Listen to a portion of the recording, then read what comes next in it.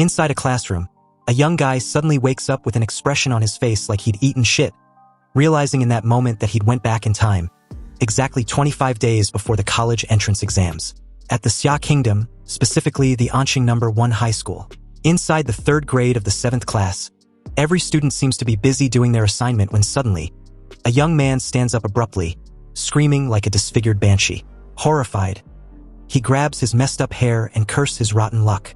Seriously, if he must be reincarnated, then at least let it be after he got into college.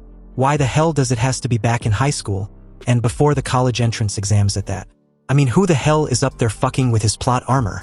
You see, since ancient times, humanity on planet Bluestar has been plagued by a catastrophe known as the Secret Realm invasion. These secret realms connect to another world, filled with terrifying monsters.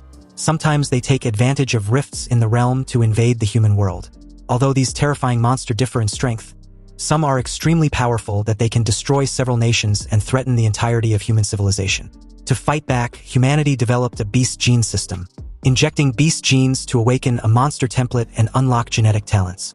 Only such warriors can save human civilization. This caused warriors to enjoy much higher status and treatment than ordinary people. The entire Bluestar entered an era where martial strength was everything. Everything else was inferior. Only martial cultivation stands above all. As the system announced that the completion of the world traversal introduction, he was designated as the body host for traversal. And the system also initiated the process of implanting memories. He grabs his head, still reeling with the reality of being a high school student. His colleagues laughed at his expense, claiming that a loser like him still wants to take the college entrance exam. One of the class beauties, Wang Tongtong, questioned why a loser like he hasn't dropped out of school and become a common worker until his worthless life ends. Annoyed, he just stared at her. It seems that every bullied protagonist story has a lead bitch in it. Anyway, judging from the situation, it's clearly obvious that the original owner of his body didn't have a good reputation in class. Primarily because his parents had an accident in his 2nd year, which made him lose focus on training and studying. His previously decent grades took a nosedive and became a drag on the class average. Meanwhile, Wang Tongtong was pissed off at the way he had been looking in her direction. She reminded the class loser that they are in a martial arts class. So, was he looking for a fight? Hearing this outrageous claim, he was dumbfounded. He was just thinking, not trying to pick a fight. What the hell is wrong with everyone? The original owner of this body didn't study properly, and now he's the unlucky bastard suffering the consequences for his actions. Again, who the fuck is up there that changed his plot armor and made him inherit this humiliating life? Just then, the class teacher informed the students to be ready. They were about to begin the injecting of the genetic modification serum. So in this upcoming event, they need to have some confidence in themselves. Their 3 years of effort in building their physique, their training, and their martial energy had led to this moment. But as for those who had never took this matter seriously before, his words trailed off as he pushed his old glasses and stares at he in annoyance. He, on the other hand, feigns a smile and thinks the situation has to be a joke. Seriously, it wasn't like he was the one slacking off but that poor guy who used to own this body. So why panic? And since he'd inherited this unfortunate guy's role, he will do everything right and clean his freaking mess. A while later, the scene shifted to the gene injection hall, where all the students undergoing the gene injection had gathered for the genetic injection conference. Their endless chatter heavily centered on what ability they will awaken. Some even suggested awakening Tier 3 Mountain Splitter or a Tier 4 Sea Bridge Dragon, or a laughable Tier 1 Butt Beast. Anyway, just then a massive machine opens up, and as cold air engulfed the surroundings, several test tubes were shown inside. These test tubes were the Gene Awakening Serum. They contain the primal genes of all magical beasts ever recorded by human warriors. And after injection, the students would absorb one at random and awaken. Usually, the stronger their physique, the stronger the gene they awaken. The crappy-looking class teacher continues, telling them not to be nervous. Once the serum was injected, they should calmly accept the surge of power. Now, those whose names are called should come up to receive their serum. The class teachers start calling names, and one by one, they injected themselves with the serum. After injecting themselves with the serum, apparently their teacher's advice was horseshit because they suddenly started screaming in pain or pleasure like they were having an orgasm or some shit. He saw this, knew exactly what he was in for, but immediately bit the bullet and injected himself with the serum, expecting to undergo a similar process like the rest. But nothing. With his eyes opened wide, he remained speechless as the class teacher approached him with a skeptical look on his face. You don't seem to have changed much, he questioned. Clueless as to why, he replied that he might have gotten a fake dose. Wang Tongtong mocked and laughed at him as she approached, stating the obvious that he seemed to have not awakened anything at all. She poked his irritated face and continued, commenting that a warrior who hadn't awakened was like a bird without wings. So, isn't he royally doomed? After all, this suits him just fine, right? Now he doesn't have to be a warrior. As Wang Tongtong continued her teasing session, yapping like a chatterbox, he found her to be extremely annoying. After all, she was also the one leading the bullying against the original owner of the body. Unexpectedly, this immense emotion suddenly burst out a strange feeling inside him. The system also detects this and informed him that he'd acquired an infinite monster template, displaying his current growth status. It had his name as the host, Grady as his overall physique, and a list of his martial skills, which was the 9th student basic chi technique, the blocking palm, and the iron body technique. Wang Tongtong saw this sudden action and questioned what the loser was doing. If he hadn't awakened, then he should stop pretending already. He even tried to warn her to stay away, but this blockhead bitch never listens. And now it was too late anyway. His body shakes violently, his eyes glowing with an immense power. Then unexpectedly, this immense power burst forth in the form of a raging beast so enormous and powerful that Wang Tongtong, who had been close to him, was trashed across the room like a freaking rag doll. However, she was not the only one, even though she suffered the full force of Ihi's awakened power. All the students around had a similar experience. This unexpected display of power immediately garnered the attention of the top awakeners, Miss Lu and Li Xinyuan. The system notified Ihi of awakening an A-rank template, the Mad Flame Daimola. The bloodline abilities are the Scorching Breath, the Molten Pulse, and the Spore Absorption. His advanced form is the Flame Lord, also Daimola, but it will unlock when template compatibility reaches 100%. Currently, he was at 3%. As Ihi comes to terms with this information, he wondered if this power could be the golden finger the system had gave him. His impression on the students had suddenly undergone a complete 180 the moment they realized the loser of the class might have awakened something monstrous. His aura managed to blow almost everyone away, especially Wang Tongtong, who had awakened a second-tier magic beast, the Flaming Lizard. Wang Tongtong was knocked out cold, drooling all over like an infant. He apologized to everyone, stating that he'd made quite a scene awakening. Well, no shit. Nonetheless, he did warn everyone to step back, but no one listened. Anyway, who would have thought the loser of the class would make most of his classmates bow and acknowledge his monstrous potential? They were practically kissing the floor at this moment. But just then, the PA system announced that all the awakened third-year students must now proceed to the testing building to examine what kind of magical beast gene they have awakened and to test their martial arts level. At the Gene Breakthrough Detection Device, which tests the subject's magical beast gene and martial level, all the third-year students gathered to test their magical beast gene and martial level. As the holographic screen displayed every awakened information the moment they're examined, the current student on display was Li Xinyuan. He awakened a third-tier magical beast bloodline, the Swift Spine Bug. Some students commented on his lucky break. After all, he was just an average student in their class before awakening. But now, he was probably the #1 student with a strong bloodline. Strong bloodlines are really unfair. Another student, Chu Zhou, lived up to his title of being the top student of the grade. Not only was he a level 9 martial apprentice, but he even awakened the top-tier bloodline among tier 3 bloodlines, the Ice Demon Dragon. It seems this time around, the champion of Anqing City will be him. Next was Miss Lu, who was also a level 9 martial apprentice, and had awakened a stage 4 rare bloodline, the Nether Sparrow. A well-deserved ability for the top scorer of the province. If a stage 4 bloodline beast appeared in its true form, then it could destroy most of a city. Warriors would be as weak as ants before these beasts, and only grandmasters can resist them. In that moment, he noticed something peculiar. Everyone's awakened beast templates were all classified as stage 3 or stage 4. So why was his classified as A class? Just then, it was his turn to be examined, but the moment he turned towards the test tube chamber, the crowd of students were staring at him with dreamy eyes, believing he was going to be someone important one day. The girls even wanted to have his children right then and there. He knew this world really revolved around martial power, but seeing it firsthand, and directed at him, he walked into the test tube chamber with an aura of superiority and confidence. The crowd cheered him on like crazed fans. With such an insane aura after awakening, his level must be the highest with probably a huge breakthrough. Li Xinyuan just watched with a serious expression, finally noticing Ihi's name. He acknowledged him to be someone to look forward to. Unexpectedly, what happened after was absolutely mind-boggling.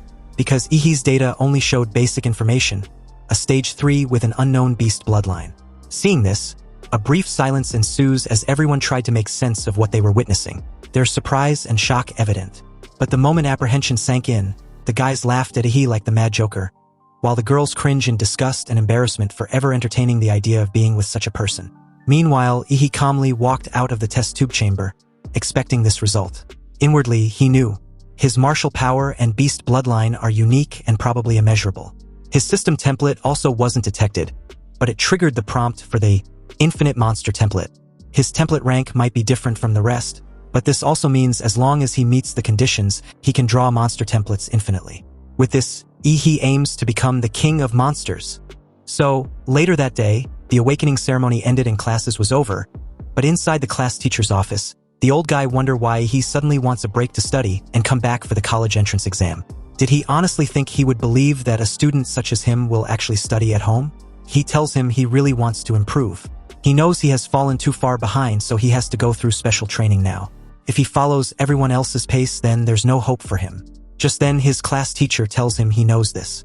If he wants to become a warrior, the only way is to go to college. Beijing University was something that was not easy to get into, so he should be preparing a lot. He knows he had awakened his bloodline, but his foundation was too weak. So there was no way he will pass the entrance exams with this strategy. But there was no rush. He should prepare to repeat the year and try again next year if he fails. However, he ignores this. He states that he was desperate to learn. He might not understand, especially since he awakened a powerful bloodline. As long as he can train hard, he will achieve everything he wants. And to tell the truth, he asks his class teacher to look into his eyes. His eyes would not lie to him. Seeing those eyes, the class teacher deems them to be full of sincerity, so he reluctantly agreed. But if he fails, he will be coming back to study under him to repeat the year for next year. A while later, Ihi arrives at the Anqing Warrior Center. Upon entering the center, Ihi, already aware that his parents' house was mortgaged for about 600,000 yen, and with the compensation for their accident over 1 million, he now has enough money to be heading to the main city. But to improve his power now, he has two options. One is to level up as a warrior, but the other way is to increase the contract rate with Tamura's model.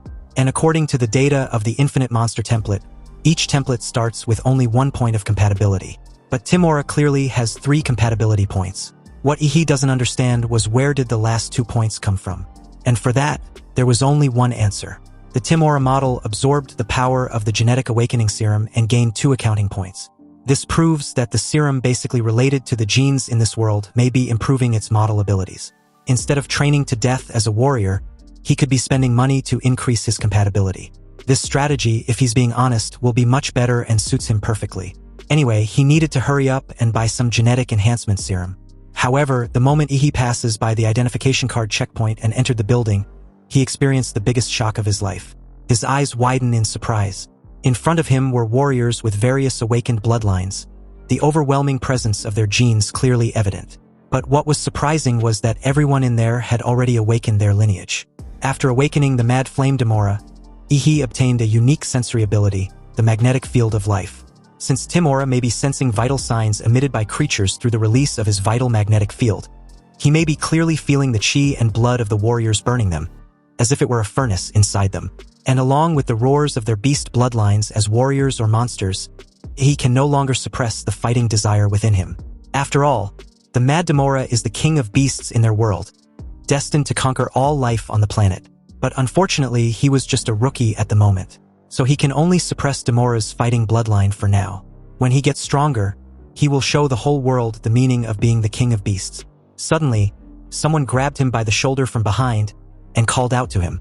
This person turns out to be a baddie who advised Ihi to not peek at people so casually like he intends to challenge them. He was a bit startled upon realizing this, so he apologized. She replied that it was fine. After all, it seems Ihi probably just awakened his monster gene, so not being able to control his powers was normal. But what brings him to the warrior's center? She questioned. He calmly replies that he was there to buy genetic medicine. But the place was huge and he can't seem to find his way. Could you help me out? Sure, but why are you already using genetic medicine at this stage? He asked if there was something wrong with that. Not really. She smiled and continued. It's just that gene medicine isn't cheap and can easily cause resistance, making it less effective over time. If you want to maximize the effect, warriors usually wait until their bloodline reaches the bottleneck before using it. He then asked how much one gene potion cost. At Ihi's current stage, he can only use the solid-type beginner potion, and it costs around 400,000 yen. This price tag scared the young king of beasts shitless. It was way too expensive for a broke guy such as himself. Even if he used all his savings, he couldn't afford 5. But he still needed to buy it, so he wanted to know if the lady knew anyone who could get him the potion at a discount. The lady, who happens to be a good person, ends up giving Ihi a business card. It was a recommendation from a veteran warrior so he could get a really good discount if everything goes his way. He thanked her and took his leave. If fate allows it, they would likely meet again. After clearing out his account, he heads to a warrior's weapon shop. And after his insane spending, it was already nightfall when he got home. Inside his apartment, Ihi began his upgrade. He took those injections and was under immense pain. He could feel his bones shuddering and blood boiling as his compatibility increases from 3% to 4%, then to 7%. His overall stats also increased from 8 to 10, then from 10 to 15, which was the armed rank 7. When he was done, he crouched on the floor, completely exhausted. So this is what leveling up feels like, he stated breathlessly. However, with each shot of gene potion, Ihi's physique improved. By the final one, it only increased a little. It seems that as his body strengthens, further base mutations become harder and harder to trigger. Nonetheless, his current development was not bad at all. In just a few minutes, he gained what others work 3 years for. And this was just using his base physical stats. If he activates the Daimola's bloodline power, then maybe he really does have a shot at being the top scorer in the exam. This is just too incredible. If cheat mode can't beat the geniuses, then this cheat is way too weak. Next, it seems he has to depart to the secret realm. For context, the secret realm rifts are ranked from S-class to E-class. The higher the ranks, the stronger the beasts inside. Beasts in S-class realms are completely uncontrollable by humans. If they ever invade the real world, it would be an apocalyptic disaster. Anyhow, as the scene shifted to an E-level secret realm at a third-rate location in Anqing, he realizes that there are much fewer people there than he expected. Maybe it was because the secret realm had been developed for too long. After all, it was an old secret realm, and any treasures it had already been plundered. Only a few weak beasts were left behind for the rookie warriors to train with. Knowing all this, Ihi goes to the checkpoint. He asked the lady there about his book ticket for the E-class secret realm. The lady didn't look away from whatever she was watching on her television, and simply handed Ihi a death waiver and his ticket. Without hesitation, Ihi signs the waiver and heads for the secret realm's rift. As he got close, his excitement grew stronger and stronger. In his eyes, this was the beginning of his rise to become the king of beasts. He rushed forward with joy, leaps in the air, and plunged headfirst inside. Inside, he dramatically did a superhero landing simply because why not? In this dimension, he clearly saw that the dungeon had 3 distinct stars. The Kanglan star, the Anwei star, and the Taijin star. Even though Ihi had seen the appearance of a secret realm in textbooks, it's a whole different ball game to witness it in person. To be exact, it was just simply magnificent. Unexpectedly, as Ihi was admiring the view, a mutant rabbit silently crept up behind him. It was a first-rank beast, the Bladefang rabbit. The moment it got close, it launched a fierce attack from behind. However, he had long noticed the sneaky bastard's presence, and swiftly caught the poor guy in midair by the ears. He gave a creepy smile, amused that this unfortunate beast thought he couldn't sense him. He activated his life magnetic field ability and casually crushed the poor beast's head like it was nothing.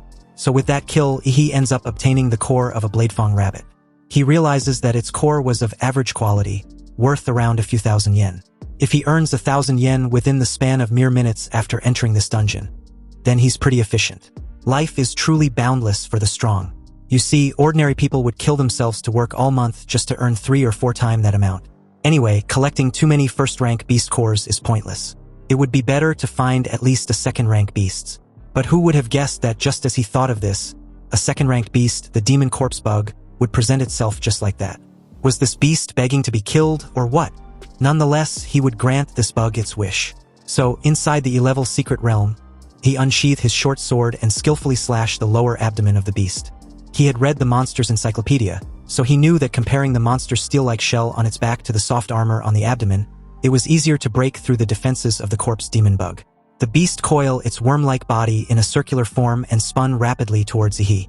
Seeing this terrifying attack, he plunged his sword on the ground and activated the technique, Hyper Beam. With an overwhelming aura, he shot the beam like a fire cannon, hitting the beast squarely on the abdomen. However, this wasn't enough to kill it, and in retaliation, it also shot out several spinning discs from its mouth. He was surprised with the attack. Managing to use its mandibles to fire projectiles was something unexpected and also meant the monster was going all out. So, with agile and nimble movements, he skillfully dodged the attack. But his outfit wasn't so lucky. He screamed like a suffocating Bart, questioning the beast if it knows how expensive the outfit was. Anyway, with his current level as a martial artist, he can't do anything to this bug.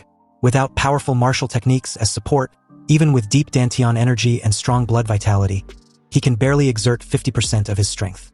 And that's mainly because the original owner of the body was such an academic failure. Nonetheless, he has no choice but to cheat. Done with this fight, he activated his Mad Demola, the Emperor Demon's bloodline, empowering his physique from 15 to 21. His arms managed to transform into a beast form, with lethal claws and impregnable skin. As the demon corpse bug launched forward with its wide-open mouth with razor-sharp teeth, he leaped into its mouth. And the moment he was swallowed whole, he starts tearing the beast from the inside. The monster bellowed excessively until he pierced its skin and came out from its lower abdomen. It died immediately after. Now that his overall physique had skyrocketed to level 21, he completely crushed a second-rank corpse demon bug effortlessly. However, after deactivating his transformation, he must still be expelling the excess heat from his body. This will make him feel like a jet engine. On the ground, the short sword he just bought was corroded by the corpse demon bug's venom. A 250,000 yen weapon couldn't even handle a tier 2 monster. What a scam. The quality control was terrible and deserve a bad review. Anyway, was the energy consumption from his first monster hunt too high because he was so freaking hungry? And to make this matter even worse, he didn't bring any food. His stomach growls the moment he smelled something fragrant. He even began to drool too. Staring at the green magic core of the corpse demon bug, he seems to find the aroma tempting. Oh, to hell with it. He opened his mouth wide and swallowed the huge green core in one massive gulp. Within him, the green core dissolves and immediately increased his compatibility from 7 to 7.3%. He was shocked with this increase. He spent hundreds of thousands on a genetic potion and it only increased his compatibility by 1%. However, this single green magic core increased his compatibility by 0.3%. 3 or 4 of these cores are worth the whole potion. Also, a few white magic cores from the Blade Tooth Rabbit should at least increase compatibility by 1%. Cursing, he began to tear up in regret. He had wasted his money on pay-to-win and lost miserably. Whatever, he would turn his frustration into motivation. Because tonight, he will hunt to his heart's content. He placed 2 fingers on his forehead and activated his magnetic life field. This creates a magnetic pulse which detects everything around him within a wide range. After a few hours, it was afternoon the next day, his compatibility had increased to 9. And his overall physique had also increased to 15.8. After reaching 9% compatibility, consuming more white magic cores didn't increase the compatibility anymore. So he just had to sell them for money instead. He had a total of 20 white magic core and 4 green magic core.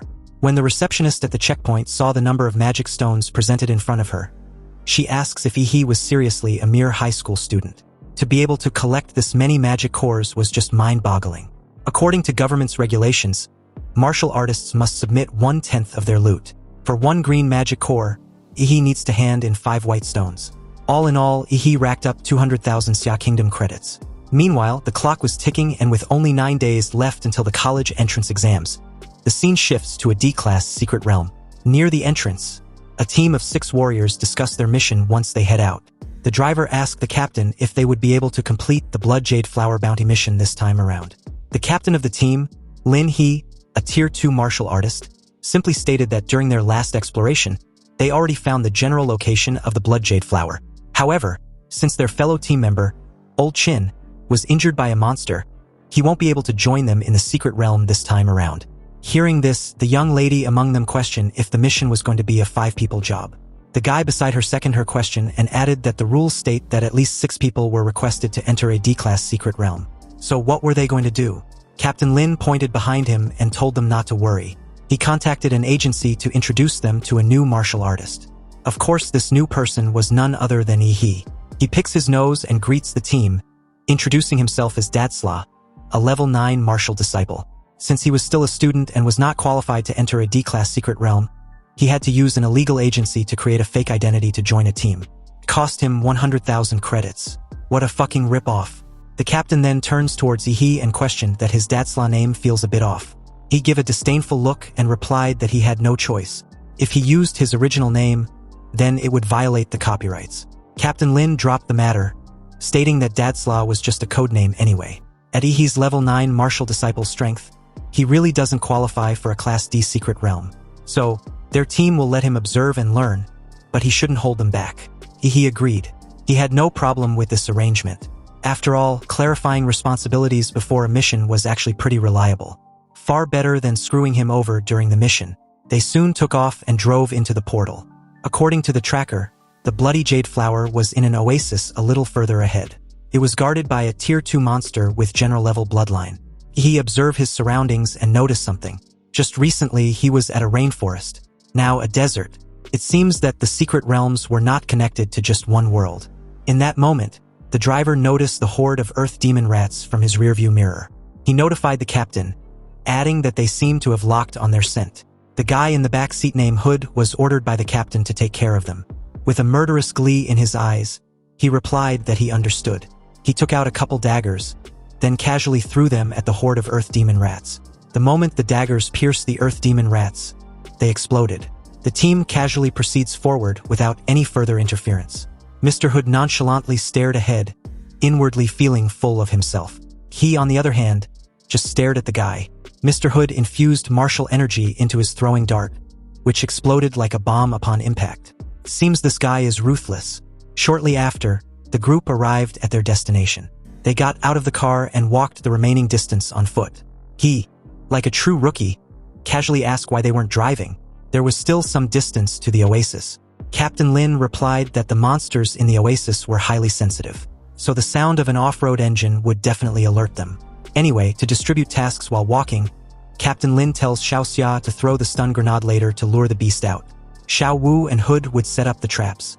Old Lu would provide suppressive fire, and Lin He would handle the front line. Oh, and for Godzilla, he would stay still and watch. Fine by me, he answered, already bored. So, just like that, the strategy was put in play. The stun grenade contains high-level monster pheromones, making some beasts think their territory was being invaded. This will obviously attract them. Almost immediately, a Tier 2 Earth Dragon appears, roaring fiercely like a crazed animal. Seeing this, Captain Lin reminded Ihi to be careful because the monster was heading their way. Meanwhile, elsewhere, a silhouette of a mysterious guy appears at the site where Mr. Hood eliminated the horde of earth demon rats. He casually picked a dagger up and licked the blade with a sadistic glee. Back at the oasis, Captain Lin imbued his sword with martial energy and skillfully decapitated the earth dragon. The moment he landed, Xiao Xia and Xiao Wu rushed to his side, questioning if he was okay. Captain Lin sheathed his sword and replied that he was okay. They should proceed forward as planned. But in that very moment, a massive paw suddenly loomed dangerously over its target, Captain Lin. His teammates warned him to watch out, but it was too late. The dying creature planned on taking the captain along with it. Unexpectedly, he exerted a considerable effort in his legs and leaped high in the air. In the air, he spared no effort, unleashing a terrifying hyper beam at the beast. With his current level and strength, the poor creature stood no chance. If it wasn't dead before, it was super dead now. Everyone was stunned with Ihi's sudden display of martial prowess.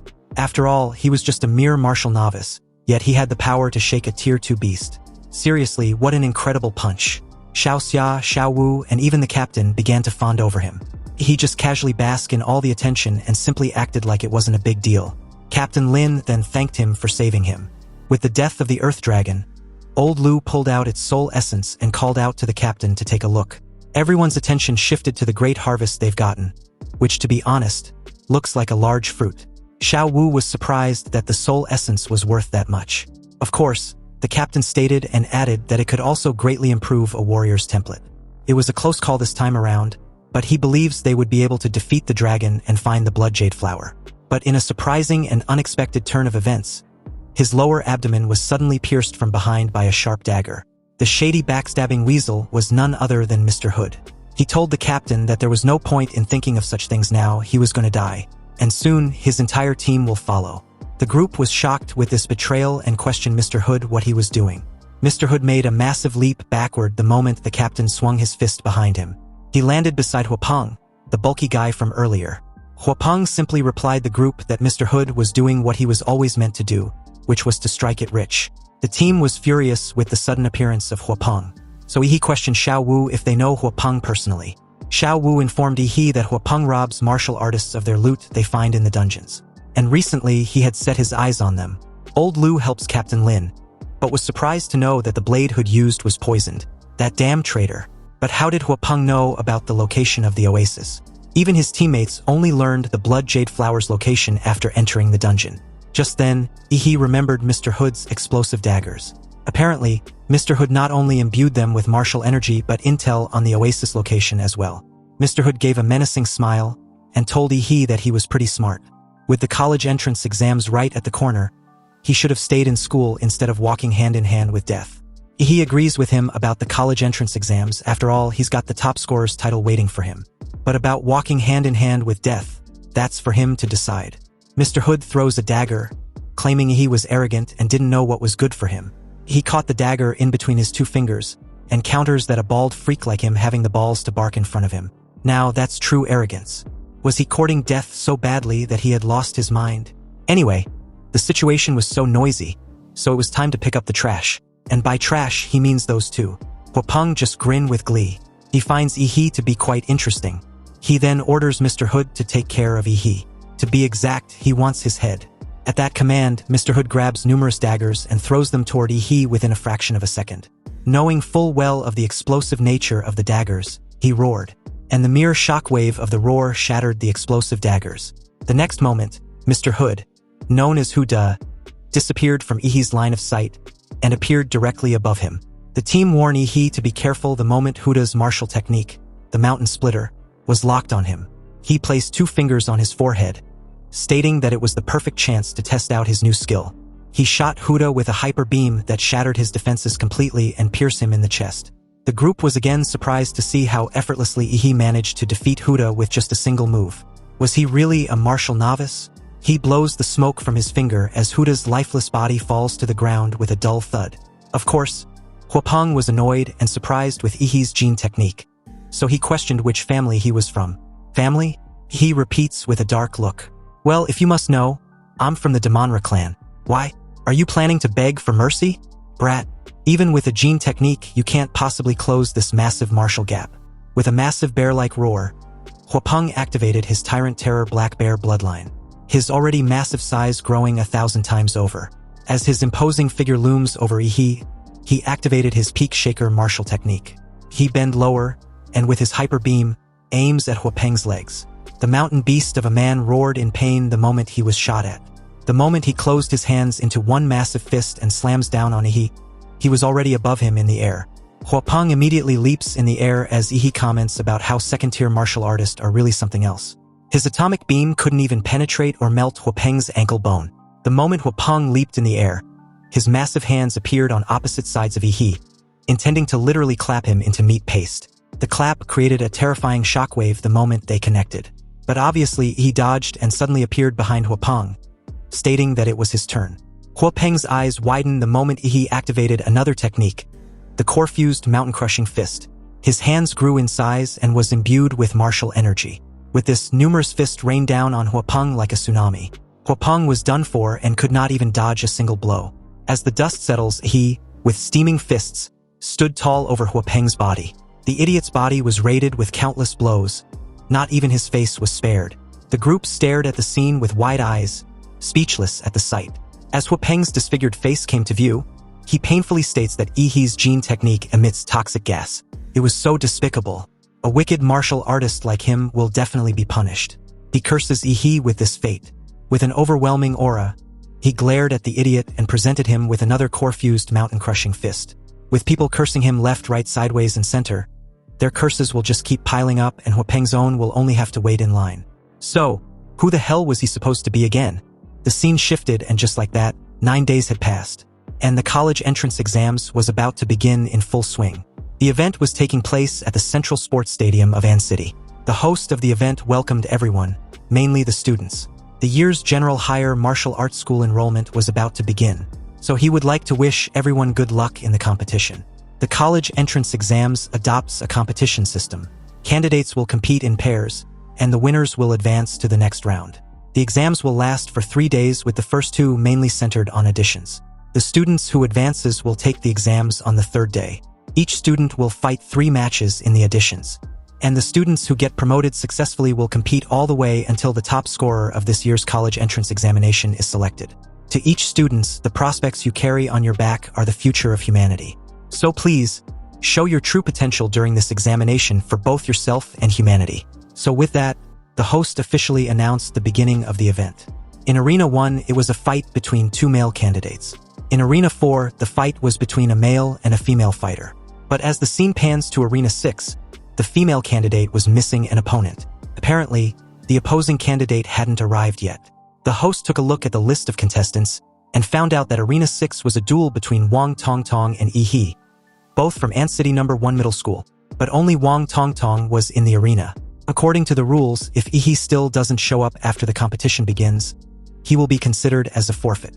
In the arena, Wang Tongtong stood there, smug and satisfied. She knew the Gene Conference made her lose face, a shame she'll carry for life. She was planning to humiliate Yi He with her flaming lizard, but that pathetic fool was hiding and didn't even have the balls to show up. How disappointing, the audience murmured. How pathetic. He's too scared to even show up for the college entrance exams? He's probably hiding at home, trembling. Someone like him shouldn't even be in high school. He should just go sweep the streets. At that moment, the referee blew his whistle and announced that the time was up. And City's first high school, Yi He. But before he could finish speaking, the crowd suddenly felt a powerful presence approaching from above. They all looked up and were shocked to see something heading towards Arena 6 like a meteor. Wait, is that a person?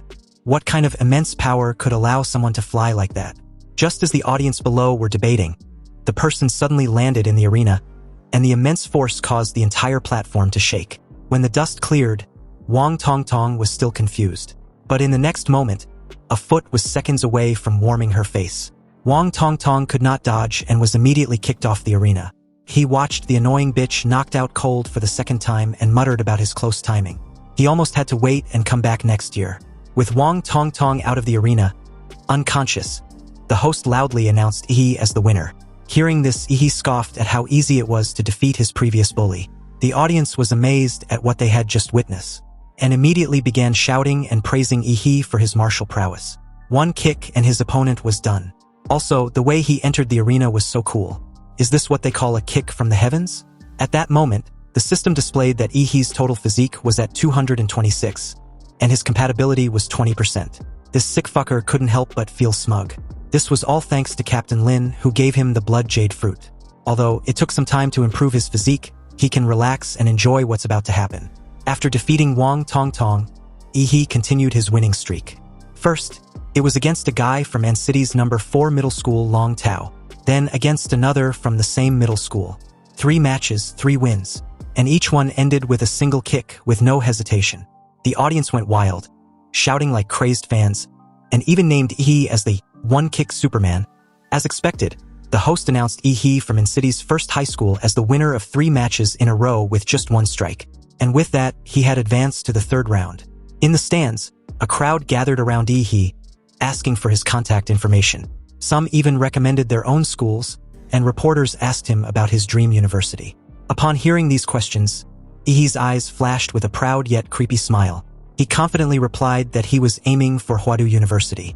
Hearing this, the crowd around him suddenly dispersed, deeming him to be too arrogant. He sighed helplessly. They didn't believe in him, and he couldn't blame them. Huadu University was the best martial arts college in Xia Kingdom, one of the top 5 in the world, a holy land for all warriors. Cities like Ant City only allow the top students to enter that sacred place. But that's fine. Martial artists are judged by their strength. He couldn't wait to see the look on their faces once he wins first place. At that moment, the examiners noticed Yi He's performance and approached him, asking for a retest of his martial level. After a quick scan, the examiner was shocked. He exclaimed that half a month ago, Yi He was just a level 3 martial disciple, but now he had reached level 9. Upon further investigation, they found out that Yi He had frequently visited E-Tier's secret realms after leaving school. So they asked him why he ventured into such dangerous places right before the college entrance exams. He casually explained that it was to find himself. His father left him a message before he passed away. If Yi He wants to surpass humanity, then he has to stop being afraid of death and become courageous and strong. So he had been entering secret realms, battling and breaking through his genetic locks. The examiners froze when he heard the mentioning of breaking through genetic locks. He needed to report this right away. As the examiners rushed off, he couldn't help but feel like he had somehow become a subject of intense scrutiny. Inside the waiting room, Ihi took out his phone and was surprised at the amount of live streams being conducted on the streets as interviews for parents and friends of the examinees. Sadly, there was no one who came to cheer for him personally. He was just an orphan that no one cared about. Unbeknownst to him, his class teacher was fiercely cheering for him in the comfort of his home. He stepped onto the arena once again, and this time around, his opponent was Luo Xian from the city's third high. He was a martial disciple level 8 with the bloodline of a rare second-tier monster, and both of his parents were warriors. He looked at Luo Xian with boredom and motioned for him to make the first move. Luo Xian, feeling belittled, couldn't help but feel some anger rising within him. He immediately activated his bloodline and used his martial skill, Dashing Lightning Claw, to accelerate to his top speed. His heart beat like a supercar engine, and as he ran, his body accelerated again and again. His sharp claws aimed at Ihi's throat. Luo Xian's martial skill cut through the air like a bolt of lightning, creating sparks with a sonic boom. His attack could even kill a martial disciple of the 9th level if he made contact. However, he never expected that as his arm came near his opponent's throat, he would effortlessly grab it. He casually stated that Luo Xian's momentum was quite good, but he was far from the collision force of Huapeng. Luo Xian, shocked, scared and sweating bullets, begged for mercy. Without hesitation, Ihi delivered a palm strike to Luo Xian's head, and the immense force knocked Luo Xian out cold right on the spot. He then arrogantly asked for a decent opponent. Or are there really no such contestants? The host quickly announced another victory with one strike, and this time, Ihi defeated the seated player Luo Xian. Dozens of high-speed cameras focused on Ihi, capturing shots from every angle, and the live broadcast was buzzing. Viewers couldn't stop talking, some in awe, commenting that although Luo Xian looked so fierce, he was defeated in the blink of an eye. Ihi's strength was on a whole different level compared to the other candidates. In this martial arts-driven era, Ihi's overwhelming display of power stirred the passion of everyone watching. Like seriously, the women even wanted to have his babies. Su Zhou watched as Luo Xian was carried off the stage by medics, his eyes filled with fierce determination. As expected, he smiled. This guy was the one I've been rooting for. When we meet in the finals, I'll definitely defeat you with an overwhelming power. At the head of the Huadu University admissions office, having watched Ihi's impressive performance through the live broadcast, demanded to have all of his information within half an hour. Just after he finished his match, the second group of the qualifiers was already in full swing. This match was even more heated than his, as both competitors were top-tier beauties with larger followings, making it even more of a spectacle. One of them was Kai Shaoling from N-City's second high, a petite girl with an incredibly sexy figure. She flipped her long golden pigtails, giving Lu Qingzhu a provocative look, and remarked that she hated the robotic expression of Lu's family's young lady. Lu Qingzhu didn't respond. Instead, she simply bowed slightly and greeted her, her face expressionless, as if she didn't take Kai Shaoling's challenge seriously at all. The referee blew the whistle, signaling the start of the match. With the aura of a martial disciple level 9, Kai Shaoling instantly appeared in front of Lu Qingzhu, sweeping a kick towards Lu Qingzhu's neck, threatening to slam her to the ground. Lu Qingzhu still made no move, lightly waving her palms, causing the air around her to thicken, becoming as viscous as a swamp under the influence of her martial technique. When Kai Shaoling's kick met the air in front of Lu Qingzhu, she felt as though her leg, which could tear through military-grade steel, had instead sunk into soft cotton.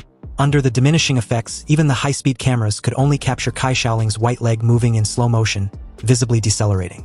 Kai Shaoling, furious at Lu Qingzhu's immovable expression, intensified her attack. She cloaked her body in martial energy, minimizing air resistance, and blurred her form into a shadow as she circled Lu Qingzhu, waiting for the right moment to strike a palm to Lu Qingzhu's side. But as her palm neared Lu Qingzhu's waist by just 3 inches, it suddenly couldn't get any closer.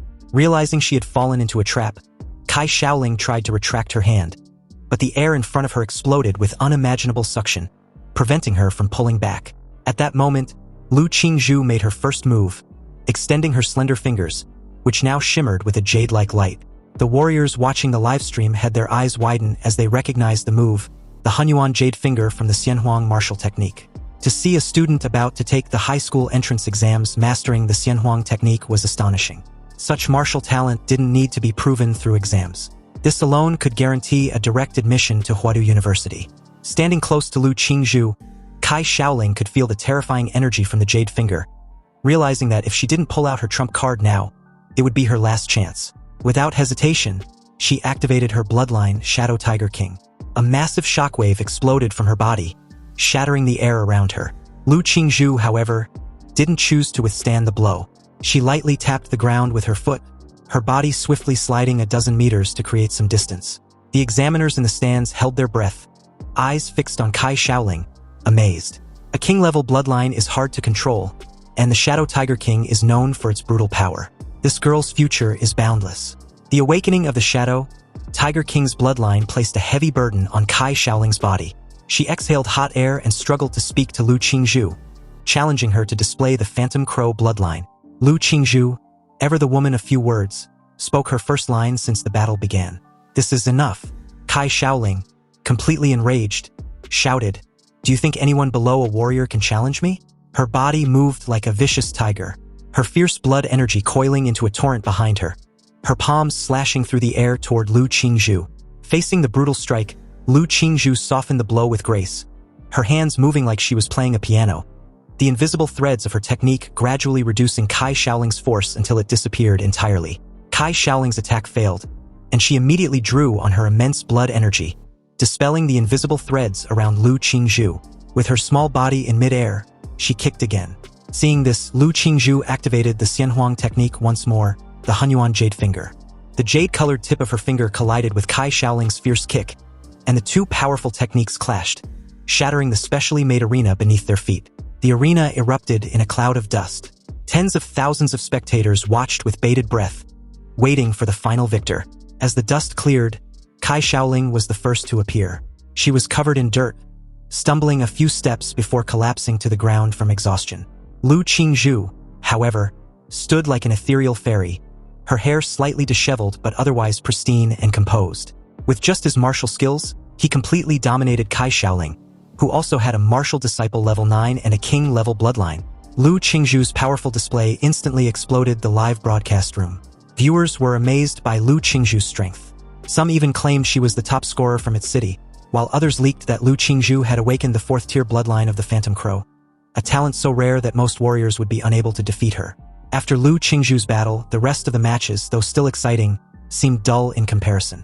After several rounds of elimination, the final 8 were decided. From N-City First High, it was Yi He, Lu Qingzhu, and Chu Zhou, 2 from N-City Second High, and 3 from N-City Qingfeng Private High. The finals of the top 8 were about to begin, and Yi He stepped up first to draw lots. He drew in Lot A, and as a tall, muscular giant glanced at him, he revealed his own draw, which was also from Lot A. "It seems like we're set to face off." His name was Shen Guan from Qingfeng Private High. He simply nodded and introduced himself. Shen Guan informed Yi He that they were the second match, so they should watch the first match together. He looked simple and straightforward, with hands as big as fans, pointing toward the big screen above the arena. The first match was Luo Shi from Qingfeng Private High versus Chu Zhou from N-City First High. Shen Guan casually started chatting with Yi He, stating that Luo was incredibly talented, and a repeat student who was specifically aiming for Huadi University this year. He had great mastery over his bloodline awakening, but still stood no chance against Chu Zhou. "Chu Zhou, he's from your school, and city's First High, right? So you must know him." At that moment, the host announced the first winner of the top 8 qualifiers, Chu Zhou from N-City First High. The principal of Qingfeng Private High heard the news and cursed angrily, "Damn, we lost right at the start." At this point, he asked calmly, "How does Luo Shi compare to him?" Shen Guan smiled and replied that he was a martial arts president at Qingfeng Private High's senior year level. Honestly, in terms of combat, his 2 teammates combined couldn't even match him. Then, he suddenly turned his gaze toward Yi He and stated calmly that if he's being honest, he thinks Yi He will be his biggest rival in this exam. Shen Guan had always had an extremely sensitive sense, and he feels that Yi He is like a dormant volcano with a beast hidden inside him. He points to the arena and motioned for them to go on stage. It was their turn. So with that, Yi He and Shen Guan face off in the arena. The host announced the second match of the top 8 qualifiers, Shen Guan from Qingfeng Private High and Yi He from N-City First High. As the competition for the top 8 to 4 in N-City's college entrance exams enters its peak, the fist of Shen Guan collided with Yi He's fist in an explosive impact, sending debris flying, and the solid platform under their feet exploded, forming a huge deep pit. With a reverberating boom, the sound pierced the audience's eardrums as a massive shockwave blinded their direct line of sight. Guan sneered excitedly the moment he managed to counter his attack with strength comparable to his own, or maybe even higher. And although he was having a nosebleed, there was no anger on his face, but ecstasy. He'd finally found an opponent who could compete with him in strength, and this truly excited the shit out of him. He also figured out that his nosebleed must be an ability of Ihi's bloodline. It was truly mysterious to be able to directly target an opponent's cells for destruction. But no matter, he knows how to deal with this trivial challenge. He stared at Guan with a calculative look. Guan managed to use his martial energy to create a barrier around his body, shielding himself from Ihi's nuclear radiation. His eyes glowed in delight as Guan commended his martial art. It was truly amazing. He was really a monster not to be trifled with. So in this case, he will also show him his martial arts which had been passed down from generation to generation in his Shin family. Guan activated his family's martial techniques, the Shape Wolf Fist, and followed it up with the Deer Peak. With swiftness and lethality like the venomous snake, and a defense-piercing effect comparable to the antlers of a stag, Guan's double fist moved as fast as lightning, rendering Ihi immobilized and unable to dodge. The double fist shattered Ihi's defenses and hit him squarely in the lower abdomen. Ihi was pushed back significantly as he clutched his lower abdomen and spat a mouthful of fresh blood. Ihi, previously known as the One-Kick Superman, was dealt with a powerful hit for the first time. Anyway, before he could allow himself a brief moment of respite, Guan was upon him with another powerful technique, the Bear Crash. You see, Guan's attacks are not simply physical attacks, but he had integrated his martial energy into his body, causing double the damage. And it doesn't help that all Ihi's previous opponents were all weak as shit. They had no experience fighting against a powerful adversary, and apparently so does he. Ihi raised his arms to block the attack, but was surprised when Guan's arms shockingly extended and became flexible, wrapping around him and pulling him in a tight embrace. He was half right about Guan's martial art. You see, not only can he inject martial energy into his body, but can also lock Ihi's martial energy, rendering him incapable of using martial arts for a limited duration. Guan then uses the A-Pearl technique to trash Ihi in the air across the arena. And while Ihi was in the air, Guan switched to the Tiger Pounce technique and gave Ihi a solid uppercut, then followed it up with the Eagle Dive the moment his opponent was heading for a crush landing in the arena. Seems this guy is literally a walking zoo. Anyway, Guan loudly declared his intention to win this match overwhelmingly, and under no circumstance would Ihi be able to win against him. He dives headfirst into Ihi, and shatters the arena in a bright and devastating crash as debris flew everywhere. Guan crossed his arms and laughed with satisfaction, believing he had won. With this overwhelming and relentless barrage of attacks, Guan believes he had no chance to fight back. He's definitely got the match in the bag. The medical staff outside the venue even readied themselves to move onto the arena, because the Shape Wolf Fist combination techniques the champion of Qingfeng Private High had just used would have killed even an ordinary martial artist. As the dust gradually settles, the host, clearly a dimwit and just an entertainer, was in the process of declaring Guan as the winner when suddenly, the supposed winner in question felt a terrifying presence behind him. What the hell is that? Such an enormous aura from a martial disciple. Guan turned to see the biggest shock of his life, as a massive paw, skinned with impregnable scales and lethally sharpened claws, stepped out from the dust. The words cut through the noise, praising Guan for his strength. But he was unfortunate to be matched against him. If it's any consolation, Guan is the first person to witness his current true form, his savage trace Demora bloodline awakening. Sweating bullets, Guan was petrified to see Ihi's beast embodiment. And apparently, if a high school student can display the magical embodiment of their magical beast, they can also enter Hadu University without taking an entrance exam. The host announced that he didn't expect that in the small city of Anqing, apart from Lu Qingzhu, a martial arts genius, there was also a bloodline genius. To think that Ihi's bloodline awakening was at such an overwhelming level was truly terrifying. For context, each examiner had been equipped with a monitoring headphone to monitor candidates and a range of factors inside and outside the examination room and arena. However, each examiner, especially the white-beard old guy, saw Ihi's nuclear radiation value and his eyes bulge out like they were being pulled out from their sockets. As anyone might have guessed, Ihi nuclear radiation was off the charts, sitting at 9999999. Seeing this level of nuclear radiation, the examiners were left with no choice but to immediately wrap the arena with martial energy to prevent nuclear leakage. And amidst the crowded audience, Ihi's bloodline was the center of discussion. They find it to be cool and fascinating, but no one knows what the bloodline of his magical awakened beast.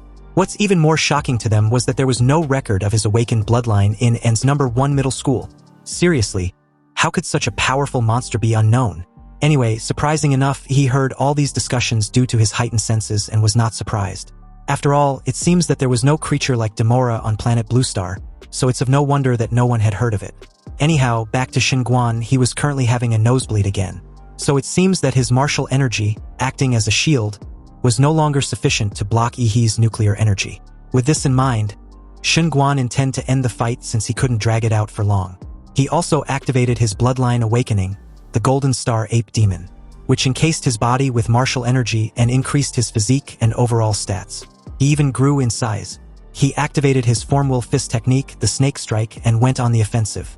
Seeing this, he countered the attack with a strike of his own, which was a terrifying and definitely a powerful offensive attack, the Mountain Arresting Fist. But from an objective point of view, it seems like an upgrade version of Hyper Beam. Anyway, Xinguan's entire left arm was disabled, but if he hadn't released the force of the attack in time, his entire arm would have been completely shattered beyond recovery. Xinguan realized he was making such a big fuss before when he never went all out, but now that he knows he's being slapped in the face. And speaking of Yihee, this fucker was fully immersed in the fight that he'd foregone any reservation he had. He told a dominated Xinguan that he was outstanding. But unfortunately, this is as far as he can go. This current outcome cannot be changed. Seeing the activation of Xinguan's bloodline awakened, the host announced in delight that in the second match of the 8-4 of this year's college entrance exams, the Third Order King bloodline had appeared, and his opponent on the other side was actually an unknown powerful bloodline of a magical beast, which was obviously rare to see. Xinguan took on a stance and calmed himself. He needed to assess his current predicament with a level head. After Yihee's bloodline awakened, his strength is simply unfathomable, so a direct confrontation was not advisable, since he is no longer able to suppress his martial energy. Now he can only retreat in order to advance when an opening presents itself. On the other hand, he made a mad dash towards the big guy, informing him not to be distracted. But the moment Yihee got close to Xinguan, the big guy made a tactical retreat and at the same time, activated his Form Will Fist, the Snake Strike. His arm became flexible and moved like a snake, wrapping around Yihee's left hand. With his left hand temporarily restrained, Yihee, surprised and distracted for a fraction of a second, saw Xinguan use this narrow opening to swiftly move behind him. Xinguan informed Yihee that he's unable to budge him as he expected. However, his aim was to reposition behind him all along. And now that he had, Xinguan leaped high in the air and suddenly stumped down on Yihee with a force comparable to the weight of 1,000 tons. Although the pressure would have immobilized any other candidate, Yihee swiftly dodged the bone-crushing stump with ease. Again, Xinguan made another tactical retreat with two massive leaps backwards the moment his attack failed. Believing he'd put enough distance between himself and Yihee, Xinguan looked up at his opponent and was surprised to see that Yihee was casually watching him the whole time with his arm folded. Releasing his terrifying aura, Yihee announced that it was his turn to attack. The moment he raised his right foot, he was upon Xinguan with another Mountain Arresting Fist. Xinguan surprisingly got on his knees the moment Yihee was about to strike, and admitted defeat. He respectfully surrendered, leaving Yihee speechless. He was shocked with this outcome. He was all fired up, ready for his turn, but Xinguan was surrendering now. What is he going to do now that he's all riled up? Damn, this is so uncomfortable. Sighing heavily, he lets out a fiery breath and stated that holding back his energy really makes him so freaking uncomfortable. Nonetheless, according to the rules, once one party surrenders, the other party has no right to attack. The host declared Yihee as the winner, and the crowd cheered excitedly like crazed fans, claiming he was awesome and cool. In the comments section on almost all media platforms, Yihee and Xinguan's match was the trending topic of discussion. Xinguan was being humiliated as fans comparing his demeanor before the match and after the match. At the same time, Yihee's popularity and fanbase increased exponentially. A chat group was even established by his fans with full video of his matches in the college entrance exams. His fans had unanimously declared their big brother Yi as the top scorer of this year's college entrance exams. And not even Chu Zhou or Lu Qingzhu would be a match for him.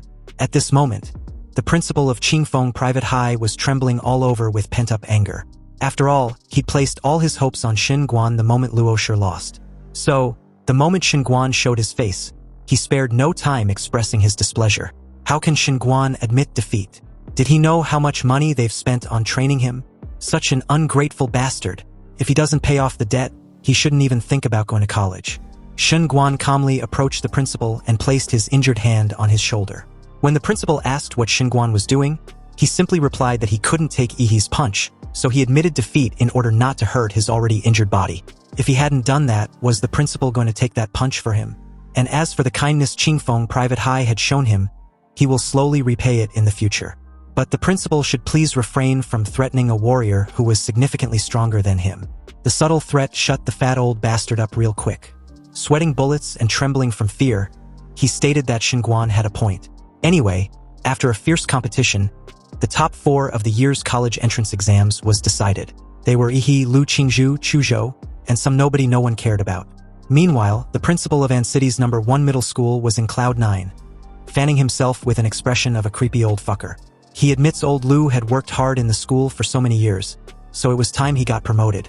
The draw for the semifinals took place, and Yihee drew first slot again. Unexpectedly, Lu Qingzhu also drew the other first slot as well, meaning she was matched up against Yihee, while Chuzhou was matched up against the nobody. The first match of the college entrance exams semifinals was an internal battle for An City's No. 1 middle school, deemed as the strongest battle in the history of An City's college entrance exams. The most anticipated showdown since the exams started. The goddess Lu versus the supposed one-punch Superman. Some fans believe that the goddess Lu has a better chance of winning, because apparently, the intel revealed so far was that she had mastered 2 mysterious royal martial arts. So, just by having them, she crushed Kai Shaoling, who had a 3rd-level king bloodline and the awakening of her 4th-level Netherbird bloodline which had not been revealed yet. Meanwhile, Xinguan also had a 3rd-order king bloodline, and Yihee was forced to awaken his bloodline by Xinguan. Although Yihee's bloodline seemed to be very powerful, it is estimated that he also has a 4th-level bloodline. However, he cannot compare with their goddess, who also had a 4th-level bloodline and superb martial arts background. A while later, the awaited time finally arrived. The arena was set, and the crowd at the venue erupted in excitement. He and Lu Qingzhu stepped on the arena, and the referee spared no time starting the match. The moment the match officially began, a cloud of dust and steam cast around Yihee, encasing him completely. This briefly covered the entire arena, blocking Lu Qingzhu's direct line of sight. But the moment she stared up ahead, she was surprised to see a silhouette of a terrifying presence encased by the dusty smoke and steam. Steeling herself, she hopes Yihee is strong enough. The audience, clearly obstructed by the thick steam covering almost the entire arena, wondered what was going on. They couldn't see Yihee, and could barely make out the silhouette of Lu Qingzhu. So technically speaking, in that current moment, they couldn't see anything and could only rely on the host to help grasp the situation of the battle.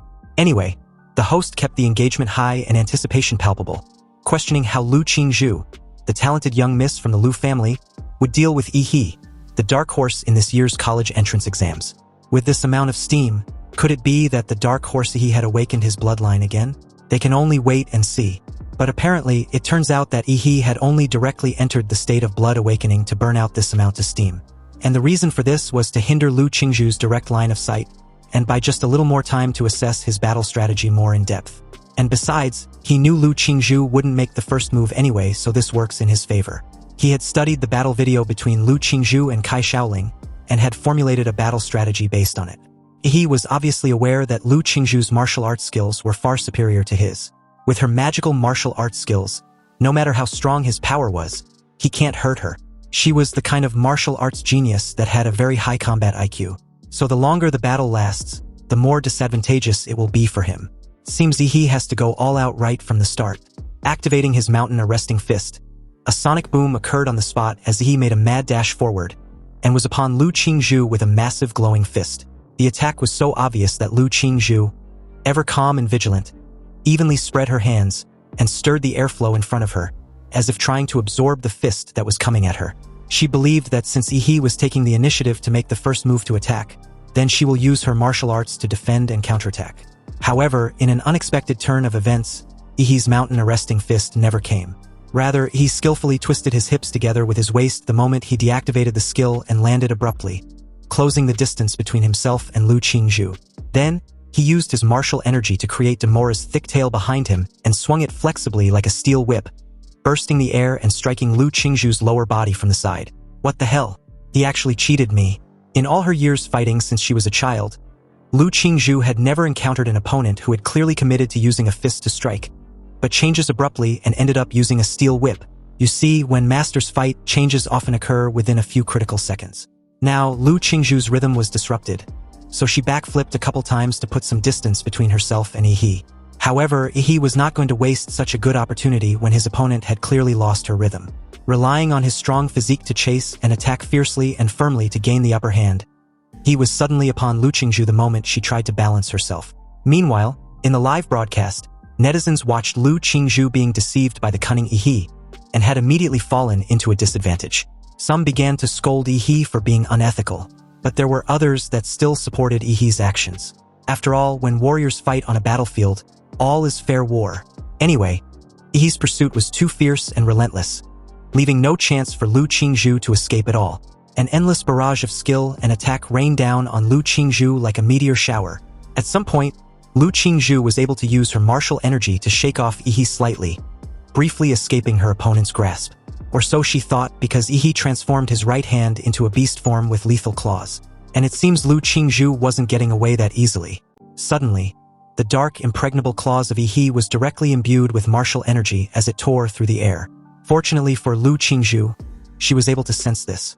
She skillfully flipped back horizontally in the air just in time to avoid being swept by the projected claws imbued with martial energy. They even exploded behind her the moment she gracefully landed. And of course, her dear classmate was upon her again, giving her no room of respite. The two were right back where they started. He on offensive, releasing an endless barrage of attacks, and Lu Qingzhu on the defensive, blocking one wave of attack after another. He roared, and his fists swung out like afterimages, constantly compressing Lu Qingzhu's escape space. At some point, she wondered why he wasn't even the least bit tired from these numerous high-intensity attacks.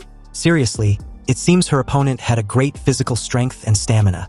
You see, Lu Qingzhu had mastered two mysterious royal martial arts, one of which was the defensive Lu family secret art, the floating shadow, and the other was the Hunyuan Jade Finger, which was more offensive. If she could use either of these techniques, she would be able to escape from Yi's onslaught. But it was as if Yi was aware of this and wasn't even giving her any chance to do so at all. And from the looks of things, she won't be able to hold on for much longer before she falls off the arena, thereby losing by eviction. Lu Qingzhu had a cool and pretty face on the surface, but inwardly, she was already sweating from anxiety. Also, forced into a corner, she was left with no choice but to use her trump card. He immediately sensed a sudden shift as Lu Qingzhu activated her bloodline awakening, the Nether Bird. At that very moment, Yi, who was about to punch Lu Qingzhu, quickly retracted his fist and retreated. The reason was the dark purple sparks that came out of Lu Qingzhu's body. With a loud and sharp cry of a bird, he saw Lu Qingzhu soaring into the sky, and the Demora's blood flowing in his body began to boil, as if he felt the provocation of another creature at a very high level of life. Plump dark purple wings had grew on Lu Qingzhu's back, and under the light, the wings sparkled with colorful light. The dark purple wings did not need to flap because the wind element automatically lifted Lu Qingzhu into the air. Her amethyst-like pupils stared directly below at the dark blue demon on the arena, and the air suddenly seemed to be sparking with the fighting spirit of the two. The host loudly and enthusiastically announced that although Lu Qingzhu was still far from mastering the true form of her bloodline, she was able to develop the most important organ of her bloodline, the wings of the Nether Bird. For the first time, the Nether Bird can be seen on full display by none other than our genius beauty Lu Qingzhu. Subsequently, the live broadcast platform lit up at this moment as comment kept pouring in like a tidal wave. After her bloodline awakened, Lu Qingzhu stretched out her slender jade finger and pointed at Yi as her fingertips began to turn a transparent jade color. In a cold tone, Lu Qingzhu declared for Yi to be careful, because she can't control her strength in this awakened form. Really? Yi replied excitedly from below. I'm glad you said that because up until now, I have only exerted about 50% of my strength. So I guess I can finally go all out. Don't disappoint me. Accompanied by a strong wind that swept across the entire arena, Lu Qingzhu was behind Yi in an instant like a bolt of lightning. He even smelled a faint and beautiful fragrance before he even registered Lu Qingzhu's presence behind him. Lu Qingzhu activated her mysterious royal martial art, the Hunyuan Jade Finger. He immediately turned and activated his atomic blast fist. A crystal blue light shone on his fist, and this was the skill Yi used to combine Demora's atomic reaction ability with martial arts. The elegant jade fingertips collided with the ferocious blue magic fist, and a massive energy reaction occurred where the two touched. Then, following a huge explosion of light and heat, the audience were blinded by the bright impact and the strong gush of wind. In the arena, the two, on the other hand, were also blown away by the turbulent airflow at the same time. Lu Qingzhu's dark purple wings flapped, and the wind elements automatically gathered together, offsetting the impact of being blown away by the airflow. Lu Qingzhu used this force to break through the smoke and dust, and was about to head straight for Yi when she suddenly felt a fatal threat. Shocked and surprised, her pupils suddenly shrank, because on opposite end of the arena, a sudden protruding vertebrae had appeared on Yi's back, and immediately began to lit up one after another in a dazzling sequence. Every time a vertebra lit up, it meant that a horrible atomic reaction was beginning to occur, and was gradually gathering at a single point in Yi's mouth. The immediate space around Yi was heavily charged with atomic energy, as blue thunderous sparks emitted on his protruding vertebrae like lightning, illuminating the massive stadium with a blue glow. In that very moment, instead of the immeasurable nuclear radiation being leaked everywhere like previously, it was rather controlled and gathering rapidly in the mouth of the undisputed king of all monsters. Lu Qingzhu was momentarily frozen in place the moment she felt this enormous energy fluctuation aimed directly at her. This was not good, and to make matters even worse, it was impossible to completely dodge this impending attack. And it seems the radiation around Yi was too massive to get close. Leaving the airspace of the stadium was not an option either, since it counts as stepping off the arena. The audience wondered what was going on as the host announced excitedly that apparently, Yi's magical beast form looks to be gathering power, and the protruding spine on his back also seems to be where this huge stored power was generating from, and was finally being transmitted to his mouth bit by bit. All the vertebrae on Yi's back inevitably flashed a blue light as Yi's wide-opened mouth showed a blue atomic light emitting a breath of destruction that was brewing in his throat. This unfathomable nuclear energy beam was Demora's atomic breath, and just like that, a dazzling blue particle beam spurted out from Yi's mouth. This terrifying torrent of nuclear energy created instantly submerged his opponent Lu Qingzhu. Already feeling the fatal threat of the nuclear attack, Lu Qingzhu still chose to bore the full force of it, or to be exact, angle majority of the energy away from her. She decisively folded her wings, wrapping herself tightly and activating her latent ability Awakening. Suddenly, the blood power of the nether bird was stimulated by Lu Qingzhu in the very moment of life and death, and the countless dark purple feathers sparkled and reflected light like crystals. This was the nether bird's feather deflection. The blue particle beam collided with the dark purple feathers, and like being refracted by a mirror, a thick condensed beam was refracted by the countless feathers into several small rays of light and reflected out. The light was centered on the dark badminton transformed by Lu Qingzhu, reflecting in all directions, and had already shot out of the arena. The examiners wanted to stop it, but it was too late. The audience saw this and was immediately washed in horror. They dreaded their fate because there was no way they could survive the numerous reflected beams. Fortunately for them, in that precise moment, a golden martial energy enveloped the entire arena, and all the beams that was directed outside the arena disappeared as if it was digested the moment it came into contact with the golden martial energy. This power act of neutralizing the countless beams was from City's mayor, Huang Qing. The audience and examiners wanted to greet the mayor, but he gave them a stern look to signal them not to do so. He told everyone to watch carefully. The strongest champion in the history of City will be born today. With enthusiasm, the host announced to the audience that they were fortunate to be protected by Mayor Huang, and with his presence, they can be assured that nothing unexpected like what just happened would repeat. Anyway, after about what seemed like 15 seconds, the atomic breath finally ended. Thick smoke was coming out of Yi's mouth and back like a steam engine, and his eyes were fixed on the girl in front of him who looked somewhat miserable. Lu Qingzhu spat out a mouthful of fresh blood. Her two dark purple wings had melted after reflecting the atomic breath to the limit.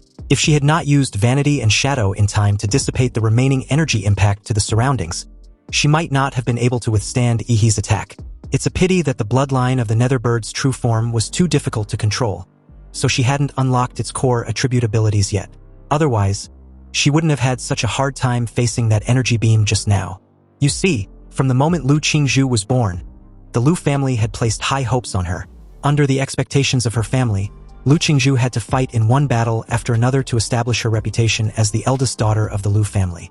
Although outsiders praised her genius and strength, she was not keen on these titles. Maybe she herself didn't even know why she was fighting, or even that she wanted to fight. She felt that it was meaningless to compare herself with others. She just followed her mother's expectations and moved forward silently, always giving outsiders the impression of being aloof and difficult to approach, but in fact she is just simply socially anxious. And the cold and expressionless demeanor is just a protective front for her social phobia. Anyhow, mentally and physically, she was so tired and drained, But based on the current situation of the battle, this could be about the extent of it if she plays her cards right. And no one would be the wiser. After all, with such a strong opponent, it's only natural that she couldn't win, right? Lu Qingzhu thought of this, and immediately prepared herself to pretend to admit defeat after a few more moves with Yi. She came in front of Yi and slapped his chest with a palm, inwardly begging him to hurry up and defeat her already. She knew Yi was smart enough to be able to seize the flaw she was showing. Unexpectedly, Yi didn't make any move and took her palm strike head-on. Lu Qingzhu's big beautiful eyes widened with great confusion in them. She wondered why he didn't dodge like he obviously should, but rather lowered his gaze and just stared coldly at her. Classmate Lu Qingzhu, Yi spoke calmly. Why don't you have the fighting spirit? I felt you were a little absent-minded since the start of the battle. Lu Qingzhu was surprised by this. She never expected that Yi would reject her subtle offer. He continued, his tone cold and clipped. Lu Qingzhu, have you ever looked me in the face? Because if you had, even once, you would have seen instantly that I'd always intended on winning this title fairly and squarely. He suddenly swung his fist, imbued with martial energy, downwards, and the wind from his fists whistled.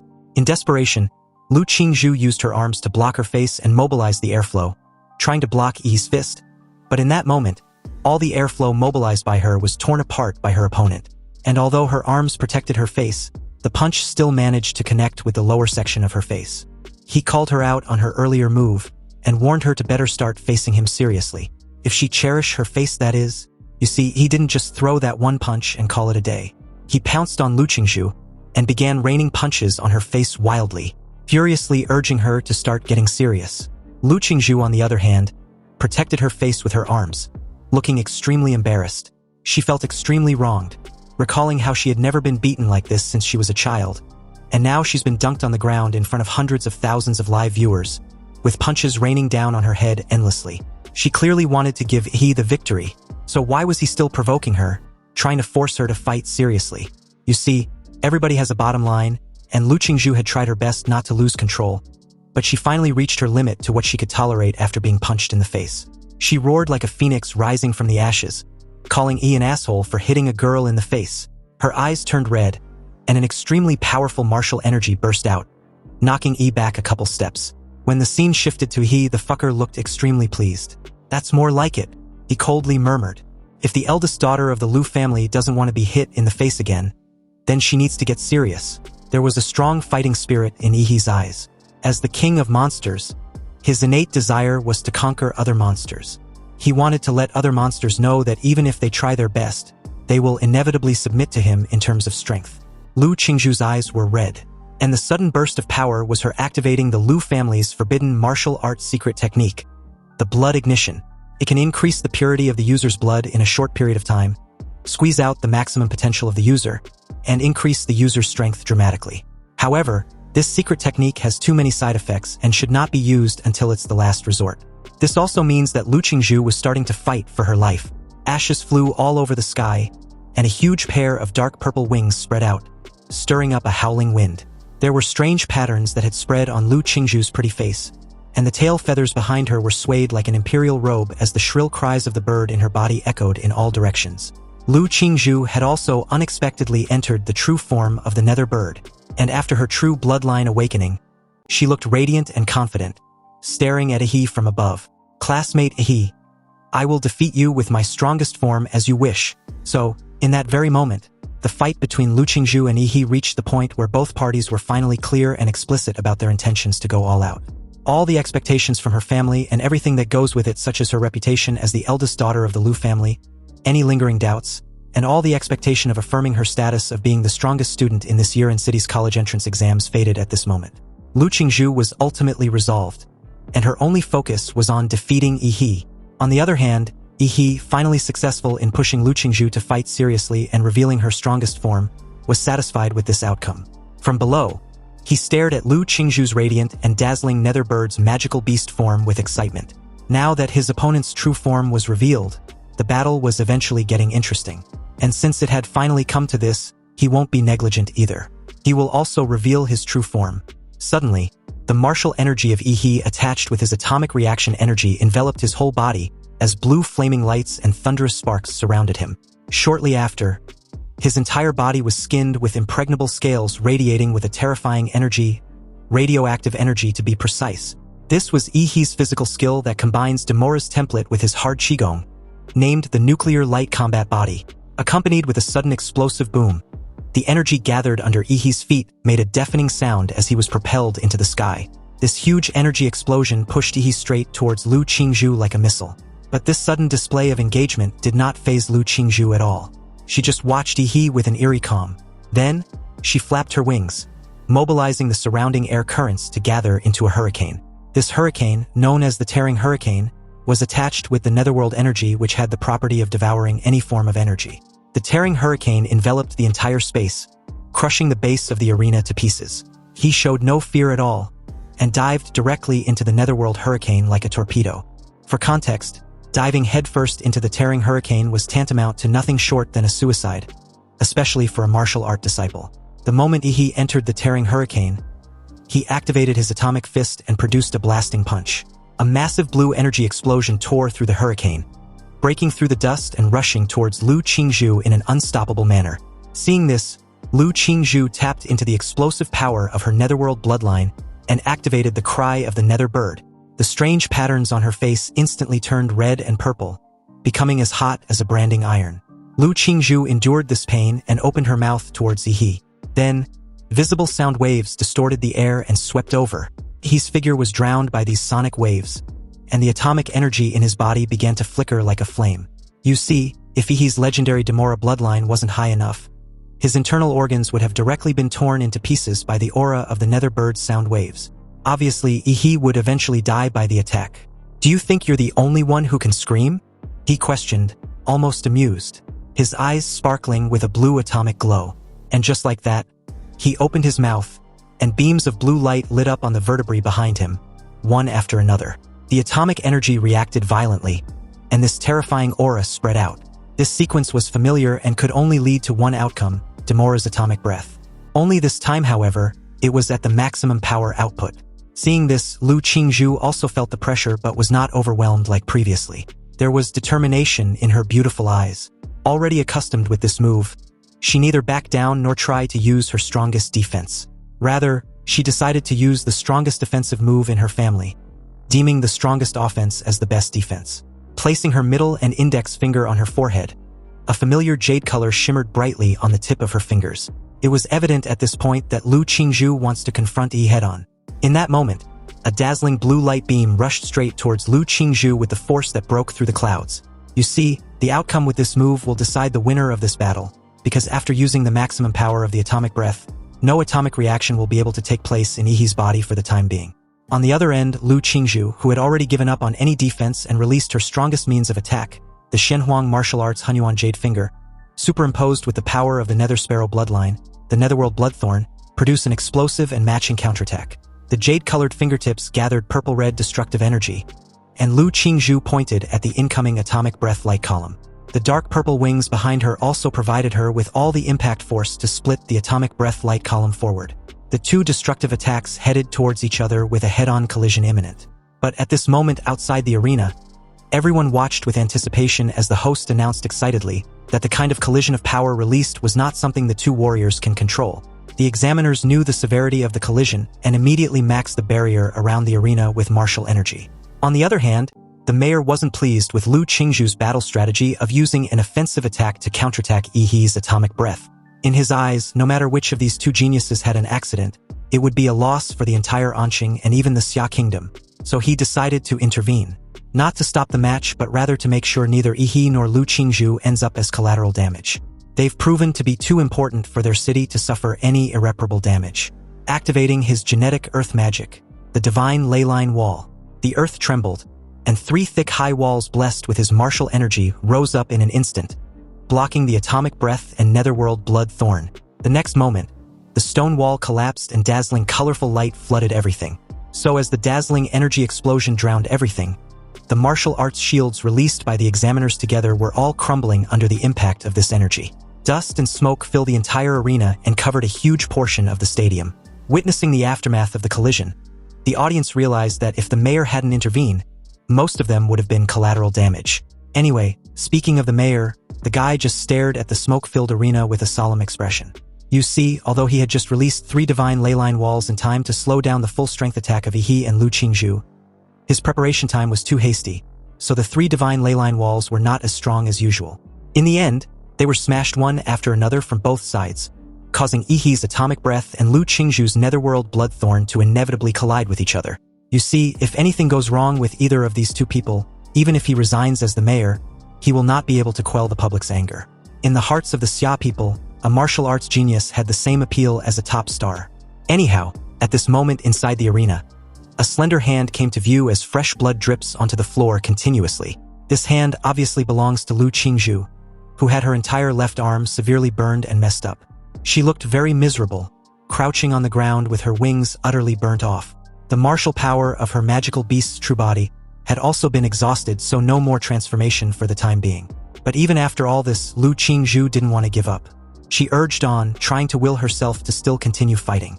And just as she was about to get up, he came out from the dusty smoke, his sudden presence towering over her crouching form. If you don't get rid of the nuclear radiation in your body, you will be crippled in the future. Lu Qingzhu was silent for a moment. She recalled vividly that her move clearly hit her opponent, but why was Yi unharmed in any significant way? She finally spoke after a brief silence, wanting to know why he kept pushing her. She didn't even want to fight him to this extent, so why did Yi have to force her to fight seriously? Yi squatted down and looked at her directly in the eye.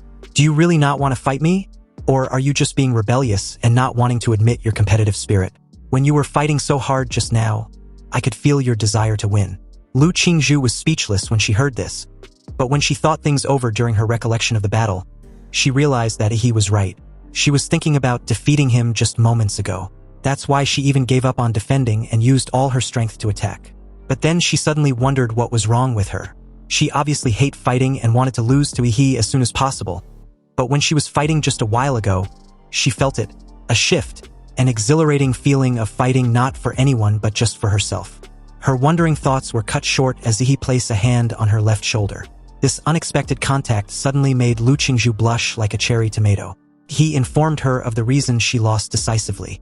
Apparently, she had too many distracting thoughts when she was fighting, and that's a recipe for failure against powerful opponents. He absorbed all the nuclear radiation in Lu Qingzhu's body, and then stood up. As she stared at her healed arm in confusion, he gave her a side comment, stating that she was still the strongest opponent he had ever met. So he hopes the next time they compete, if fate allows it, she would give it her all from the start so they can have the purest battle. This statement obviously deepens her blush even more. In that moment, Lu Qingzhu saw Yi under a different lens. The smoke and dust dissipated at this moment, and all cameras focused on the center of the arena. Under the watchful eyes of the crowd, Yi stood proudly. The referee waited for a moment, and after seeing the current state of Lu Qingzhu, he declared Yi as the winner. And with that, the first match of the semifinals came to an end. In the next battle, Chu Zhou won without any suspense, and advanced to the final with Yi. Obviously, the final, being the last battle and the supposed biggest climax of the N-City's college entrance examination, will determine who will be awarded the title of N-City's top scorer. But to be honest, the biggest beneficiary had undoubtedly become N-City's #1 middle school, with the grand finale of the college entrance exams consisting of only its students. The dark horse from N-City's #1 middle school, Yi, against the talented apex of the same N-City's #1 middle school, Chu Zhou. In the live stream for viewers, the hundreds of thousands of people watching at this moment with great excitement and anticipation had skyrocketed to tens of millions. And although the finals had no suspense like the semifinals between Yi and Lu Qingzhu, this was primarily because Yi was just too OP, and not necessarily that Chu Zhou was not talented enough. Anyway, an opponent like Yi, who had defeated Lu Qingzhu, no one was optimistic about Chu Zhou. But Chu Zhou did not let this affect his fighting spirit. He was a pure warrior with a firm warrior's heart. When he first awakened, he was admired by thousands of people, but he never allowed such fame to get to his head. Now that he wasn't the favorite with no attention centered on him, he wasn't discouraged either. Because in terms of willpower, Chu Zhou believes he was much stronger than Lu Qingzhu, thereby could match Yi. At the referee's command, the final battle officially began. "Come at me with everything you've got." He showed his white teeth, his eyes shimmering with evident delight. Even though Yi defeated the supposed strongest candidate, Lu Qingzhu, he would not be careless when facing Chu Zhou, because according to his observation, Chu Zhou's combat IQ was likely to be the highest among this year's candidates. "Please enlighten me," Chu Zhou stated calmly and placed his hands together, then slowly opened them, and a cold ice sword condensed in his palms. This activation was the power of his bloodline, the ice sculpture. Chu Zhou covered his body with a layer of frost martial energy that isolated the surrounding nuclear radiation, which showed that he had also carefully studied Yihee's fighting style. He came prepared. With his eyes fully focused, he took the 7-star steps. Then suddenly, his body left behind unpredictable afterimages, and he moved towards Yihee. The moment a loud whoosh sounded, hundreds of swords stabbed at Yihee from all directions. He just stood there, too lazy and unbothered to try to directly pursue the real Chu Zhou among his countless clones. He had his own way to break through these numerous illusory images. His fists were clenched tightly and his arm muscles became as hard as steel bars. But the most amazing thing was the blue atomic and martial energy radiating all over his arm in waves. The crystal blue light made the bulging veins on his arms clearly visible. Activating his explosive fist, he punched the floor in an explosive manner. The ground was shaken and a blue energy exploded forth, and with a deafening boom, the 10-meter radius around him was covered by nuclear energy. Chu Zhou was forced to retreat. What a monster! Chu Zhou looked at the dented arena that looked like it had been bombarded by cannonballs, feeling extremely fearful. With his defensive abilities, he couldn't possibly fight Yihee head-on. In other words, is there really any warrior of the same age who can fight Yihee in hand-to-hand combat? Even Shen Guan, the monster of Qingfeng Private High who specialized in physical strength, had no choice but to admit defeat and surrender when facing Yihee whose bloodline had awakened. At this moment, Chu Zhou decided to use his long-ranged attack to consume Yihee since he couldn't fight him in a close combat. Chu Zhou activated his bloodline awakening, the Ice Element Dragon. Dragon scales as crystal clear as ice grew out of Chu Zhou's body. His eyes turned into golden vertical pupils, and a pair of obsidian-like horns grew out of his head. With the power of his bloodline, he activated a skill, Ice Pulse. Suddenly, a violent cold current blew across the arena, and large pieces of ice spikes gathered into an ice tsunami that was dozens of meters high, rushing towards Yihee. You see, the Ice Dragon status among the third-tier magical beasts is not as high as the king-level bloodlines of the Shadow Tiger King and the Venus Ape Demon. But in Chu Zhou's hands, it is even stronger than the blood power of Kai Shaoling and Shen Guan. The audience and examiners were surprised. With this strong bloodline power, a wave of ice submerged the entire arena, and the entire stadium, which was shrouded in the hot summer sun, suddenly dropped to below zero temperature. The live stream that had just been constantly displaying how awesome Yihee was, suddenly became completely silent, and his haters cheered excitedly, claiming Chu Zhou to be so handsome and condemning Yihee as the devil. Chu Zhou gasped slightly. The sudden burst of such a strong icy force took quite a toll on his body. Even though Yihee was frozen by the thick ice pulse, he did not breathe a sigh of relief. He wasn't naive enough to think Yihee would be defeated so easily by him. But at this moment, a barrage of comments suddenly floated across the live stream the moment the iceberg started to melt, and Yihee's wide-open mouth showed a blue atomic light emitting a breath of destruction that was brewing in his throat. Then the next moment, a bright blue beam of energy penetrated the iceberg and shot straight towards Chu Zhou. Chu Zhou, who had been on guard the whole time, was shocked with widened eyes. He couldn't believe how it was possible for Yihee to break through such thick iceberg so easily and quickly. He instantly pushed himself away and manipulated the ground to raise an icicle imbue with martial energy to serve as a barrier. When the blue energy beam hit the thick icicle, a deafening explosion occurred. But luckily enough, Yihee activated his atomic breath mainly to break out the iceberg he was trapped in, so it wasn't nearly enough as the previous instances. Nonetheless, it's too exaggerated. Yihee's abilities were truly the most dangerous anyone had ever invigilated. Nuclear radiations, nuclear explosions, nuclear lasers. Can a high school graduate really handle all these abilities? The melted ice was evaporated by the high-energy heat from Yihee's body as he took a step forward, clad in his usual nuclear light battle body. The atomic reaction in Yihee's body accelerated, and his body was covered with a layer of dazzling blue flames. Any ice vaporized into mist when it approached within 5 meters of him. It seems that I have restrained you very much. Yihee strode towards Chu Zhou, leaving a melting footprint on the ground with every step. No matter how Chu Zhou activated his ice-attributed blood to attack, it was of no avail. The gap in strength was simply too big. So far, only Lu Qingzhu had faced Yihee in this form head-on, and even Shen Guan had surrendered directly. Nonetheless, Chu Zhou wanted to give it a try.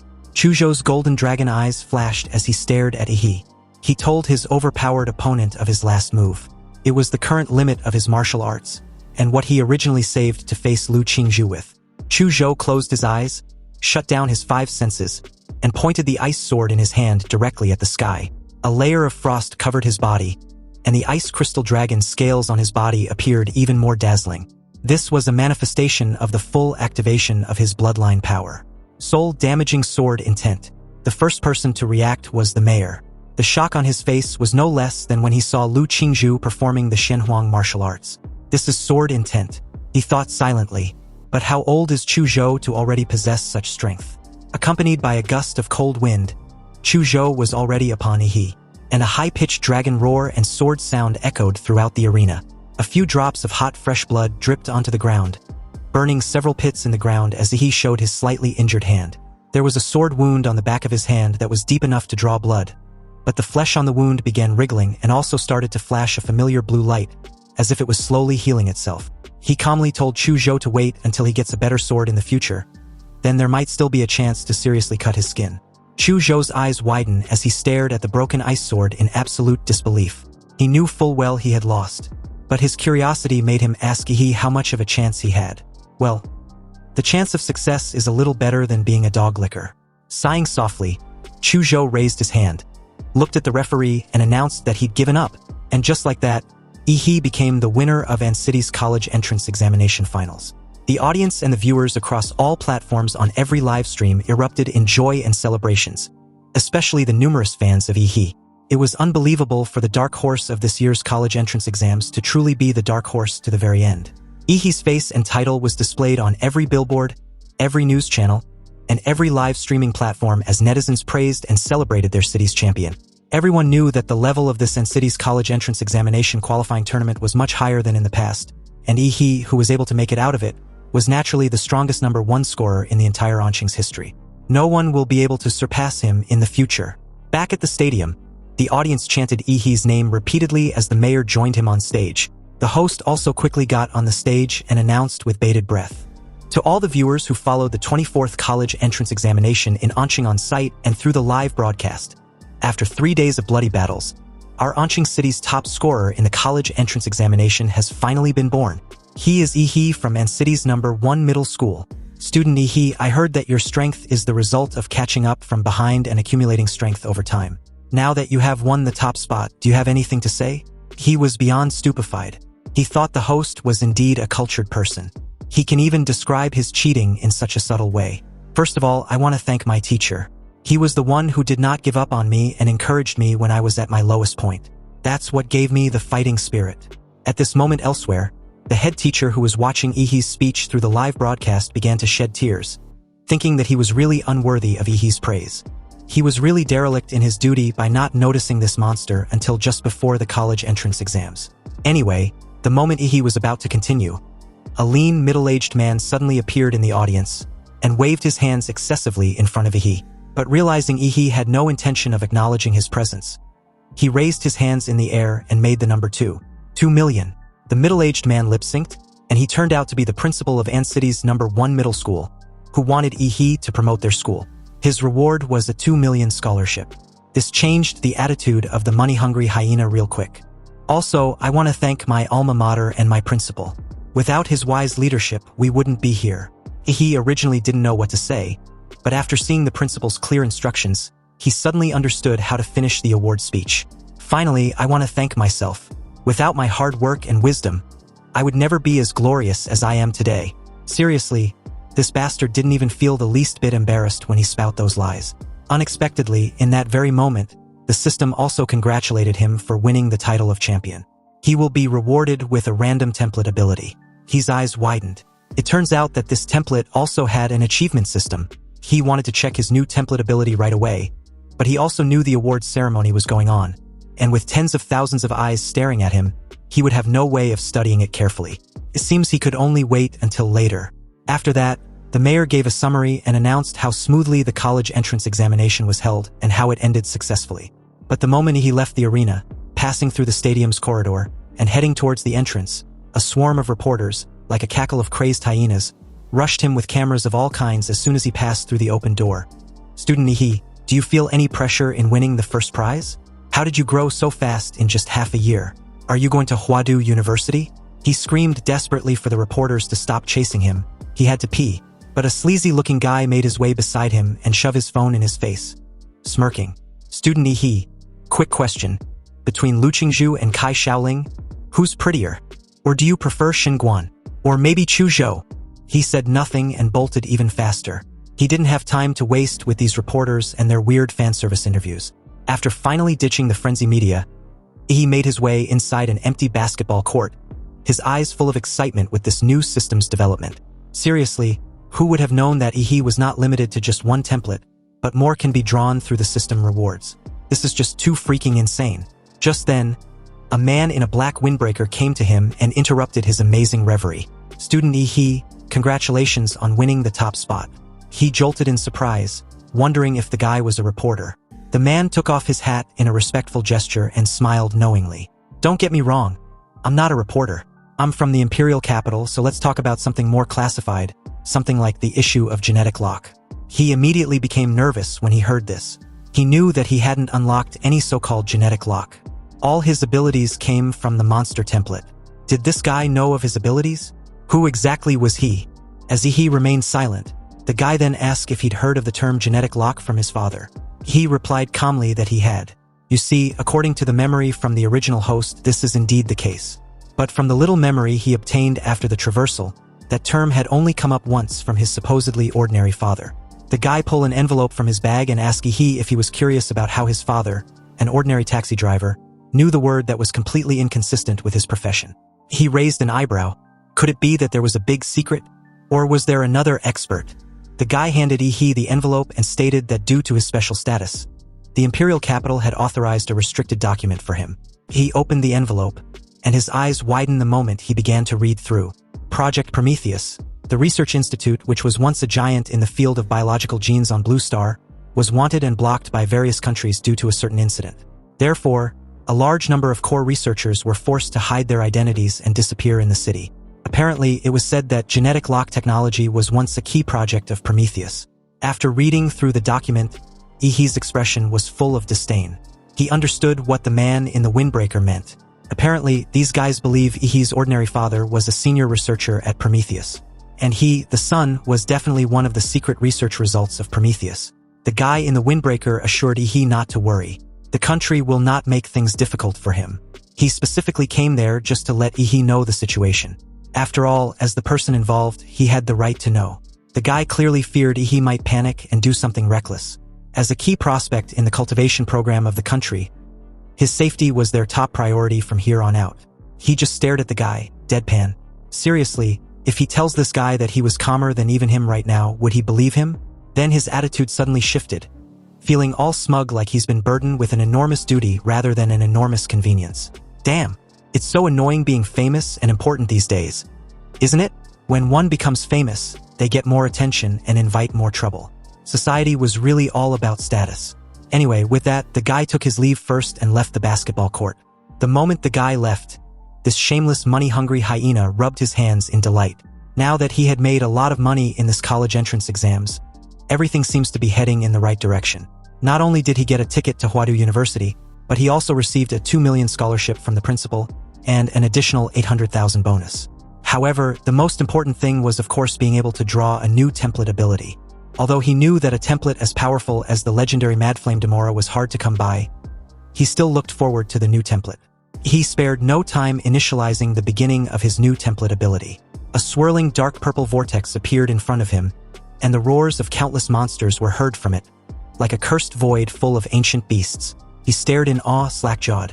A moment later, he understood what template he had drawn the second the result appeared. A chaotic sound of footsteps shook the earth as a D-rank Colossus-type humanoid template came to view, with its bloodline ability being giantification. A 60-meter colossal titan with an ultra-heated steam. Its evolutionary path was an immutable humanoid and the current compatibility was 1%. He wasn't particularly pleased when he read through the colossal humanoid template, simply because it paled in comparison to Demora's A-rank template. But then his eyes widened as a realization hit him like a thunderclap. You see, it just might be possible that the abilities between templates can be superimposed. So if the colossal humanoid template was superimposed with Demora's template, what would be the result? Holy shit, the implication was too incredible to even imagine. But one thing was clear, he wouldn't just be on top of all monsters but the true undisputed king of every monster in existence. And the first real hybrid. Meanwhile, as the scene shifted elsewhere inside a dimly lit villa with an auspicious setting, we're introduced to Hualong, a massive-looking guy who is currently on the phone with someone who happens to be a business friend of his. The person at the other end asks if Hualong had some personal matters to deal with and would not accept any more tasks for the time being. That's right, cancel everything on my schedule. Hualong hung up the call, took a deep breath as he repeatedly tapped the redwood table in front of him rhythmically. But the only sound in the room was the faint audio from a television broadcast. A dent soon formed on the redwood table where his finger struck. You see, Hualong's younger brother had been missing for over half a month, and the search team sent to investigate returned empty-handed. Not even a corpse was found, but they did find some residue at the place where his brother's signal last appeared. After testing, it was found that there was a small amount of nuclear radiation. As an experienced hunter of forbidden secret realms, Hualong didn't need any confirmation. His brother was dead. Worse, the scene had also been cleaned up. No trace, no mistake. Hualong's gaze was locked on the television screen, and as it replayed the footage of Yihee's battle with Lu Qingzhu, specifically the moment Yihee unleashed his atomic breath beam, Hualong knew. He just had the gut feeling, and on top of that, the only known warrior with a nuclear radiation ability was Yihee. Hualong closed his eyes regrettably, weighed down with sorrow and guilt. He repeatedly told his younger brother to quit with the underground involvement in society, but he didn't listen to his advice. And now he'd failed their mother. Hualong promised their mother that he would take care of him before she passed away. The moment Hualong opened his eyes, his entire demeanor and facial expression had transformed into something grotesque. He stared at a motion picture of Yihee being declared as the winner and acknowledged as a rare genius in An City. It's obvious that Huadu University would be vying for him. However, it's too bad that they would not be able to witness his enrollment. Early the next day, Yihee was just about to head into a secret realm to test the new template along with some other theories when he received a delivery. A handwritten letter from Chu Zhou. In the letter, Chu Zhou informed Yihee that according to the investigation of the Huadu Central Research Bureau, a new secret realm rift was projected to open in An City's Redwood Mountain at 3 p.m. that very day. The estimated level of the secret realm was around C rank or probably higher.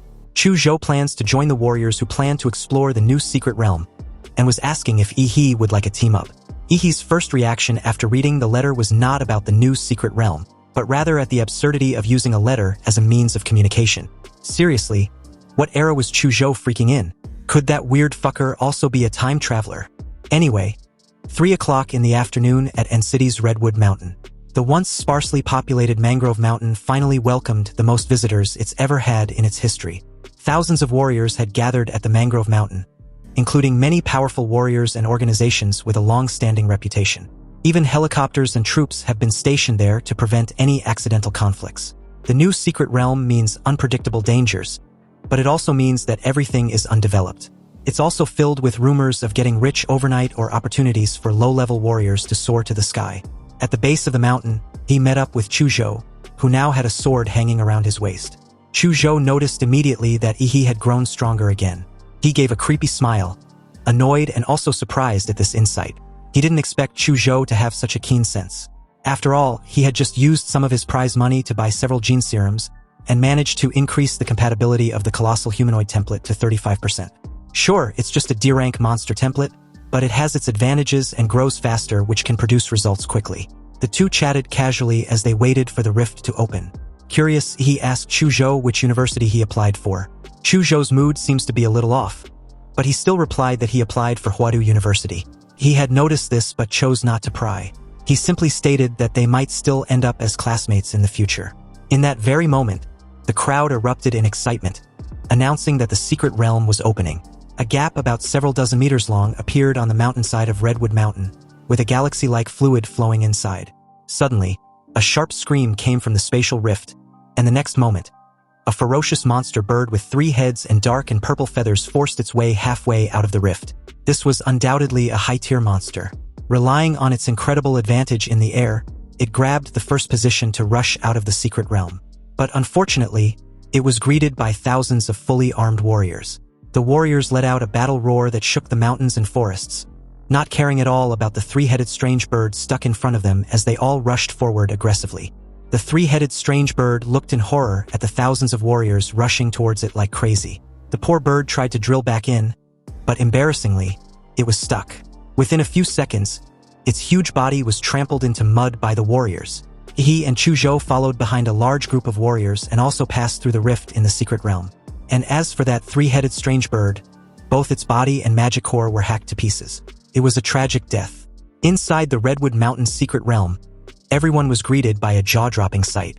It was an extremely exaggerated forest of giant colorful trees. Each tree was nearly 100 meters high. A dozen people may not be able to hug a tree, and the warriors under the trees were no different from ants. A thick metallic stench of blood rushed into Ihi's nose. Then he saw that a small tide of beasts had already gathered in front of the rift in the secret realm. It seems a few distance away from the entrance of the rift would undoubtedly become the first battlefield between the mini-beast tide and the arriving warriors. Without a moment of hesitation, the warriors rushed forward. Their roars and wails gathered together to play a cruel and bloody symphony of war. You see, the reason why the warriors resisted the beast tide in front of the secret realm instead of dispersing to look for treasures was because of a law enacted by the state. Warriors have the right to freely explore the secret realm, and also have the obligation to resist the beast tide in the secret realm for their planet Blue Star. If a warrior ignores the beast tide and causes the beast tide to flood into reality and cause casualties among the people, his warrior status will be revoked and he will be brought to a military court. For a warrior, the greater the ability, the greater the responsibility.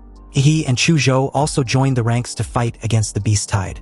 Chuzhou activated his bloodline and released a large stream of ice to freeze the feet of the monsters in front, hindering their movement. Although the ice would soon be shattered by the monsters and break free, it still successfully hindered their actions for a few seconds. Many warriors seized the opportunity and rushed forward to kill the frozen monsters. Unexpectedly, a beast tried to ambush Chuzhou from behind, but in that split second, the poor bastard was hit with an atomic fist and instantly melted into a meat paste. Chuzhou thanked a completely unfazed He the moment he warned him to watch his back. He, looking quite bored, added that none of the beasts inside the secret realm were worth fighting. And true to his words, a field of smoldering corpses behind him was a testament to this. Witnessing such an absolutely terrifying, grotesque scene, Chuzhou was stunned. He had already wiped out so many monsters effortlessly while he and the other warriors were carefully holding the line. This was undoubtedly the results of his nuclear radiation.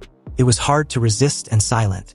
The most terrifying thing is that it will directly attack the cells of living things.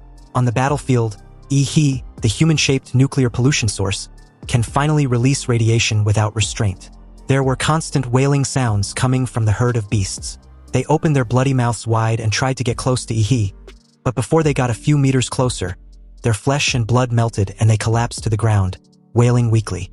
Even if a few monsters forcibly break through the nuclear radiation network, they will only face Ihi's more ferocious atomic blasting fist. If a monster wants to attack in the air, it will be greeted by the dazzling atomic breath that symbolizes destruction. The only difference between a monster dying from these two moves and one dying from nuclear radiation is that it dies more quickly without having to endure the pain of slow withering.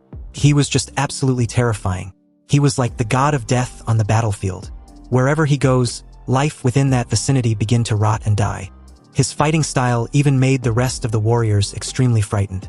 They secretly felt lucky that Ihi was one of them. He, on the other hand, looked at the magic cores that could not even fill several bags, and couldn't help but smile, revealing the joy of a farmer's good harvest. But that smile frightened the surrounding warriors even more, and they felt goosebumps all over their bodies. Without counting Ihi's various moves derived from atomic reactions, not many warriors would want to make an enemy of him just with his deadly nuclear radiation field. In other battlefields not far away, the warriors who were fighting with monsters looked back and found the others behind resting leisurely. A curious warrior cursed in amazement, wondering why the fight behind them ended so quickly. Was there a high-level warrior among them? No, another calmly replied. Obviously, among them was Ancity's top scorer in the college entrance exams. The top scorer in the college entrance exams? Isn't that a martial artist? How could a martial artist possibly kill so many monsters? Apparently, the curious warrior missed the live broadcast of the college entrance exams, deeming it uninteresting. Seriously, what was so special about a fight between high school students? Hearing this, the other called him a foolish idiot, because that high school student can effortlessly beat 10 of him. You see, a beast tide can be formed because there were several lord-level monsters leading them. As long as these lord-level monsters were beheaded, the beast tide will disperse. Currently, about 10 high-level warriors had joined forces to go deep into the beast tide to search for lord-level monsters and carry out a decapitation operation. As for the other monsters in the beast tide, although their average strength was weaker, Their numbers were endless. As the battle dragged on endlessly, the warriors began to show signs of fatigue, so they decided to drive the monsters towards their champion. It's unclear who came up with this idea, but the warriors quickly reached a strategy to use Ihi's nuclear radiation field to fight against the beast tide. More and more magical beasts were led to Ihi's location, including some high-level magical beasts with extremely terrifying strength. He did not need to take the initiative to attack. He just needed to stay under the protection of the warriors and continuously release lethal amount of nuclear radiation to attack the beast tide. As for the nuclear radiation that managed to breach the martial energy of the warriors and accidentally made contact, Ihi easily absorbed them. With Ihi as the core on the battlefield, every warrior in his vicinity gathered around him, and together, they resisted the invading monsters. And although there were also some highly intelligent beasts among the tide, they discovered Ihi's peculiarity and could only guide other monsters to attack continuously in an effort to overwhelm their enemy. For a moment, the fighting intensity on the battlefield escalated rapidly, and it was unknown how long this intense battle lasted, until a flare flashed in the air, signaling the successful decapitation operation of the leaders of the beast tide. The eyes of the warriors, which had been numb from fighting, finally lit up. They won, and the beast tide was beginning to retreat. On the other side of the battlefield, Chu Zhou, who had been forced into a desperate situation a while back, finally wiped the sweat on his face in exhaustion. Chu Zhou breathed a sigh of relief. He knew that the fight against the first wave of beasts in the Redwood Mountain secret realm had been won. The beast tide retreated, and the thousands of warriors that had originally gathered were now reduced to just over 800 people. Those who survived were covered in blood, and many were left disabled, ending their path as warriors. This is the life of a warrior, enjoying glory and unfathomable danger, and never knowing which will come first. He walked towards Chu Zhou carrying several large sacks on his back. His relaxed look was very conspicuous among the warriors after the battle. He asked Chu Zhou if he knew how he can transport all his goods. You see, during the beast's tide retreat, he slowly came to the side of each magical beast that died of nuclear radiation and dug out their magic cores. Perhaps the warriors could still take advantage of the magical beasts that died from other attacks, but facing the magical beasts covered in deadly nuclear radiation, no one dared to even get close. Anyway, Ihi, feeling somewhat helpless, dropped the several large sacks filled with magic cores on the ground the moment Chu Zhou handed him a silver-black ring. It was his space ring. The money-hungry hyena couldn't help smiling when he saw a space ring worth tens of millions. He never knew Chu Zhou was that rich. A sudden bustling from the crowd behind them drew their attention. He and Chu Zhou looked up and found that many people were crowded in one place, each with eyes full of admiration. Soon the crowd made a path, and a tall, particularly upright man named Wu San strode in. He found that he was actually walking towards him. Apparently, Wu San and his group of friends were the high-level warriors who managed to eliminate the Lord-level monsters, ending the beast tide before the rest died of exhaustion sooner or later. He walked up to Ihi and introduced himself as Wu San, the leader of the Silver Wolf martial arts group in Anqing. He had just heard of Ihi's heroic performance from the members of the group, and was wondering if Ihi would like to join them. Joining the Silver Wolf martial arts group will not affect Ihi's college education, but will allow him to enjoy various subsidies and benefits. Wu San was even willing to sign an S-level group membership contract with Ihi. Wu San's words made the surrounding warriors extremely envious of Ihi. On planet Blue Star, warriors can apply to the Warrior Association to form a martial arts group. The group will receive sponsorship from various companies, which will be converted into activity funds for the group and various subsidies for the members. Without the support of a martial arts group, a single warrior cannot support his extremely expensive career. The Silver Wolf martial arts group was considered as a large-scale martial arts group in the entire Xia Kingdom. Even ordinary students of the Imperial Capital University were not eligible for the S-level contracts. This signing was definitely not unfair to Ihi, but rather a sign that Wu San values his talent. In that very moment, a gorgeous tiger with shiny hair walked out from the crowd. It wasn't a warcraft, but a genetically synthesized beast, created by a genetic company. Sitting cross-legged on it was a heroic woman. The woman previously wondered why Wu San left the moment the beast tide ended. Turns out he was running ahead to snatch away a prospect. She then invited Ihi to join the Chengda martial arts group. Although they were smaller than the Silver Wolf, she can guarantee that after Ihi joins the group, he can enjoy 15% of the group's monthly training resources. As soon as these words were spoken, all the warriors' eyes widened. 15% of the training resources? Isn't this equivalent to investing? It seems that they still underestimated Ihi's potential, causing these martial arts groups to make crazy concessions and scramble for him. Other martial arts group leaders were all silent. They also wanted to win over Yi, but Chengda and Silver Wolf both offered such high conditions. They needed to think about whether it was worth it to offer conditions comparable to those of these two martial arts groups. But soon, Yi gave his answer, apologizing to the two that he doesn't have any intention of joining a martial arts group for the time being. Wu Sen and his companions were not surprised by this answer. After all, with Yi's level, he would be extremely outstanding even if he wasn't placed in a top martial arts group. They regarded winning him over this time as a way to establish a good relationship. Several people came forward and extended the same courtesy. And after a few brief greetings, they all left. During this period, Chu Zhou was also invited by Wu San and others. He was also offered an S-level contract, but just like Yi, he declined. The Beast Tide crisis ended, and many warriors left one after another, starting the stage of free exploration. Since the secret realm was a forest of giant trees, he suggested they go to the top of the tree canopy to see the overall layout of the entire area before making any plans. Chu Zhou had no objection, he thought so too. Looking at the giant tree that was hundreds of meters high, they used their own methods to climb up. Chu Zhou gathered strength with his knees and then jumped up suddenly. When his jump reaches the highest point, he will control the moisture in the air and condense it into ice under his feet as a fulcrum, and then perform a double jump. He was even simpler and more brutal. He directly activated his nuclear light combat body mode, gathered nuclear energy under his feet, and then ejected it like a rocket, propelling his body into the air. He was the first to reach the tree canopy, seconds before Chu Zhou did. But what the two saw made Chu Zhou's eyes widen in absolute disbelief. What the hell is that? The two saw a group of black humanoid creatures moving slowly in the distance. Their bodies are as huge as mountains, and they can be seen even hundreds of kilometers away. Such a huge body must be more than 1,000 meters tall. It's really hard to imagine. Hearing this, he disagrees. It is not difficult to imagine that they were still young. In the next few years, they may be able to even conquer these mysterious beasts and even find out the truth about the secret realm. Chu Zhou looked at Yi in silence, feeling that his classmate was worthy of his name. He would feel fear when facing an unknown powerful existence, while Yi would be confident that he could defeat such powerful existence. It seems he was not as good as Yi not only in martial arts but also in willpower. He was the real warrior. Yi, on the other hand, didn't know that his casual remark had written a 1,000-word essay in Chu Zhou's mind, and being regarded as a life mentor. Anyway, Yi was not simply looking out from the treetops, he was also maintaining his life magnetic field to detect the distribution of life in the secret realm. But the strange thing he noticed was the location of a lake that appeared completely blank in his magnetic field, like a vacuum zone. There must be something wrong when things are abnormal. Where there's smoke, there's definitely fire. And the bigger the wind and waves, the more valuable the fish. He pointed a finger southeast and told Chu Zhou to take a look. There was a lake there, so they needed to go take a look. He decisively took Chu Zhou to the lake to go all in. The two of them quickly passed through the giant tree forest and came to the edge of the lake.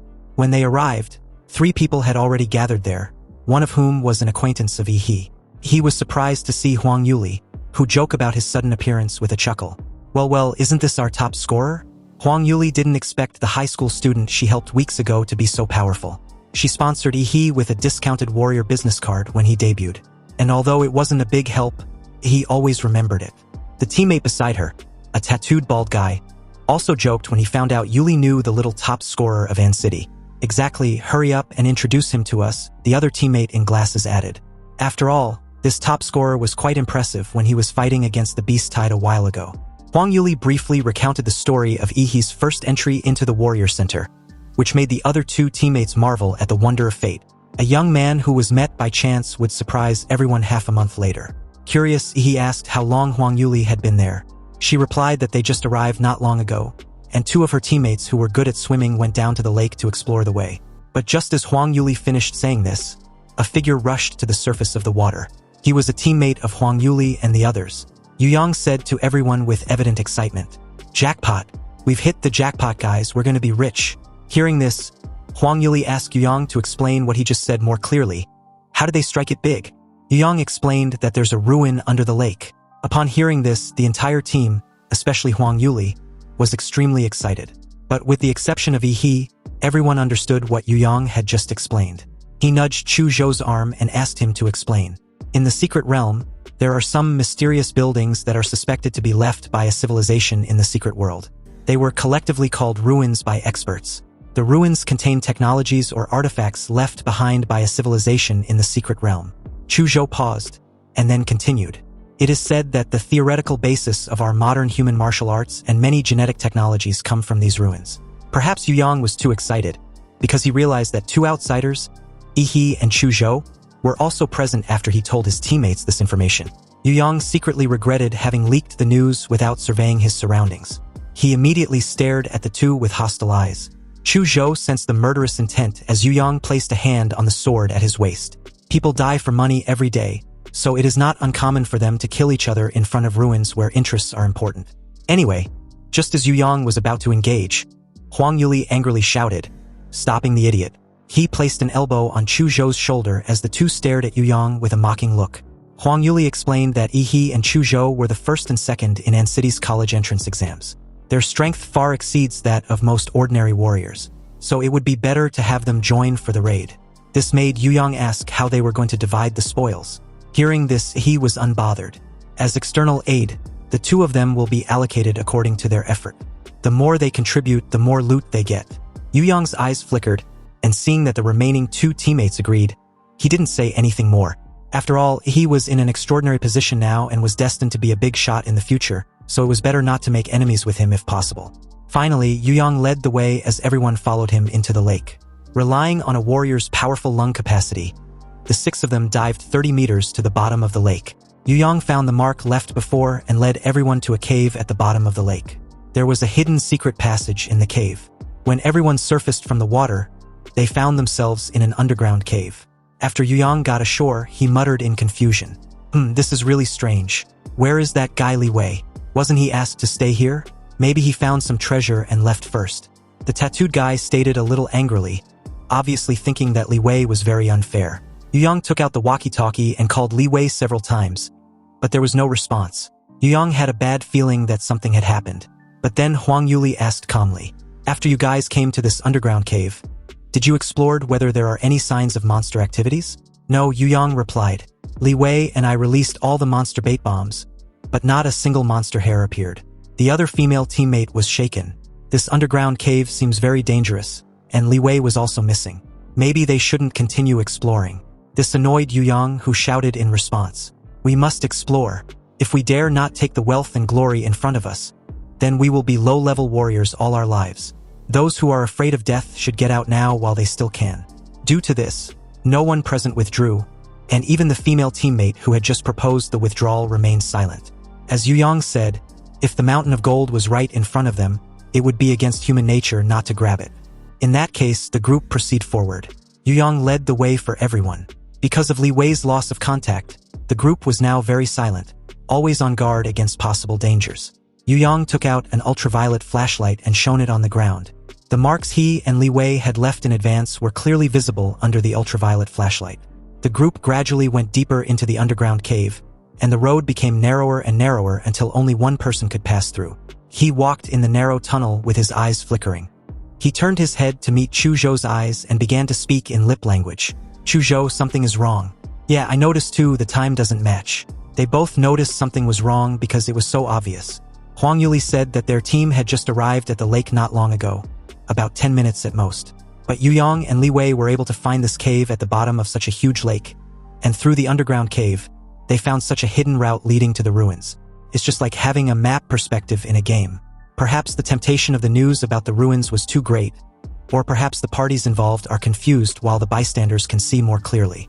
Faced with their former teammates, experienced warriors like Huang Yuli did not notice anything unusual. This is obviously a scam. Chu Zhou wanted to know if he should alert Yi's acquaintances and leave, but Yi told him not to panic. He had a trump card. Chu Zhou nodded and remained silent. If Yi was sure, then there was no need to question. Walking out of the narrow path, the view in front of the group suddenly opened up. Huang Yuli and the other two teammates looked gloomy. Huang Yuli suddenly asked Yu Yang about the ruins he spoke of earlier. The huge cave they were in was the size of a football field, with dense dark green vines covering every corner.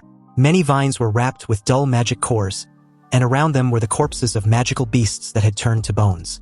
No wonder we didn't see many aquatic monsters when we were diving. It turns out that they had already been devoured by a top predator. Suddenly, the other teammate screamed. At the location where she pointed was a dried corpse pierced by vines hanging in the air. And judging from the clothes the corpse was wearing, it was Li Wei. Huang Yuli and her female teammate were trembling with widened eyes. And Yu Yang did not answer Huang Yuli's earlier question about the ruins. He suddenly knelt on the ground, holding his head, and talking to himself neurotically. Yu Yang seemed to have regained his last bit of sanity. He suddenly turned around and looked at everyone, murmuring something incoherently about Li Wei's death, the vines catching up to him, his escape, and a whole bunch of nonsense. But the next moment, his head began to swell up, and seconds after, it exploded like fireworks, and several vines swayed from the gap in his head like the tentacles of a devil. A split second after that, a dazzling blue light beam submerged Yu Yang's upper body, and those strange vines were also destroyed by the atomic energy. Who would have thought that a monster could be so intelligent? After hunting two warriors, it actually parasitized the brain of one of them and used him as bait to lure more prey. He looked at the dark green vines that were slowly moving in the entire cave with cold eyes. With a crackling sound, a huge rock entangled with vines fell from above like a freaking meteor and collapsed behind them, blocking their retreat. Chu Zhou looked at these terrifying vines and finally remembered that he had read information about this kind of monster in a book. It was a second-order king-level magical beast species, the ghost demon vine. Upon hearing this, Huang Yuli and the two other teammates paused in their breathing, trembling with fear. The king-level blood species cannot be estimated by ordinary levels. This level was simply not something that a few first-level warriors like them can fight against. He grinned, revealing his white teeth. He didn't care what level it was. Everyone would just have to watch how he hacks it to pieces. But just as he was about to enter Colossal Titan mode, a loud boom sounded from behind. The collapsed passage behind them was blasted open, and a mysterious warrior with terrifying blood energy swept over. The blood energy on his body even distorted the surrounding air, leaving a long trail of bloody smoke. With this much chi and blood smoke, he was an 8th-level warrior.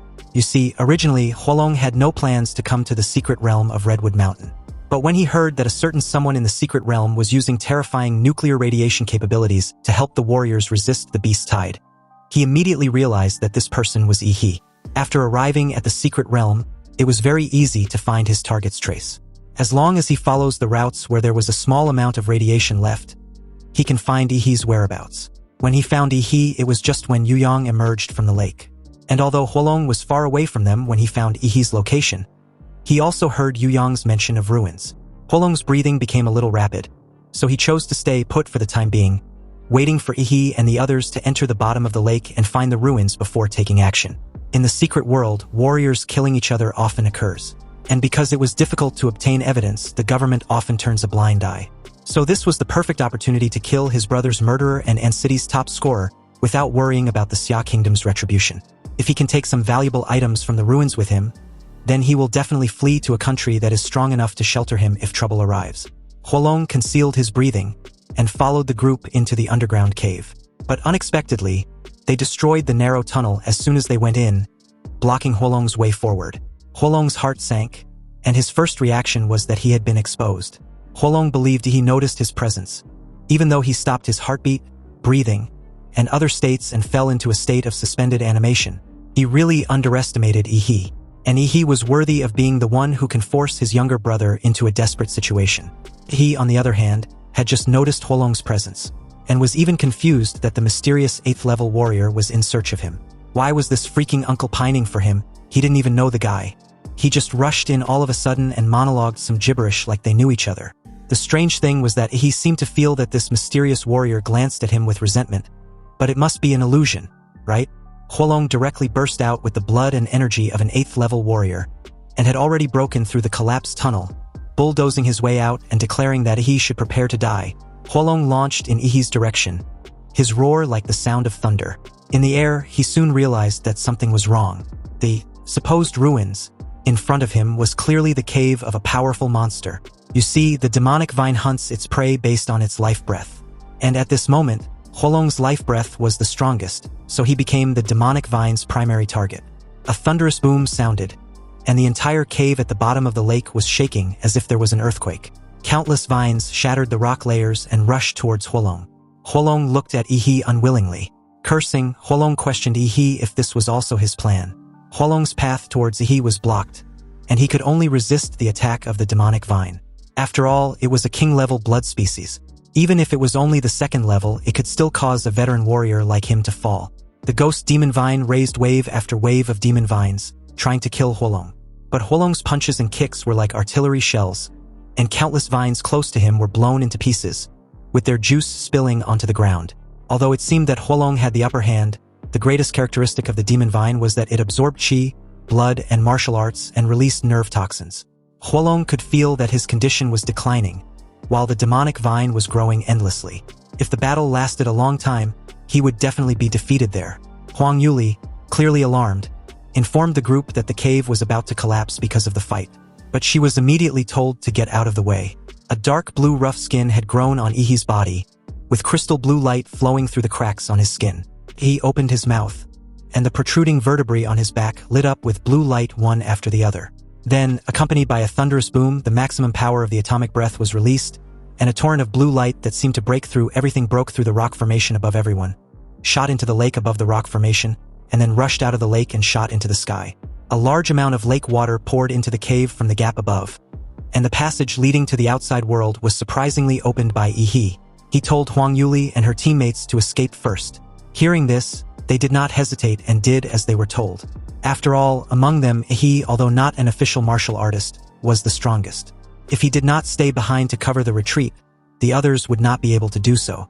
"Don't even think about running away," Huolong shouted loudly, and all the martial energy burst out of his body, shattering all the demon vines within a radius of dozens of meters. He stomped the ground, and a wave of air exploded behind him, and he rushed towards Ihi like a missile.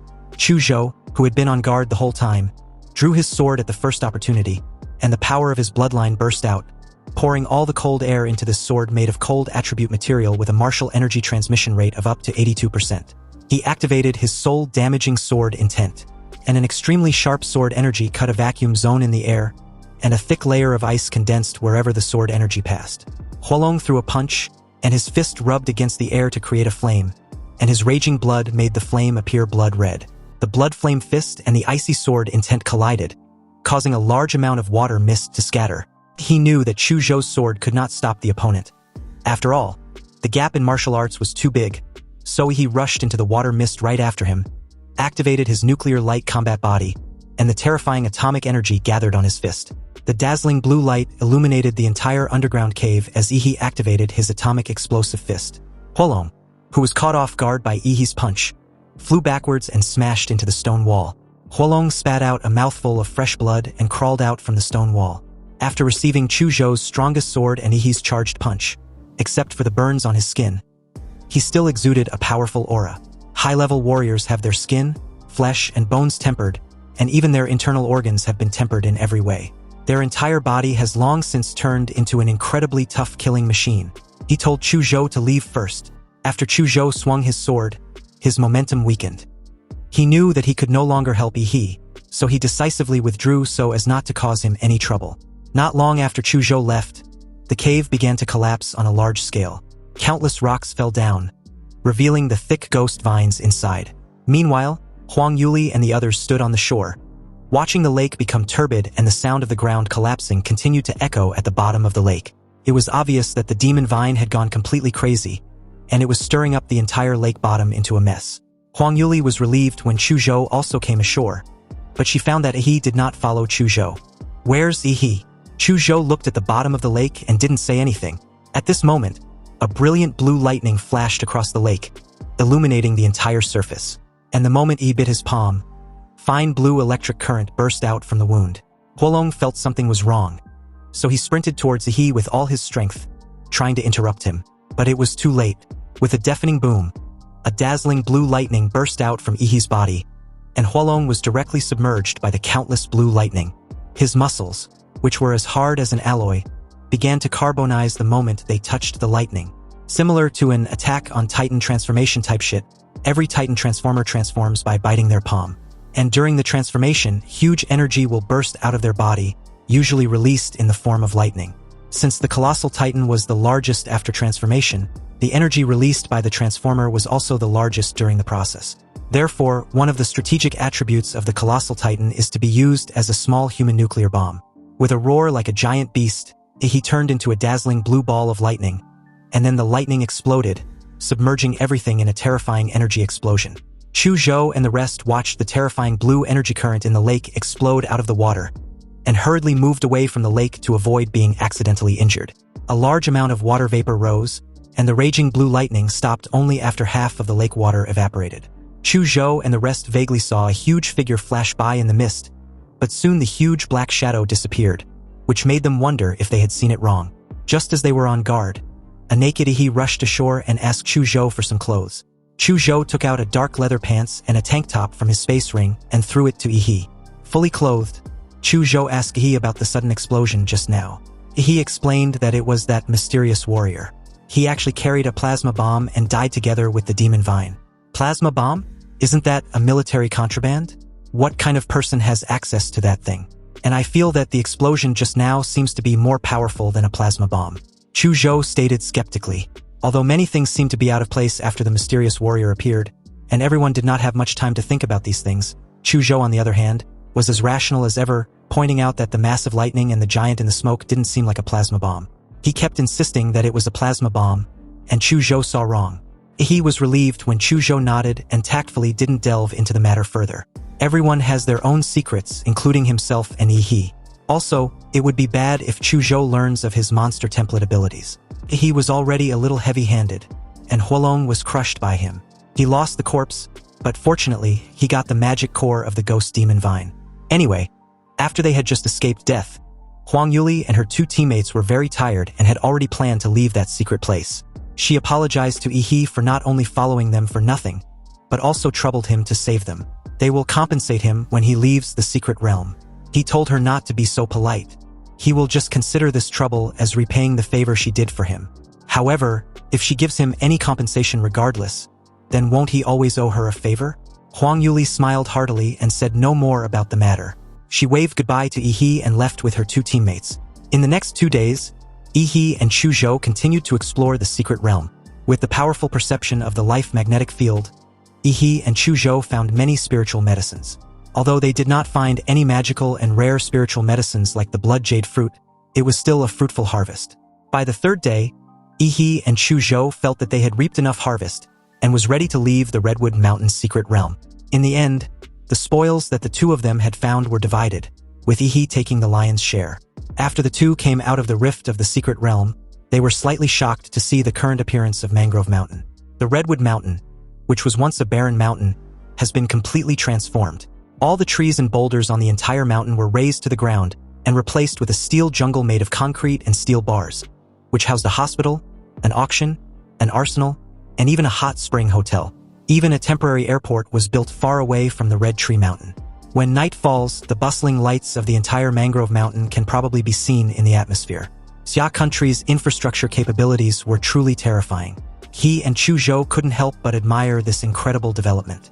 Anyway, a while later, Yi went to the Secret Realm Appraisal Office, prepared to appraise his harvest this time, and handed over 1/10 of the harvest as tax. He summoned a large sack from his space ring and threw it on the table. Seeing Yi's rough movements, the staff immediately reprimanded him. If anything inside the office is damaged because of him, it will not benefit him in any way. He scratched the back of his head and apologized. He had too many things in his hands. And if he didn't take them out quickly, he's afraid she won't be able to finish the appraisal before noon. The staff simply told Yi to rest assured. Every person in there was a professional. Hearing this, Yi took out another large sack from the space ring and placed it on the ground with care. Then came the 3rd sack, the 4th sack, the 5th sack. The lady looked as pale as death when Yi kept pulling sack after sack like he freaking owned the Redwood secret realm. Was he moving goods? For about 3 minutes, she finally couldn't help it and asked Yi if he was done. She breathed a sigh of relief when Yi replied that he was, but then he added that he was done moving the sacks. But there were still a lot of spiritual medicines left to take out. When the lady heard this, she quickly moved Yi to the Spiritual Medicine Appraisal Center. This was because the identification process of spiritual medicine was much more complicated and time-consuming than that of magic cores. It seemed she and the rest of the staff would have to work overtime today. The staff were stunned when they saw the magical medicine spread all over a table. Was Yi from the wholesale market? When did rare elixirs become as plentiful as cabbages? In order to identify the spiritual medicine that Yi brought out, all the appraisers in the entire appraisal institute halted their work and made the identification of Yi's spiritual medicine a priority. Anyway, while the appraisal institute marveled at the rarity of some magical medicines, He just stared with an expression of indifference. Now that the green and white quality magic cores had no effect on him, he can exchange them all for money. And as for the 5 blue magic cores of 3rd level monsters he collected when fighting the Beast Tide, and the green magic core with gold patterns that exploded from the 2nd level king level ghost vine, he wanted to keep them for himself. After coming out of the magic core recycling station, he had more than 27 million Xia country currency deposited into his bank card.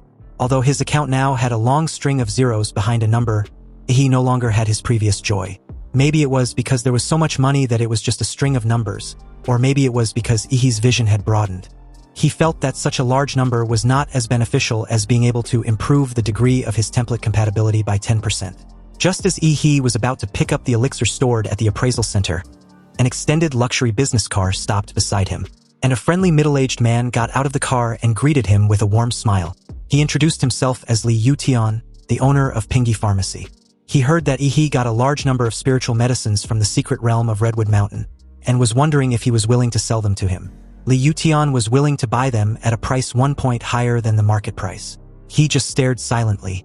As expected, he thought. Personal information was not confidential. It seems that his information had been leaked by those old foxes in the identification center. But it didn't matter. It just so happens that he needed to sell this batch of spiritual medicines anyway. Then someone suddenly comes along willing to do business with him. This definitely spares him the trip of running around for potential buyers.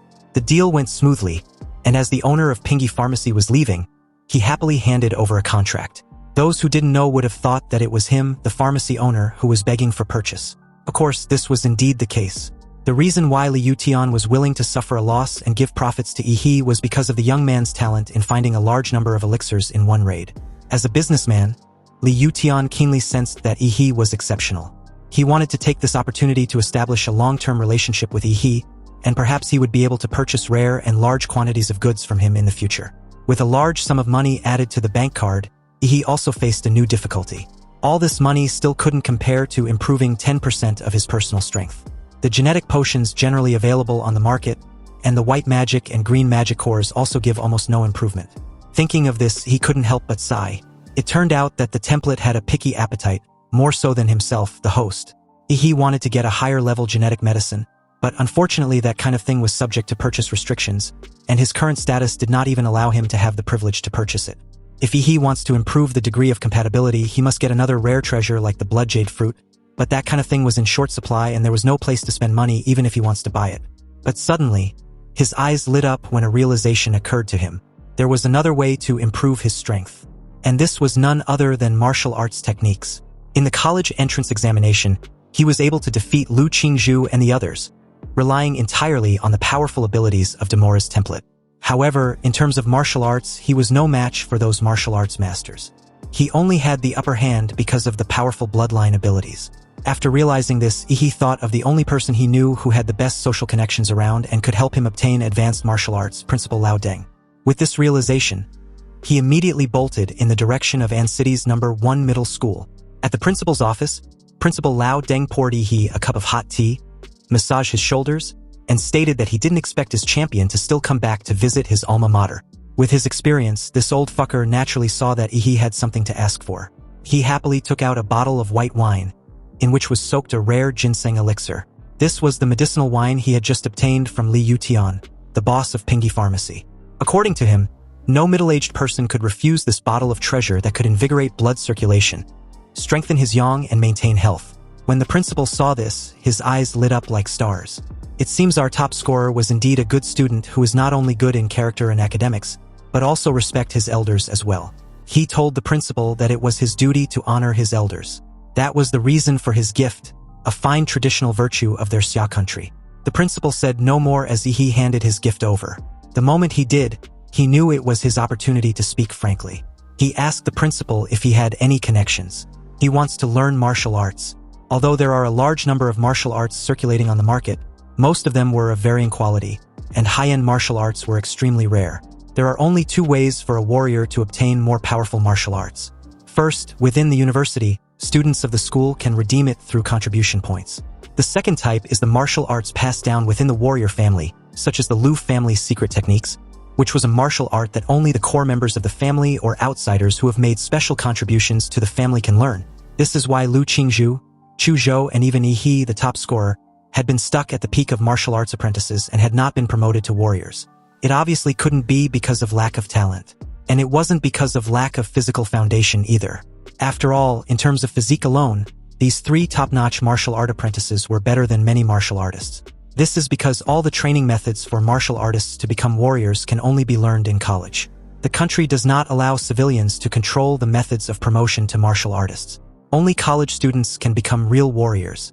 Now, Yi He wants to rely on Principal Lao Deng, a well-known person in An City's education circle, to help him find a way out.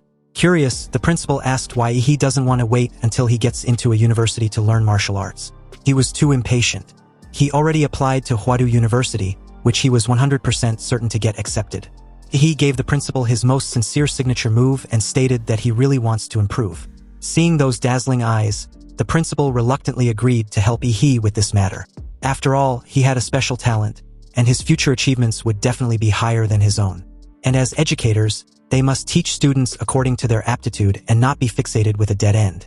He, the sly fucker, even edged the principal on, adding that the rules were dead and not meant for people like them. It was a blessing for the education industry to have educators like Principal Lao Deng who understood change. Hearing all this praise, the principal was in cloud 9.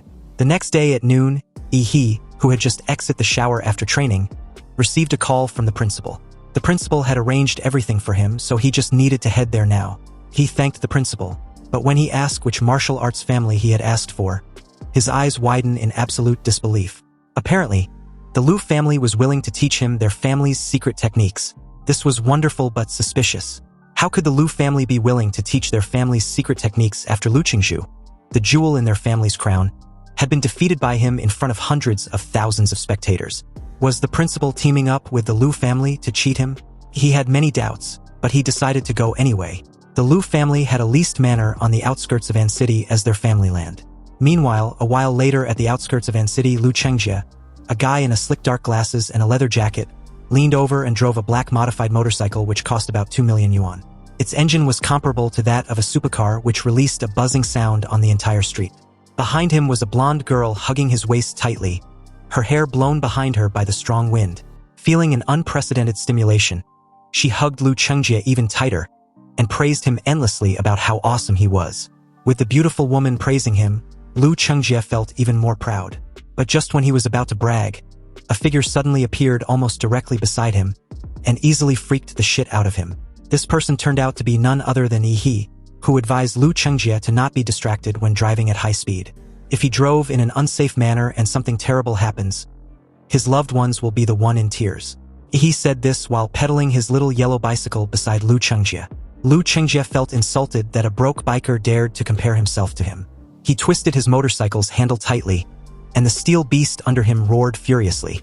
In a flash, Lu Chengjie left Yi He behind and gave him the middle finger.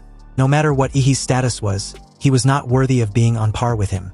Again, the blonde girl behind him praised him for being so manly. He just watched expressionlessly as they gradually widened the gap. Suddenly, the two heard a buzzing sound behind them, which even drowned out the sound of the motorcycle. A blue light streak appeared in the rearview mirror, and upon closer inspection, it was Yi He riding his bicycle.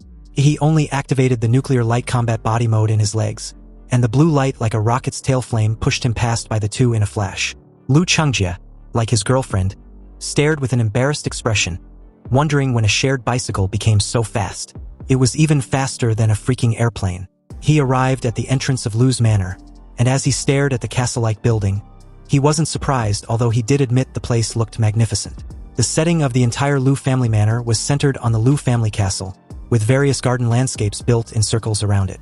The manor employs professional gardeners to trim the green plants into various shapes, mainly animals, and there are also various bronze sculptures and park fountains that complement each other, adding a lot of beauty to the empty manor.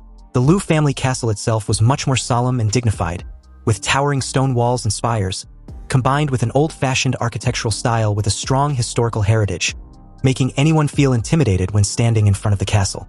This was as expected of a wealthy martial arts family. They were completely different from a nouveau riche like him. He then activated his life magnetic field to detect any powerful being in the Lu family manor. When he did, he found several of them. At that moment, from a distance, he saw a graceful figure in a white dress approaching the gate of the manor. It was Lu Qingzhu, Lu Qingzhu had her cold demeanor to hide her nervousness when she welcomed her classmate. Seeing this, he asked if she was unhappy to see him. Lu Qingzhu lowered her head and replied that that wasn't the case. Then that means you're happy to see me? He was amused. He never thought that the young miss was so fun to tease. Lu Qingzhu, with a flushed face, explained that her mother asked her to greet and welcome him. Lu Qingzhu did not dare to look up at he and walked quickly in front to lead the way. He didn't plan to tease her anymore. He just followed her quietly and admired the scenery of Lu's manor. At the manor main door stood two maids with impeccable etiquette and dress. After they bowed to Lu Qingzhu, they opened the door for them. Stepping on the expensive high-end carpet, he walked into a spacious hall with exquisite and grand decoration. The high ceiling and huge arched windows made the whole space look bright and luxurious.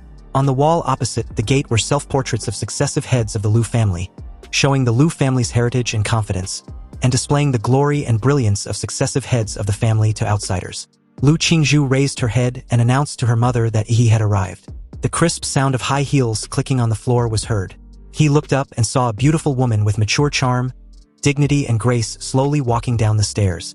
The beauty of Lu Qingzhu's mother has not faded with the passage of time. Instead, like aged red wine, her temperament has become more fragrant and charming.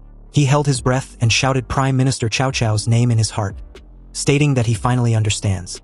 Back on the day the college entrance examination ended, at the Lu family's manor, Lu Qingzhu returned home, thinking she would be scolded by her strict mother. She was prepared to accept the punishment. But unexpectedly, her mother just called her to the manor's study over a cup of tea immediately after arrival. Qin Lan personally brewed a cup of tea for her daughter. Her every move was impeccable in etiquette. Lu Qingzhu, nervous as hell, was about to apologize, but her mother cut her off with a raised hand, revealing a lazy and elegant temperament. She told her daughter that there was no need for her to be nervous. She watched the live broadcast of the battle between her and the boy named Yi, and she performed very well. Yi's strength was such that even if he was in the Imperial Capital College entrance examination, he would still be a dark horse. She doesn't have to blame herself. Lu Qingzhu remained silent. She just lowered her head and didn't even take a seat or take a sip of the tea place in front of her. Qin Lan let her daughter be, but continued after a brief pause. In your generation, you are the only one who can shoulder the heavy responsibility of the Lu family. Your younger brother's ability is limited and he cannot inherit the Lu family. But you are a girl after all, and you are so beautiful. Qin Lan raised Lu Qingzhu's beautiful face. Your father passed away early, and now our Lu family has no master to back us up. So our family power has no choice but to retreat to this small city of Anqing. If a big family asks for a marriage alliance with you, we have no right to refuse. This also means that the Lu family will be annexed, and the century-old foundation will be handed over to others. He seems like a very good boy, with outstanding talent, a simple family background, and a bright future. From what I have observed, he is definitely not an ambitious person. I want to pair the two of you together. What do you think? Lu Qingzhu's eyes widened at the thought of this, and her mother looked directly into her eyes with her aggressive phoenix eyes.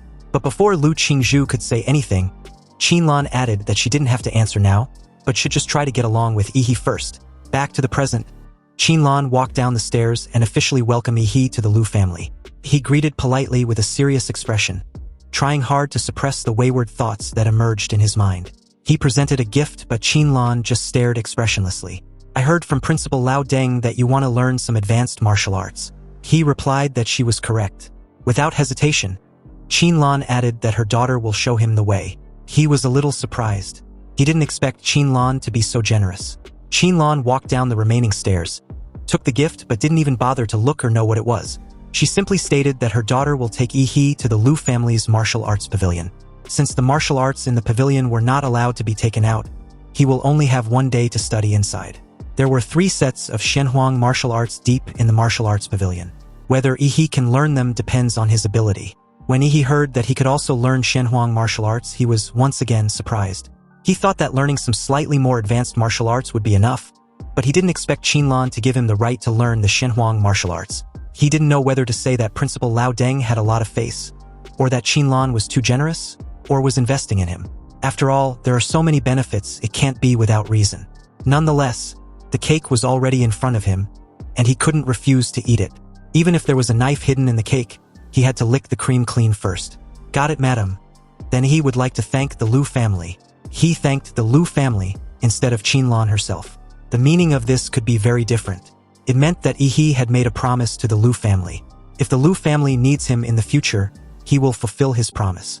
Qinlan was very satisfied with Yi's clever answer, and the more she looked at Yi, the more she liked him. Yi, on the other hand, saw the way Qinlan suddenly looked at him and felt like he'd done something wrong. After saying goodbye to Qinlan, Lu Qingzhu took Yi out of the manor to a very long corridor to the martial arts pavilion. On the way, the two were alone together again, and Lu Qingzhu couldn't help but remember the subtle look her mother gave her. He, completely oblivious to this, discovered that Lu Qingzhu seemed to have become even more shy. Lu Qingzhu, why do I feel like you're trying to avoid me? Lu Qingzhu denies this, but when he suddenly walked quickly to her side and met her eyes, Lu Qingzhu panicked like a frightened deer and hurriedly took a half step back. You see, Lu Qingzhu had never been so close to a boy before, but in that brief moment, she could even feel his warm breath on her right cheek, which made her lovely face suddenly heats up, carrying no trace of the coldness of the flower on the mountain top that she once was. She asked why he was getting so close. He followed Lu Qingzhu and came to an underground stone chamber. In front of them was an ancient, thick, and rough surface of a large stone door. He could feel that the material of these stones was definitely not ordinary. Seeing Yi's curiosity, Lu Qingzhu took the initiative to explain. The stone door was made of the power transformation stone, a special stone excavated from the secret realm. It can dissolve the attack power of the Xuanwu master level without breaking. Of course, when Yi heard this, he asked whether he can punch it. Lu Qingzhu didn't expect Yi to say such a strange thing after hearing of the power transformation stone. Shouldn't Yi be marveling at the magic of this stone? The moment she told Yi he could try, he clenched his fists, and with every cell in his body violently generating atomic energy. The familiar dazzling blue light covered the fist. Seeing this, Lu Qingzhu's pretty face sank, recalling the horrible memories about that blue glowing punching technique, and simply turned her head away. With a reverberating boom, the fist tore through the air and slammed into the stone wall. The violent air wave blew Lu Qingzhu's white skirt to the side. Unexpectedly, the blue energy impact did not explode. Instead, it was completely absorbed by the stone wall and turned into ripples on the water, dissolving in circles, unscathed. He clearly felt his strongest and fiercest punch, but the moment it touched the stone wall, it was like punching the sea and sinking into a quagmire. More than 90% of the power was absorbed. It was rare to see he also experiencing moments of failure, and Lu Qingzhu found this funny. She covered the corners of her mouth, which had curled up subconsciously. She opened the stone wall, welcoming Yi inside. With brisk steps, Yi entered the Lu family's martial arts pavilion. All the martial arts inside were displayed in the form of copies on shelves. They looked like they were arranged in rows, which was dazzling and impressive. Lu Qingzhu explained that the martial arts inside were divided into body movement, defense, horizontal training, swordsmanship, and a lot more. If Yi wants to learn any of them, he should just use an ID card to access it. Lu Qingzhu handed Yi a black and gold card. He then asked of the Shenhuang martial arts. They were in the small stone chamber at the deepest part of the martial arts pavilion. She replied calmly. Also, he needs to swipe his card to enter. But you won't be able to comprehend the Shenhuang martial arts in just one day. You can only learn the basics at most, she continued, pointing a finger towards something else. I think that my mother giving you access to Shenhuang martial arts may not necessarily be good for you. I can pick out a few martial arts books for you that are second only to Shenhuang martial arts and suitable for you. Hearing this, he couldn't help teasing her again. Are you thinking for my sake? Due to this teasing session, Lu Qingzhu didn't want to talk to this classmate of hers anymore. He assured her not to worry her pretty little head. He knows what he wants. If he wants to learn something, he naturally has to learn the strongest one. So, if the Shenhuang martial arts were placed in front of him and he doesn't have the courage to learn it, then shouldn't he just go home and continue to work hard on the template compatibility? Moreover, Qinlan opened up the learning rights of Shenhuang martial arts for him, which was both an investment and a test. If he couldn't pass this level or didn't dare to take the risk, he would probably never have the chance to be invited to Lu's manor again. Seeing Yi's persistence, Lu Qingzhu said no more. You see, the secret room that stores Shenhuang martial arts was even more secure. So the kind of black-quality power-transforming stone of extremely rare was used. And in order to raise the materials for building this black power-transforming stone wall, Lu Qingzhu's great-grandfather's generation has been collecting them. Lu Qingzhu spoke more frequently, which was unusual. She obviously seemed to be very proud of the history of her family. The black stone door opened, and 3 safes appeared in front of Yi. Each safe was strong enough to withstand tank bombardment. Once the wrong password was entered 5 times, the original copy of the Shenhuang martial arts inside would be automatically destroyed. Yi saw the names of two familiar martial arts, Floating Shadow and Hunyuan Jade Finger, which were exactly the two that Lu Qingzhu mastered. The name of the third Shenhuang martial art was the Devil in the Flesh, and Yi has never seen Lu Qingzhu use it. Lu Qingzhu explained that the way to learn Shenhuang martial arts was not to watch, but to feel the martial rhyme left by the creator. If Yi can't feel it, or his martial artist's attributes conflict with the martial rhyme, he can't start practicing her family's Shenhuang martial arts. In short, the Shenhuang martial arts were alive.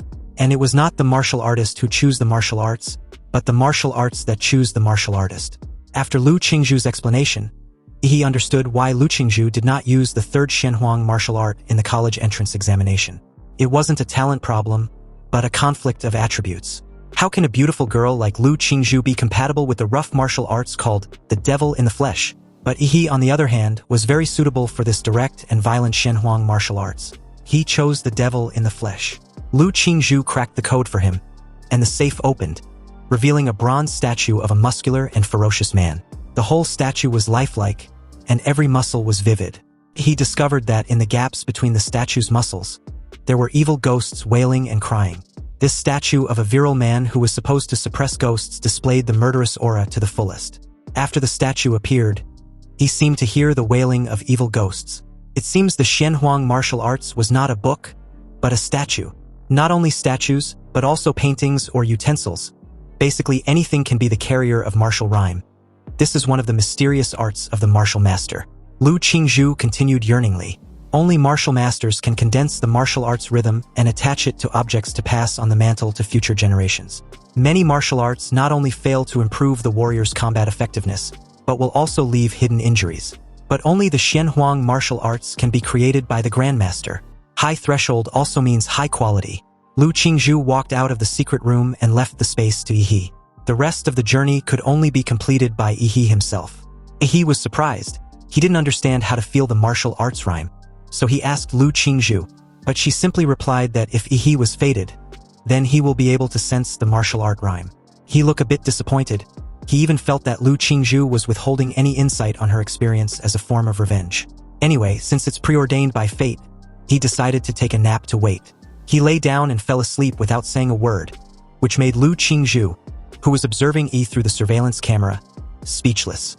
Although sleeping in front of the Wuyun carrier is also a method, she thought he would try more, such as dripping blood or kneeling and meditating, but she didn't expect him to fall asleep directly.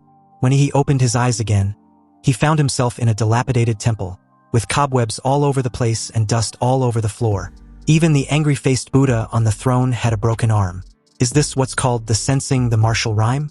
Apparently, he had entered the world of the martial rhyme of the third Shenhuang martial arts, but he could not feel any martial energy, and even the atomic reaction of Demora's template could not be activated. It was as if he had returned to the weak form of an ordinary person. Luckily, his monster system template was still there.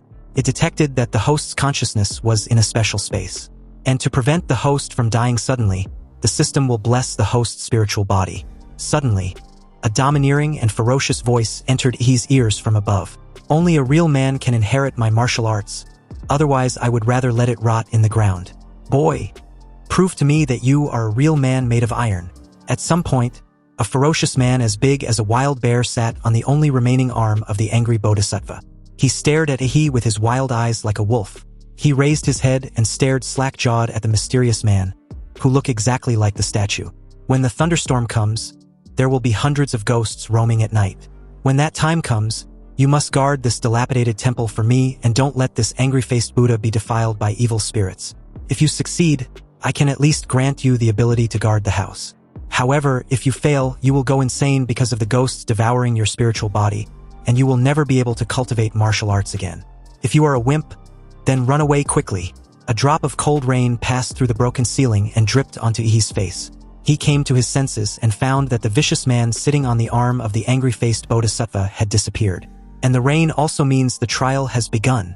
The rain was getting heavier and heavier, and the world outside was pitch black with only the howling wind. He could feel countless malicious eyes spying on him. He found a rusty and broken sword from behind the throne of the angry bodhisattva. He held the sword, and each of them blocked the entrance of the ruined temple with a sword. The pale thunder illuminated Yi's face. This thunder seemed like a signal, causing the dark outside world to boil. There was a thunderstorm and the night parade of 100 demons began. He saw a shadow rushing towards him in the darkness, and he slashed at the shadow's head with his sword. The moment the sword blade touched the shadow, a golden light burst out from the rusty sword body. The shadow screamed miserably and turned into ashes. As expected, the trial would not allow a warrior to fight against hundreds of ghosts unarmed. There must be hidden props. He became excited and no longer retreated to the ruined temple. Instead, he took the initiative to attack, swinging his sword directly towards the darkness outside. Behind Ihi, the vicious man appeared again. He looked at Ihi with disdain as he rushed out of the ruined temple with a sword in his hand. The hundreds of ghosts in this Wuyun trial are the occupants of my evil spirit. How dare a mere martial artist break out of the protection of the ruined temple? He is really courting death. It seems that the person who came to the trial this time is another fool. The martial artists are really getting worse with each generation. The vicious man sighed. Just as he was about to head down to collect Ihi's body, he suddenly stopped, his eyes full of disbelief. How did this kid do it? Why can't hundreds of ghosts get close to him? Outside the temple, he, who didn't know how to use swordsmanship, just randomly wielded the sword. If any ghost came near, he would just slash it and it would be done. As for defending and avoiding the attacks of those evil spirits, an evil ghost screamed and swung its claws towards Ihi, but its claws passed through the moment they touched him. The attack was ineffective. He turned around and split the evil ghost into two halves with a sword.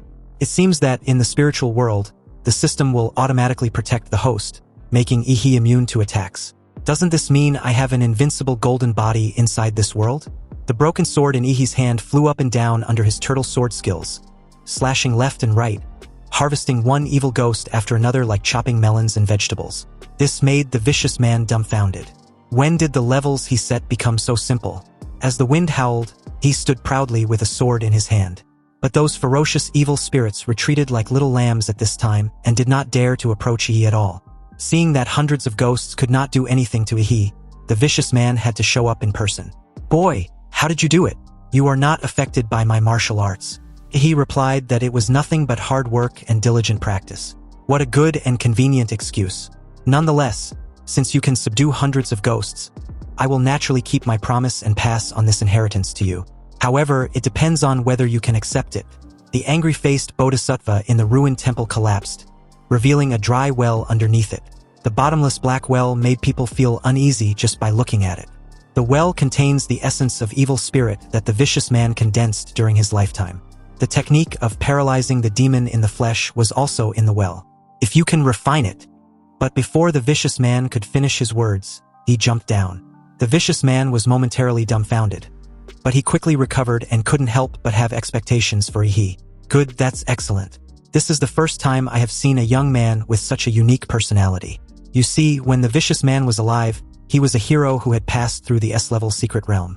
He lived to use the devil in the flesh, and he died by imprisoning his body.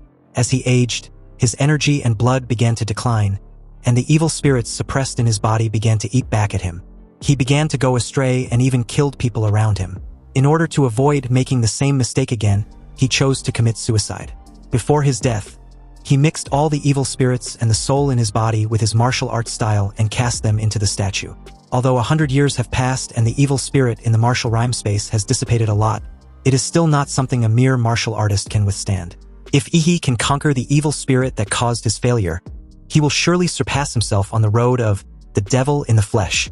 Back inside the observation room, Qinlan joined her daughter as the two watched Yi fall asleep and entered the martial rhyme space. Worried and confused, Lu Qingzhu's eyes widened when she saw Yi's sudden reaction on the floor. She asked her mother what was going on. After Yi fell asleep, Lu Qingzhu could still see a smug smile on his face, as if he was doing something happy in his dream. Now, the statue of the muscular man suppressing ghosts suddenly cracked out of thin air, and he felt as if he was pricked by a needle. His body began to tremble uncontrollably, and traces of blood even seeped out of his pores. Qinlan was not surprised by this situation. She took a deep puff of the cigarette in her hand and then exhaled. A pair of charming phoenix eyes hidden behind her hair appeared mysterious and profound. This third Shenhuang martial art was acquired by Lu Qingzhu's grandfather by chance in his later years. He had tried to practice before, but he didn't expect that with his grandmaster level of cultivation, he would be directly repelled by the martial arts in the statue and even suffered internal injuries. Since then, No one in the Lu family has been able to successfully practice this martial art. Since the power is extraordinary, the way to obtain the power must be unbearable for ordinary people. If he wants to wear the crown, he must bear its weight.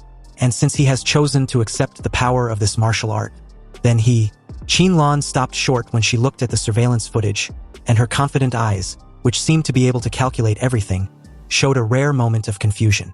She saw that he was awake, and not just awake, the fucker was even stretching and looked like he had slept comfortably. Lu Qingzhu subconsciously looked at Qinlan with a nervous smile. Mother, it seems Yi's ordeal in learning this martial art isn't as exciting as you described. The statue, which was originally full of charm, has now become dull and dull. Although the carving was still beautiful, it lacks its previous intimidating charm. Because that trace of charm is already in Yi's body. He got up and showed his respect, thanking the elder for teaching him the third Shenhuang martial arts. The last words spoken by the vicious man were still echoing in his mind. Boy, you are the most talented person I have ever met. Maybe you can find out the truth of the secret realm. This is a task that our predecessors have not completed, so I will leave it to you, the younger generation. In response to this, he could only say, Senior, you are wrong, I was just cheating. Compared with the grand mission of finding out the truth about the secret realm and shouldering the responsibility for the future of mankind, he feels that the power he has gained now is more real. He clenched his palms and murmured with a confident grin. The flesh and blood imprison the devil, the body is like Shura. Although Yi's panel attributes did not increase at all, he understood that after mastering the Shenhuang martial arts, his combat power was at least twice as much as before. Just then, the stone door opened, and Qinlan, who was always elegant and dignified, stepped on her high heels in a hurry. Yi, have you mastered it? He smiled upon hearing this, revealing his white teeth. Yes, I have mastered it. Lu Qingzhu, who had followed behind her mother, wondered if she had heard wrong and even began to doubt her life. Whenever she thought of the title of genius she had been given in the past, she blushed for no apparent reason, because the real genius is standing right in front of her. Qinlan was also silent, looking at Yi with a look of distrust. How was it possible? Even with her daughter's talent, she would have to stay in the martial rhyme space without sleep for a week. He, on the other hand, only took how much time? An hour? Did Yi really learn it just by sleeping for a while? Seeing this, he had no choice but to show off his skills to the mother and daughter. He circulated his martial energy, gathering the magical power generated from his dantian in his palm. Martial energy was originally invisible, but the martial energy that Yi gathered actually had a dark and red color. This was the evil spirit he mastered from the martial rhyme world. If he had to explain it, it's probably like the enchantment in a game. It can be added to his martial energy to make it more lethal. Activating a new technique, the mountain blocking fist. Yi's back was tensed like a big bow, and he exerted strength from his core, and punched out with his fist wrapped in black and red murderous energy. The airflow exploded, releasing the screams that sounded like the wailing of evil spirits. The pupils of Lu Qingzhu, a martial arts genius, shrank slightly. She could feel the extremely high purity from the punch and the strong aftershock. She also seemed to have heard a ghost-like howl. Could that be the evil spirit Yi mentioned? Unexpectedly, Qinlan looked at Yi with a puzzled look in her eyes. Although she had taken a liking to this young man during the college entrance exams, she did not expect that she still underestimated him. He felt very embarrassed when he felt Qinlan's fiery gaze. Madam, he thought nervously, your daughter was still by your side. Can you be more reserved? I don't want to be called Prime Minister. Classmate Yi, since you have already mastered one Shenhuang martial art, would you like to learn the other two? You still have the rest of the day to learn. Lu Qingzhu didn't think too much about Yi's stunning performance. At most, she was a little discouraged because she seemed to be inferior to Yi in every way. Her mind was still very pure. Upon hearing this, Qinlan closed her eyes and held her head helplessly. Was my dear daughter really stupid, or was she just pretending to be stupid? You said you didn't want to be with Yi, so why are you just offering the entire family property to him? Although Qinlan was investing in Yi, she was also prepared to take him in as her worthy son-in-law. How can her daughter give away all the Lu family's assets when Yi was not even a member of the Lu family? Qinlan felt a headache when she thought of her earlier exchange with Yi, regretting the arrangement to let him learn any martial arts within a day. Who knew that this guy would learn so quickly? She really underestimated Yi's ability. He replied Lu Qingzhu that there was no need. One Shenhuang martial arts book was enough for him to digest for a long time. He won't learn other martial arts for now. He respectfully told Qinlan about his desire to leave. He had some things to deal with at home. Alright, my daughter can send you off. She touched her chin and continued thoughtfully. I heard from the housekeeper that you came here on a shared bike. Can you drive? If you can, then pick a car from the garage for the journey back home. It will be convenient for you. He thought that Qinlan was really a generous person. Was she giving him a luxury car as another investment gift? When he thought about it, the black motorcycle under the guy who was carrying the blonde girl was both cool and handsome. He asked if there was a motorcycle. Of course. Does student He like to ride motorcycles? It seems you have the same hobby as my troublesome son. I wish my son could be as good as you. Qinlan replied leisurely, then called the housekeeper and asked her to take out the best motorcycle in Lu Chengjia's collection. And speaking of Lu Chengjia, he was currently taking a walk around the manor's garden when he learned from Aunt Hong, the housekeeper, that his mother had invited a son-in-law to come over. Lu Chengjia wanted to know who the person was.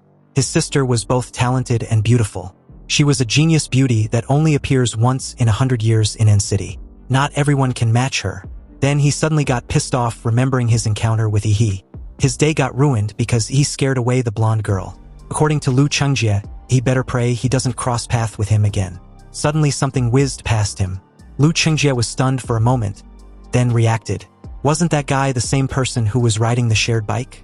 What the hell is he doing riding on my motorbike? During nightfall, inside Yi's apartment, Yi decided to dip the piece of magic core in a sauce before swallowing it. The monster core he swallowed last time didn't taste good, so this time he decided to add sauce to enhance the flavor. The rolling heat filled his limbs and bones. Then Yi summoned the system template.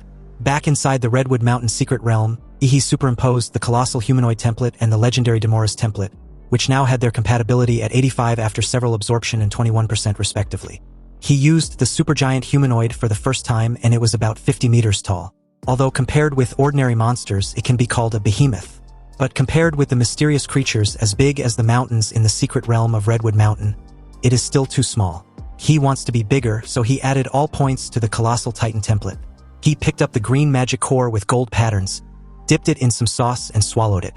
He was ready to use this special magic core to enhance his Demoris template for absorption.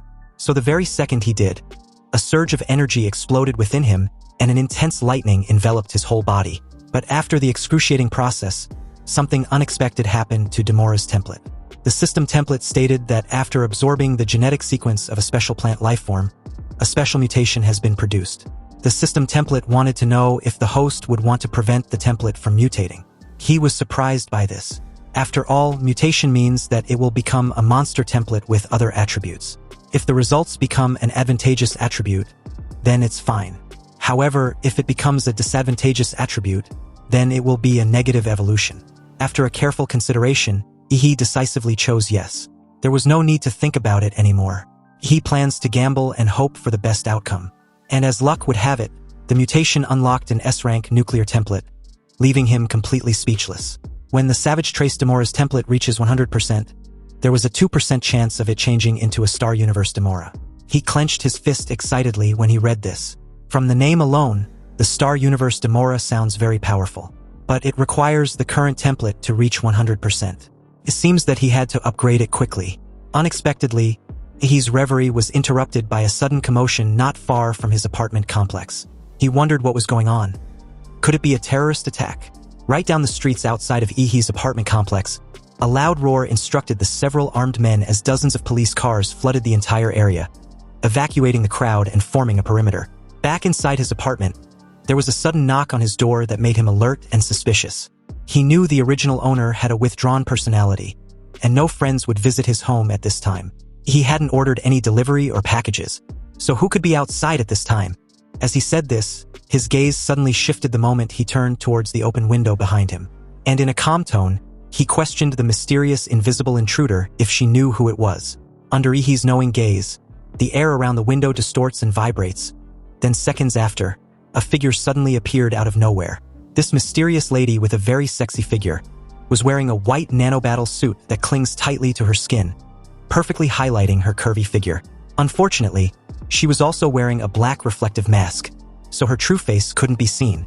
But she was genuinely surprised that this little fellow was not just an ordinary martial artist.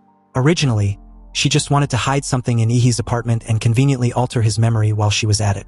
But now that her target had discovered her, she will have to let him suffer a little. He better not try to run away.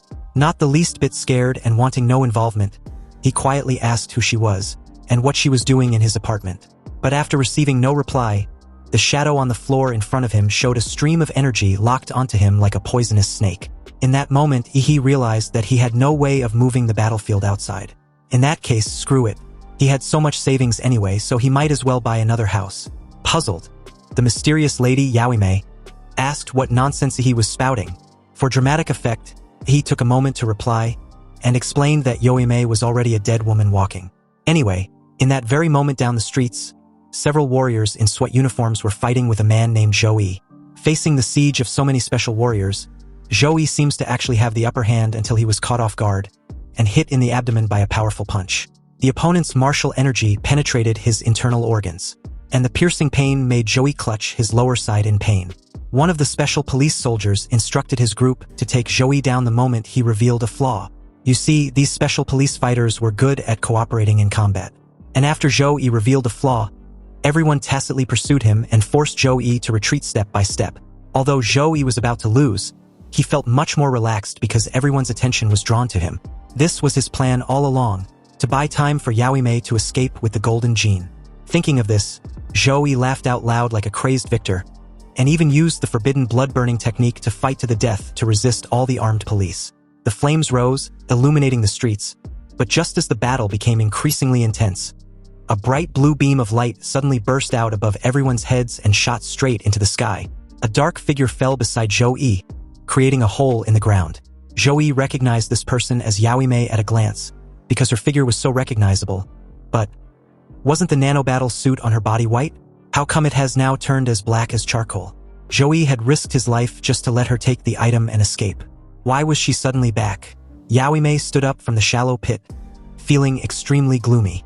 She seriously underestimated Ihi's strength and was hit head-on by the beam of energy that spurted out of his throat. If it weren't for the nanobattle suit, she would have been seriously injured. She whispered to Zhou that she had successfully hidden the item, so they needed to bounce ASAP. Zhou was relieved after hearing this. But the moment the armed police realized the two were partners, they tried to surround them. Unexpectedly, a special smoke bomb that was strong enough to block the perception of martial warriors was released, engulfing the large area with a thick white fog. The armed police hurriedly used their martial energy to create a strong wind in an attempt to blow away the white fog. And by the time the white fog dissipated, they saw that the enemy had escaped into the sewers.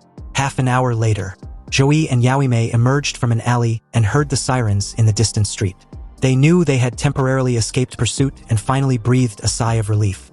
But just as Zhou was admiring the repair efficiency of the nanobattle suit, a cold voice echoed through the silent night, questioning why the beautiful lady still hadn't explained why she broke into his house.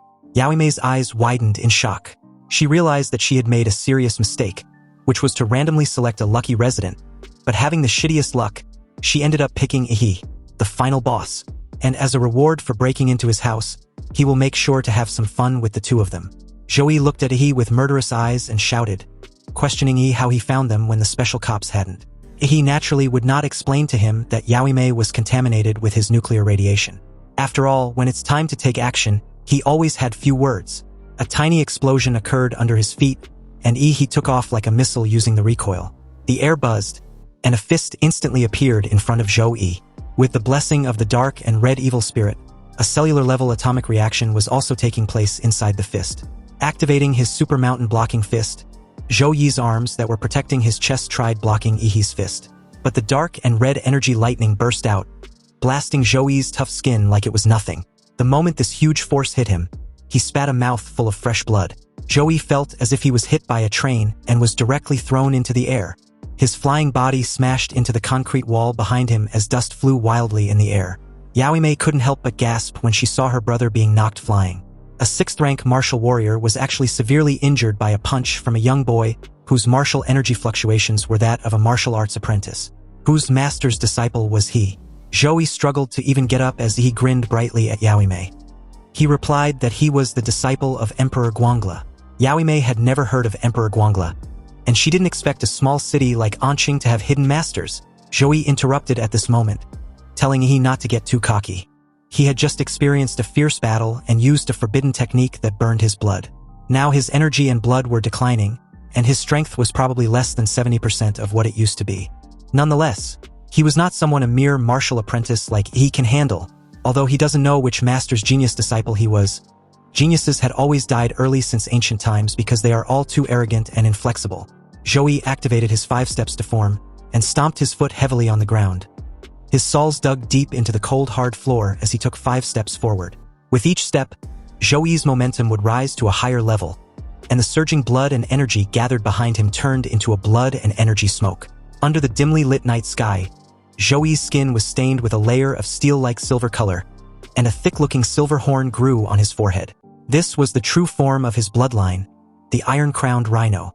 Seeing Joey trying to fight to the death, Ihi's face twisted into a menacing smile, and the cells in his body began to undergo nuclear fusion. Now that's more like it.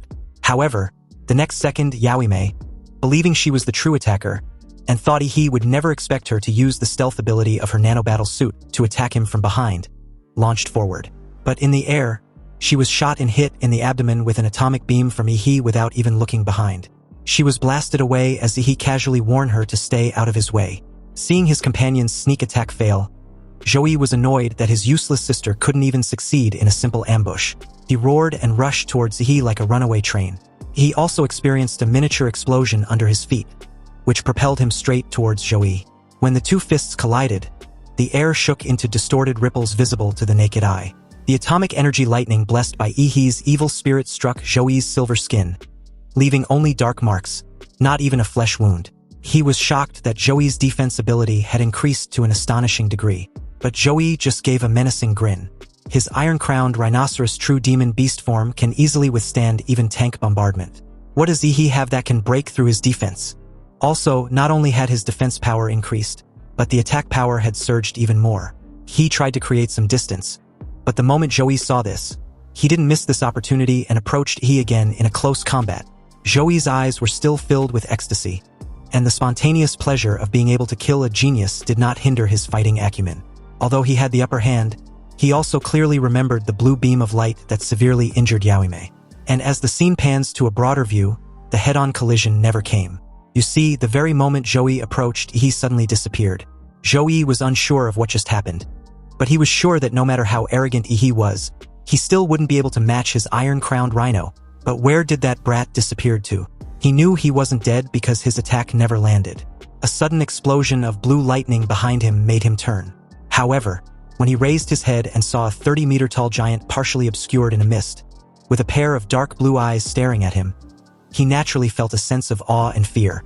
You see, Joey was too close to move away and was engulfed by the terrifying blue sparks. The blue plasma energy ball enveloped an area of dozens of meters, evaporating everything. Fortunately, they were in a deserted urban area full of unfinished buildings and there were almost no people. After the explosion, white water vapor rose. And although Joey was in a mess, he successfully blocked Ihi's self-explosion just now. The silver skin on his body became a little dull, which was a sign of overdrawn blood power. If he was not a warrior good at defense, he might have died in the explosion just now. At this moment, Joey suddenly felt a sense of being spied on. He was still stunned for a moment, staring at such a strange and terrifying giant. Is this a monster? Where did he come from? Could it be that little brat transformed? At this moment, the giant moved, and a large hand with exposed flesh, fascia, and burning blue blood flowing in its veins pushed aside the mist to grab Joey directly. Joey's body, which had experienced countless battles, felt the threat and jumped up, dodging as if by muscle memory. But the giant's other fist had already broken through the mist and was heading towards him. Joey was unable to dodge in midair, so he gritted his teeth and used the forbidden blood-burning technique again, madly squeezing the power of his blood, causing the silver skin on his body to glow again as he was smashed down with tremendous force. The earth shook and the wind blew away everything. The giant punched Joey deep into the ground. However, this was only the giant's first punch. More punches were about to rain down like a meteor shower, completely destroying Joey with these extremely brutal punches. Joey was flattened by the giant's terrifying power, but due to the toughness of the silver armor on his body, the terrifying impact force was actually transmitted to his internal organs. Joey felt his bones wailing, his internal organs collapsing, and his soul was being knocked out of his body if the punches don't freaking stop. Meanwhile, on Ihi's system panel, he could see a string of data indicating that his colossal giant overall physical fitness had risen from 23.8 to 29.4.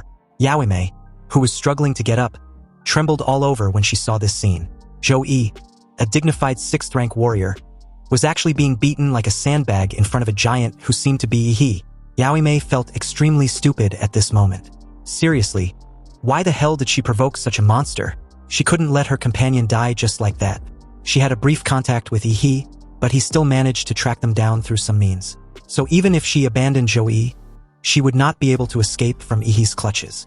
She can only fight to the death.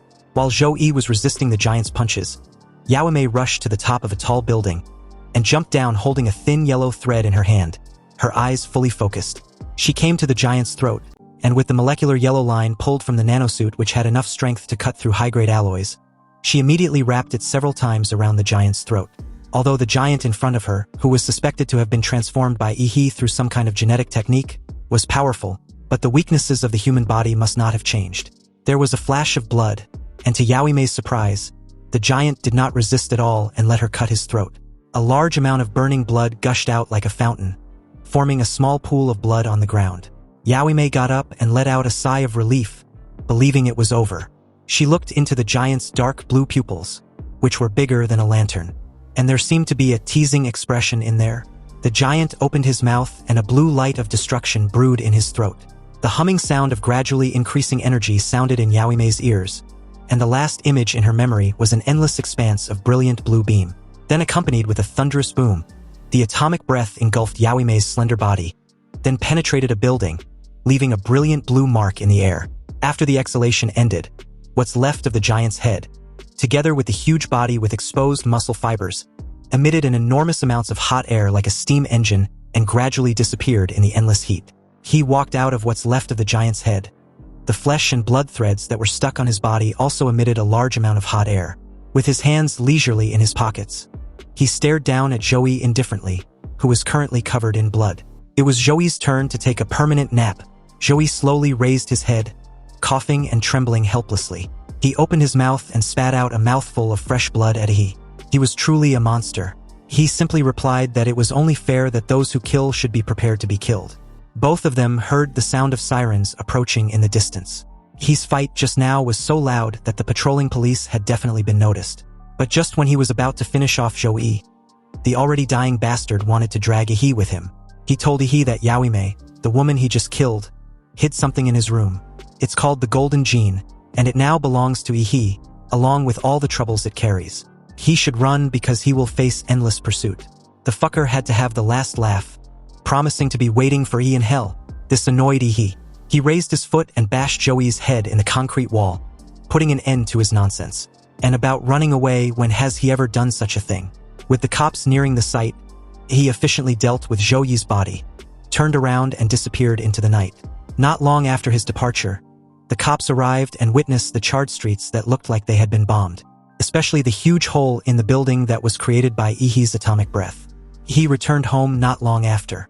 He sent a message to Qinlan first, inquiring how the police questioning went. Qinlan replied that everything was fine at present. Things has been a bit unstable recently, so Yi should just stay calm and wait until Huadu University starts. He told Aunt Qin not to worry. She knows him, and he was the most well-behaved person ever. Good thing he gave Aunt Qin a heads up in advance. Otherwise, with his signature-level nuclear blast, the cops definitely wouldn't have overlooked him after the fact. After chatting with Qinlan, Yi found the golden gene that Zhou mentioned in the room. It was a sealed silver cylindrical can with a company logo on it, which is a black eagle with its wings spread. But the eagle's wings have no flesh and blood, only skeletons. He knew this logo as the symbol of Laserbird, a giant in the biotechnology field.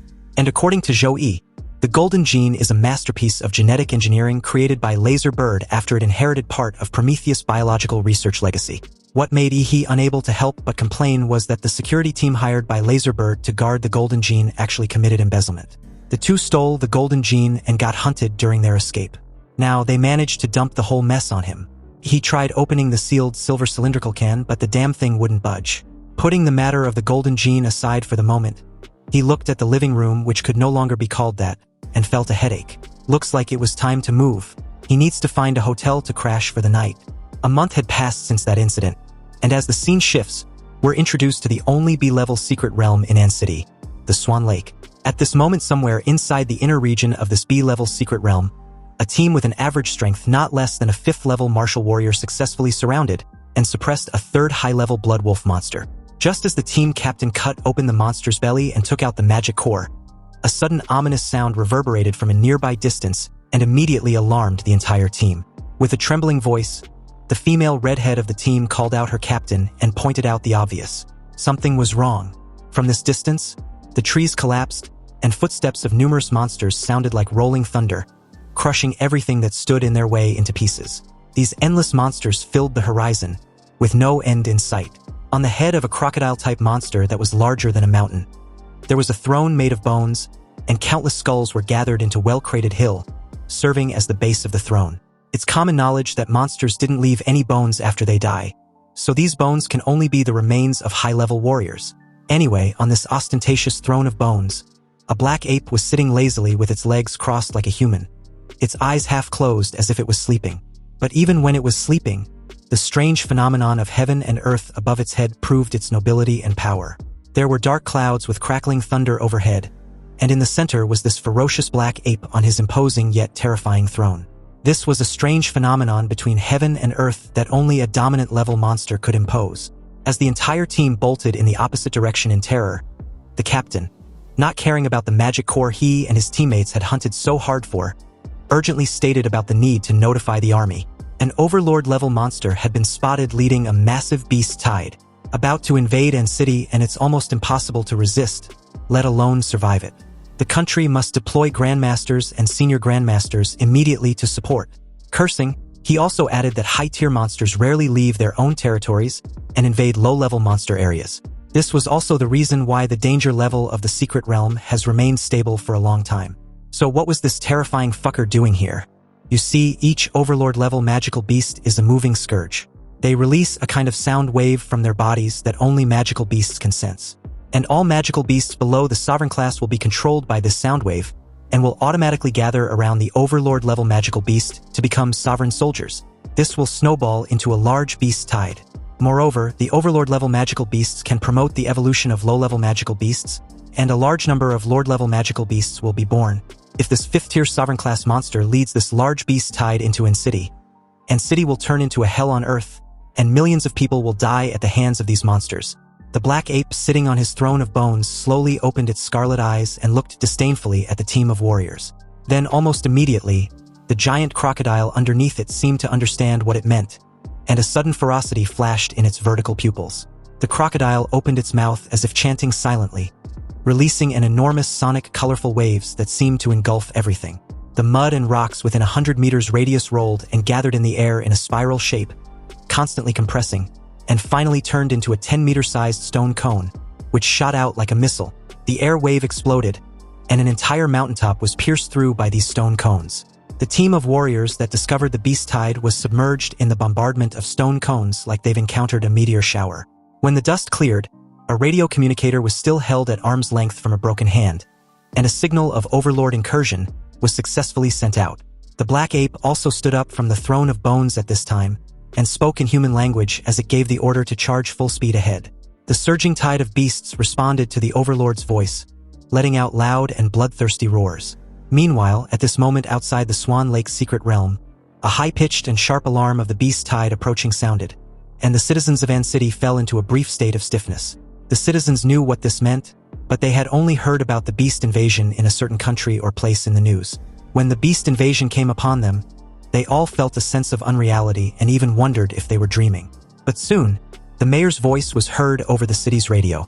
A massive beast tide from the B-level secret realm of Swan Lake is about to invade An City. This incursion is expected to break through and reach the city in 20 minutes. Currently, the army has been transferred to the front line to resist the beast tide. The mayor called on all warriors in An City to come to support. This broadcast completely awakened the citizens. Countless people wanted to drive, take high-speed trains or planes to escape from An City, throwing the entire city in chaos. Armed police were deployed to maintain order, and government agencies operated at full capacity to stabilize the people's hearts and order An City to the greatest extent possible.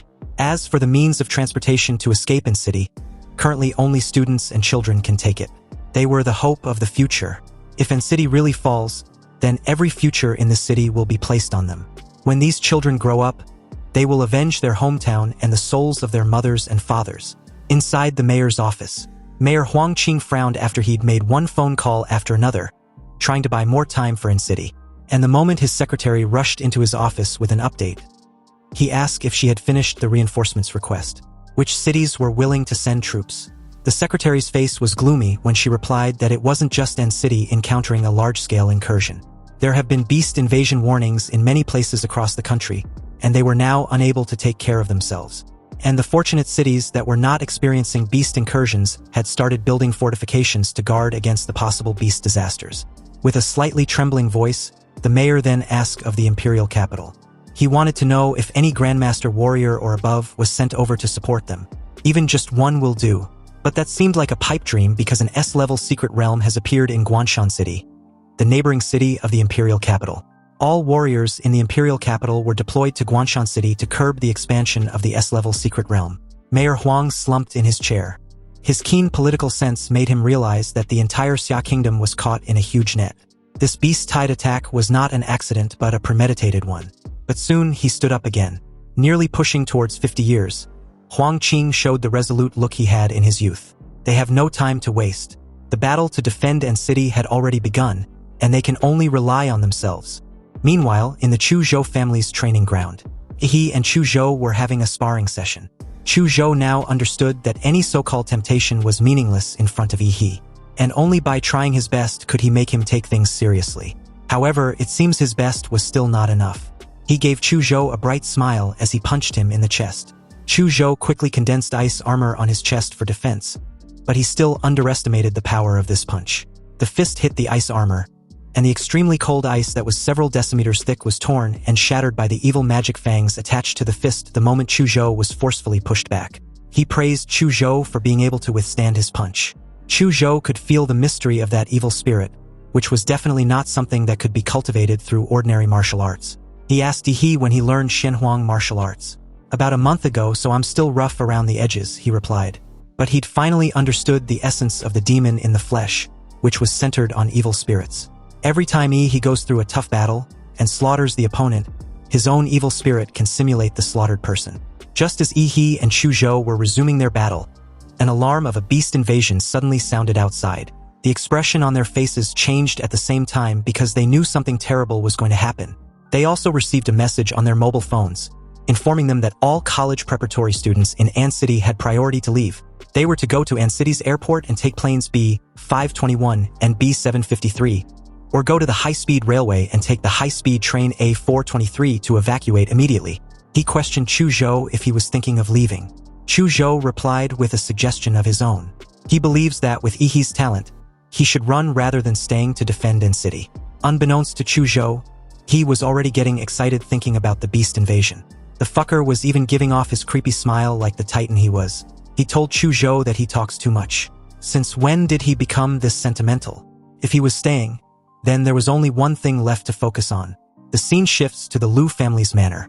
And just as Lu Qingzhu was about to go out, she found Qin Lan blocking her path. Lu Qingzhu wanted to go and support the fight against the beast tide. But her mother's only priority was her well-being. If she heads out to fight in the beast invasion, how confident was she to return alive and intact or even at all?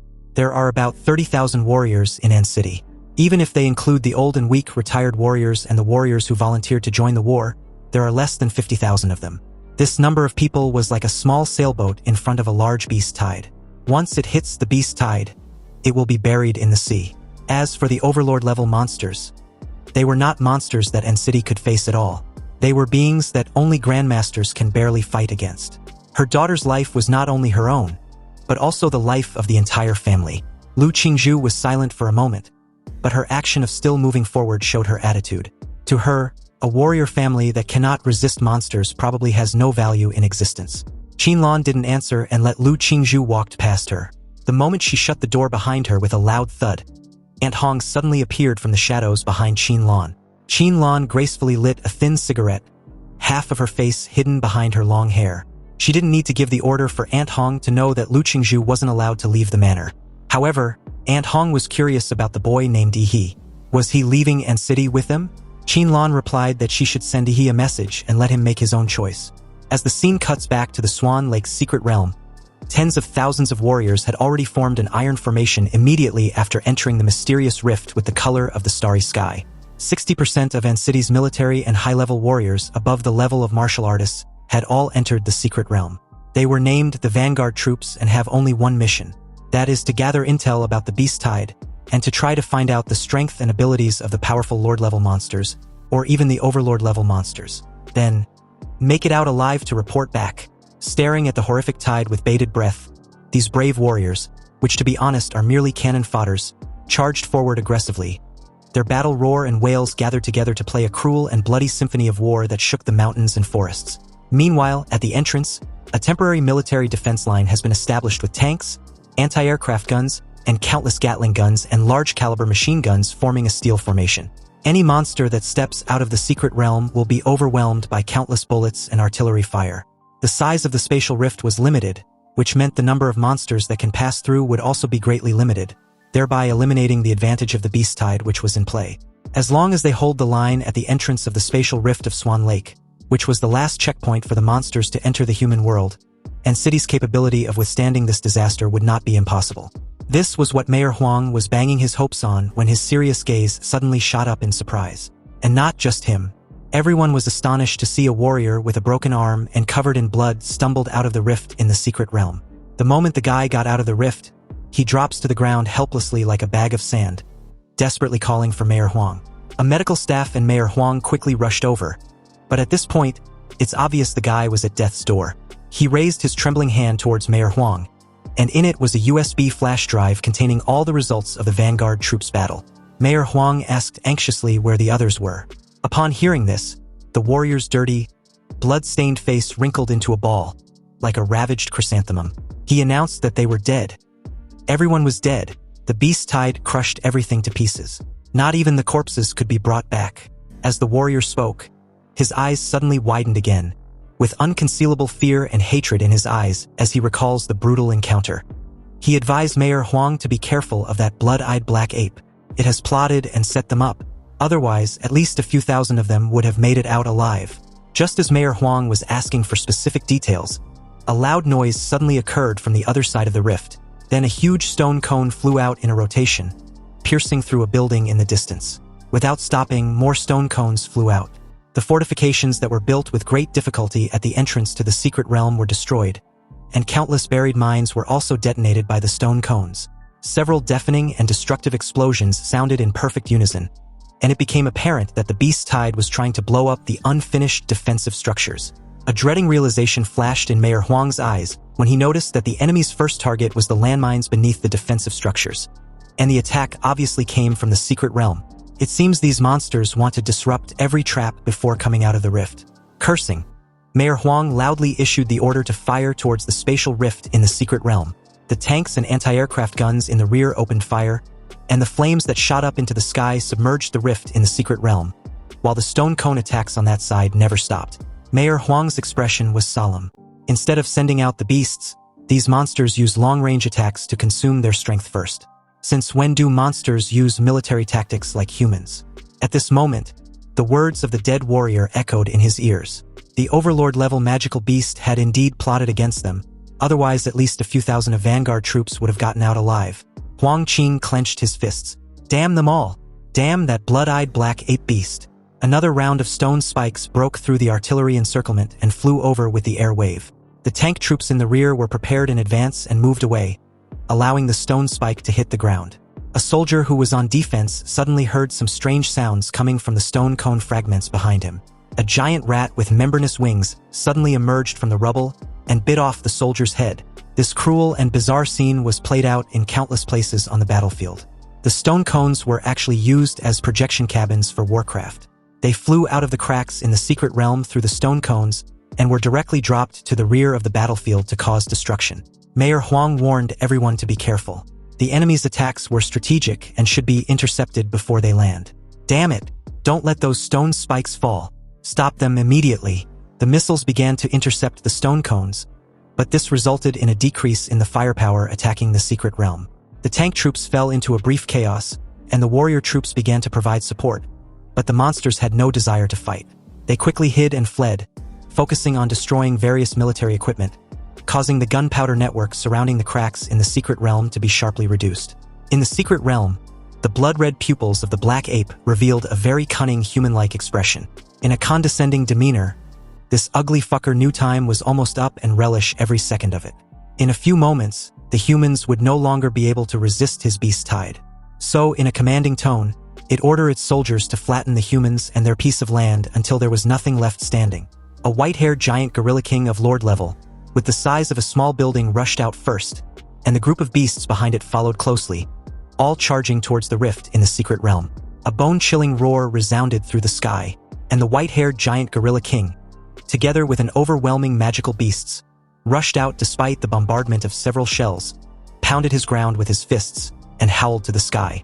With the white-haired giant ape king attracting firepower, the large number of magical beasts took advantage of this fact, quickly drilled out of the rift in the secret realm, and fled in all directions. Meanwhile, on the rooftop of a tall building, he looked at the battlefield below and realized that humans were beginning to lose control of the situation. After today, he wondered what will become of N City. He looked at the once prosperous city and sighed. Although he had only traveled here for a few months, he had grown fond of N City and would not allow a bunch of fucking monsters to destroy the good life he fought to build. Without thinking anymore, he roared and jumped directly from the tall building, running vertically downwards with his feet on the wall of the building. While running, tough dark skin appeared over his body as he decisively charged into the battlefield in Demora's form. And with that, the scene shifted to elsewhere within the city. Luo Xian activated his Thunder Kick martial arts and kicked a monster in the abdomen, cracking it. Its eyeballs were even squeezed out by the impact. Another warrior praised Luo Xian for taking 5 beasts down already. He then took the opportunity to rush forward and dig open the monster's body, taking out the magic core to prevent it from healing itself. Luo Xian couldn't help but smile as he waved off the praise. The next moment, a hideous head of a beast was thrown in front of Luo Xian. Then a petite figure walked over, placed a foot on the monster's severed head and teased Luo Xian for showing off after just killing low-level monsters. The petite figure was none other than Kai Shaoling. She continued her teasing session with a smile, adding that if Luo Xian was seriously calling himself the number 1 in An City's third high, then he was a joke. Luo Xian wanted to refute her, but also knew he probably couldn't beat her if it comes down to it. So in order not to embarrass himself, he could only be angry for a while. Suddenly, everyone felt the temperature drop sharply, and even white frost appeared on the ground. A lonely and cold young man with impeccable styled hair despite his battles walked over. Kai Shaoling was horrified when she saw the blue magic core in Chu Zhou's hand. He actually killed a third-tier beast alone. And what's even surprising was his presence. Kai Shaoling didn't expect to see Chu Zhou on the battlefield. He didn't choose to evacuate. Chu Zhou did not answer the question about killing a third-level monster alone. He felt ashamed of showing off such an achievement, especially since this achievement meant nothing when compared with Yi's. Chu Zhou answered in a nonchalant manner, as if he didn't take death seriously at all. Their parents were warriors, and they were on the battlefield fighting against the beast tide. So as their children, how could they run? But just as the three were having a brief conversation, Luo Xian, with a slight trembling of his fingers revealing his nervousness and shock, pointed towards something in the sky and told the rest to watch out. Chu Zhou suddenly looked up behind him and saw a tank falling from the sky. As the entire zone got overrun with countless various beasts, leaving corpses and destruction in their wake, Luo Xian, in the exact moment of alerting the group, wondered what freaking monster dropped a fucking tank in their direction. The temperature dropped sharply as Chu Zhou silently unsheathed his sword, and in a swift motion, he coolly slashed the falling tank in two with a single strike, his blade drawing a half-moon in the air as each half falls on opposite side beside him with a reverberating boom. Kai Shaoling's eyes widened when she looked behind at the real culprit who launched the tank. Dreading an encounter with this magical beast, she thought it was the lord-level monster that first rushed out of the secret realm. And how the hell did it manage to rush to their rear front? You see, a few meters away was a 20-meter-tall white gorilla, supporting itself on the ground with its arms as it moved forward. With every step forward, the three felt the ground shaking. Chu Zhou corrected Kai Shaoling, informing her that the beast wasn't a lord. Its size and pressure was different. Also, she needed to calm down. Luo Xian suggested they retreat first. Even if the white gorilla was not a 4th-level lord, it was at least a 3rd-level rare magical beast. It was not something that they could deal with. As they took a cautious step back, they realized the beast had already made them its target. And before any of them could react, the beast got excited and threw a fist in their direction. With the force capable of trashing a tank, the three knew a single punch could unalive them in an instant. So, with widened eyes, Chuzhou gritted his teeth, held his breath, and was about to channel everything he had to withstand the punch with his sword when suddenly, a blue atomic beam hit the white gorilla's head, causing its head to flip over as its entire body falls to the ground. The white gorilla stretched out his big hand and wanted to slap the figure away, but his huge palm was firmly held by the other party's much smaller palm, unable to move. He gave off a sinister look and told the beast to open its mouth. It was time for its dental care. Seeing Ihi's menacing expression, the white gorilla's scarlet pupils widened upon realizing that it was royally fucked. He stepped on the white gorilla's jaw and pried its mouth open with great force. A dazzling stream of blue light burst out from Ihi's mouth and directly hit the white gorilla's fragile mouth. Black smoke spread out with the smell of burnt barbecue. The white gorilla struggled desperately, but in just a few seconds, its head and torso got melted by Ihi's atomic breath. Kai Shaoling and Luo Xian looked at the familiar blue light, then looked towards Chuzhou as if to confirm. Their stunned expressions seemed to be asking if it was really Ihi. Chuzhou looked at Ihi's back as he stood on the massive corpse of the white gorilla. He told the two not to be nervous, it was indeed Ihi. And with him on the battlefield, there was a chance Sin City might just survive this disaster. Maybe this was what was called a sense of security. He had no intention of reminiscing with Chuzhou and the others. He had to go and support other battle fronts. Performing an atomic reaction on the soles of his feet, he bent his knees and took off in an ostentatious fashion. He flew dozens of meters into the air, and while in mid-air, his next step was to find the area with the most clustered magical beasts. He activated his life magnetic field. And just like that, the scene shifted to his next location on the battlefield, which was one of the defense points closest to the rift in the secret realm. Under the impact of countless monsters, it was already crumbling. The martial warriors at the highest level of martial arts cultivation at that front had died of exhaustion. But the remaining warriors and even ordinary soldiers had no plan to evacuate. Even if they had to die to the last drop of blood, they would never hand over their stronghold to the monsters. A mammoth-like monster resisted the concentrated bombardment of the tanks, accelerated and rushed in, knocking down the high walls of the stronghold. The monsters behind it swarmed in like a tide. The soldiers threw away their guns, took out their swords and fought the beasts together with the warriors. Even if they had to sacrifice themselves, they had to delay the beasts for a second to create a chance for the warriors to kill them. Faced with the mammoth monster that was not afraid of artillery fire, the warriors directly chose the simplest yet most brutal human wave tactic. They pounced on the mammoth monster like ants, and even if they were squeezed into meat paste, they had to cause it some injuries. Although the direction of the battlefield was always determined by the contest between high-level warriors and high-level monsters, ordinary warriors and even ordinary people were determined to fight in this cruel world. At least they can hold on until the human strong warriors arrive and turn the situation around. Suddenly, a large number of dark and red magic shadows appeared on the battlefield. They did not attack humans, but interfered with the beasts. Countless monsters were confused by these dark and red magic shadows, allowing the warriors to seize the opportunity to kill them successfully. Just when the warriors were wondering where these demonic shadows were, a brilliant blue light stream hit the mammoth monster. The mammoth monster, which had been resisting the artillery fire silently, let out a painful wail for the first time. When the atomic breath ended, the mammoth monster's huge body collapsed onto the ground, and its invulnerable skin and flesh actually melted to form a burnt blood mark deep enough to see the bone. As the remaining low-level monsters could do nothing but stare at the incoming threat with evident hostility, Ihi activated a new skill named Thunderfang Cleave. He created a blue explosive airflow under his feet and plunged downward like a missile. A sonic boom sounded as Ihi tore through the sky and crashed into the monsters below with a destructive power so massive that not a single beast in that vicinity survived. Meanwhile, on other battlefronts elsewhere, the warriors were dumbfounded when they saw the beasts temporarily giving up on besieging their stronghold and were moving towards a location. What was going on? A female warrior informed the rest that it was because of their city's top scorer, Ihi. Reports says he had entered the battlefield, and the beasts were swarming him from every direction. Upon hearing this, the guy realized that the monsters were being called for reinforcements in order to besiege Ihi. And although Ihi might be strong, he was still a kid at the end of the day, and their city's last hope. The guy bolted in Ihi's location, addressing everyone that they can't let Ihi be killed by the hands of those beasts like other masters from the past. They must protect their top scorer at all cost. Meanwhile, as the scene cuts back to Ihi, all the magical beasts within a few dozen meters of him began to lose their flesh and blood, and their bones also began to rot away. Even if they were not dead, they had lost their fighting ability and became lambs to be slaughtered. Ihi had unexpectedly turned into a perfect killing machine, a walking radioactive disaster. His every move was a large-scale energy bombardment, and the atomic reaction in his body, which was equivalent to a controlled nuclear fusion, gave him an endless supply of power and made him never tired. The Beast Tide wanted to kill Ihi by sheer numbers, but this only led to them being slaughtered. Ihi was already at the center of the Beast Tide, and as countless dark and red magic shadows burst out of his body and began to sweep across the beast herd, all the monsters rushed at him from every direction. Activating his atomic breath, the familiar blue light on his body became brighter and brighter, turning him into a small blue sun as he spewed out a torrent of atomic beam from his mouth, piercing through and cutting through all the powerful monsters around him that were not killed by the intense nuclear radiation.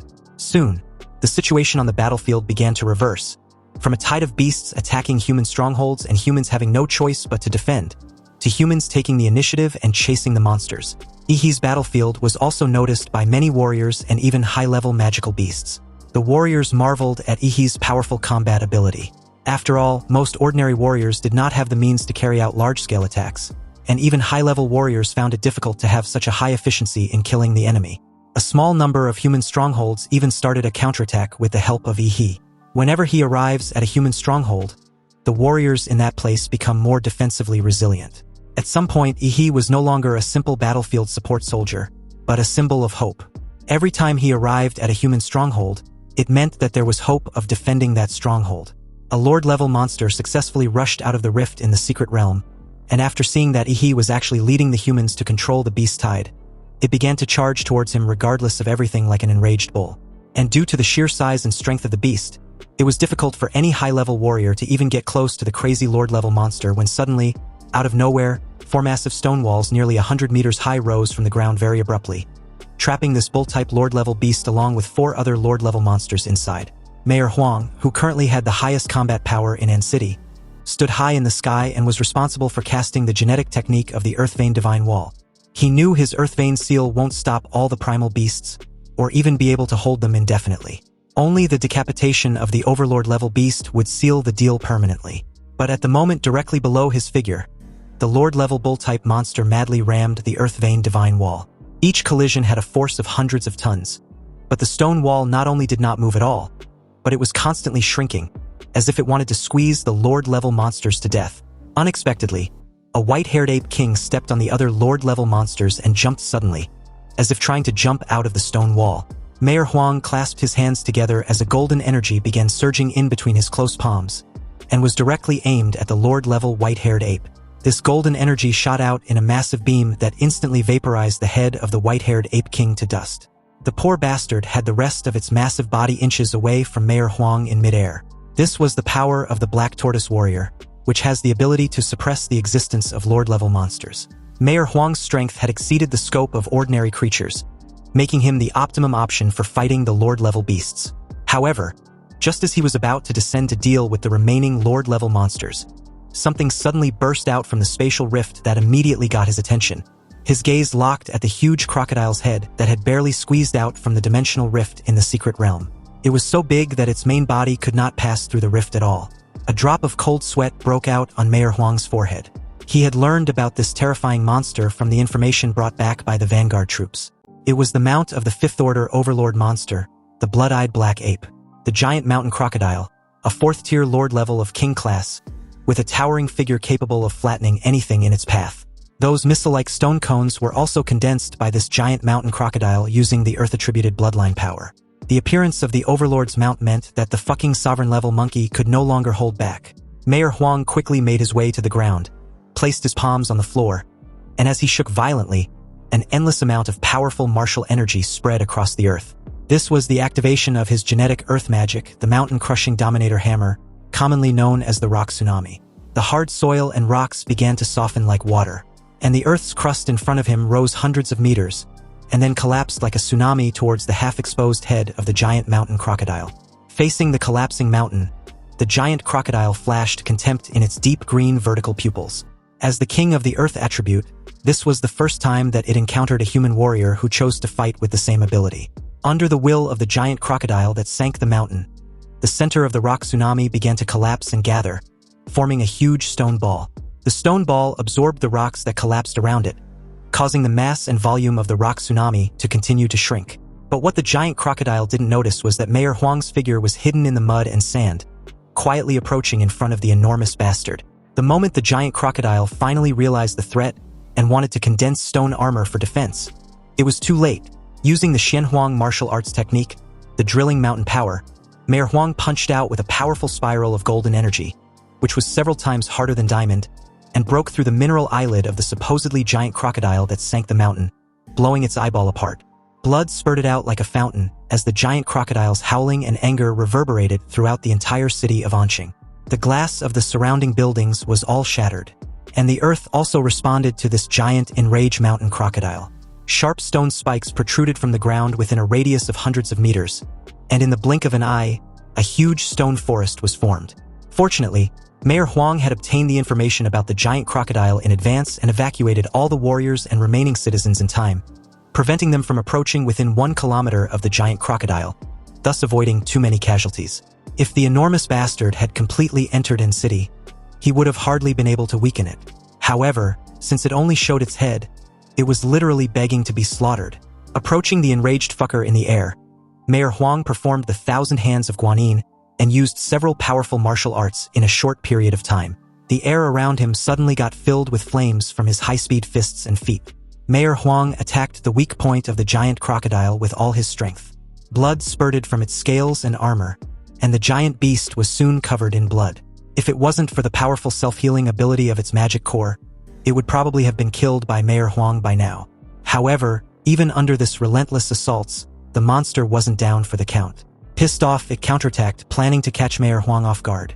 Spires of stones suddenly grew out from its body, aiming to pierce Mayor Huang, who was forced to halt his offense and defend himself. The mountain giant crocodile, now resembling a living mace, had been covered completely in jagged spikes. Although the attack was unexpected, Mayor Huang wasn't surprised. After all, an attack of using its body as a weapon was expected from a king-tier lord-level beast. However, just when he stopped for a short while to adjust his breathing, the stone pillar behind him suddenly cracked, revealing a single crimson eye staring directly at him. Mayor Huang sensed the fatal threat and decisively turned around, only to realize it was an ambush. An arm covered with black hair stretched out and grabbed Mayor Huang's head before he could even resist. The owner of the black-haired arm also revealed his true identity, turning out to be none other than the 3-meter-tall black ape with blood-red eyes. It questioned what the foolish human was thinking of doing to its mount. Mayor Huang's pupils shrank, but he remained silent, realizing that the blood-eyed black ape hid inside the stone spikes purposefully for this precise ambush.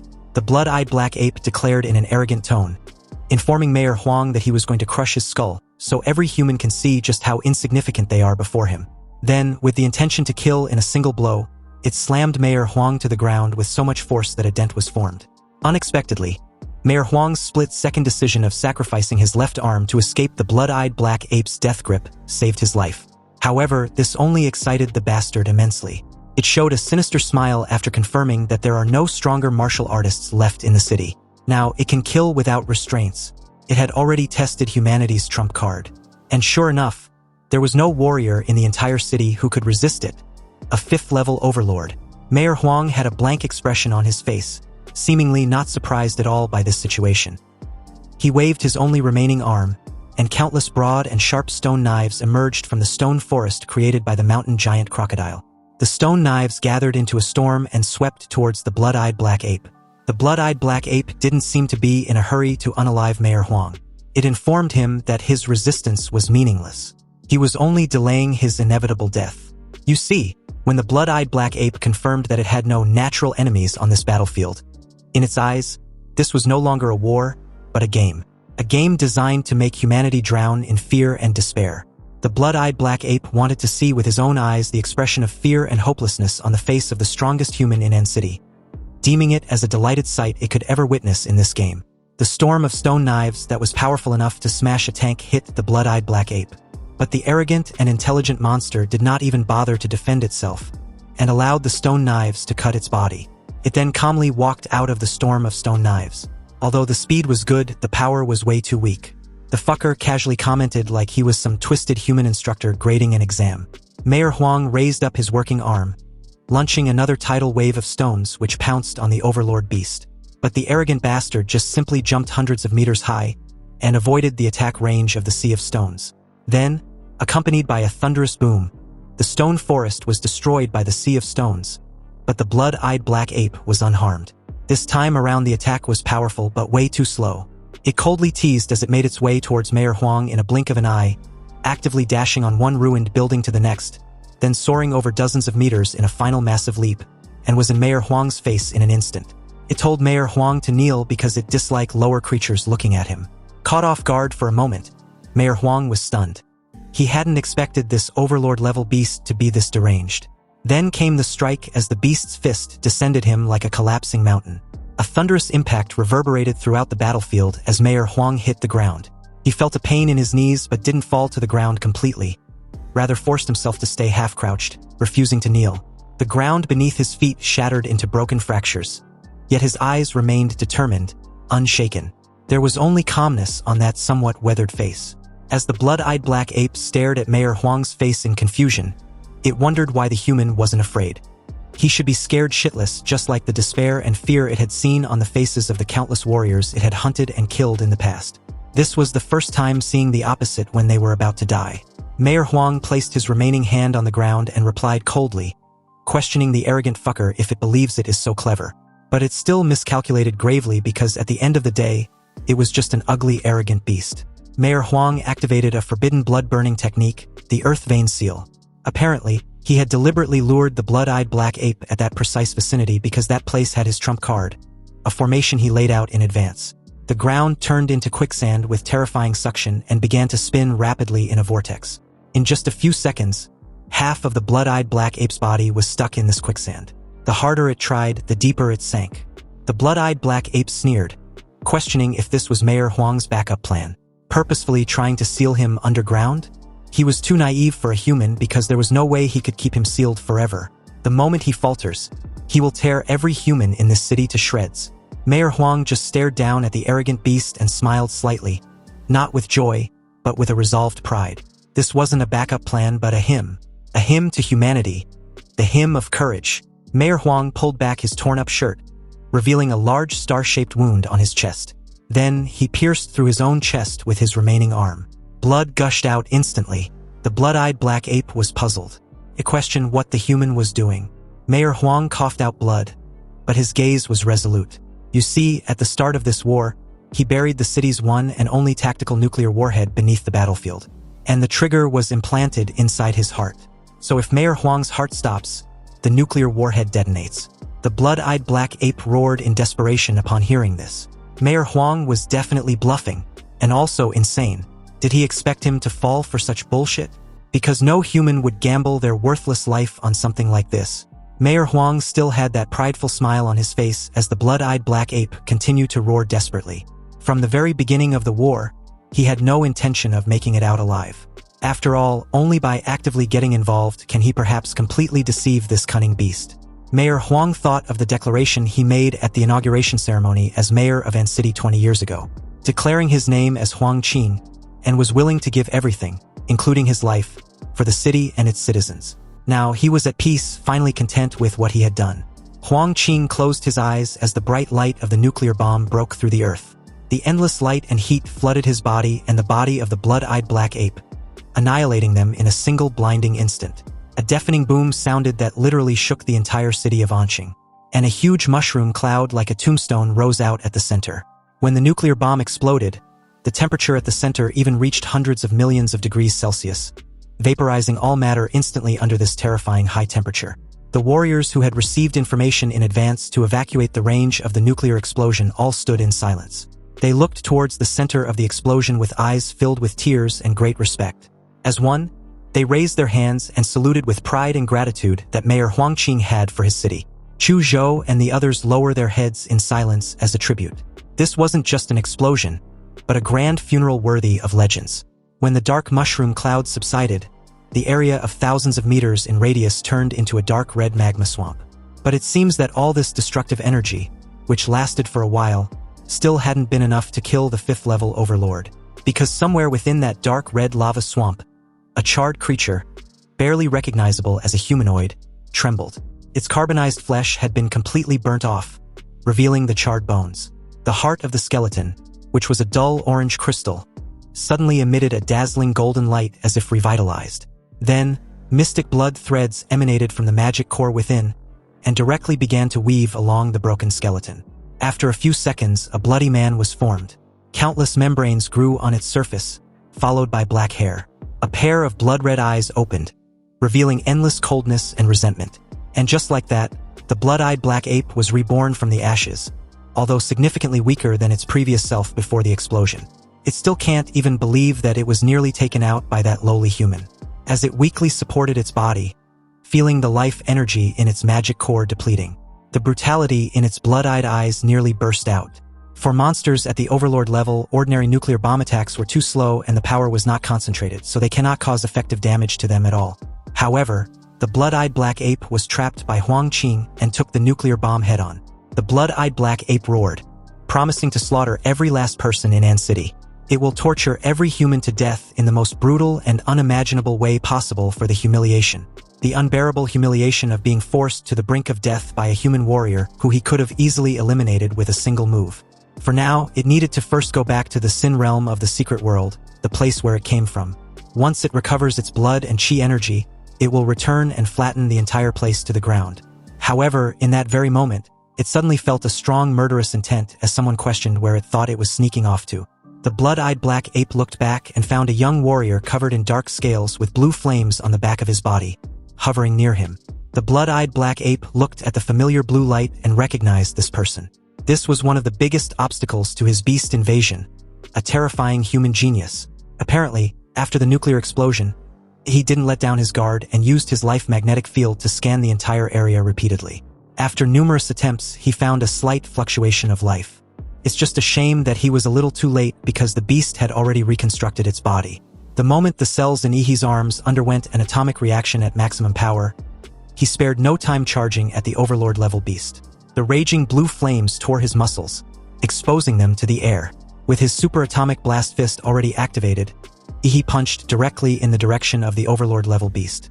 However, to his utter shock, the monster was unharmed even though it took the attack head-on. Its bloodshot eyes flickered, and greed arose in its heart. Human geniuses had always been heavily protected and were extremely difficult to be killed. But now, this human genius was isolated and helpless, creating the perfect opportunity to be killed. Driven by his inner greed, the blood-eyed black ape no longer chose to escape, but took the initiative to attack Ihi. A surging heavy mist burst out of the blood-eyed black ape, and as it relied on its domineering defense, it went against the torrent of energy. But when it barely came in front of Ihi, what it saw was not his frightened face, but a smile. If the cunning bastard had run, then Ihi's mini-nuclear bomb probably wouldn't have been able to nuke his ass up. But since it was so eager to die, then he will grant the beast its wish. Suddenly, Ihi activated his 60-meter colossal titan with the familiar ultra-heated steam.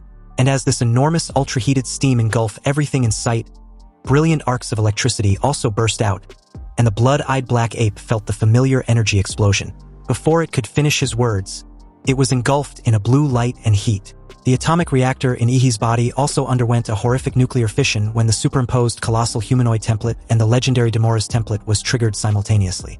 This created a radiant blue nuclear explosion. And although it was far less powerful than the first nuclear bomb, the familiar destructive feeling was palpable. At several kilometers away, the warriors saw the second nuclear explosion in surprise, and wondered how there was another nuclear bomb so suddenly. Was it another trap set by Mayor Huang Qing? It seems that man really did think of everything. After the small nuclear explosion, the blood-eyed black ape, in a charred state, stood there in the dust, scared shitless. It was visibly shaken as it stared at the terrifying figure in front of it, calling Ihi's hybrid transformation a monster. A demonic figure over 40 meters tall stood out from the dust and smoke. Its skin was as tough and rough as black reefs, with spine spikes exposed with blue fluorescent patterns, and the heavy tail behind it which can destroy a cliff with a slight wave. This was the supergiant humanoid wearing Demora's armor. He spread his long arms, roared to the sky, and declared the majesty of the king. The blood-eyed black ape looked unhappy. Why does Ihi look more like a monster than him? Most Lord-level monsters don't have an aura like Ihi's. He looked at the ant-like black ape with blood-colored eyes and replied that he wasn't anything like the bald monkey. He raised his overwhelming feet as the Overlord beast just stared in panic. He stomped down, creating a cloud of smoke and dust. The blood-eyed black ape, on the other hand, managed to roll out of the range of Ihi's feet. A sound like thunder exploded as Ihi activated the mountain-blocking fist flash strike. His arm, as big as a pillar, was swung with a fierce murderous aura wrapped around it. He mocked the little monkey, declaring that there was no use in running. The arrogant blood-eyed black ape could not accept the ridicule from what he deemed as an inferior life form. It turned around and swung its arm to collide with the fist that was a circle bigger than its entire body. Dark and red lightning exploded, and the blood-eyed black ape was hammered into the earth with a direct beam of atomic energy.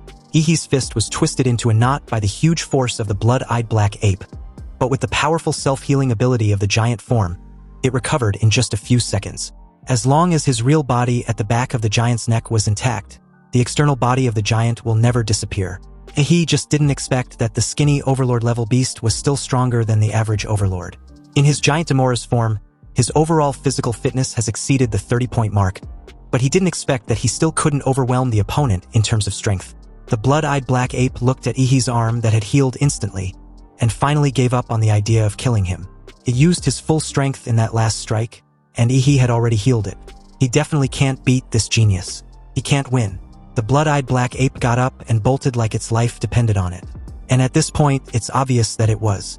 He sneered at the blood-eyed black ape, which was no longer charging at him but running away. The filthy beast didn't deserve to stain Mayor Huangqing's sacrifice.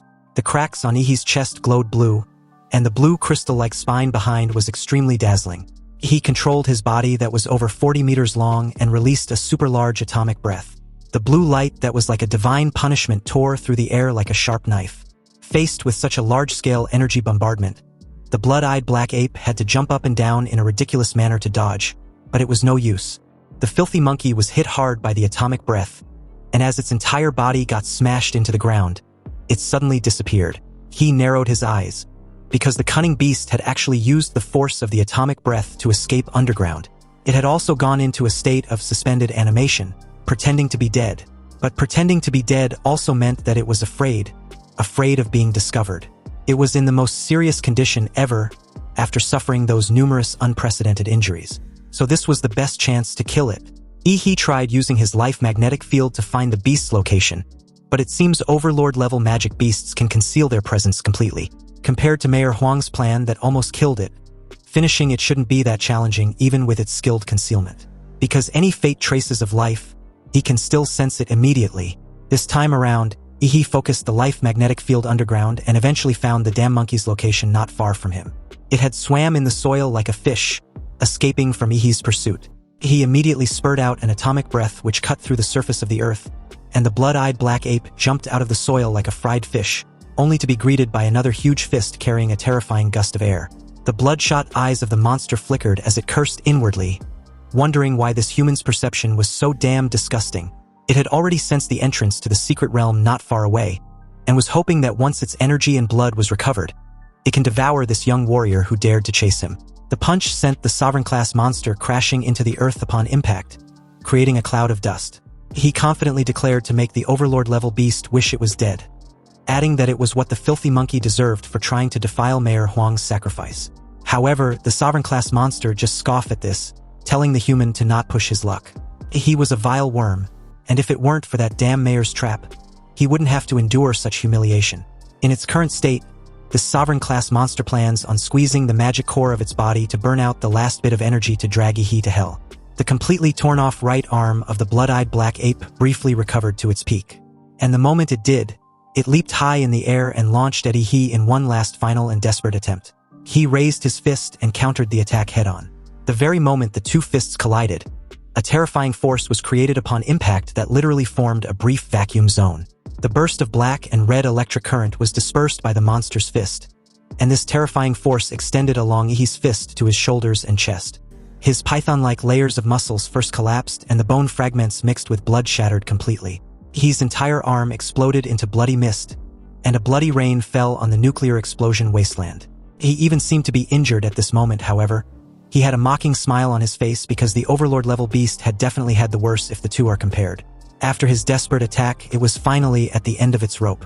Squeezing its magic core to temporarily throw a final punch made the monster unable to dodge as it drops to the ground. It was about to be hit head-on by an atomic breath when suddenly, a melodious and eerie song sounded in this empty nuclear wasteland. His dark blue eyes turned blood red in an instant. He felt an extremely sharp pain in his brain, and countless negative emotions surged in his mind. He knew that he was under mental attack, and he used all his strength to mobilize the evil energy in his body to protect his mind. When he eventually came to his senses, he saw that the wasteland that had been destroyed by the nuclear explosion was covered with white and tender arms. Countless slender hands with beautiful proportions sway in the wind like flowers, full of strange beauty. The blood-eyed black ape, which had had almost all of its bones shattered completely by Ihi's superatomic blast fist, was now covered by countless pairs of jade hands. The hands lifted up the charred body of the blood-eyed black ape and carried it backwards like a baton. Ihi's face looked solemn, wondering if there was another high-level monster. He didn't expect that there would be unexpected changes. He waved his hand and tried to grab the blood-eyed black ape, but he felt the giant's entire body pause. The jade hands had grown out of all the joints of Ihi's giant body at some point, making him unable to move, like a large machine with its gears stuck. He roared, questioning if this mysterious high-level monster thought it could trap him and save his prey. Suddenly, Ihi's 40-meter-tall giant body burst into shining blue flames. He intensified the atomic reaction in his body, causing his body temperature to increase rapidly.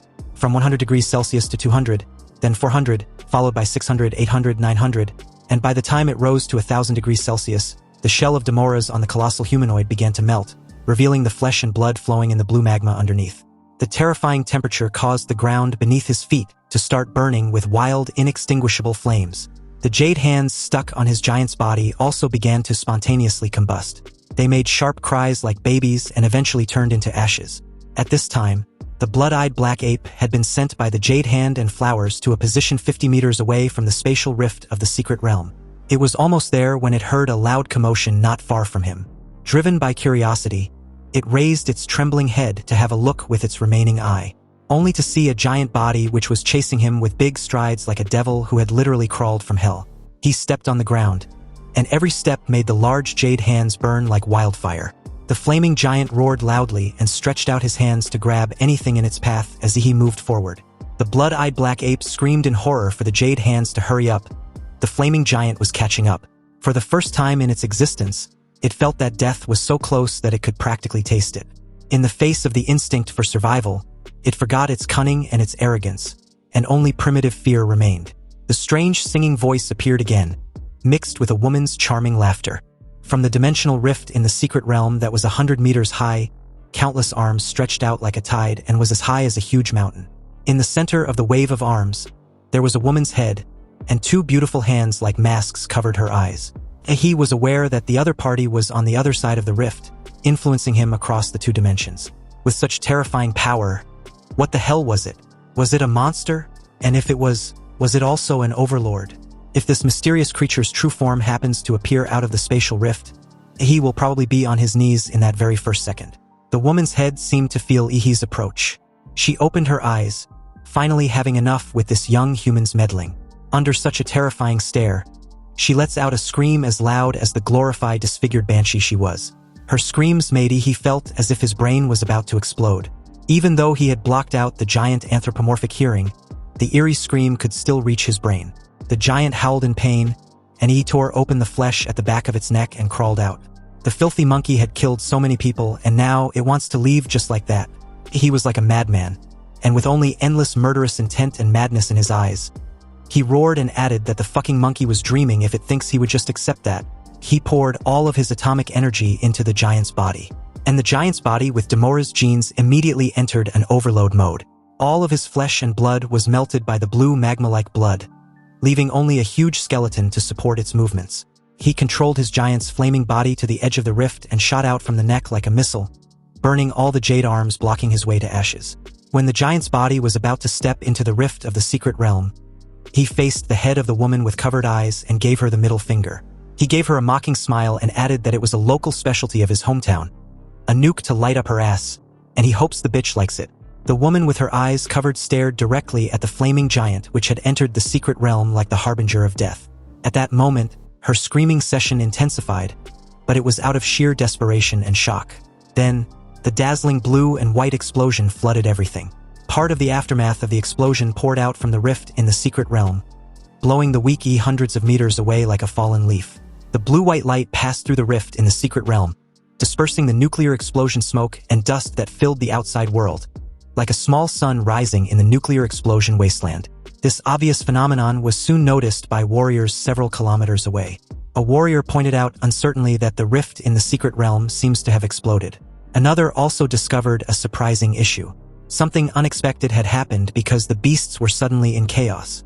You see, the beast tide obeys the leadership of high-level monsters and has demonstrated a high level of organizational ability in previous battles. But now they were like a colony of ants that had lost their composure, either attacking blindly or fleeing in all directions. All experienced warriors realized what this meant. The Overlord-level beast was dead. They wondered if Mayor Huangqing's plan had succeeded. Everyone cheered up but stayed sharp, not wanting their mayor's sacrifice to go to waste. The city of Anqing can be saved if all the remaining beasts are eliminated. The carcass of the blood-eye black ape was finally destroyed by the giant nuke, halting the flow of beasts through the rift into City. And the remaining warriors who were originally showing signs of fatigue due to the high-intensity battle were suddenly revived as if they had been injected with chicken blood. They finally saw hope from the dark sea of beasts. The siege lasted a full day and night, until every beast was hunted down. The exhausted warriors were finally treated by the medical staff after the siege ended. Somewhere on the battlefield, Chu Zhou sat silently with a brutally battered and bloody body. The damage assessment showed that although City won the siege, it was at a devastating cost. Nearly 80% of the warriors and soldiers were killed or wounded. Meanwhile, at the site of the previous nuclear blast, a young man finally opened his eyes just when the city finally got a respite and a new life. He sat up, a bit disoriented. He wondered just how long he had been unconscious. After pouring all his remaining atomic energy into the giant's body to create a small nuclear bomb, his body fell into a sleeping state. Fortunately, the place where he lost consciousness was full of fresh nuclear radiation and residual atomic fission energy which recharged him after he depleted his energy. This battle was extremely brutal. So much so that Mayor Huang had to even intervene himself, luring the blood-eyed black ape to the nuclear explosion zone and obliterate it. Thanks to that, He was able to use the home field advantage in the nuclear explosion zone and self-destruct repeatedly to finally kill the blood-eyed black ape before the woman's head tried to rescue it. With the little vitality left in its magic core, it was impossible for it to heal itself. The subordinate beast tide chose to retreat because they sensed the death of the Overlord. Even though Ihi's infinite monster template was strong, it still couldn't match an Overlord-level beast. Winning this battle was sheer luck, advantages, and fate combined. He clenched his palms, feeling the surging atomic energy rushing through his body. Given enough time, he will reach the peak of martial power in Xia Kingdom. However, this time the secret realm riot throughout Xia Kingdom has given him a sense of urgency. He has no time for growth. He doesn't know when the next template will be available, and it may not be a gold tier or higher if he draws it. It seems that the collection of plant attribute magic cores needs to be accelerated, because merging with the planet Demora's template was the fastest way for him to become a top-tier warrior. There is also the Shenhuang martial arts. Since the infinite monster templates can help him cheat in the Wuyun space, he must also grasp the martial artist's extraordinary system. Although the growth period of Shenhuang martial arts was slower than that of his template abilities, its potential was also extremely high. After all, this was a cultivation system in the high martial arts world, and perhaps being transported to this world was part of his destiny.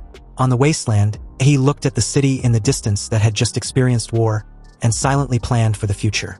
1 month after the beast invasion, and city had mostly resumed operations. In the city center, a bronze statue several tens of meters high of the former mayor, Huang Qing, was built. This was for the citizens and the future generations to remember the great warrior who dedicated everything and saved the city of Anqing. He also learned about the damage in other cities from the news. On his smartphone, he was informed that a total of 18 cities in the entire Xia Kingdom were attacked by the beast tide, and 12 of them were completely destroyed. After the S-level secret realm appeared in Guanshan City, the entire city was shrouded in an undetectable and impenetrable gray fog. At this point, Guanshan City was completely cut off from the outside world. The imperial capital selected 30 warriors and 5 grandmasters from the national warrior organization named the Daxia Dragon Bird, and went to investigate under the leadership of Grandmaster Du Jingming. Xia Kingdom's strongest national defense-level warrior, Fu Hongsheng, was on standby outside the S-level secret realm. After 12 hours, none of the 36 warriors left Guanshan City, so Fu Hongsheng went into Guanshan City in person. Finally, after 8 hours, the seriously injured Fu Hongsheng walked out of Guanshan City with the 2 surviving masters. Xia Kingdom also listed Guanshan City as the 11th life-forbidden zone in the world, and 1.8 million people in the city were confirmed dead. Countless lives eventually turned into cold numbers of casualties, appearing on Ihi's smartphone. This was the most serious invasion of the secret realm that had caused the Xia Kingdom the most damage since spatial rifts appeared. For the first time, He realized the dire survival situation of humanity. Even National Guardian-level martial artists were barely enough. He can't wait any longer. Only by possessing great power within himself can he survive in this turbulent world. He turned off the news and called the only person he knows that has access to the items he needed. At the Liu family's mansion, He asked Qinlan for a favor. Qinlan laid lazily on a leather sofa. Her silk pajamas were a little revealing, showing her perfectly toned pink shoulders. She guessed that He wants to learn the remaining 2 Shenhuang martial arts of the Liu family. He felt a little nervous upon hearing this. Was this the image Qinlan had of him in her mind? He replied that that's not the case. He would like to ask her to help him acquire some high-quality plant attribute magic cores, preferably blue magic cores or even purple lord-level magic cores. Plant-type magical beasts were already rare, and lord-level magic cores were even more precious. He has a really big appetite. Anyway, since he wants these items so much, what can he offer in return? This reply was not a no, so He grew more confident. He stated that at the beginning of each school year at the Imperial Capital University, there's a secret realm assessment for freshmen. He can team up with Lu Qingzhu and help her get first place. When He made this declaration, Qinlan's lazy posture was immediately alert, her gaze becoming sharper. He was underestimating the top talents from other provinces and cities. Her daughter's ability was only above average among the freshmen of the Imperial University in previous years, not even in the upper reaches. Although He had outperformed Lu Qingzhu in the competition, he was still short behind the top geniuses. He gave a sly smile upon hearing this. He boldly stated that Qinlan chose him to revitalize the Liu family, right? He can write an IOU. If he doesn't get first place in the freshman class, he will work like a slave for her in the Liu family and provide for her retirement. Qinlan got up from the leather sofa and made her way towards the window. She agreed to help He just this once. Upon receiving Qinlan's promise, He was temporarily relieved on the other end of the line. And the moment the call ended, he made his way to the city's central hospital to visit Chuzhou. He heard that the battle maniac took 4 battle stimulants in a day, overdrew his body, and was admitted to the ICU. He's fanatical fans, which were mainly young women, came up to him and asked for his autograph the moment he arrived on his sleek black motorcycle. They swamped him excitedly as some requested they add him on Penguin Talk. He was a bit overwhelmed, and if he was being honest, he really didn't expect to be so popular. He politely rejected numerous requests from the fans after signing a few autographs. But he did take some of their many gifts for his friend. When he entered the ward for Chuzhou and Luo Xian, he couldn't hold it in and broke into a fit of laughter. The originally handsome classmate was now wrapped in bandages like a mummy. Chuzhou laid on the bed with an embarrassed expression on his face. But his sharp eyes seemed to show his usual composed demeanor, as if to say he never needed bandages in the first place and could still fight. He was interrupted by Chuzhou's fellow patient who casually called him as if they knew each other. He asked who the guy was. Luo Xian gave an awkward laugh and introduced himself, reminding He that he was his first opponent in the promotion match a few weeks ago. He was genuinely curious as he tried to recall Luo Xian, but was suddenly stopped short after noticing something unexpected. At first glance, Luo Xian might look like he's been dealt a better hand than Chuzhou, but that was far from it. Luo Xian had been hurt badly, and He was truly caught off guard when he noticed his broken leg. Luo Xian reassured He that his leg was not that broken yet, so he shouldn't look at him like he was done for. He can get a limb regeneration surgery. But if that doesn't work, he can also use the latest combat prosthetic limbs launched by Laserbird. As if to prove that he was fine, Luo Xian kicked his broken leg. Luo Xian was a bit speechless when he saw He looking at his broken leg with pity and respect. Although Luo Xian was a little green, he was undoubtedly a real warrior who lost his leg defending in city. He was really admirable. Anyway, Ihi's cell phone rang inside his pocket at this moment. And after taking a quick glance and confirming that it was an unfamiliar phone number, he hung up and marked it as a nuisance call, then blocked the number. The process was smooth, but 10 seconds later his phone rang again. This time, the caller was Principal Lao Deng of An City's No. 1 middle school. He picked up the phone and heard Lao Deng's somewhat anxious and furious voice, questioning why he blocked that important person from the capital. He should unblock him right now. He realized what he had just done and unblocked the number immediately. Moments after doing so, a call came through and a man's voice came from the other end. He introduced himself as Wang Tao, the person in charge of the admissions office of Imperial Capital University. He called to inform He that Huadu University will start school a month early, and a special train will pick him up in 3 days. Did Yi have any request or disagreement? Yi replied that he had none and will follow the organization's arrangements. Inwardly, he knew that even if he had any issue or request, he had no power to demand anything. And about the early opening of the Imperial Capital University, it's obviously due to the heavy blow caused by the invasion of the Secret Realm to Xia Kingdom. This had undoubtedly forced the Imperial Capital University to make some adjustments or reforms. Wang Tao praised him for having a high level of awareness and ended the call. Subsequently, Chu Zhou also received a call from Imperial Capital University, but the caller was not Wang Tao. Among the 3 students currently in the 6th ward, 2 were top students who had been accepted into Huadu University. Luo Xian lowered his head, feeling a bit out of place. It seems like he shouldn't be in this ward, let alone on the bed. He felt like he belonged under it. Anyway, before reporting in, there was one more thing Yi had to take care of. He said his goodbye to Chu Zhou and Luo Xian, then left the hospital. So with that, 3 days passed by like a bullet, and as the scene shifted to the Swan Lake nuclear blast site, because of the huge mushroom cloud caused by the nuclear explosion, hundreds of tons of dust were thrown into the clouds. The sky over Swan Lake and the surrounding kilometers had been shrouded in a thick ash, turning the world below into a perpetual night.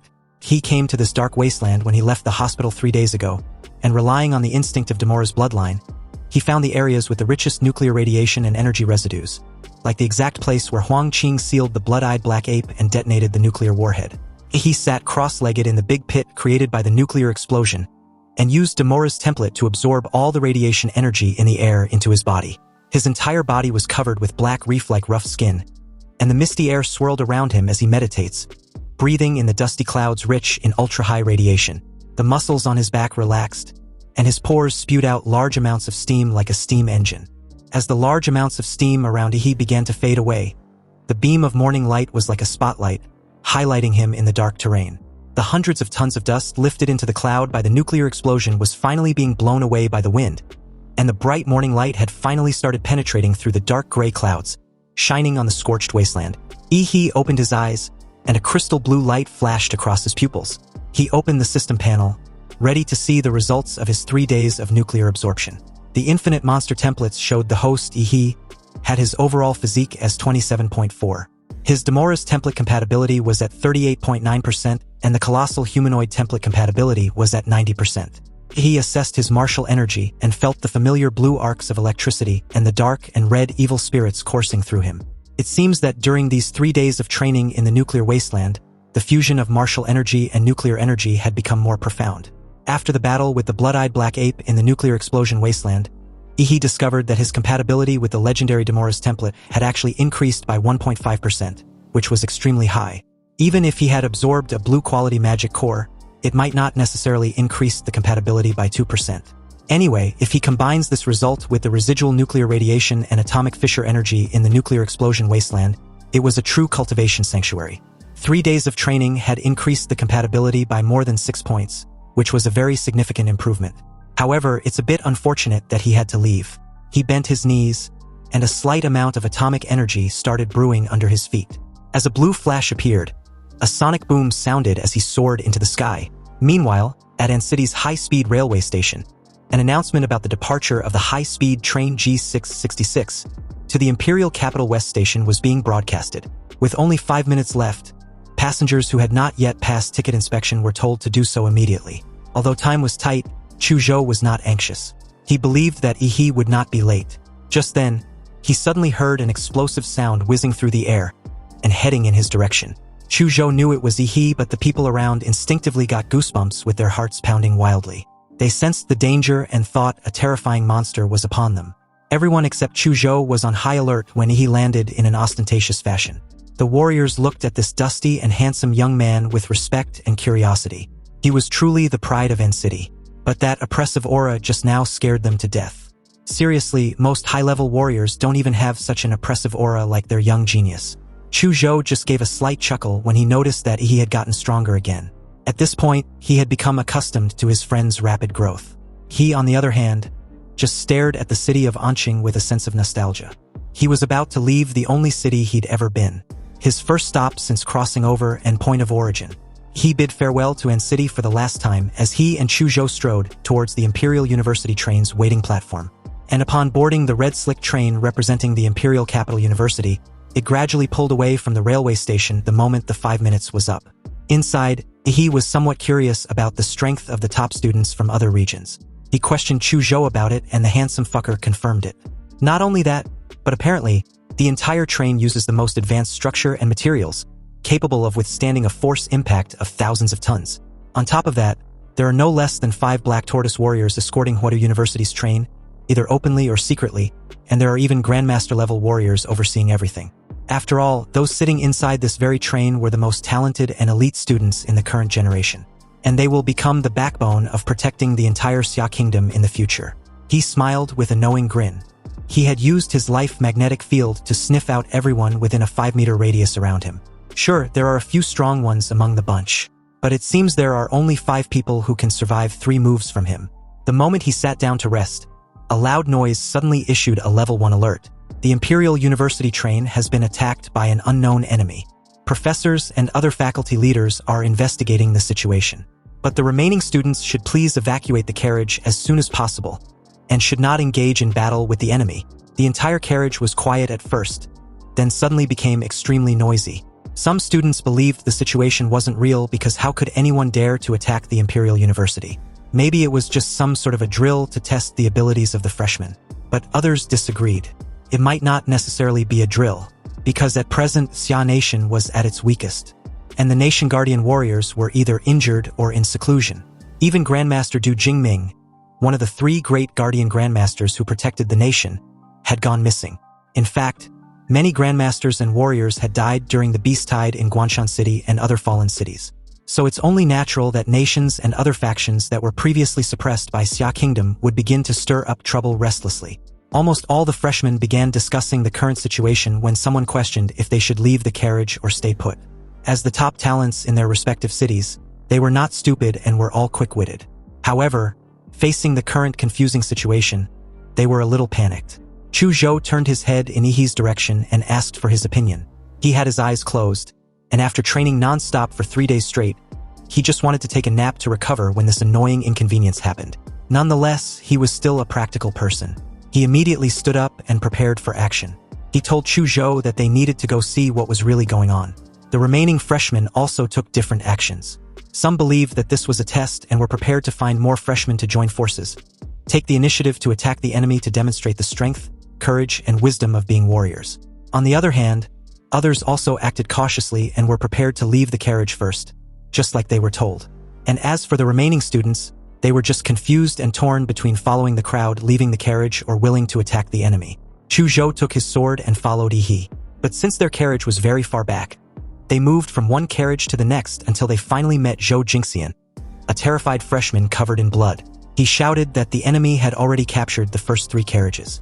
They controlled a special domain which can pull people into an independent space so that the aftermath of the battle wouldn't affect the outside world. There were also terrifying enemies inside who were chasing everyone. The warrior teachers who were protecting them had all been killed or injured. They worked together to send him out of that domain to warn everyone to run quickly. This was not a drill.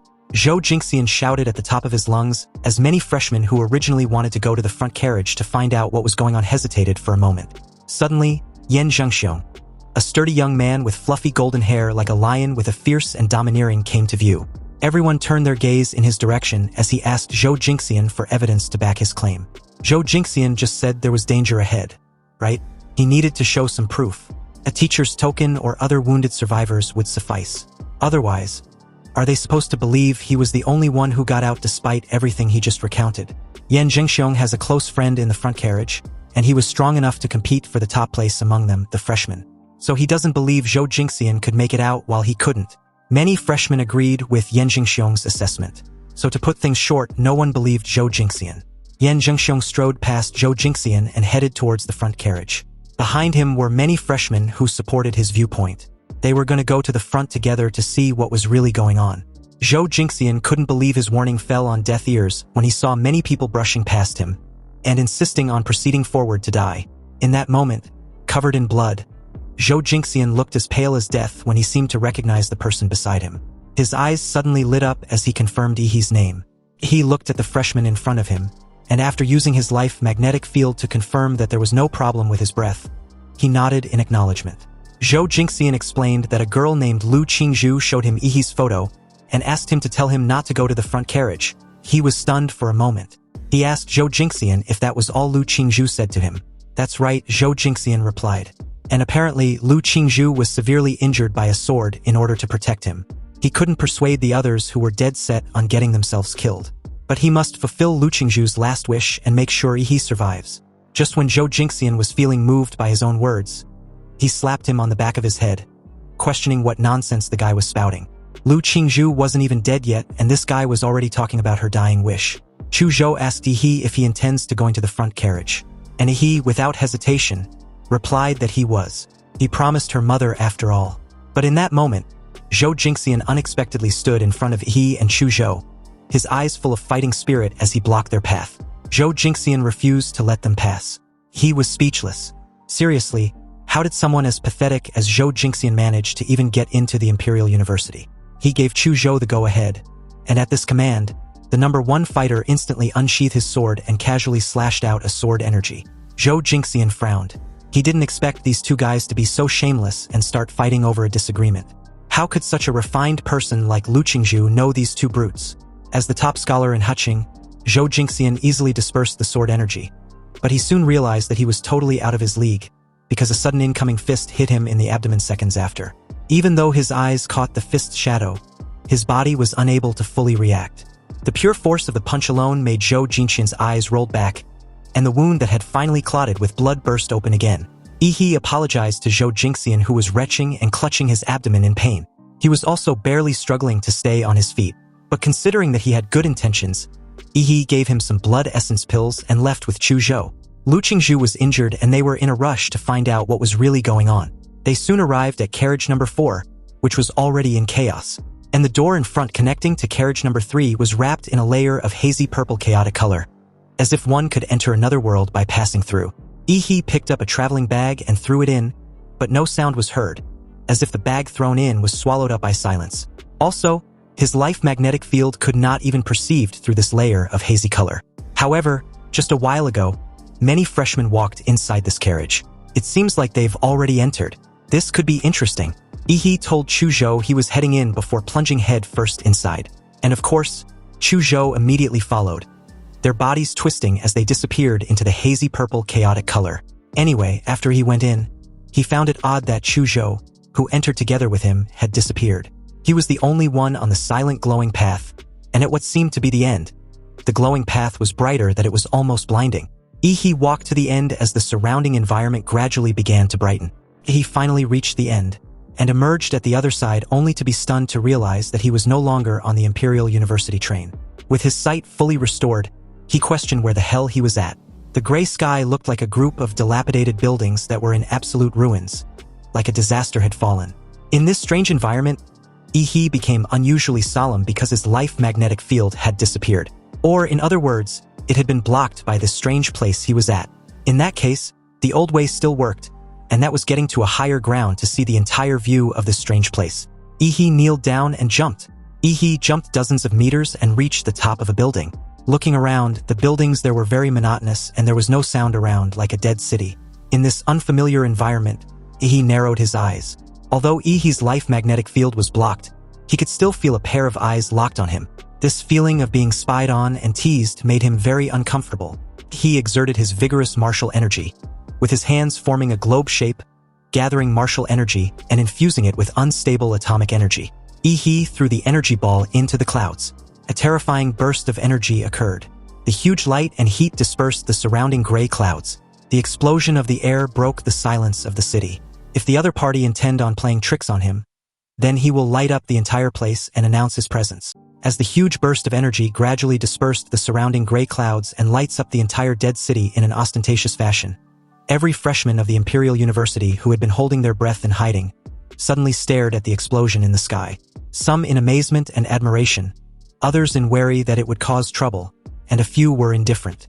But almost everyone was curiously wondering what expert had that level of insanely flashy entrance, unaware that this supposed expert was one of their own. Only Chu Zhou and Lu Qingzhu were familiar with this high-profile appearance. And speaking of these two, in a building somewhere, a pale-faced Lu Qingzhu looked at the blue light explosion outside the window and already knew he had entered this dead city. However, she was in no condition to leave where she was hiding. Unlike Chuzhou, who was already rushing towards the location of the explosion with a sword in hand, he knew that Ihi's flare had made him the focus of the entire city. Anyway, back to Ihi, the arrogant fucker looked at the restless city and realized he had not only attracted the attention of his teammates, but their enemies as well. Right on cue, Ihi heard the sound of footsteps nearby, and at some point, a strange figure wearing black clothes and a white pig head mask had appeared behind him. In this mysterious person's hand was a rusty chain, at the end of which was a blood-stained long knife. Seeing this strange-looking man, he could tell at first glance that he was no good. So without any hesitation, blue flames came out of Ihi's feet, leaving a scorching mark on the floor. Then, accompanied by a sonic boom, he was upon the guy in an instant. He punched directly at the opponent's pig-headed mask with his atomic fist, enunciating his intention to rip the guy's head off. But unexpectedly, the moment Ihi's atomic fist hit his target's head, the long sharp knife in this mysterious person's hand also stabbed him in the abdomen, directly ignoring his martial arts shield and Demora's skin defense. But surprising enough, Ihi's atomic fist, which was thousands of degrees high and could even melt steel, only managed to just submerge the pig-headed man's head in blue flames, but didn't really burn it off.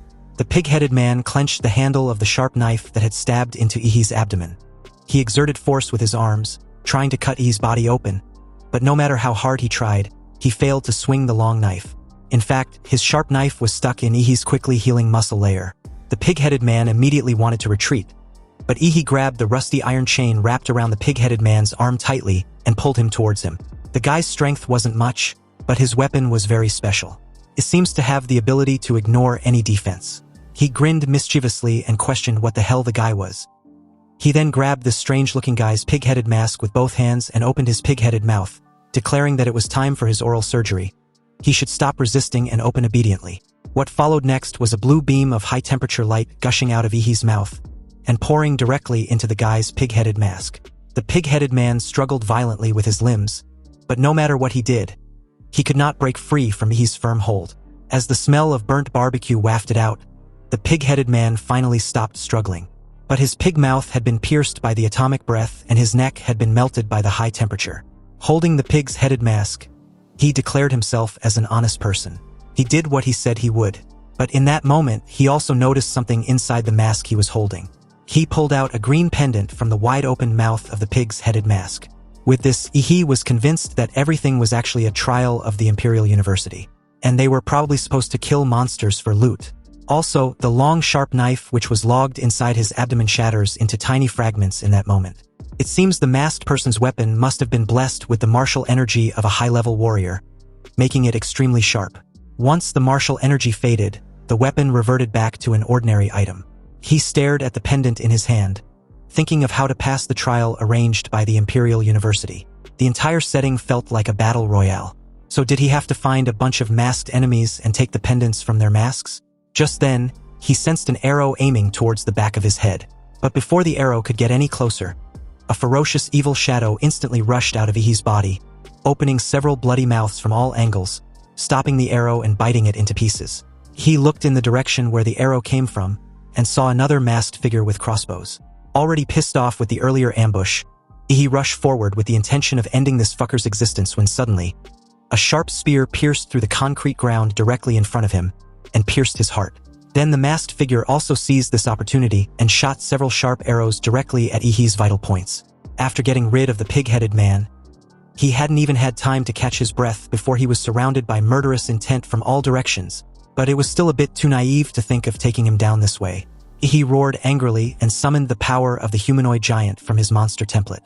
Intense flames and steam burst out from his body, and huge ribs grew around him, woven with a burning new colossal figure entirely enveloped in dark and red evil spirits.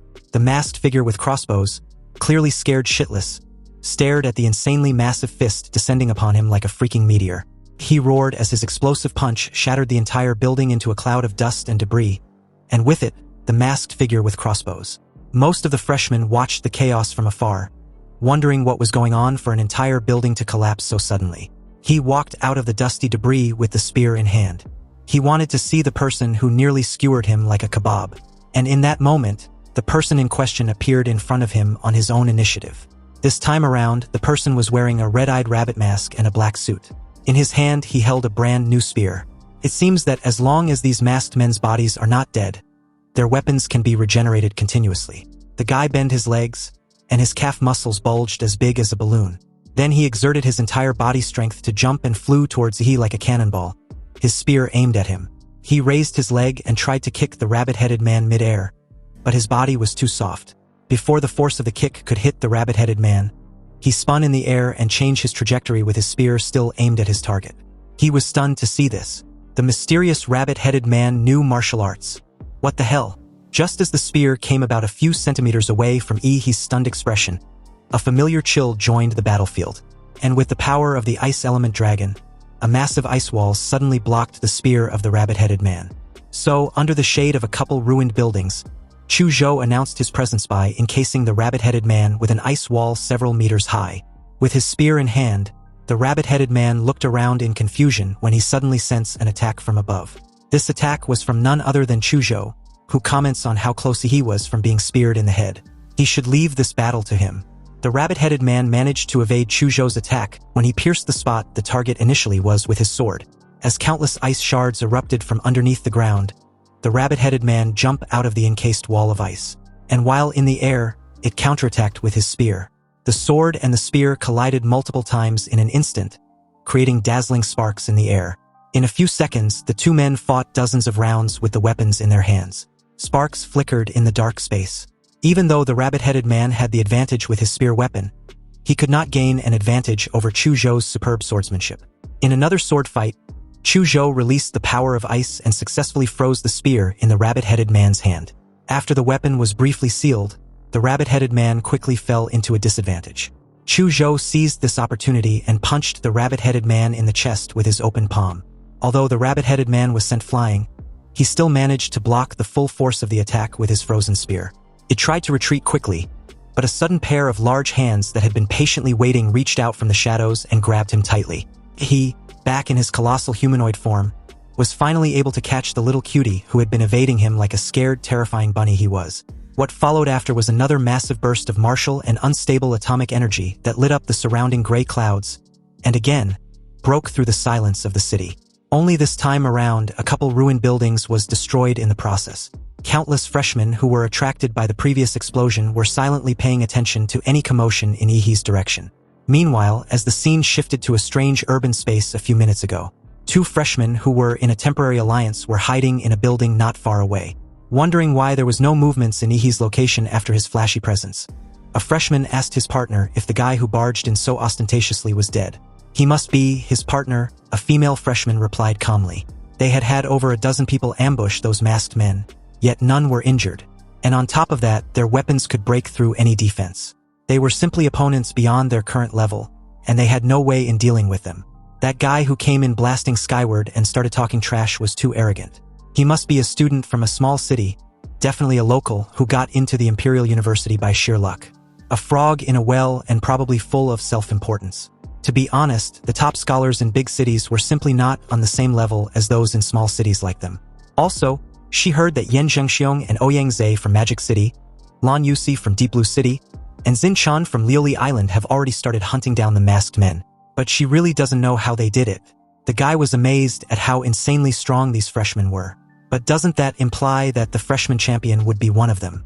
The lady disagrees resolutely. Every freshman president have always been a local from the imperial capital.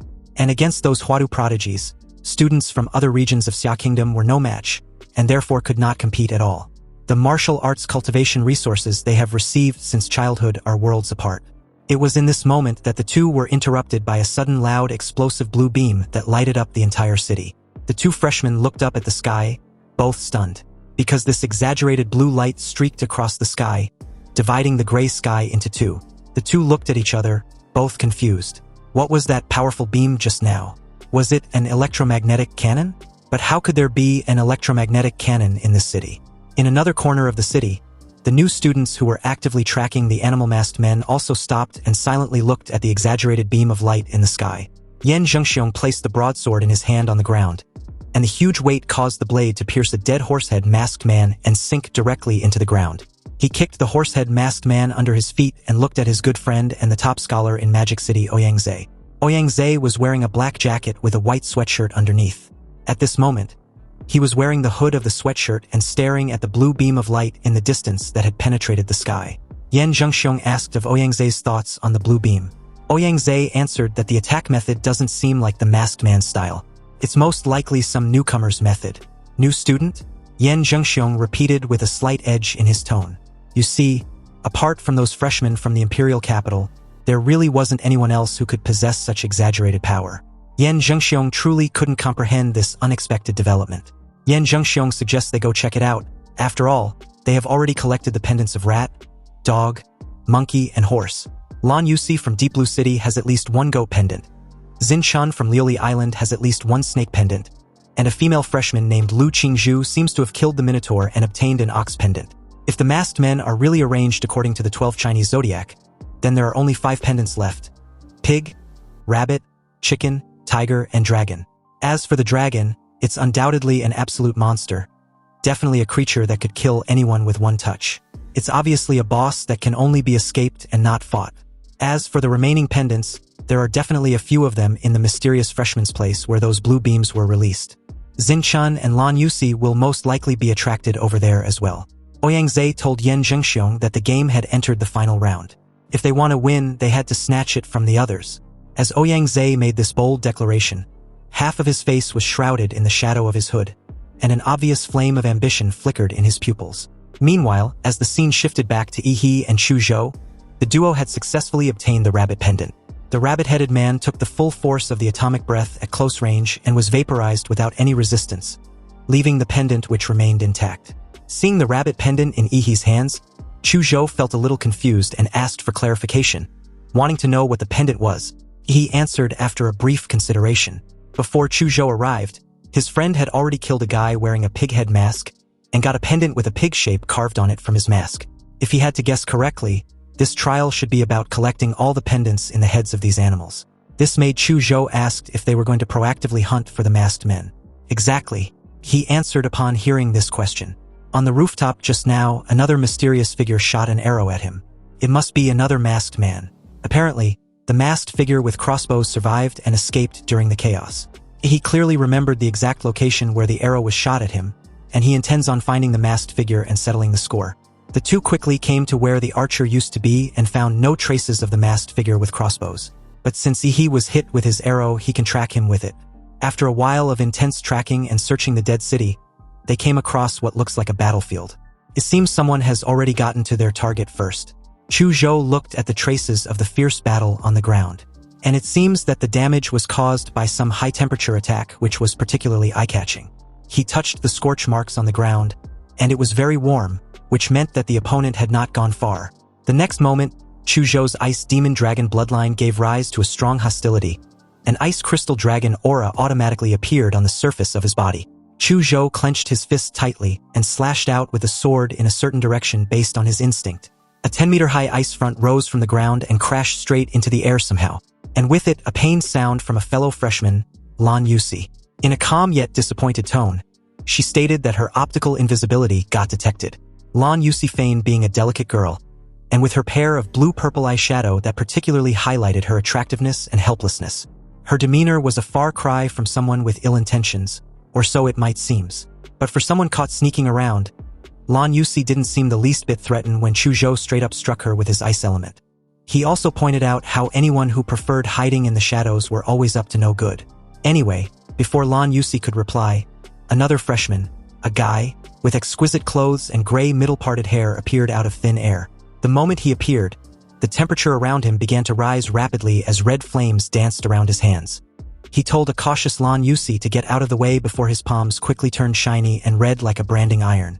Activating a genetic technique, the Flame Demon Battle Body, Xin Chan slammed his palm against the impressive ice front.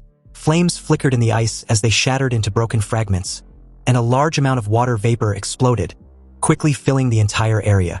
Xin Chen, with a laid-back yet arrogant demeanor, held a pack of cigarette as he teased Lan Yusi for having such a weak optical camouflage. It's no-brainer that she was discovered so easily.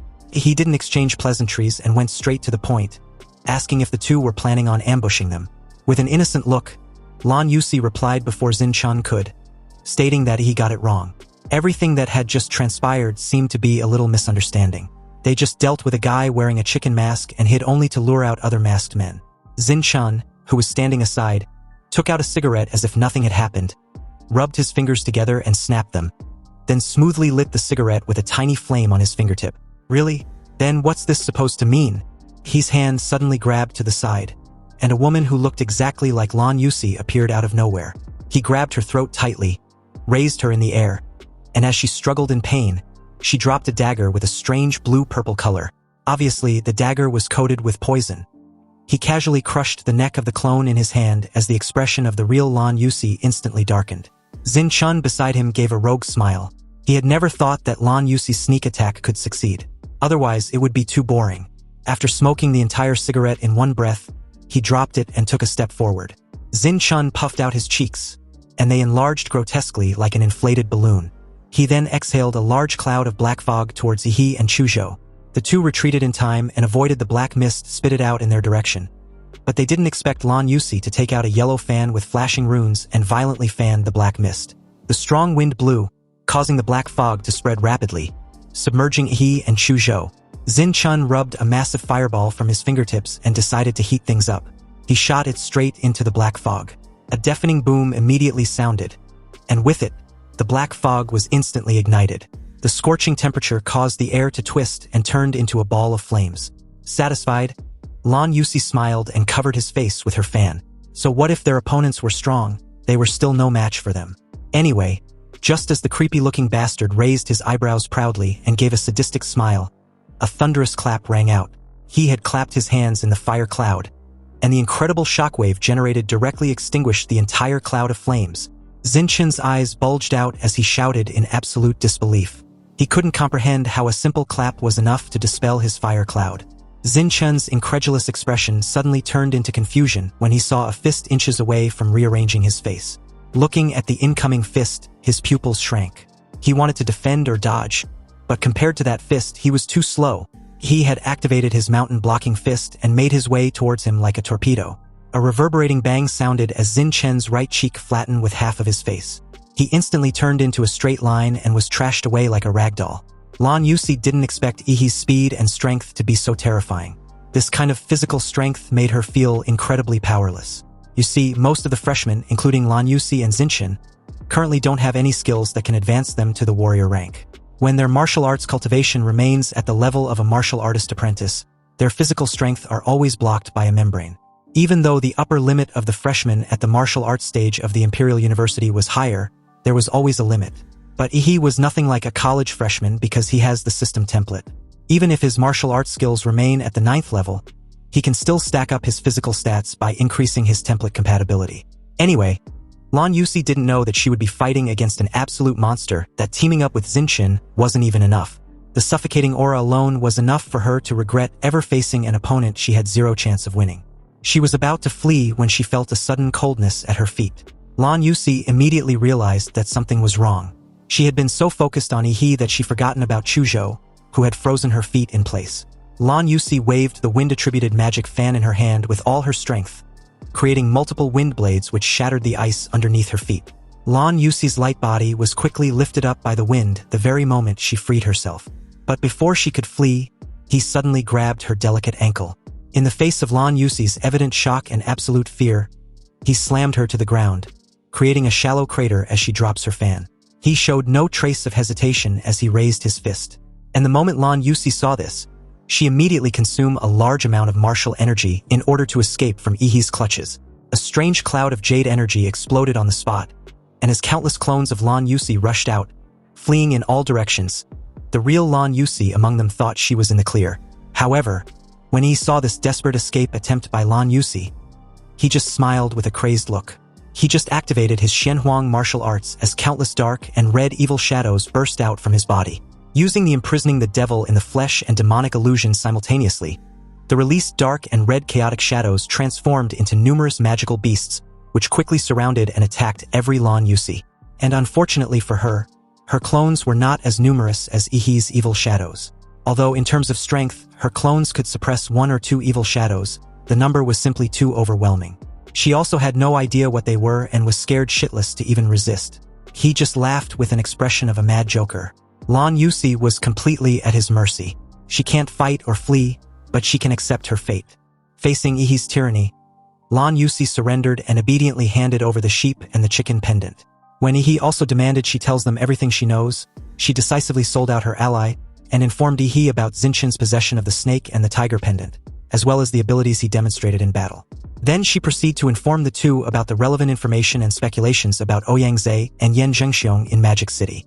Also, if Ihi wants to win the trial, he must collect all 12 pendants. Now that they had entered the late stage of the trial, if Ihi does not take the initiative to strike first and snatch the rest of the pendants from the others, they will take the initiative to snatch them from him. Since she's got no chance of winning the trial anyway, she figured she might as well use this opportunity to muddy the waters to stir up trouble and let the two sides kill each other. Lan Yusi gave a bright yet devious smile, and offered to take Ihi and Chu Zhou to find Ouyang and Yan Zhengxiong. But Ihi rejected her offer decisively, which honestly did not surprise her. After all, they were just rivals who had fought against each other, so it was normal that he would not trust her. However, what shocked her was the way he smiled as he kept staring at the fan beside her. And the moment he stated that he likes it, Lan Yusi had a bad feeling. Meanwhile, as the scene shifted elsewhere, Yan Zhengxiong and Ouyang were seriously making their way towards the explosion site they saw just moments ago. They had just encountered a group of ignorant guys who were planning to join forces to snatch their pendants. Although they were still a mob, it still took the two of them some time to get rid of them. They figured that at this point in time, Zinchen and Lan Yusi must have already found their target. But it wouldn't matter because no matter who wins, they can just snatch the pendants from them. All they can do is keep it for them temporarily. Although Ouyang words were extremely overbearing, Yan Zhengxiong didn't think there was anything wrong with it. In his opinion, this was indeed the case. Suddenly, his pupils shrank and he exclaimed in shock, questioning his friend about the corpse he was staring at. Ouyang also stopped, squinting his eyes and looking at the horrific scene on the street ahead. Zinchen's body was cut in half, simply and neatly, and had been thrown casually on the street like a dead dog, with shock and anger still itched on his face. It seemed that the sword that killed him was fast, so fast that Zinchen didn't have time to show any trace of fear, so his expression remained forever in the previous second. You see, a few minutes ago, Zinchen, who had managed to escape during the brief commotion between Lan Yusi and Ihi, was still railing about how monstrous Ihi was. He didn't expect that he would meet such a strong and unfair guy before even reaching the imperial capital. Nonetheless, he took solace knowing full well that Ihi had definitely crushed Lan Yusi by now. But Zinchen couldn't shake the feeling that he had also been marked by Ihi somehow, and will definitely be sought after. It seems like he needs to find and team up with Ouyang and Yan Zhengxiong from Magic City. In that precise moment, Zinchen heard the sound of a sharp blade dragging on the ground from behind. When he turned around, he saw a figure holding a long tang sword dozens of meters away. On his face, he wore a majestic and ferocious dragon mask made of cold black iron. He was over 2 meters tall, but his physique was extremely thin. He was wearing a black and gray rag suit that swayed in the wind. The most eye-catching thing was his eyes. He has double pupils, with 2 blood-red pupils squeezed in one eyeball, exuding a mysterious and eerie feeling that instinctively shows that he's not to be messed with. This was the first time Zinchen had encountered someone wearing a dragon mask. The feeling this mysterious figure gave him was different from other masked men he dealt with. No matter how agile the other masked men were, they always gave him a feeling of being dead. This masked guy, however, feels alive? The street lights built dozens of meters between the two flickered, as if the current was affected by something and became unstable. Zinchen swallowed his saliva and blinked, and the dragon-masked man with his sword seemed to have teleported, moving forward more than 10 meters, and all the street lights behind him went out with a sizzling sound. For a split second, the entire streets plunged into darkness and silence. When they came back on, Zinchen's body was cut in half. Blood spurted out like a fountain as the dragon-masked man grabbed the snake and the tiger pendant from the corpse, then disappeared into the dark and silent street. Back to the present, Yan Zhengxiong was curious as to why Zinchen was killed on the streets of all places like a dog. As he examines the sharp slash on the corpse, Ouyang stated that it was done by the dragon-masked man. The slash was clean and decisive, a one-hit kill, which shows that the opponent completely overwhelmed Zinchen in terms of strength. The only masked figure that can do this was the dragon mask among the 12 zodiac masks. Yan Zhengxiong was slightly puzzled when he heard what Ouyang just said. He initially believed the dragon-masked man was only supposed to move around in the underground parking lot. Apparently, the first time Yan Zhengxiong and Ouyang saw the dragon-masked man was after they had killed the dog-masked man. Yan Zhengxiong was confident that although the masked man was very powerful, He would never be a match for the two heroes of Magic City. At that time, 20 freshmen followed the two of them. In order to win people's hearts, Ouyang, as the team leader, led everyone to the underground garage in the south side of the city. He heard that someone had witnessed the masked man there. The final result was that only Yan Zhengxiong and Ouyang left there alive. When Ouyang first saw the dragon masked man cutting open the bodies of two freshmen like cutting melons and vegetables, he couldn't believe it. After all, this was the freshman trial of the Imperial University. How could anyone really die? But the hot blood was definitely not fake. Seeing Xinchun's tragic death, Ouyang's expression suddenly turned gloomy as he recalls those unpleasant memories. Yan Jingxiong's voice brought Ouyang back to reality as he asked what their next move should be. Because the pendant on Xinchun seemed to have been taken away, Ouyang explained after briefly thinking things over. He deduced that the reason why the dragon masked man left the underground garage was probably because the freshmen, had completed a certain condition, like a situation where all the masked men had been defeated.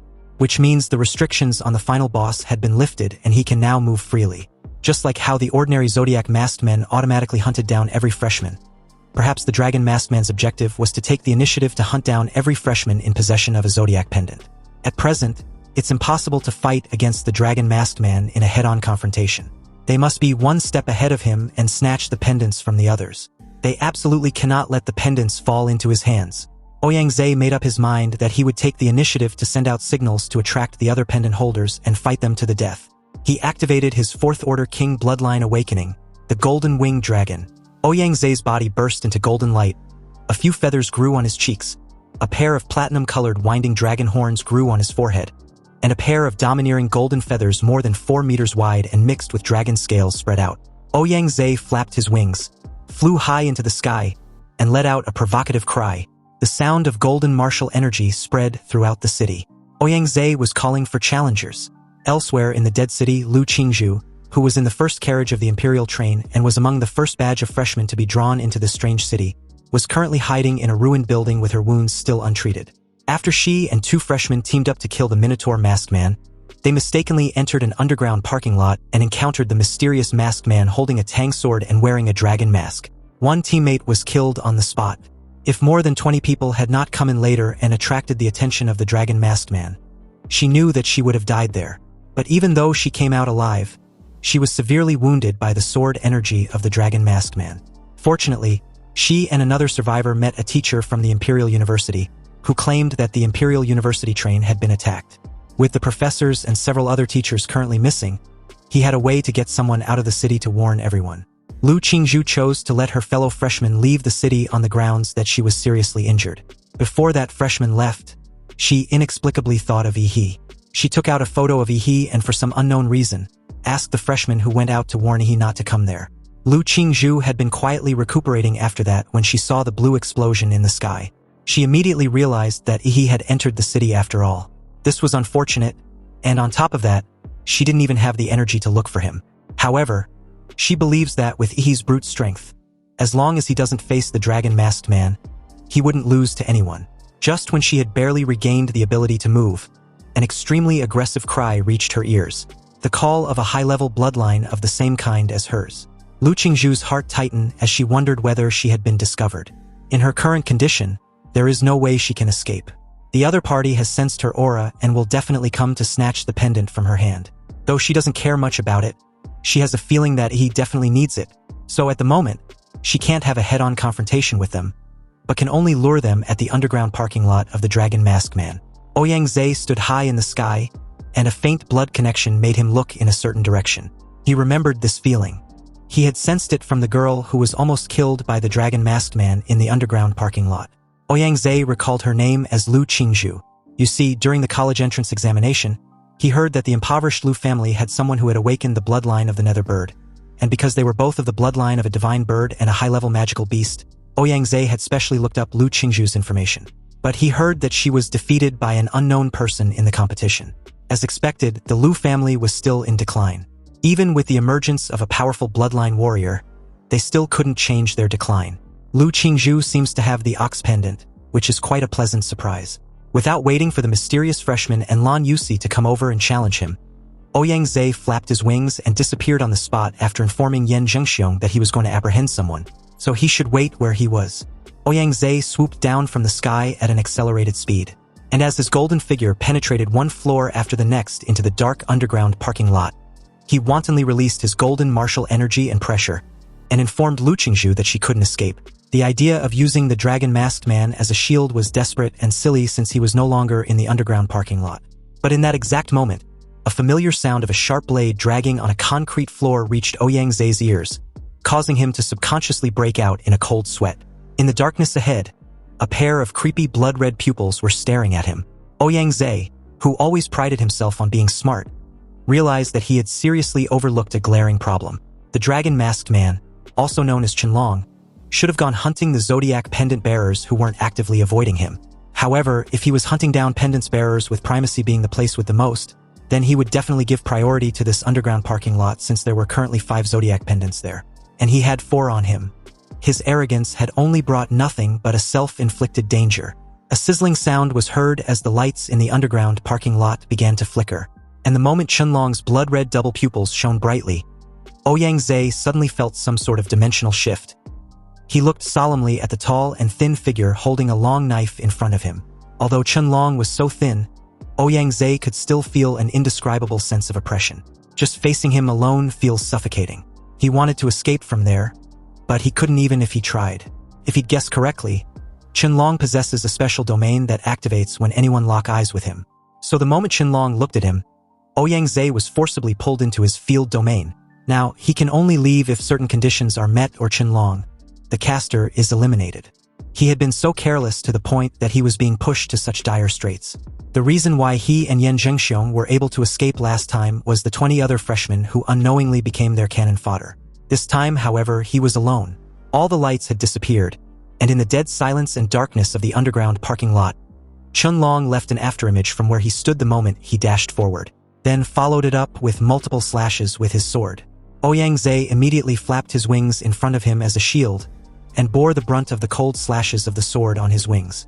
But within that split moment, Qianlong had already made his way behind him with his sword raised. Ouyang golden pupils widened with a sense of dread. He had a premonition that he would not be able to avoid the next blow and could only brace himself. Elsewhere at this moment, Yan Zhengxiong, who had never seen anyone more arrogant than himself, was unfortunate to have encountered 2 at once. He used his broadsword to block a casual punch from Yi, who stared at him with a lofty look. He questioned Yan Zhengxiong if he was seriously using a global voice server just to provoke everyone in the city. Chu Zhou unsheathed his sword and told Yi to leave Yan Zhengxiong to him. He wants to test his own strength. Yan Zhengxiong was pissed off when he realized he wasn't taken seriously. Did these 2 freshmen believe they've got him? Hence why they've become arrogant. Yan Zhengxiong launched at the 2 with his raised ghost head broadsword, exuding a domineering and ferocious aura like that of a tiger. Chu Zhou had a cold glint in his eyes when he countered the attack. He used his ice sword to summon a massive ice wall which shot up and met Yan Zhengxiong's broadsword. The impact shattered the massive ice wall with little effort, which made him dodge to the side. Yan Zhengxiong smiled, showing all his white teeth as he questioned where Chu Zhou was running off to. Chu Zhou remained silent, and his eyes became a little serious, because he felt a fierce atmosphere from Yan Zhengxiong, who had surprisingly mastered a domineering sword skill. His broadsword drew a ferocious half-moon in the air, aimed directly towards Chu Zhou, who leaned back slightly and used his ice sword to block the fierce broadsword. But Yan Zhengxiong, who seemed reckless and clumsy, actually deftly gathered his strength in midair, and simultaneously swung his sword towards Chu Zhou from the side. Chu Zhou noticed this immediately and chose not to dodge. So in a single fluid motion, he swiftly angled his arms and moved his sword to the side, blocking Yan Zhengxiong's broadsword yet again. Chu Zhou's intentions were clear from the start. He wanted to defeat Yan Zhengxiong and confirm which one was stronger, his sword intent or his opponent's domineering and ferocious intent. Chu Zhou almost instantly closed his 5 senses and entered a mysterious realm of unity between man and his sword. This was hurting the soul, commonly known as sword intent. Compared to the college entrance exams a month ago, Chu Zhou's sword intent at present was of higher purity, and he can even integrate some of his own attributes into the skill. A powerful slash of pure sword light burst forth, mixed with the crisp dragon's roar. Yan Zhengxiong also released his ferocious and domineering aura of his broadsword with a tiger's roar. As the energy of Yan Zhengxiong's broadsword and Chu Zhou's ice sword energy clashed fiercely, the sounds of the broadsword with the roar of a tiger and the sword with the roar of a dragon got intertwined and spread throughout most of the street. He sat aside with a bored look, but didn't disturb Chu Zhou's fight. He understood pure warriors like him had their own self-respect and confidence in fighting. Suddenly, Yan Zhengxiong, who was fiercely fighting just moments ago, frowned slightly, as if something unexpected had happened, making him lose interest in fighting with Chu Zhou very abruptly. Yan Zhengxiong suddenly retreated when Chu Zhou swung his sword and slashed out horizontally. After distancing himself from his opponent, Yan Zhengxiong gave a prideful scoff and informed Chu Zhou he suddenly had urgent business to take care of, and if he wasn't in such a hurry, he would have broken all 8 of Chu Zhou's bones. Yan Zhengxiong was about to leave when he, who had been bored to death, launched in his direction. After all that tough talk, did he honestly think he could just leave without permission? Yan Zhengxiong barely caught a glimpse of a black shadow sweeping over with a strong gush of blue flames before he was suddenly struck by a heavy punch. His body got trashed across 3 street lamps in succession.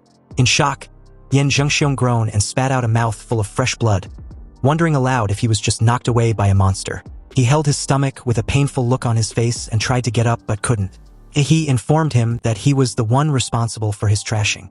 After all, his flimsy excuse was too unpleasant to hear, so he might have used a little too much force. Yan Zhengxiong, angry as hell, questioned if he sneak attacked him. He sighed with disinterest. He doesn't think of it as a sneak attack. Rather, Yan Zhengxiong was obviously too slow to react to his punch. This remark only managed to infuriate Yan Zhengxiong even more. He will only be satisfied after claiming Yihe's worthless life. Yan Zhengxiong was so pissed off that he even forgot about his friend's distress signal. He grabbed his ghost head broadsword, intending to teach this ignorant guy a lesson.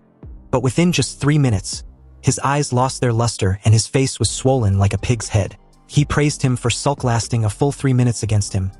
Given Zinshin got knocked away with a single punch, he held Yan Zhengxiong's ghost head broadsword, swirled it in his hand, and comments on how heavy it was. He would like to borrow it and believes Yan Zhengxiong has no objections, right? Yan Zhengxiong didn't say anything. He had been beaten into submission. When he thought about how he was treated like trash, and was repeatedly picked up and slammed to the ground by his body trembled. Anyway, the domineering and ferocious aura of the broadsword was cool, but it lacks the necessary reinforcement. As an upgrade, Yihe used his atomic flames on the sword, transforming it to suit his style and radioactive energy. As he marveled at the new appearance of the ghost head broadsword, Chu Zhou informed him that there was no pendant in Yan Zhengxiong's space ring. But he found a jade pendant that seems to be constantly flashing some sort of signal. It's also engraved with the word, Ouyang, and looks like it's about to flicker out completely. Meanwhile, back in the field domain, Ouyang Zhe had already held on in Qianlong's hands for 5 minutes, at the cost of both of his golden wings being cut off, and all his means of saving his life had been exhausted. He once tried to actively attack Qianlong, but the result was him completely losing an arm. The sword energy that entered his body made his situation even worse. Honestly, Ouyang Zhe didn't expect that he could only go this far. He looked at the dragon-masked man's chest, where there was a long bronze nail, which was a relic brought out from the secret ruins. Its function was to block the martial energy and energy flow of warriors or monsters. Unfortunately, even though Ouyang Zhe paid the price with an arm, he was unable to pierce the nail into the dragon-masked man's heart. He missed by just 3 fingers' widths. If only he could manage to pierce the dragon-masked man's heart directly, the relic would have sealed his martial energy and energy flow. And although it was still possible to weaken Qianlong's martial energy output, reducing his strength by about 30%, for the seriously injured Ouyang Zhe, this would mean that if one blow didn't kill him, he would have to hit him again. He lost the only chance to defeat Qianlong, this damn bug. After a few breaths, the lights in the underground parking lot came back on, and Ouyang Zhe, whose wings were broken, had his heart pierced by the dragon-masked man's long knife into a concrete pillar, creating a strange and cruel picture. Qianlong casually threw Ouyang Zhe's body aside. He tilted his head, sensed the nearest jade pendant holder, and quickly disappeared into the underground parking lot. After seeing Ouyang Zhe being swallowed by the darkness surrounding Qianlong, Lu Qingzhu quickly left the underground parking lot. But she also understood that Ouyang Zhe would not be able to hold on for too long, and she did not have the strength to run too far. If she wants to survive, she can only find a way to get He over to where she was and escape with him. So she set her sights on the tallest building nearby. He's signal flare inspired her, and she also wanted to release a flare of her own to him. Lu Qingzhu endured the sword wounds that kept tearing the muscles on her back, climbed the stairs, and finally reached the rooftop. She activated her nether bird bloodline awakening as strange patterns appeared on her cheeks, and gorgeous purple-black tail feathers spread on the ground. Lu Qingzhu gathered her remaining strength and let out a cry. With sweat on her forehead, Lu Qingzhu came out of the state of blood awakening and collapsed on the floor. Her wounds hurt like hell. She just hoped he got her message. But just then, she heard the familiar sound of a blade dragging on the ground. Not behind her, but under her feet. Lu Qingzhu stood on the rooftop and looked down in disbelief. She stared at the pair of mysterious blood-red pupils of the ferocious and majestic dragon masked man. At this time, Qianlong was perpendicular to the surface of the building, approaching the rooftop as if walking on a flat ground. She was astonished as to how fast she was discovered.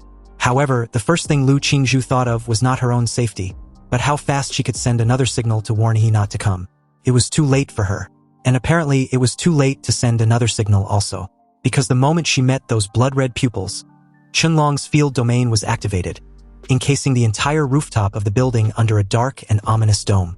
The lights inside had dimmed significantly as the sound of the blade dragging against the surface of the building got closer and closer. Qianlong eventually entered the dome with his sword in hand. The moment he did, he approached Lu Qingzhu with his raised sword and swung it down. Lu Qingzhu felt everything slowed down, leaving only the flash of the sword gradually approaching her eyes. Death was at hand when suddenly, a crisp sound of a mirror breaking was heard, and the figure of He with his broadsword broke into the field domain, shattering it into pieces. He had promised Qianlong to protect her daughter, and he intends on keeping his word. He's sudden appearance surprised Lu Qingzhu, whose eyes widened with hope, and the dragon-masked man, who immediately noticed the raised ghost-head broadsword in He's hand. Apparently, a surge of murderous aura and martial energy, rich in atomic energy, had been imbued into it. A black and blue crescent moon with a width of more than 10 meters was slashed out. Qianlong raised his sword to block, but the power of the slash was too powerful. He was pushed off the building by the half-moon slash, because the entire building was literally cleaved in half by the powerful sword energy. He told Lu Qingzhu to leave first. Chu Zhou and Yan Jingxiong were in the alley on the east side. When she asked about him, He replied to meet up with them after dealing with the dragon-masked man. With that said, he didn't give Lu Qingzhu any chance to disagree, and made his way directly below. He fell from the sky like a meteor, shaking off a large amount of dust when he landed. But Qianlong, who was slashed to the ground moments earlier, was nowhere to be found. It was like he'd disappeared, and this was really troublesome since he couldn't find his location with his magnetic field detection. He looked at the quiet streets, and guarded against any potential murderous intent. The moment the dragon-masked man reappeared, the light above He's head flickered and dimmed, plunging his surroundings into darkness. He realized that his opponent had again activated his field domain. He then heard a sharp sound of a sword dragging on the ground. He turned his head and saw a shirtless Qianlong holding his sword. It seems his clothes had been completely destroyed by the crescent black slash just now. When He got Lu Qingzhu's distress signal earlier, he quickly rushed over, and was fortunate to notice the discrepancy the dark dome created. He wondered if this was the only way the dragon-masked man knew how to fight, which was to hide like a turtle in his little field. He keenly noticed that there was a huge nail stuck in the dragon-masked man's chest. Could that nail be the plan that Yan Jingxiong mentioned? Just as he was thinking of this, Qianlong's figure suddenly moved forward, but it was so fast that he barely caught up with his movements. He instinctively sensed the danger, and as someone who often practiced sparring with Chu Zhou, he was very familiar with the unique chill of approaching cold weapons. He grabbed his ghost-head broadsword and blocked the sword slash from above him. Dazzling sparks kept flashing the moment the two swords clash. He felt the tremendous force coming from the broadsword, and was somewhat surprised that Qianlong's thin body could burst out with such tremendous power. Now he's really looking forward to this fight. It took less than no time for the battle to become more intense, tearing through everything in their path. A towering building nearby was even sliced into pieces and crushed down with a reverberating boom. The thunderous collapse was extremely massive, but amidst the debris was He and Qianlong, who lunched back in the air simultaneously and clashed once more. Dozens of fierce exchanges followed, with He mostly at the end of Qianlong's relentless onslaught. But despite this, Qianlong had yet to breach through He's defenses. This got him all riled up as he lets out a thunderous roar that echoed throughout the entire dead city. He gritted his teeth as he blocks yet another massive sword slash. The tremendous energy from Qianlong's long knife even made him do a double take. He was actually impressed. No wonder the dragon-masked man was the final boss of this trial. Anyway, although He managed to block the attack, the force behind the strike sent him crashing to the ground like a freaking meteor. Amidst the dusty debris, a familiar blue light shone brightly, turning the entire battlefield a shade of blue. Then, under Qianlong's chilling gaze, an unparalleled destructive energy brewing in He's throat spouted out in a huge stream of blue light that swept across the entire street. piercing through 3 buildings in a row, and buried Chun-Long in the ruins. Clad in Demora's armor, he grips his broadsword tightly in one hand, and wipes his mouth clean of the excess steam with the other. He stared at the ruins and acknowledged Chun-Long's incredible strength. The dragon-masked man is the first worthy opponent he had encountered ever since he came to this world. And it seems the fucker wouldn't be taken down so easily either, which was even better for him. Just as he expected, a hand suddenly grabbed a massive waste stone as Chun-Long rose to his feet. A huge part of his dragon mask was broken into pieces, making his mysterious double pupils more conspicuous the moment half of his face was revealed. Seeing this, he grinned in excitement. "That's more like it," he comments, glad to be right. The supposed invincible boss like the dragon-masked man definitely wasn't going to go down so easily. Chun-Long's figure suddenly blurred as he dashes forward in an instant, leaving afterimages from where he previously stood. His movements and aura no longer the same as before. He braced himself upon seeing this, no longer underestimating the threat Chun-Long possesses. Without interruption, Chun-Long's blade was directly upon Yi as expected. The speed of his sword slash was extremely fast, and the afterimages of his blade intertwined together were as if cutting through the air. Nonetheless, he was still able to block it in time with his broadsword. But the sheer force of the sword strike confirmed what he already suspected. Not only did Chun-Long's speed increase drastically after his mask broke, but his strength also did the same. The moment Chun-Long's blood-red pupils flared slightly with a burst of scarlet light, the ghost-head broadsword in Yi's hand could no longer withstand such a high-intensity slash and broke directly with a loud crack. The sudden break caught Yi completely off guard. But at the exact moment the ghost-head broadsword broke, Chun-Long accelerated and appeared behind Yi in an instant. His sword turned horizontally, as if to stab straight towards Yi's throat and release him of his head. Seeing this, Yi reacted on pure instinct. His jaw clamped down tightly and bit the blade mid-strike. With the blade between his teeth, he stares at Chun-Long with a smug look on his face. He'd finally got this slippery fucker right where he wants him. Chun-Long was startled for a moment. His expression shifted for the first time the moment he saw Yi's dark and blue claws suddenly clamp tightly together into a heavy fist. The next moment, an uppercut with black and red lightning burst out and hit his jaw directly. The air was howling and crackling due to the evil electric arcs. Chun-Long was briefly lifted into the air by the huge force of the fist, and the mask on his face was completely shattered, revealing a strange face with no lips or nose, only eyes. Without giving Chun-Long any chance to recover, he grabbed his wrist, holding his sword with one hand to neutralize his sword slashes, and folded the other into another heavy fist and swung it in rapid succession. Temples, throat, heart, spleen, kidneys, and genitals. The fatal weaknesses of the human body were bombarded by Yi's fists like a hurricane. Also, with the help of Yi's punches, the condensed evil spirit penetrated into Chun-Long's important acupuncture points and meridians, causing deep damage. Chun-Long's meridians were already blocked, and his martial energy was not flowing smoothly because of Ouyang Zhe's bronze nail piercing his body. After being hit in the fatal points by Yi and having his body invaded by evil spirit, Chun-Long started bleeding all over in an instant and his breath also weakened drastically. But even then, he still maintained a strong murderous intent and hostility towards Yi, just like a boss setting in a game data. His restrained hand let go of his sword, then kicked it up with his foot, aimed to stab the tip of the blade straight into Yi's chest. But Yi expected this and was ready as he effortlessly dodged the attack. He sneered, already aware Chun-Long wasn't the type to just die even under this barrage of attacks. But the only chance Chun-Long would have had to kill him was the moment he first arrived. Chun-Long could have taken advantage of the information gap to catch Yi off guard, but only with a 30% chance at best of winning against him, since he definitely wouldn't use his full strength then, and also hadn't at present. With a flip of his palm, a yellow fan engraved with runes appeared in his hand. He roared for the fucker to die, then fanned violently, and a strong whirlwind rose from the ground, sweeping up Chun-Long, who had pounced into the air. The magic fan that was filled with evil spirit was even more powerful than in Lan Yuxi's hand.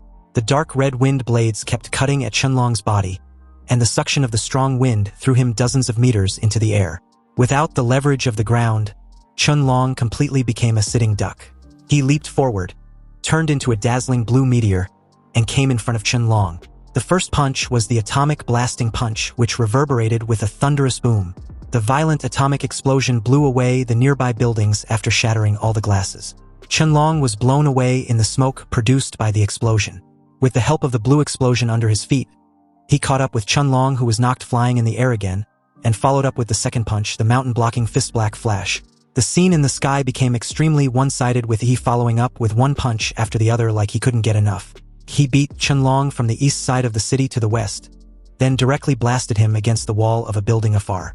The originally invincible and oppressive Chenlong has now turned into a blood gourd with broken bones, and completely at Yihee's mercy. He was totally unimpressed. After all, wasn't this supposed to be the dragon boss of this trial? He got him all excited and misled him to believe he was powerful, but in the end, he was nothing more than a worm. He approached Chenlong and pried open his fingers that were tightly gripping the hilt of his sword. He took away the sword, and without any hesitation, beheaded Chenlong with it in one swift motion. Chenlong's pair of magical double pupils quickly lost their luster when his head fell to the ground. He collected all the pendants from Chenlong except the ox pendant, which was in Lu Qingzhu's possession. It was time to end this freaking game. Yan Zhengxiong didn't expect Yihee to really do it, to crush Chenlong all the way till the very end, beating him senselessly from one side of the city to the other.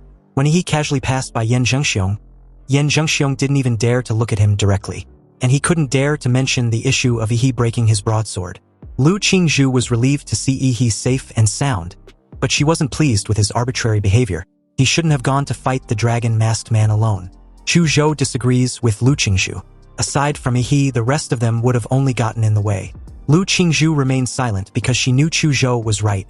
She herself was injured so badly that she couldn't even use her martial arts techniques.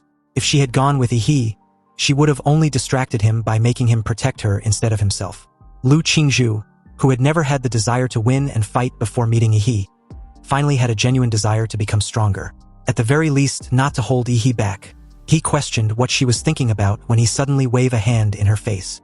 Lu Qingzhu snapped back to her senses, somewhat puzzled as to why he was directly in front of her. Lu Qingzhu's face had already turned a little red when Yihee asked for the ox pendant. She quickly took it out and handed it over. He then took all the pendants in his hands and began to rearrange them in order of the 12 zodiac signs like Chu Zhou suggested. But nothing happened. The group frowned and began to think about which step was wrong. Lu Qingzhu also suggested a way, but in the end nothing changed. Finally, Yan Zhengxiong, who had been silent all this time, suddenly had an idea. According to Yan Zhengxiong, the dragon pendant was not designed as one of the masked hunters, but a hunter who specializes in eliminating pendant holders. So, under normal circumstances, pendant holders probably weren't supposed to use the dragon pendant to clear the trial. The moment Yan Zhengxiong said this, he also took out the dragon pendant from the arrangement. Instantly, the entire city space began to tremble violently, alarming the four worriedly, and the gray fog that filled the sky began to swirl with a golden glow at the center. It shone brightly and illuminated the entire dead city. He felt something and raised his head to look directly at the center of the vortex. What he saw made his eyes widen in shock. A huge platinum pupil emerged from the vortex and was staring directly at them. Anyway, the moment the platinum pupil in the center of the vortex spotted them, he felt a falling sensation like skydiving. The world seemed to be turned upside down, and he actually fell from the ground of the city to the eye in the sky. It was like being thrown into the dark abyss. He opened his eyes again and found himself still sitting on the seat of the Imperial University train, as if everything that had just happened was just a dream. But judging from the reactions of everyone around him, maybe that's not entirely true. A freshman touched his head, gasping for breath, with fear in his eyes. He remembered getting killed by a dragon-headed masked man.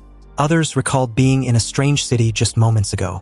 Almost everyone in the carriage were talking about their experiences, and many of them had not yet recovered from their death experiences when a sudden announcement was issued, informing them to remain calm. They were just dragged into an illusion dream created by the magic artifact named the Mirage Eye. What they experienced was the freshman trial of the Imperial University this year, so again, they should relax and adjust their mindset. Also, as a special notice, in this freshman trial, Yihee, Chu Zhou, and Lu Qingzhu's team from Ant City collected all the zodiac pendants and won first place.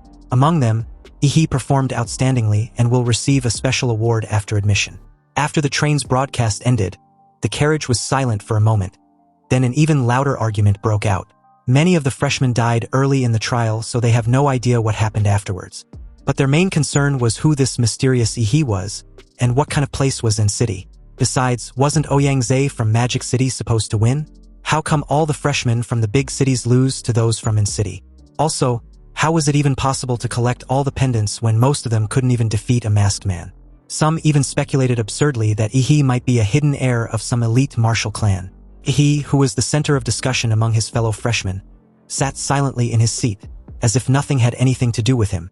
The reason was that the system panel was also congratulating him for defeating all the freshmen in the Emperor's Mirage Eye trial. His reward was a chance to draw a new template. At this point, he had finally concluded that fulfilling special conditions grants these sort of opportunities. As he asked Chu Zhou for a wet wipe to clean his hands thoroughly, he silently prayed for an awesome template. With his command, the panel in front of him began to spin, and countless indescribable roars of monsters came out from it. It wasn't until a devilish, arrogant laugh sounded, as if looking down on everything, did the drawing session end. The new template showed a level 13 D-class vampire Raked. Its bloodline abilities were corpse infection, blood manipulation, and undying body. The compatibility was 1%, and the evolution form was Crimson Calamity. He nearly lost his shit the moment he saw the D-level template. But when he realized that the evolved form of the template had a time freeze ability, his entire demeanor did a complete 180.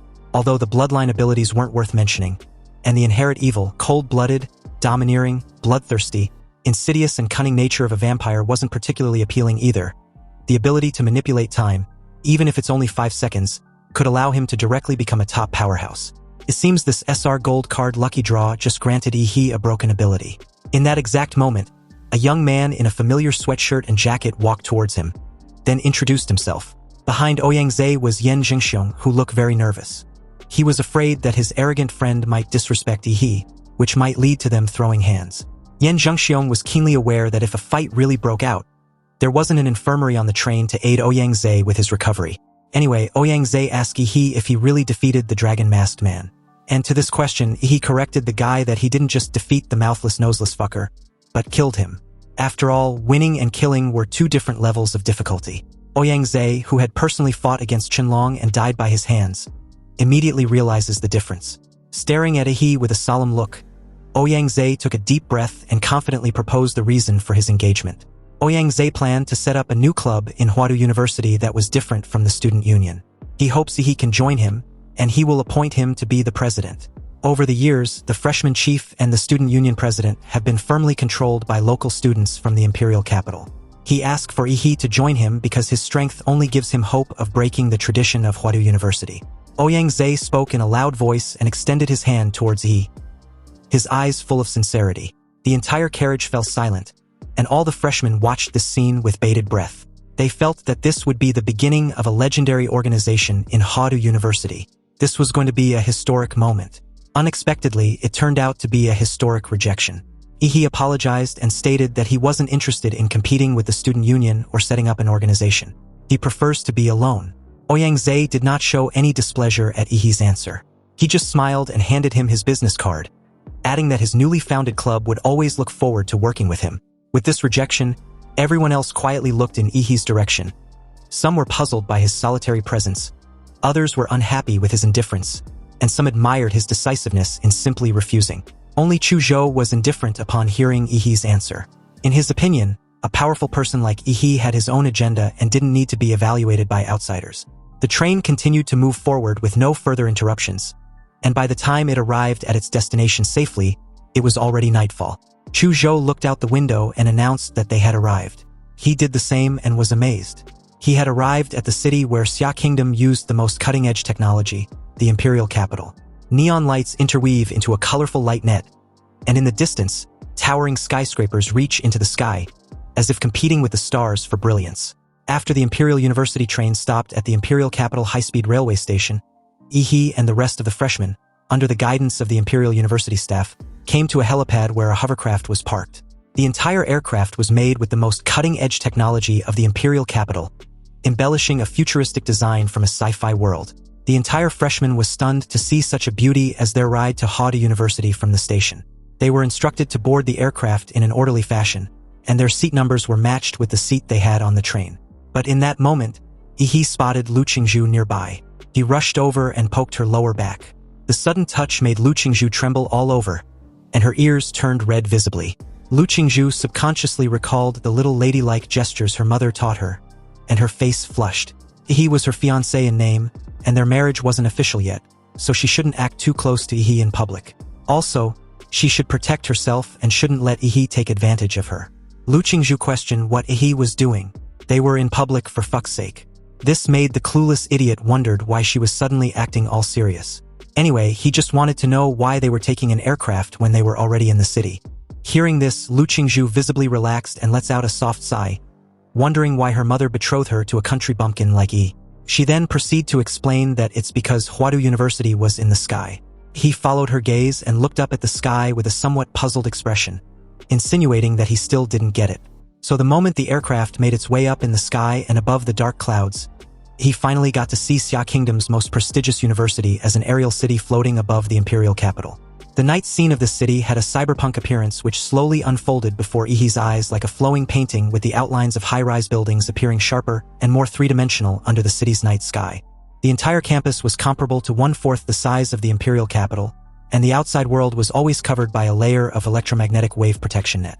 When the imperial aircraft approached, the protection net automatically recognized its identity and opened a circular hole to allow it to enter smoothly. After entering the city, he clearly felt that his life magnetic field was disturbed, and he could only detect the area within 100 meters around himself. Each student who got off the aircraft received an Imperial University student ID. All their future training and life activities will be inseparable from this card during their stay at Huadu University. Next, the freshmen were to proceed to the maglev station to take a train to their respective dormitories. They need to rest because their courses will officially begin the next day. The train passed through the bustling city and came to a skyscraper with hundreds of floors. This was one of the student dormitories of Huadu University, and he, like the country bumpkin he was, made a loud comment about arriving at the highest city in the world. Everyone except Chu Zhou glanced at him with a strange look, wondering where he came from and what he was talking about, or perhaps he was simply not right in the head. But in Chu Zhou's opinion, it was normal for powerful people to have some quirks. Inside one of the many elevators, he learned that Chu Zhou's dormitory was in B7 on the 45th floor, while his was in A3 on the 42nd floor. He said goodbye to Chu Zhou on the 42nd floor and entered his 100 square meter single room. The treatment of students at Huadu University was equivalent to living the dream for Yi. Amazed with the finely decorated room and the latest model computer that came with it, along with an eye-catching jacuzzi no one could resist, he felt that the treatment was just like staying in a 5-star hotel. He had never experienced this sort of treatment in his life, so he intended on fully enjoying it. But first, he had to max out the vampire Raikid template. Back on the maglev train, he had figured out how to use the student card. He used his cell phone to scan the unique barcode on the student card and log into the exclusive network of the Imperial University named Huadu Pass. There was an Academy Cities marketplace which was accessible via Huadu Pass and uses learning points as its exclusive digital currency. He converted over 30 million coins into learning points in his account. Immediately upon doing so, he received a message that 322.43 learning points had been credited into his Imperial account. He was secretly shocked because 100,000 Xia country coins could only be exchanged for 1 learning point. This was way too expensive. However, the goods in the Academy Cities market were indeed solid. Many things that were not available on the market can be purchased openly there. This purchasing privilege can be considered a benefit for Huadu University students. He spent 300 learning points in one go and selected several magic cores related to blood attributes. He speculated that magic cores with the same attributes might further improve the compatibility of the template. He purchased just enough to max out the vampire Raikid template, recalling that the colossal humanoid template didn't exceed 10 million to push beyond 90% compatibility. Within 10 minutes, a drone carrying a package arrived outside Yi's window. It thanked him for his purchase and wished him success in his cultivation. It also asked him to leave a 5-star review for the service if he didn't mind. The drone then flew away. Impressed with the quick delivery, Yi opened the package to see 9 blue magic cores and 4 green magic cores. He took less than no time gulping them down, even though eating so much magic cores at once messed with his tummy a little. Anyway, the tremendous energy immediately got converted as the panel's compatibility gradually increased to 100% and unlocked the Crimson Calamity. Yi's overall constitution also increased to 29. Staring at himself in the mirror, he noticed that his skin was now paler, and his fangs had become sharper with blood grooves attached. Once they pierced into a target's flesh, they would start sucking the blood like drinking milk tea. Opening his palm and revealing his visibly long and sharp fingernails, a bold yet crazy idea popped up in Yi's head, and without any hesitation, he pierced his throat with his nails. The pain was excruciating as a large amount of blood gushed out. Then, almost immediately, the wound on his throat healed naturally. The self-healing ability of Yi's vampire bloodline was quite noticeable and pretty impressive. It was also faster than before. However, to Yi, his physical mutations were secondary. What matters most was the new power he just unlocked. He made his way to the built-in training room attached to his dormitory. The structure and building materials of this room was enough to support the physical strength of ordinary martial artists, which was just right for practicing. In the center of the room, he closed his eyes and channeled his martial energy around him. And the moment he opened his eyes, the vampire Raked had appeared in front of him. The vampire Raked, who apparently possesses various abilities to interfere with reality, was instructed by Ihi to land a punch on him. The moment Ihi issued this command, the vampire Raked suddenly spread his wings wide, and the gray cloak around him cocooned itself, transforming into a humanoid creature with a cold face half floating behind him like a shikigami. Just as Ihi raised his arms as a shield and readied himself, the humanoid creature swung its fist and punched Ihi with so much force that it literally knocked the wind out of him. All the bones in Ihi's arms were instantly bent and fractured. A loud bang sounded as his body got trashed backwards and smashed heavily against the wall. With his arms completely destroyed, he slowly got up, coughed up a few blood, and smiled with satisfaction. The strength behind that punch was at least twice his normal level, which was not bad. Now, the next was the time stop. With Ihi as the center, a gray spherical area began to unfold. All areas covered by the gray field lost their color and turned into black and white, as if the movement of light had also stopped. The timer immediately started: 1 second, 2 seconds, 3 seconds, 4 seconds. When it reached the 5th second, the gray area became unstable, but Ihi wanted to keep going. On the 5.1 second mark, he began to sweat all over and his eyes instantly turned bloodshot. The timer moved from the 5.1 second mark to 5.2, then 5.3 seconds. At this point, Ihi's nose began to bleed, and the blood vessels in his eyeballs broke and bled due to excessive pressure. Due to the excessive consumption of martial power on the 5.5 second mark, the humanoid creature in front of him began to show a translucent and unstable state. The gray time-stop field began to disintegrate, but he still gritted his teeth and persevered. Finally, at 5.7 seconds, the gray area inevitably collapsed. He half knelt on the ground, wiped the blood from his nose, and grinned. He was pleased to learn that the 5 seconds limit was the original owner's limit, not his. Early the next day, he met up with Chuzhou, and the two head out to the freshman assessment gymnasium. On the way, he felt that the sunlight was somewhat glaring that early morning. Having fused with the vampire template, he had inexplicably come to dislike sunlight, even though he won't die from the exposure like a real vampire. Chuzhou asked him if he had checked out the university's new academic reform for this year's freshmen. He replied that he hadn't. He spent the entire night wrestling with the vampire Raked in training and didn't pay attention to anything else.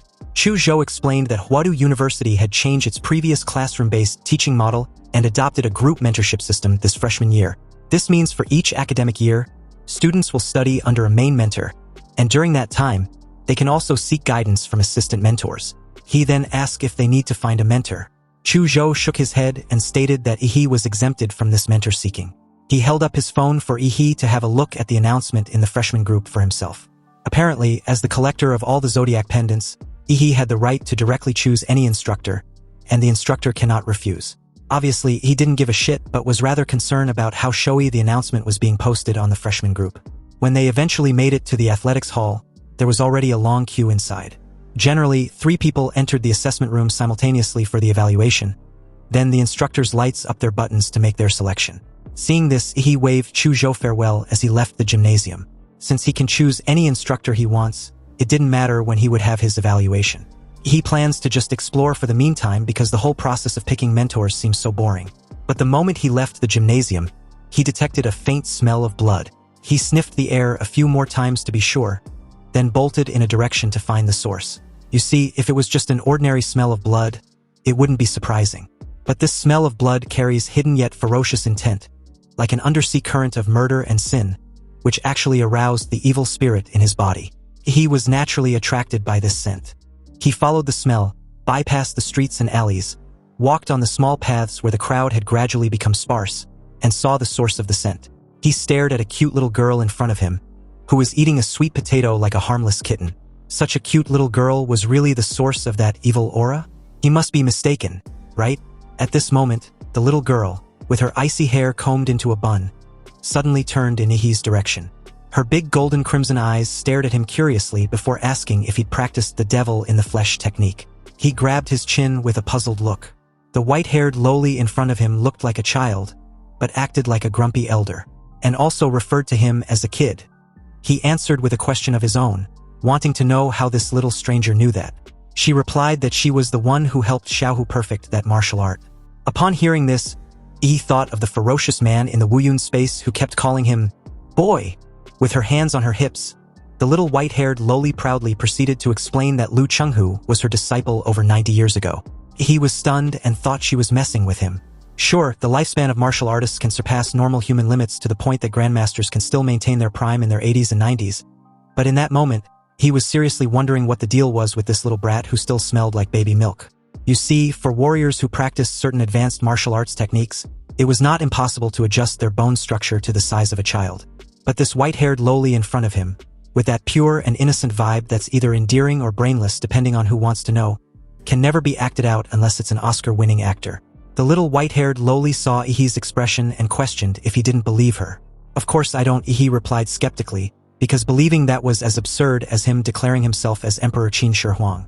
The moment Ihi said this, his heart skipped a beat and he suddenly felt goosebumps all over his body, especially the back of his neck.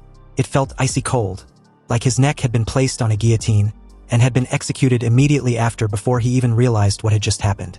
The purity of this murderous intent was so intense that he actually hallucinated the scene of his head rolling off after his decapitation. This immediately sent him on high alert, and just when he was about to subconsciously use his crimson calamity to pause time, a strawberry-flavored lolly was suddenly stuffed into his mouth. The little white-haired loli stared at Ihi with those big crimson golden eyes of hers, and acted all cute as she apologized. She might have gone overboard and hopes he won't report her to the school. It's already pitiful enough that she could only leave her home 1 or 2 hours a week. He ignored her deceptively cute appearance and stared into her eyes seriously. He wanted to know who she was. The little white-haired loli finally introduced herself as Gongku, a very powerful grandmaster. And just to let Ihi in on a secret, when the current president of the Imperial University, President Shi Jingwen, was a child, she once made him cry. He suddenly dropped to his knees, surprising Gongku. He realized that becoming a disciple of Gongku, the person responsible for improving the devil in the flesh technique, was a sure investment. Gongku can definitely help him break through his bottleneck. Plus, she's also a grandmaster who specialized in combat and killing, which suited his style perfectly. With his utmost sincerity, he loudly declared that he drifted for half his life and had never met the right master. But as of now, he believed he had and would like to become a disciple of teacher Gongku. He hopes she would grant him this wish. Speechless, Gongku was totally caught off guard with this cringe and ostentatious display. Meanwhile, back at the gymnasium, no one expected the 5 deans of Huadu University to be the mentors of this year's freshman assessment.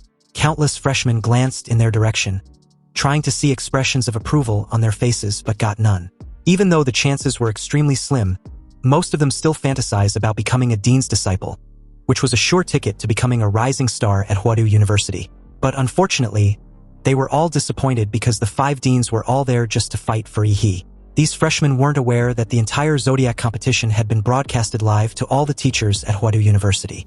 From the very moment the Level 1 alert was issued inside the train, teachers began to pay close attention to each student's ability to deal with sudden crisis, and an AI facial recognition was used to score their response. Students who shrink back and only care about running away, and the others who naively assumed that it was just a trial and charged into the Zodiac City space unprepared scored poorly in the final evaluation. Once inside the Zodiac City, every student was evaluated on their leadership and organizational ability, combat intelligence, and real combat ability. Every interaction and action during battles with the Zodiac Masked Man were important in the scoring criteria. Even if a freshman failed to successfully hunt down a Zodiac Masked Man, they can still get high scores as long as they perform well in any of the mentioned criteria. In the evaluation, Ihi was the only freshman who has received the highest score in every criteria of the trial. But that alone was not enough to alarm the 5 deans. What really stunned them was Ihi's ability to kill Qianlong, the boss who wasn't even part of the trial's evaluation because no freshman had been able to survive an encounter with him. During the evaluation, the deans also deduced that Ihi probably didn't even realize who the Dragon Masked Man really was, which meant he defeated Qianlong without any preparation. You see, the Dragon Masked Man was a model created by Xia Nation's supercomputer, Manhwa, and it was based on the data left behind by the National Guardian martial artist, Fu Hongsheng, when he enrolled in the Imperial University decades ago. Even though the supercomputer could not fully replicate the insurmountable power of the divine double pupil in the Mirage Eye simulation, Fu Hongsheng was the strongest martial artist in the history of Xia Nation, and even the world. The record he left at the Imperial University has never been surpassed in over a century. However, Ihi's ability to annihilate a model trained by such a master, even without replicating the original's full strength, was enough to prove his incredible talent. As long as he doesn't encounter any setbacks during his growth, he could become a grandmaster at the very least, or even reach the level of a great grandmaster.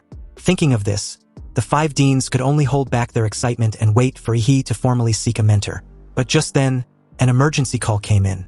Then an instructor announced to the deans that Ihi had already become the disciple of Gongku, the former professor of Huadu University and a current special faculty personnel. The 5 of them couldn't believe their ears and voiced their absolute disbelief in unison. Anyway, back to the 2 in question a few moments ago, Ihi had unceremoniously grabbed on Gongku, refusing to let go unless she recognized him as her disciple. He had always been shameless, and if it weren't for the fact that the lowly in front of him was already 100 years old, he would, at the very least, be in jail for 3 years due to his brazen behavior of kneeling before a lowly in broad daylight. Anyway, Gongku wasn't having it. She wasn't in search of any disciple. And besides, she had already been expelled from the Imperial University. Hearing this, he had no choice but to use his Ultramax pleading trump card. He promised to find a way to let Gongku regain her freedom within 2 years if she accepts him as her disciple. This shameless fucker couldn't even hide his devious grin the moment Gongku's eyes suddenly lit up in agreement. But before the 2 could make it officially known to the entire university, 5 powerful auras approached them rapidly. Yup, the 5 bunch of busybodies showed up to covertly impede on this master-disciple union. The dean of the School of Mechanics and Magical Equipment anxiously reiterated Gongku's promise to not interact with students during her release period. Also, with her current mental state, she wasn't suited to teach anyone. The dean of the School of Human Body and Physical Training nodded in agreement, and even pleaded for Gongku to just go home. Gongku, already used to these 5 busybodies all show but no substance attitude, agreed to go home as suggested. However, she was taking her new disciple with her. She asked for Ihi's name and told him to follow her. Although for unknown reasons, Gongku's appearance and behavior were that of a teenager, her strength was very likely to be one of the strongest in the entire Imperial University. So regardless of her current status and condition, she was still technically a viable mentor candidate. Ihi followed Gongku inside the Imperial University Research Institute, a building that looked like a tilted Rubik's Cube. Gongku swiped his card all the way to the depths of the Research Institute, and finally found a secret elevator leading to an underground facility. Inside the high-speed falling elevator, he wanted to know why her teacher lived so far away from campus and in secrecy. Gongku explained that she had some issues in the past few decades which had often resulted in hurting others. So the Imperial University settled her under the Research Institute. Fortunately, she had been able to control herself in recent years, which finally granted her the opportunity to stretch her legs occasionally. Oddly enough, Ihi's main takeaway from this clarification was being the first student Gongku had accepted in all these decades. Glancing in Ihi's direction, Gongku finds her new disciple's inexplicable behavior very strange. He had an odd way of thinking since a normal person would be scared shitless of her by now. Sweating bullets, he gave a nervous laugh because apparently, it hadn't even occurred to him that his teacher might kill him by accident. Anyway, when the elevator reached the bottom, what appeared before their eyes was a narrow passage that could only accommodate 1 person at a time. And at the very end was an alloy door with an electronic countdown clock attached above. At this moment, there was only 11 seconds left on the electronic clock. Seizing the last 10 seconds, Gongku bolted for the door, leaving a puzzled Ihi to question why she was in a hurry. Was it because of the countdown timer? Gongku explained that every time she leaves her confinement, the electronic watch would start a countdown, and if she doesn't return within the specified time, an alarm would go off directly at the office of the Imperial University president. Then, she would be hunted down by the entire university forces. He made his way inside after Gongku with just a millisecond to spare. The alloy door behind them closed automatically, and the complex mechanism inside was activated, finally locking it completely. Also, the moment the alloy door closed, a special electromagnetic field was immediately triggered inside the room. He felt it instantly the moment it became difficult for him to gather his martial energy outside his body. This meant that any martial arts techniques inside this confinement had been significantly weakened. To stop her from escaping, President Shi Jingwen and his crew of busybodies built this white-haired lowly's confinement cell, which was unexpectedly large, divided into 3 floors from top to bottom. The top floor was the living room, bedroom, and other living spaces. The second floor was the various video games and entertainment equipment, and the bottom floor, which was also the largest, was the training ground. Of course, everything was layered with high-powered magnetic suppressors to disrupt martial energy, just in case Gongku gets bored enough to break out. Gongku just flopped on her couch and made herself at home as her new disciple looked around the exquisitely decorated room. Various takeouts and the latest game cartridges were scattered all over the floor. It seems that even though Gongku had been imprisoned, as she calls it, she's basically living it up in this luxurious suite like a true empress with everything, including comfort, provided and met according to whatever she might need. It feels more like Huadu University had gotten Gongku enshrined down in this underground luxurious suite. Meanwhile, as the scene shifted to the Imperial University president's office, Shi Jingwen, dressed in a simple Zhongshan suit and a round-framed gold-rimmed glasses, was silently flipping through the materials of the recent meeting of the Imperial University. He doesn't look like a grandmaster standing at the pinnacle of human power, but more like an ordinary scholar. President Shi Jingwen received a phone call, informing him about Gongku accepting Yi as a disciple. Although this choice was unexpected, President Shi Jingwen decided to let Yi be. He reminded the caller to remember the reform goal of the current Imperial University. They weren't seeking to raise a pack of mid-tier talents, but at the very least, a talent which can shoulder the future of the entire Xia Nation and all of humanity. When a true genius appears, their job was to support that person fully and let the individual grow freely. President Shi Jingwen wants Yi to train under Gongku for now, and since the special training camp for local freshmen was nearly over, he would be the whetstone used to sharpen those fledgling blades. The caller understood and ended the call. Subsequently, the computer next to him lit up and a synthesized electronic female voice sounded, informing him that freshman Yi had followed Gongku inside the safe room. At the moment, everything was stable. However, according to their analytical report, Gongku, with her special rank, has a 5% risk of losing control if confined with another person long-term. Yi had an 89.7% chance of not surviving until rescue, and a 95.3% chance of not surviving even after being rescued. Shi Jingwen stood up, made his way to the floor-to-ceiling window overlooking the prosperous imperial capital below the Sky Academy city. His thoughts still on the issue concerning Gongku and Yi. You see, these so-called special-ranked warriors are either death row convicts with powerful strength, or extreme martial artists who are unable to control their strength for various reasons. The country usually restricts their freedom during peacetime, but when Xia Nation encounters a serious crisis, they're deployed to the front line as national-level defense forces. Unaware that Yi initially had no idea about this, Shi Jingwen believes Yi knew about the possibility of him dying when he chose Gongku as his mentor. Because without that kind of readiness to die, how could he walk the path of being a slaughterer? Also, with time running out for Xia Nation, those idiots from the Northern Brighton Federation and the heretical lunatics from the Divine Descent Nation who worship the mystical realm civilization are both getting restless as time passes. The young generation really needs to grow up quickly. The scene cuts back to the confinement room, specifically the training ground on the 3rd underground floor.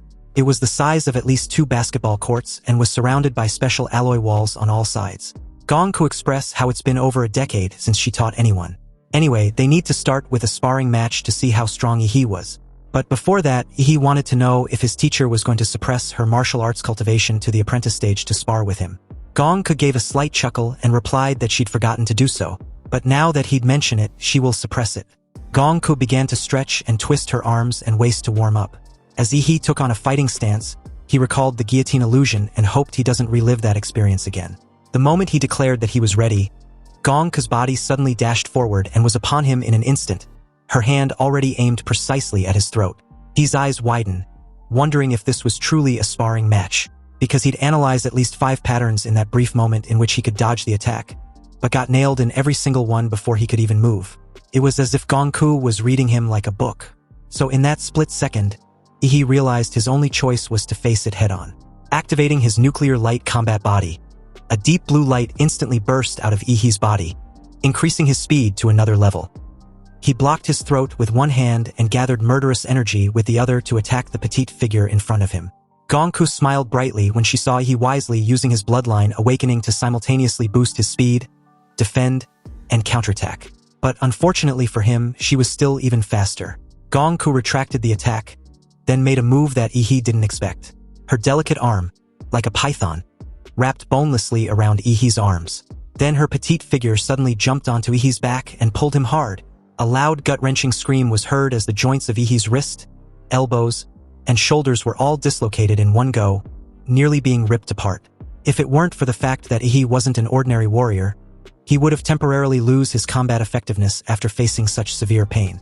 Gongku let go and made a massive leap backward the moment Yi reverted back to his normal form. Completely ignoring his bloodied and bent arms, He stared at his master with a pained smile. She was really not holding back because his bloodline awakening just got knocked back to zero. He's blood seemed to have completely stimulated Gongku's desire to fight.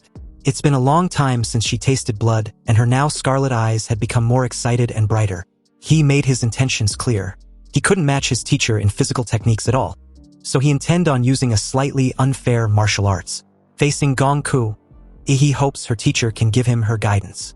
He chose to play a trump card, the power of the colossal titan. Suddenly, a surge of dazzling blue thunderous energy erupted and exploded around He, covering the entire training ground with a suppressive aura.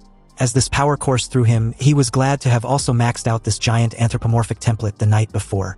On the other hand, Gongku readied her stance with a cheeky grin, her crimson pupils shimmering with brilliance.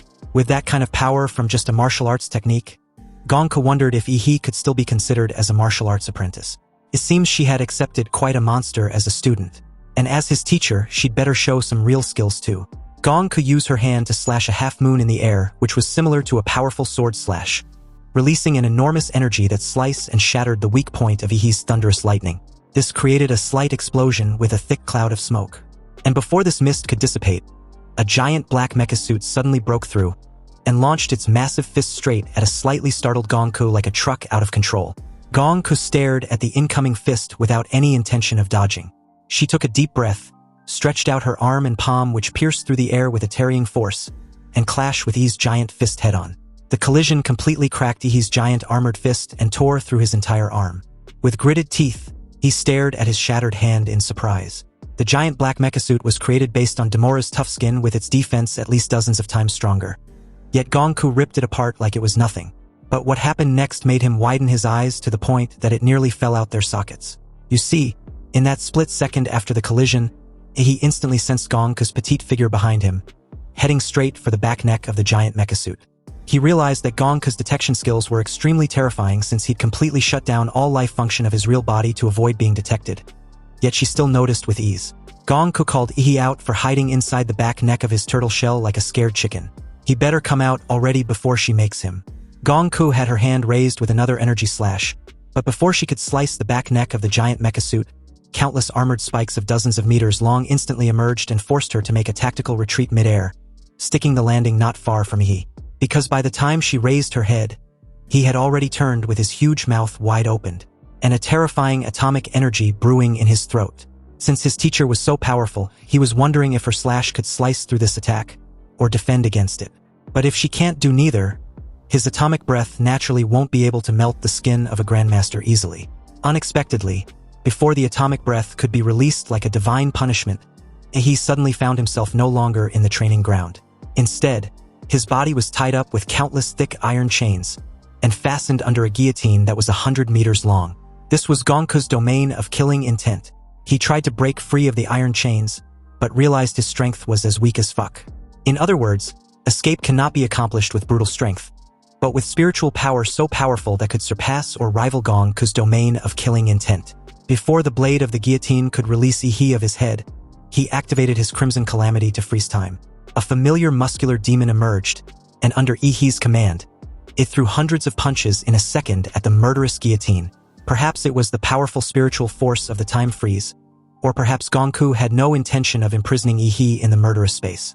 Because under the bombardment of countless golden fists, Gongku's domain of killing intent, along with the murderous guillotine, finally collapsed. He slowly opened his eyes shortly after the illusion was broken. He laid on the training floor, totally defeated, with Gongku's petite figure standing right beside him, commenting on how insanely tough Ihi's turtle shell was.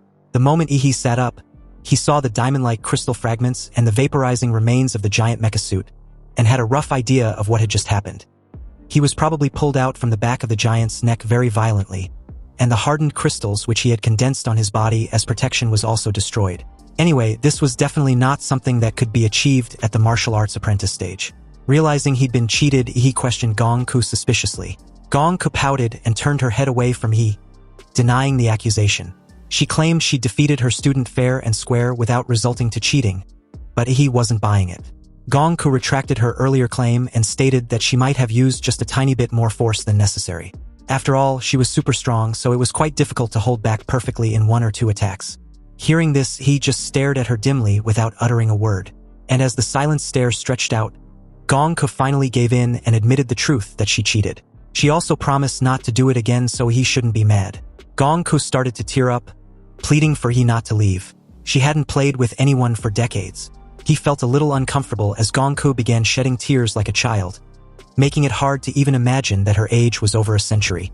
He assured her that he wasn't mad, and didn't plan on leaving either.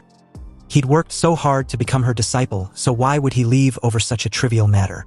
The moment Gongku felt certain that Ihi wasn't leaving, she quickly returned to normal and corrected Ihi that she wasn't crying. Ihi was speechless, but he couldn't fault the little old granny for pulling this sly tactic. Anyway, with that out of the way, Gongku had gotten a basic understanding of Ihi's abilities. Although they're neither on her level nor as good as hers back then, they're still amazing compared to others. He was truly a gifted warrior, and as of now, she can start training him. But she wanted to know what her new disciple truly desired to learn. Without a moment of hesitation, he replied that he wants to learn advanced martial arts techniques. He would also like to know how Gongku managed to slice through the lightning in his humanoid arm. Slashing, as she calls it, was something Gongku explained to be difficult to teach because in order to learn it, he had to get a feel for it after cutting through enough things. He then asked if Gongku can describe the feeling. Gongku explained it to be a shimmering line.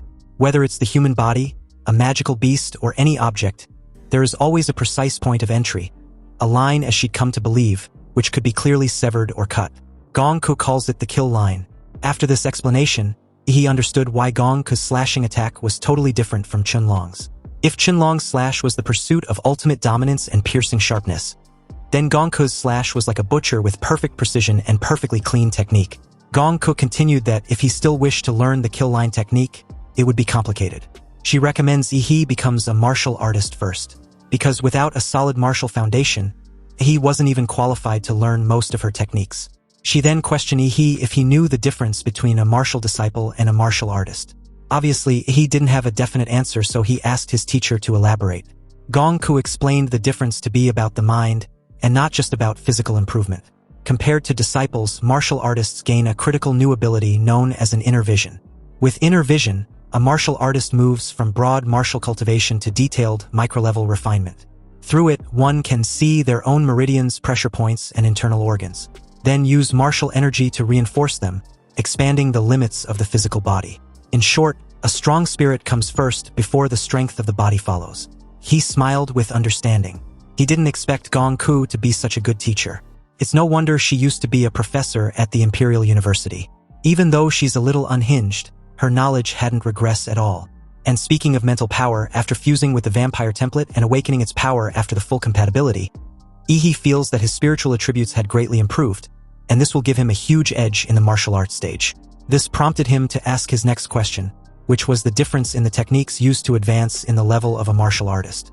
Gongku explained that the advancement techniques and martial skills were ranked into 4 tiers. They're the Tiangang, Disha, Shenhuang, and unranked. Normally, students from vocational colleges or lower-tier schools only have access to unranked advancement techniques. And the benefit of these unranked advancement techniques are that they're easy to use. Anyone with sufficient blood energy and martial power can break through. So, over 80% of all martial artists break through using unranked methods. However, students at Huadu University start with Xuanhuang tier methods at minimum. He naturally wanted to learn the best, so he had no issue with this arrangement, but he was also curious to know about the other 2 tiers, Tiangang and Disha. Gongku elaborate further, informing Ihi that the Tiangang tier skills were basically sacred relics, to which most were retrieved from hidden realms or ancient ruins, and there might not even be 10 left in the world. Even the Imperial University has only 1, but with Ihi's current rank and clearance, there was no way he would get access to it. However, he's in luck because his master can teach him a Disha-level realm-breaking technique known as the Killing Heart Bodhi Heart Sutra. It's a Disha-level realm-breaking that Gongku had mastered herself. And apparently, Xiaohu's the demon in the flesh was actually inspired by this very technique. His eyes sparkled with a gleam thirst for this knowledge as he loudly declared his desire to learn the technique immediately. Gongku was pleased with Ihi's enthusiasm. They can get started right away. But Ihi should get ready to experience the killing intent domain Gongku specifically created just for this technique. Then, without warning, Ihi was instantly drawn into the killing illusion created by Gongku. Standing in the sticky pool of blood on the ground, Ihi was amazed but also felt helpless at the same time. Gongku, on the other hand, was already excited with the smell of blood everywhere. and from the looks of it, he was going to have one hell of a training. Hours later, the sun and the moon had alternated, and the bright moonlight had broken through the clouds and fallen on the college city. The entire academy city lit up with magnificent lights, announcing the end of the day to the students. Chu Zhou was returning to his dormitory when he saw He in a distance. But just as he walked over to say hello and ask of his first day like he heard from the rumors, he felt a chill on his neck, as if a butcher's knife was placed at the back of his neck. Such a terrifying murderous intent made him subconsciously pull out his ice sword. It took a moment for He to snap back to his senses. And the moment he did, he apologized to Chu Zhou. Chu Zhou was reeling about what he just experienced when He explained that he was a little stressed and just had a reflex reaction. Although He was clean, Chu Zhou could still smell a strong stench of blood. It was as if his friend had just fought his way out of a sea of corpses and blood. Well, this was indeed the case, since the hell he went through just hours ago felt as if he was standing on a mountain of corpses to Aura Farm like a G. Apparently, inside the illusion realm 10 hours ago, Gonko created countless undead zombies to attack He, and also restricted him to only fight with a sword. He wasn't allowed to use any of his abilities or martial arts techniques. So as the mindless zombies swamped him from all sides, he couldn't help complaining about how he was supposed to kill this many undead with the dull knife of his. Obviously, he didn't understand the reason why he was handicapped to this extent. So his teacher explained the reason was simply to let his body to gradually become familiar with the sensation of his blade tearing through skin and splitting bones.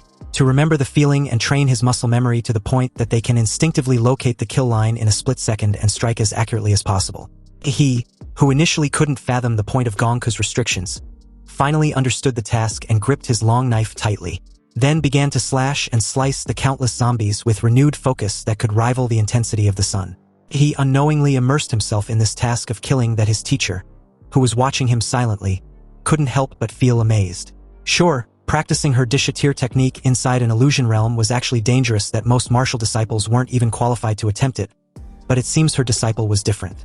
If He's spiritual power weren't abnormally high, the killing intent alone would have devoured him, turning him into a mentally ill patient or a puppet of killing. At this point, it's no wonder Shi Jingwen calls He the rising star of Huadu University, and Gongku was honestly looking forward to her students' growth in the future. Back to the present, he said his goodbye to Chu Zhou, returned to his dormitory, and took a comfortable hot bath.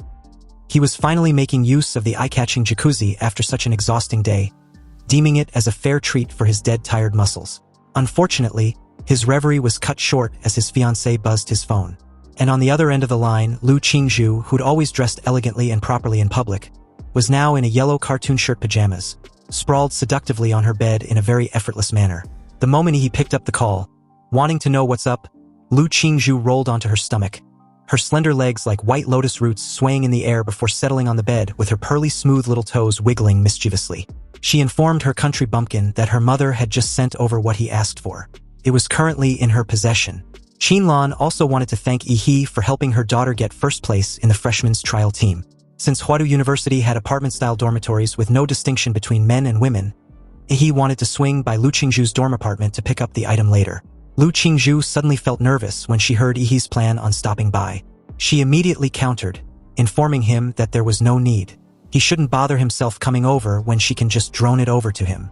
He agreed to this arrangement since it works in his favor anyway. Then, he changed the topic by asking of her mentor. He wanted to know who her mentor was. Lu Qingzhu's tone was slightly prideful as she drops the name, Dean Bai, and apparently, this dean told her that she was very talented, before accepting her as her student immediately after her assessment evaluation. So in any case, Lu Qingzhu's success of being accepted as a disciple of a dean of Huadu University was something to be proud of. And He didn't want to sully this by revealing how he rejected these 5 deans, including hers, in a row. He thought about it, then decided against it, knowing full well that Lu Qingzhu wouldn't be able to sleep tonight if she knew. He feigned a timely intervention of the call line breaking at his end and ended the call. Anyway, like a bullet, half a semester year passed and the first term of the freshman year was nearing its end. For these freshmen of Huadu University, countless eventful things happened within the semester. For instance, at the beginning of the semester, Ouyangze united the elites from several provinces to form the Dragon Blood Society, which quickly gained influence among the first years. Then, as expected, after the local freshmen finished their special training summer camp and returned to the Imperial University, they clashed with the Dragon Blood Society. The tension gradually escalated, and the members of the Dragon Blood Society began to engage in martial arts competitions with local students in the imperial capital. Naturally, they lost more than they won, and the development of the Dragon Blood Society began to decline. Currently, the most popular first-year student was Xiang Jianhui. Or to be precise, he was the most famous nationwide among freshmen. After all, he was the top scorer in the Imperial Capital's college entrance examination.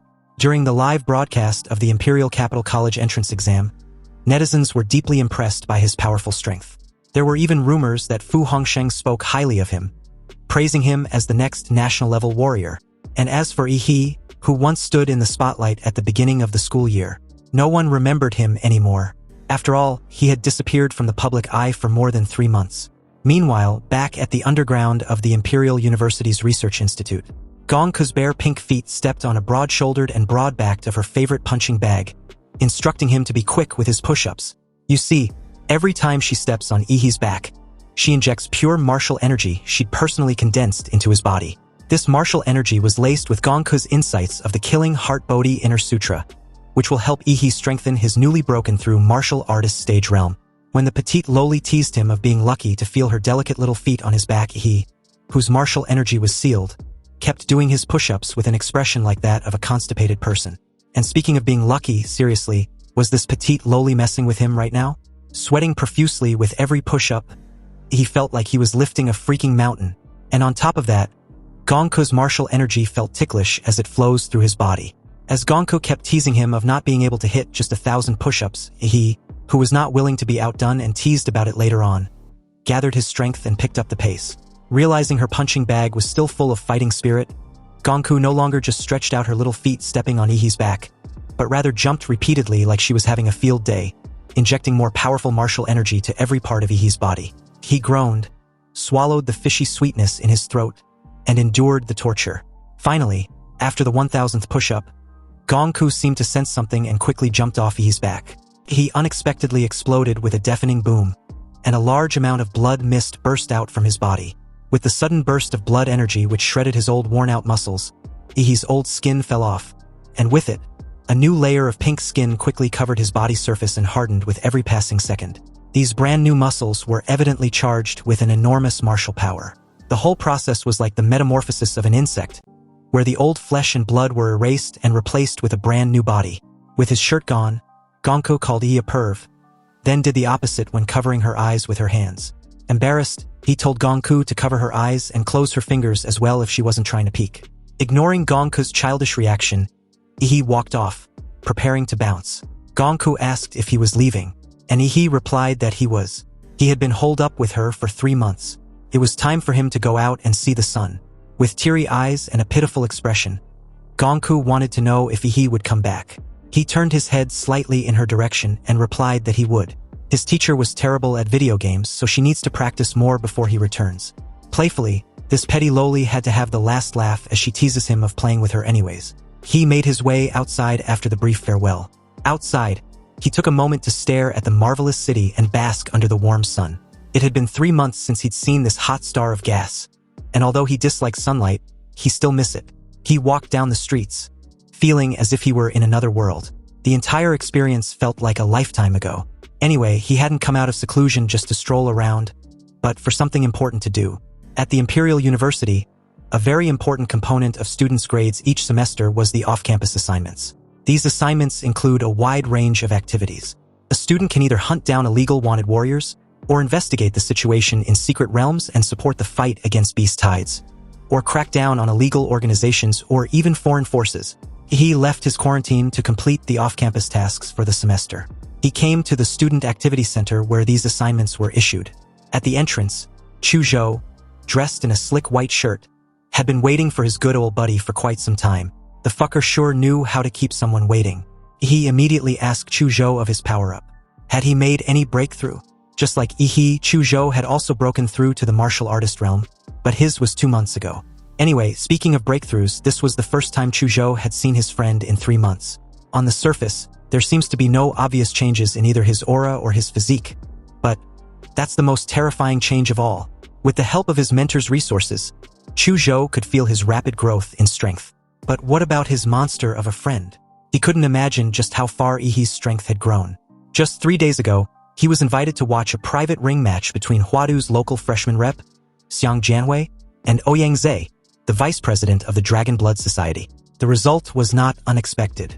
Ouyang Zhe was defeated in just 10 minutes. But the shocking aspect of the duel was that Xiang Jianwei didn't even feel the need to go all out. The fight, from his perspective, was a walk in the park. However, against all reason, Chu Zhou just has that gut feeling that Yi's strength was above Xiang Jianwei's. Actually, if he's being honest, the gap might not even be as close as well.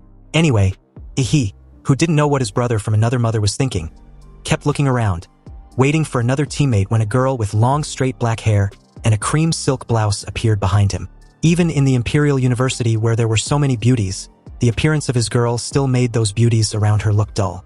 Lu Qingzhu apologized to the two for being late, but Yi raised his eyebrows, then asked what else she might have forgotten or failed to do. It's been 3 months, but Lu Qingzhu's face and ears still turns red whenever she sees Yi's playful side, and remembers her mother's teachings about what official couples do when they're together in public and in private. He reminds this shy and inexperienced girl that they hadn't seen each other in 3 months.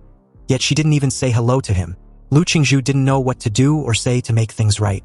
Her delicate fingertips pinched her silk skirt, wrinkling it as she chose to enact a kissing scene on the spot to smooth things over. But to her surprise, this country bumpkin didn't even realize what she was initiating and ask what she was doing. Lu Qingzhu, caught off guard with this naive rejection, turned around in embarrassment and declared that she hated Yi's guts. It wasn't until Yi coaxed her, promising not to tease her anymore, did she relent. The three entered the University Activity Center, which was a 5-story dome-shaped building with a dome skylight in the center having a layered structure that looks like a blooming flower. This central pattern was the Imperial University's emblem, which was a pattern of 2 alternating palms forming wings. Anyway, inside was a huge central screen in the lobby on the first floor, which scrolls information about the latest popular tasks, and the corresponding students who have completed them with outstanding performance. Chu Zhou and Lu Qingzhu have completed 3 tasks, which was considered to be exceeding the target. They obviously came there just to team up and help Yi complete his quota. At the tablet-embedded booth for checking available missions, Lu Qingzhu selected 3 tasks which were best fit for them: the Hengqing serial killer, the Lianqing's beast-tide anomaly, and the Linshui County's abnormality, each with a detailed description, location, requirements, and difficulty of the mission. Originally, all 3 were Tier 2 missions, but the Linshui County's abnormality just bumped to Tier 3. Apparently, the Imperial University students' off-campus missions are divided into 5 tiers. The higher the tier, the higher the difficulty. First-year students can generally only take on Tier 1 tasks. The only Tier 2 mission Chu Zhou and Lu Qingzhu had ever participated in was a team mission of 10 people. However, for a 3-person first-year squad, Tier 2 missions are rarely approved. Fortunately for the 3, Yi had a privilege card. This was what Gongke gave him before pointing out that her student can already stand on his own. Among the freshman and sophomore years, there aren't many who can compete with him. At present, what Yi needed was difficult missions to sharpen his edge. So with the privilege card, he can accept any level of mission within the school. However, he shouldn't just accept Tier 4 or 5 missions at random. The reason was simple. Missions at that level were too complex and varies a lot in fatal repercussions that even Xuanwu-class warriors aren't immune to said risks. To be honest, he really wanted to take a level 4 or 5 mission to try it out, but considering the pressure from his 2 teammates, he gave up. Lu Qingzhu wanted to know where Yi got a privilege card, but her question was coincidentally asked at the same time Chu Zhou asked for his suggestion on the 3 missions. The poor fucker thanked the heavens for Chu Zhou's timely intervention. Anyway, about the 3 missions. Benefits and risks coexist, so there was no need to brainstorm. The first mission is just pure manhunt, and Yi personally believes the efficiency of handling it will be very low. After all, the criminal investigation team was trying to find a cunning rat they have been chasing for months. And the difficulty of this task lies in the tracking, not the killing. The second task was to assist in an investigation, so Yi deduced it to be difficult for them to grow from it. With the Great Xia Dragonbird deployed, they would definitely be struck with trivial tasks, neither on the front line nor reconnaissance. They will never get a chance to take action, and besides, it wasn't their turn to be there anyways. But as for the third task, the 3 of them will be in charge of the entire process. Although there is no safety net which will lead to great variables. The greater the risk, the higher the reward. Also, if they grow up in a greenhouse and are always scared of the danger, then what's the point of being a warrior? He prefers the 3rd mission, and the 2 agreed with his decision. With that settled, the 3 went to the reception area. But the moment they handed in their task selection, the front desk staff nearly went bonkers on their asses. Seriously, what sort of nonsense were going through their heads for them to pick the Linshui County's abnormality, a Tier 3 mission, comprising of only 3 first-year students, They were seriously overestimating themselves. Didn't they see that a second-year team already got wiped out in Linshui County? He had to show his privilege card to end the lady's rant.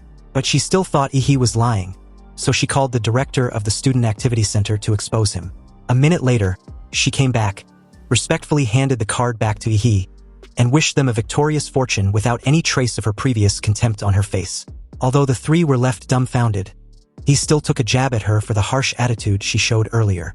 As they walked out of the activity center, he told the two to prep their gear while he goes to pick something up before setting off for Linshui County. He went to the College of Mechanics and Magitech Foundry, where a huge building stood in all its glory. This was the forging factory of mechanical and magical equipment of the college. Inside, his identity was easily verified and was granted access. He met with the dean of the School of Mechanics and Magical Equipment, where he requested for the something, as he called it. This was apparently the reward for his first place in the Zodiac Pendant competition. He was there to claim a weapon made of special-grade alloy.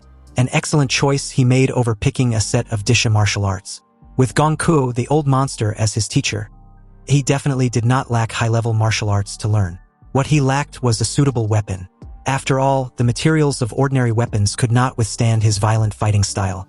Hence why he chose the special alloy, meteorite gold, which has no attributes but has a martial energy conductivity of up to 95%, and was famous for its ultra-toughness. He also requested to use this material to create a saber that perfectly suited his physique and strength. Staring at the top-grade divine blade, he couldn't wait to play with his new weapon. This saber was about 1.2 meters long, with a wide and flat blade. The blade was dark in color, but it has spots that shine like the starry sky, which was the characteristic of meteorite gold. The back of the blade was also covered with dense serrated patterns, which increases its weight and impact, making every swing of the blade produce an amazing power. The handle of the long knife was wrapped with a special non-slip black leather, through which metal threads can be seen. This was also made with meteorite gold to allow the infusion of martial energy without any difficulty. When he drew out the saber and swung it, the air seemed to have been sliced apart. Every swing was accompanied by a whistling sound of wind and a dazzling light, which could make anyone shudder. Everything about the sword was excellent and impressive. The sword didn't feel light or fluttery. The weight was right, and it fits Ihi's hand very well, even though it was customized based on his old measurements 3 months ago. But apparently, the sword could still adapt to his strength after his martial breakthrough. Anyway, this was expected of a swordsmith from the Imperial University. The forger was truly amazing. Upon hearing this, the dean couldn't help nodding along. He even went as far as to dare Gongku not to call him anything less than the godfather of forging. But as Ihi was heading out, the dean implored him not to dare repeat what he said to his teacher. He met up with his teammates at the school gate. Then about an hour later, they arrived at Linshui County, an extremely ordinary small county town with very few warriors due to the absence of secret realms. With capital funds and national resources invested in cities with secret realms, Linshui County looks much more backward and closed off compared to the outside world, with the residents' main means of transportation being old buses, tricycles, and electric vehicles. Anyway, to keep the mission a secret, the three were there as ordinary university students on an internship. Upon arrival, Ihi naturally expanded his life magnetic field for sensing, but he narrowed the range of perception to less than 100 meters. After half a semester at Huadu University, he had already raised Demora's template to 71%, so his life magnetic field was enough to cover the entire county. He was worried their arrival might spook the rats into hiding. If they go into hiding, it would be a pain. After all, when it comes to rat extermination, the trouble lies in the search, not the killing. Chu Zhou suggests they go check the house arranged by the Imperial University.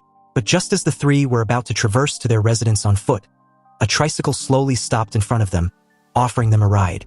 Lu Qingzhu instinctively wanted to decline the offer, but he agreed to the free ride before she could refuse. The three of them squeezed onto the back seat of the tricycle, with Ihi sitting in the middle.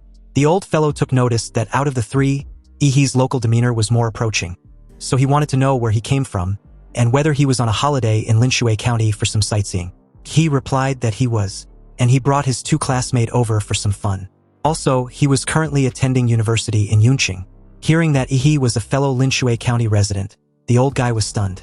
His cigarette even fell to the ground and was crushed by the tricycle. He wanted to know who his family was because he doesn't recall seeing him before. He calmly informed him of being the grandson of Yi Shourong, who passed away a few years back. He also added that he moved away right after his grandfather's death. As Ihi fluently spoke in the local dialect of Linshui County, He was pleased with himself to have learned it in just over 10 minutes on the plane. With his current memory, it was extremely easy for him to master the intonation of a dialect in such a short time. Also, the little interaction proved that his cover identity actually exists, and seemed to have fully convinced the old guy, who was currently laughing in sheer delight. He stated that he actually knew Yi Shorong, and was amazed that his grandson still remembered his roots. This meant that Yi's life would be blessed. Soon, they arrived at the old house arranged by the Imperial University, which was also Yi Shorong's old house. He thanked the old guy as they got off the vehicle with their backpacks and suitcase. Interesting enough, the old man reminded Yi that in 2 days, Linshui County's most grand evening party, which was held every 3 years, would be held and he must attend. But if he's too shy and prefer not to leave the house, he would personally come fetch him. He thanked him as he took his leave.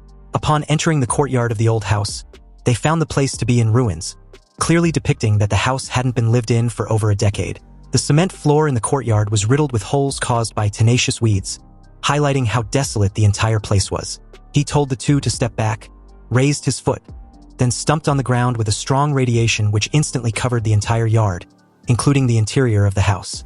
All the bugs died, and the weeds on the ground got vaporized real quick. Anyway, his two classmates weren't idle either. Lu Qingzhu was responsible for checking any monitoring means and abnormalities in the house, while Chu Zhou secretly installed micro-cameras around the property for surveillance. But a second later, Lu Qingzhu spotted something odd and called Yi to come take a look. He joined her and saw the disconcerting sight. Embedded in the wall of the original owner's bedroom was a shrine with a clay statue. The statue had a small red cloth covering its head. He casually inspected the ominous statue and realized the shrine had just been recently installed.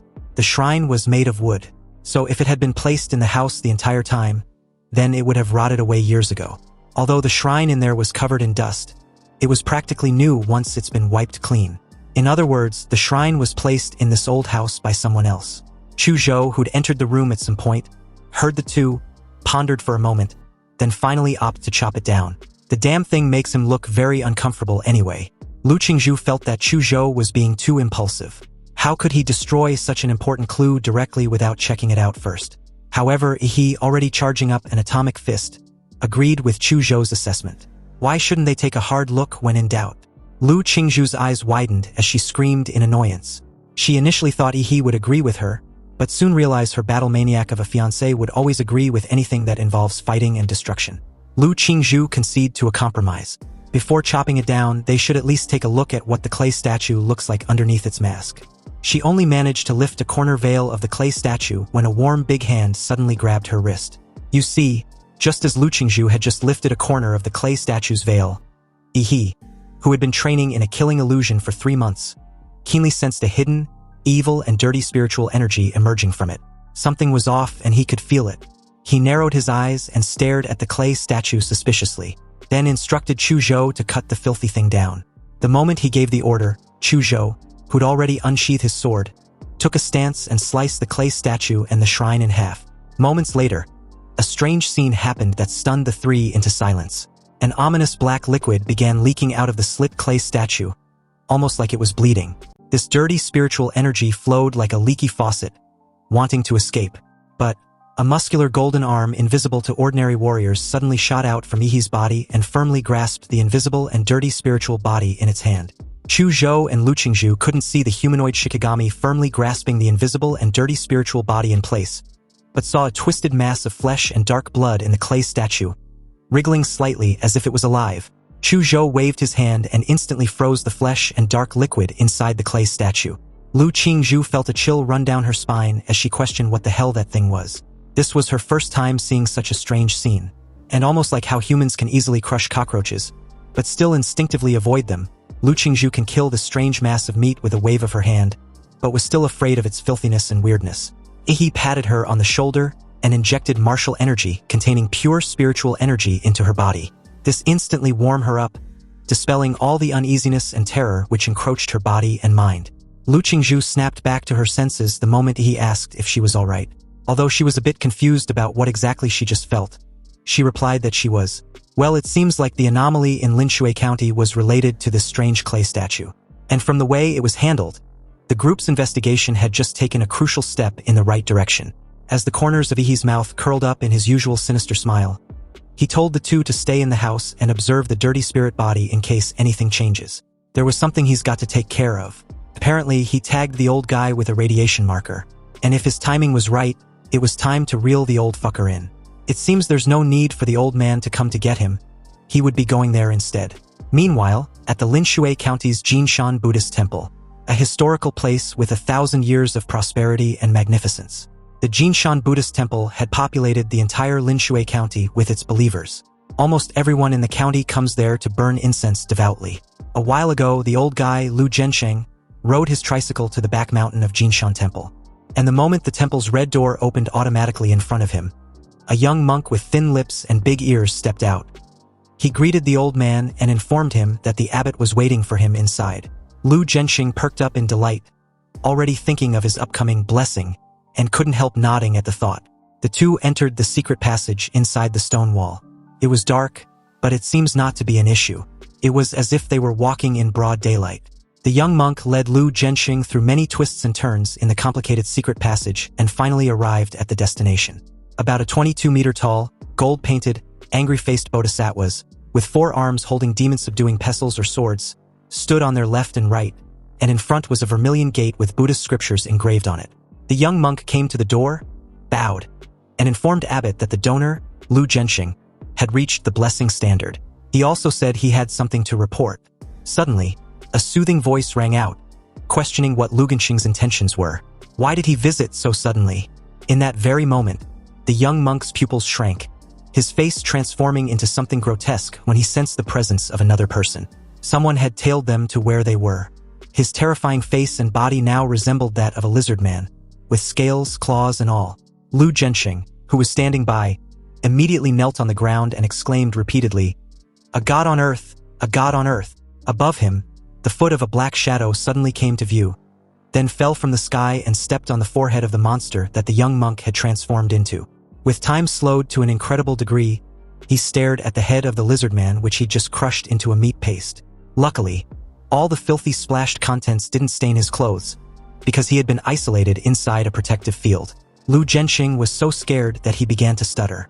He couldn't comprehend how the young man he met just 2 hours ago was suddenly in front of him. He, on the other hand, didn't even spare the old guy a glance because the 2 angry-faced bodhisattvas in front of him had suddenly started moving, their eyes glowing with a deep shade of red, and their movements like that of a dance. One held a demon-subduing pestle, and the other held a demon-slaying sword. The 2 attacked simultaneously, but he didn't even bother raising his hand. The humanoid Shikigami behind him, however, raised his 2 big muscular hands and bore the full brunt of the attack. In Lu Zhensheng's view, it was like a divine punishment from the angry-faced bodhisattva had automatically stopped in front of he. Meanwhile, the 2 angry-faced bodhisattva began to tremble slightly, because a much greater force was resisting them. One they couldn't see but could clearly feel. With one hand of each of the angry-faced bodhisattvas firmly grasped by Ihi's humanoid Shikigami, they couldn't pull back at all. So they simply gave up trying to pull back their arm and used the remaining 3 arms each, totaling 6 giant weapons, to attack Ihi together. He rubbed the spatial ring on his finger, which shined with a cold light. Then a moment later, he pulled out his starfall cleaver, drawing a lit crescent moon in the air. He calmly unsheathed his sword, and simply swung it in response. Like a hot knife through butter, the 6 weapons shattered into pieces the moment they clashed with the meteorite cleaver. Suddenly, the air around the red pupils of the angry bodhisattva twisted, and the next moment, a high-powered laser beam shot out from them. However, Ihi was faster. He quickly closed the distance between them and leaped high in the air. Then in one single effortless slash of his sword, the angry-faced bodhisattvas were released of their heads, but their eyes kept shooting out scarlet lasers that drifted uncontrollably in the air. And before Lu Zhensheng could react, he was cut in half by one of them. The 2 huge Buddha statues fell to the ground with a reverberating boom, revealing the sparking cables and mechanical structures inside. Apparently, these angry-faced bodhisattvas were not living things after all. But Ihi knew this from the very beginning since his life magnetic field never sensed anything from them. However, what he was more concerned about was how such an advanced technological invention existed in a backward little city like Linshui County. He walked to the massive door, wondering if the answers to his questions were behind it. Anyway, as an uninvited guest, he naturally shouldn't knock in a friendly manner, so he instructed his humanoid Shikigami to punch the door open. But upon doing so, it only left a dent the size of a fist on the door. So in rapid succession, golden fists rained on the vermilion door like a meteor shower. It took less than 3 seconds for the visibly dented and dilapidated door to finally turn into a pile of scraps, crumbling away. He casually walked into the vermilion gate and was surprised to discover that the entire place was actually a huge underground palace. Large vermilion pillars supported the space, and on the walls were hanging lotus lanterns, illuminating the entire underground palace. But the most eye-catching thing was the giant golden-painted Buddha statue about 70 or 80 meters high, located in the center of the underground palace. Such a huge thing would naturally make anyone feel intimidated or amazed. But he wasn't like most people. His voice echoed in the empty underground palace as he casually asked why the host was still hiding like a scared mouse when his guest was already there. He should come out already. It took a moment for an old monk wearing a red robe to walk out from behind the big golden Buddha, his voice sounding extremely helpless. The old monk wanted to know why he was there. After all, their temple bears no grudges with him. Close to the giant golden-painted Buddha statue, the old monk made his way beside he, expecting a reply. He rubbed the spatial ring on his finger, pulled out his starfall cleaver and unsheathed it. Then, drawing a lit crescent moon in the air, he slashed out an energy blade in response.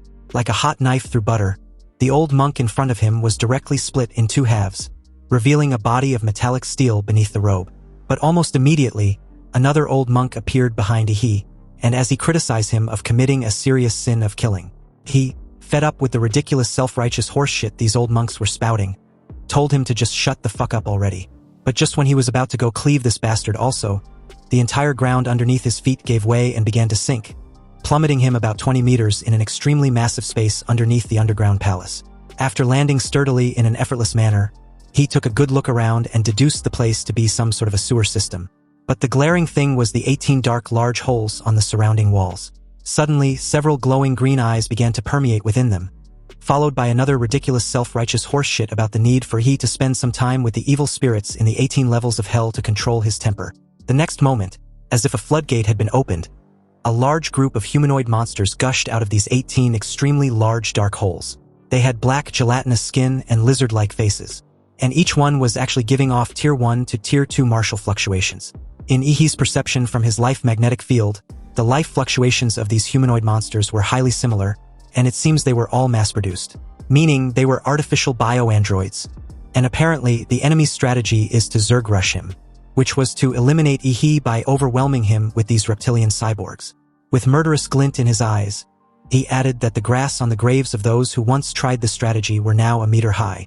Anyway, as a strong murderous aura poured in, the surface of the meteorite blade in his hand glimmered in the dark space, then suddenly turned crimson red the moment he activated the first sword form of the Shenhuang sword technique, the Thousand Lives Cleave. The dense evil energy condensed on the meteoric slash blade extended the blade to 30 meters. All the reptilian cyborgs within Ihi's 30-meter attack range were cleaved in half the moment Ihi used his crescent moon slash. As the green blood in their bodies spurted out like a fountain, the artificial bio-androids who were as densely crowded as an ant colony had no room to hide. They were harvested in one wave like leaks. However, the 18 dark holes still kept pouring in more, even though it kind of seems pointless. Because 10 minutes later he, a bit impressed as to how the temple had so many ugly monsters in its sewage system, stood on the pile of corpses with his long blade dripping with blood. His body still clean and fresh with no sign that he had just led a massacre. Grabbing the decapitated head of the old monk which kept looping its pre-recorded line, he death stared the puppeteer behind the lifeless electronic eyes and called them out. Were they still not going to show themselves? Then right on cue, a stereotypical evil laugh boomed throughout the entire underground space. This mysterious individual acknowledged Ihi's strength, recognizing that they've indeed provoked a formidable enemy this time around, but that's all there's to it. Behind Ihi, a humming sound of gears echoed within the Buddha's body, and soon after, the magnificent Buddha began to move. Hot steam rose from the scars on the Buddha's head. Then the 2 shoulders behind the Buddha opened up, revealing the rocket thrusters inside. As blue flames rose, the Buddha stood up from the lotus platform. Then the Buddhist beads on the Buddha's neck fell off one after another and hung in the air. And judging from the red light in the center of the beads, these were actually all electronic floating cannons. He was shocked by this scene. The giant golden Buddha was actually a freaking mecha. It declared that Ihi was beyond salvation, and for that, he would be sent back to the cycle of reincarnation. The huge Buddha's palm was raised, and the joint at the elbow cracked, revealing the turbo accelerator inside. With a thunderous boom, The Buddha's palm fell down like a collapsing mountain. A sizzling sound soon followed, then a dazzling blue thunder rose from the ground. The Buddha's palm was shrouded in thunderstorms. The gold-painted alloy on the surface turned red and melted visibly to the naked eye, and the delicate structure inside directly collapsed and exploded. The Buddha's built-in AI system detected a terrifying and rapid surge in the energy index and immediately activated an electromagnetic protective wave on its golden surface to prevent further damage to its body.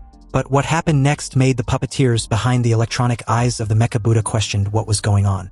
Because a black armored giant which was a head taller than the Buddha suddenly appeared before their eyes. And there wasn't much time to think either because a huge fist hits the Buddha hard on the face. Half of the Buddha's cheek was even cracked, revealing the steel skeleton inside which kept sparking. The giant roared, and with the advantage of being a more agile organism, he grabbed the Buddha's head with his massive hands, pinned it down, and delivered a knee strike with his thigh, where bone nails sprouted from its knees.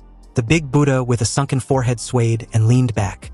The floating Buddhist beads around its body fired crosswise to form a laser rain, preventing Ihi from further attacking the big Buddha. Dense laser rain bombarded Ihi's giant body, but the light beam, which was powerful enough to penetrate a military armored vehicle, only left a few scorch marks on Ihi's black armor without causing any actual damage at all. A blue light gradually appeared on the giant's body. Then the next moment, this blue energy pulse burst out, and all the electronic Buddhist beads floating cannons were magnetized and scrapped. The chest of the Buddha, which had successfully distanced itself, split open, revealing countless crimson missiles inside. The missiles flew together and all hit the giant's body. The violent explosion made the entire underground palace tremble. When the smoke cleared, the burning giant still stood on the ground. The Buddha tried to unleash more weapon strikes, but several hardened bone spikes rose from the ground and impaled the Buddha in midair. He controlled the giant's body and came to the front of the Buddha and fired an atomic breath at the Buddha's chest. The Buddha, whose body was severely damaged, could no longer rely on the electromagnetic shield to protect itself, and was finally scorched into charred fragments by the atomic breath. He exited the cabin from the back of the giant's neck. And as the giant's body quickly vaporized, he landed on the lotus seat where the big Buddha had been sitting before. There was a large passage hole leading beneath. He had already deduced the mastermind to probably be a typical research-happy mad scientist. Meanwhile, half an hour ago, in a clean and tidy research institute with a futuristic design, a middle-aged researcher assured the doctor not to worry. Even though Ihi had managed to take care of the mechanical bodhisattva in front of the door, he definitely can't get through it because it was built using the latest materials and structures. But a moment later, on the screen, he didn't even raise his hand and the vermilion gate in front of him was smashed into scrap metal by some sort of unforeseen attack. Seeing this, the middle-aged guy reassured the doctor that they still have a reptilian cyborg army, which had an overwhelming number that could even wear down a great martial artist. Also, this can even help them to clean up that inventory. However, after a moment, they fell silent watching Ihi with a 30-meter-long knife, massacring their supposed overwhelming army effortlessly. The guy, with widened eyes underneath his glasses, took a deep breath and reminded the doctor that they still had their trump card. The Mecha Buddha's combat capabilities were specifically designed to target large Lord-level monsters, so it can easily defeat a small warrior. But after some minutes, they again fell silent, watching Yi turn into an even taller giant than the Mecha Buddha, then tearing it apart with his bare hands. The immediate silence that fell was so thick that you can practically hear a pin drop. But even under these circumstances, the idiot, once again, was about to spout out his usual BS when the doctor screamed for him to just shut the hell up. Dr. Fong, a short old man with one of his eyes being a modified electronic eye, held his chin speechlessly. If the middle-aged man beside him wasn't his most proud disciple, he would have tore him apart with his bare hands. Seriously, how can he still think everything was fine when the enemy was already at their doorstep? Dr. Fong presumed the overhead guard should buy them a few minutes for their escape. Once they're clear, they'll trigger the self-destruct sequence for this research base. After all, they couldn't let any intel leak out. You see, Dr. Fong was a former level 3 researcher at Prometheus, then secretly recruited by Laserbird after Prometheus was disbanded. 10 years ago, Laserbird set its sights on the unremarkable county of Linshui, and after secretly replacing all the monks in Jinshan Temple, Laserbird took advantage of the locals' faith in the temple and began to brainwash and control them. And under the banner of blessings, the residents in Linshui County were lured into human modifications, turning them into free test subjects of Laserbird's biotech with materials and clinical data. But unfortunately, it seems this base has to be abandoned now. However, just as they were preparing to bolt for the escape route, A beam of blue light cut through the ceiling, leaving a scorching mark beside them. With his arms leisurely folded, he watched the two from above like a god. He then gave off a bone-chilling smile and questioned where the mad doctor was running off to. Two armed guards rushed into the lab the very moment the assistant issued an order. But before they could even take aim, he, in a flash, was already in front of the doctor after killing the guards in a painful manner. Although Dr. Feng was scared as hell, he calmly asked what he wanted before suggesting they talk it out. However, in his right pocket, he held a button which could activate the base's emergency self-destruction program. Apparently, Laserbird had planted microbombs in the bodies of every key researcher or person in charge, with their families and friends also under their supervision. This was to ensure that employees were absolutely obedient to the company and will not leak its secrets. So from the moment Dr. Feng joined Laserbird, his life and that of his family belonged to the company. Now, even if it meant they would all perish together, the self-destruct button must be initiated. Fortunately, he instantly grabbed his right hand and crushed it, disarming him. Dr. Feng screamed in pain, but he held his mouth tightly and lifted his short body into the air. His short legs trembled and dangled in the air for a moment before suffocation kicked in. And it wasn't until half his head turned a shade of red did he let him loose, throwing him to the ground. Dr. Feng coughed slightly and greedily breathed in, staring at Yi again with fear in his eyes. He then coldly told him to narrate everything they've done in Lingshui County. Yi wanted to know if Dr. Feng was the one responsible for the murder of the 3 young martial artists from Huada University, and what exact kind of experiments they've been doing down in this underground lab. He figured he might as well gather intel about his seniors first, then decide later on whether to leave the subsequent investigation to the school and the police. But Dr. Feng had a look of determination to die. Apparently, leaking the company's secrets was tantamount to suicide. There was a signal monitor in his brain, so once he uttered any keyword involving the company's secrets, the bomb in his body would detonate. If his death was certain in the end, then he might as well make it quick. Dr. Feng gave Yi an ugly smile as he triggered the poison capsule hidden in his gums. An unpleasant smell of chemicals wafts through the air as he also began foaming in the mouth. Upon realizing what the mad doctor had done, he couldn't help but wonder if all Laserbird's staff were death seekers or something. Anyway, it didn't take long for Dr. Feng's heart to stop beating, triggering the self-destruct system linked to his heartbeat. The entire laboratory was immediately filled with red lights and shrill alarms, symbolizing the impending danger. Unfortunately for Dr. Feng, it seems even death was too much of a luxury for him, because Yi suddenly revealed his sharp fangs and plunged his index finger into the aorta on Dr. Feng's neck, injecting the vampire corpse virus into his body. It took less than no time for the corpse-transforming virus to flow rapidly throughout Dr. Feng's dead body and vigorously jumpstart his stopped heart. You see, vampires can infect humans or corpses into corpseborn, but aside from a rare few, most corpseborn were no better than zombies, mentally retarded with decaying bodies and without the ability to heal themselves. However, Yi's vampire virus had been transformed using his ancestral humanoid power. And with the superposition capabilities between his Titan and vampire ability, Yi can create creatures that perfectly retain their memories and talents from their previous lives. Also, these creatures would have a strong self-healing abilities, wouldn't be afraid of sunlight, and were absolutely obedient to him both mentally and physically. Anyways, the moment Dr. Feng's heart restarted, the self-destruct program of the entire research base was terminated. And because of the powerful vitality emerging from his body, Dr. Feng's sparse hair became black and thick again, and his skinny and short body also grew. He even took away the electronic prosthetic eye because a brand new eyeball had developed in its place. Finally, Dr. Feng became a middle-aged man with a height of 1.7 meters and a strong physique. Declaring Yi as his lord, Dr. Feng knelt on the ground with his head bowed, not daring to look directly at the young man who was now like a god to him. He decided to call him the Mad Doctor.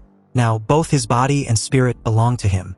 Also, with a mental link binding them, Yi has the right to access the spiritual world of the Mad Doctor. He wanted to see just when Lingshui County was first infiltrated.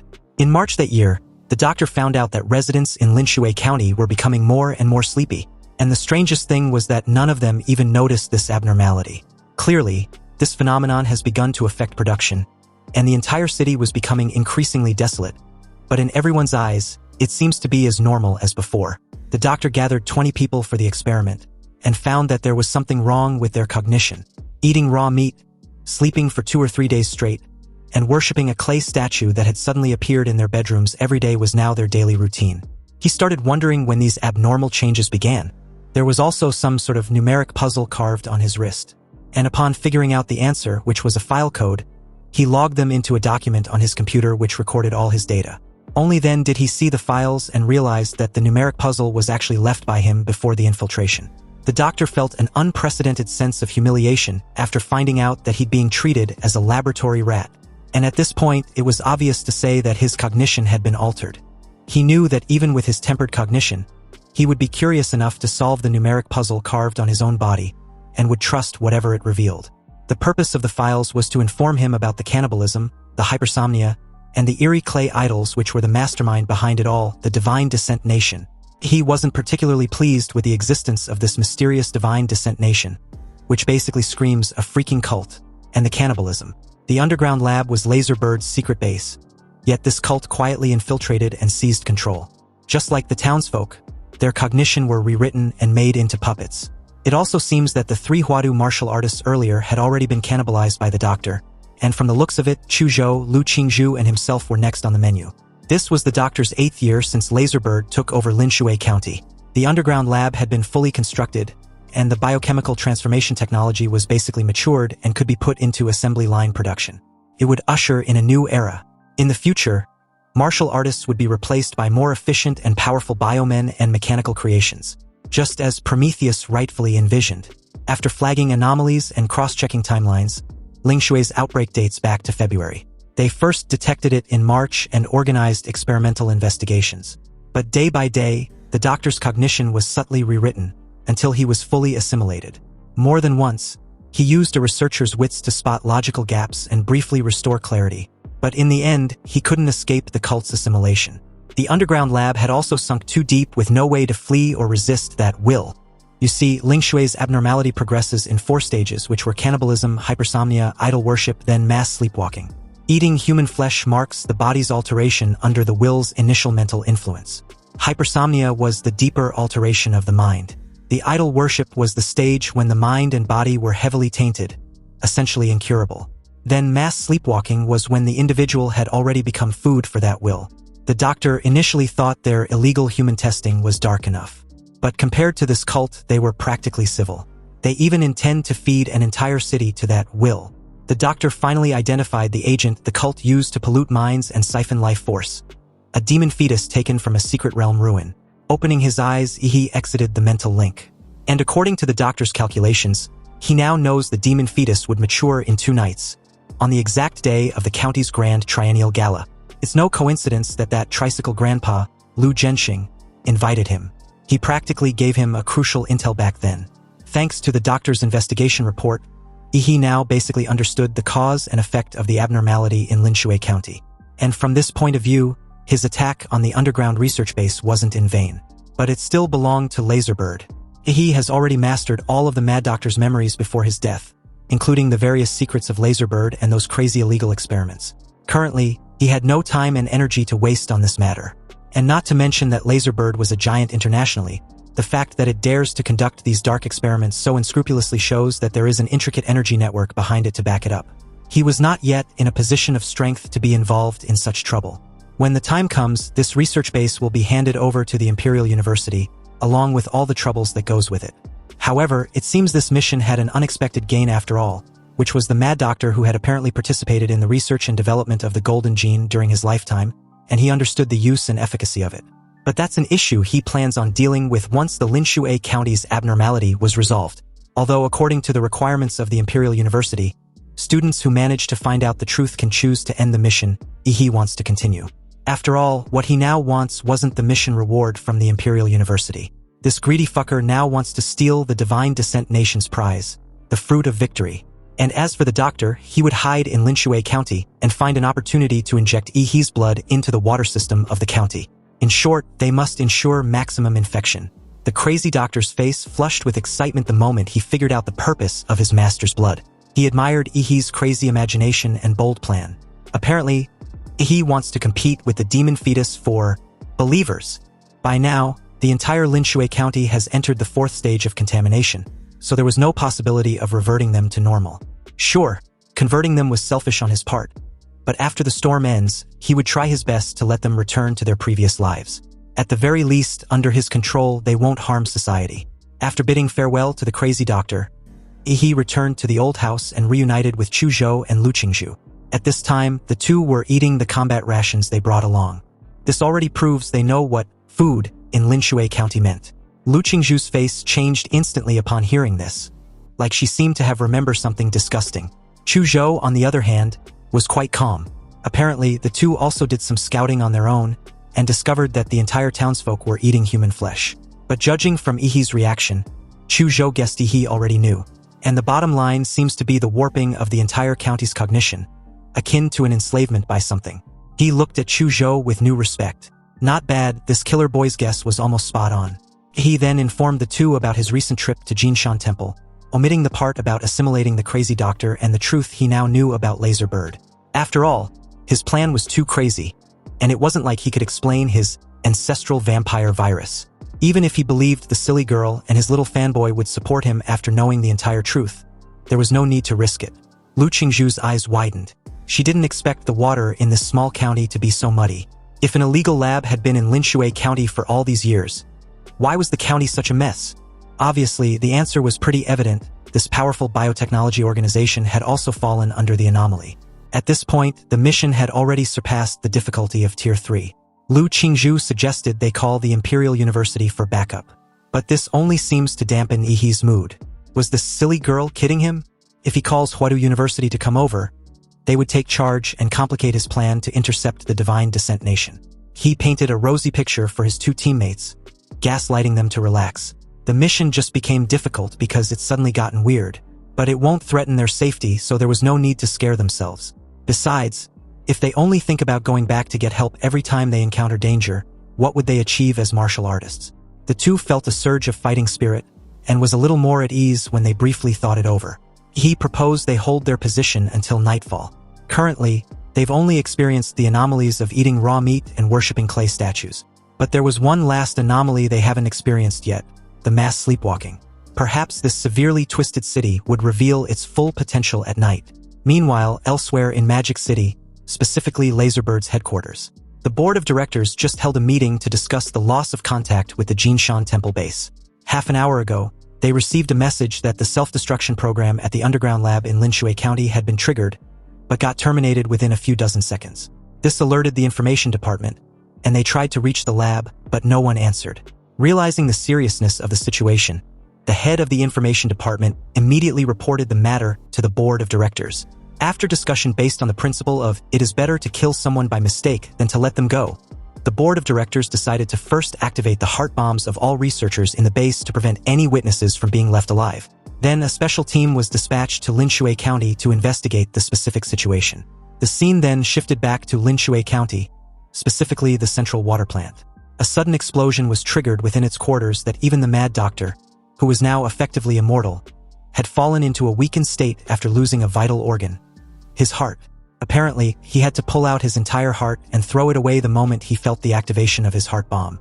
Anyway, while his heart was slowly regenerating, he sent a message to his lord, informing him that Laserbird had just detonated the bomb in his body. And judging from their mode of operation, a special task squad would arrive in Linshui County soon. He received the message and assured him not to worry. They would continue with the plan. Nightfall immediately plunged the entire county into darkness with no other light source except street lights. Then a train arrives at Linshui County Railway Station, which only 5 passengers got off. At this time, there was no one else at the station except these 5 passengers. An ordinary middle-aged fatty with the alias Catfish observed his surroundings and grinned knowingly. Since the county was so secluded, it's no wonder the company chose it as a black site. Another, a woman with the alias Aries, pulled her suitcase with one hand and held a baby in the other, added that the company has already investigated and found that Dasha's Dragonfinch was not involved in Jinshan Temple base. She wondered who their enemies would be since the company had too many. The rest soon got off the train with their aliases. Bluebird, a young short-haired woman, and beside him was a young guy, Golden Snake. Then there's their captain, Black Lion, another young guy wearing a white striped shirt and glasses who looks no different from an ordinary programmer.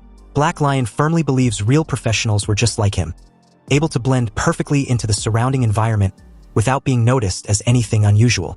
In the past, he was the king of killers feared by the entire underground world.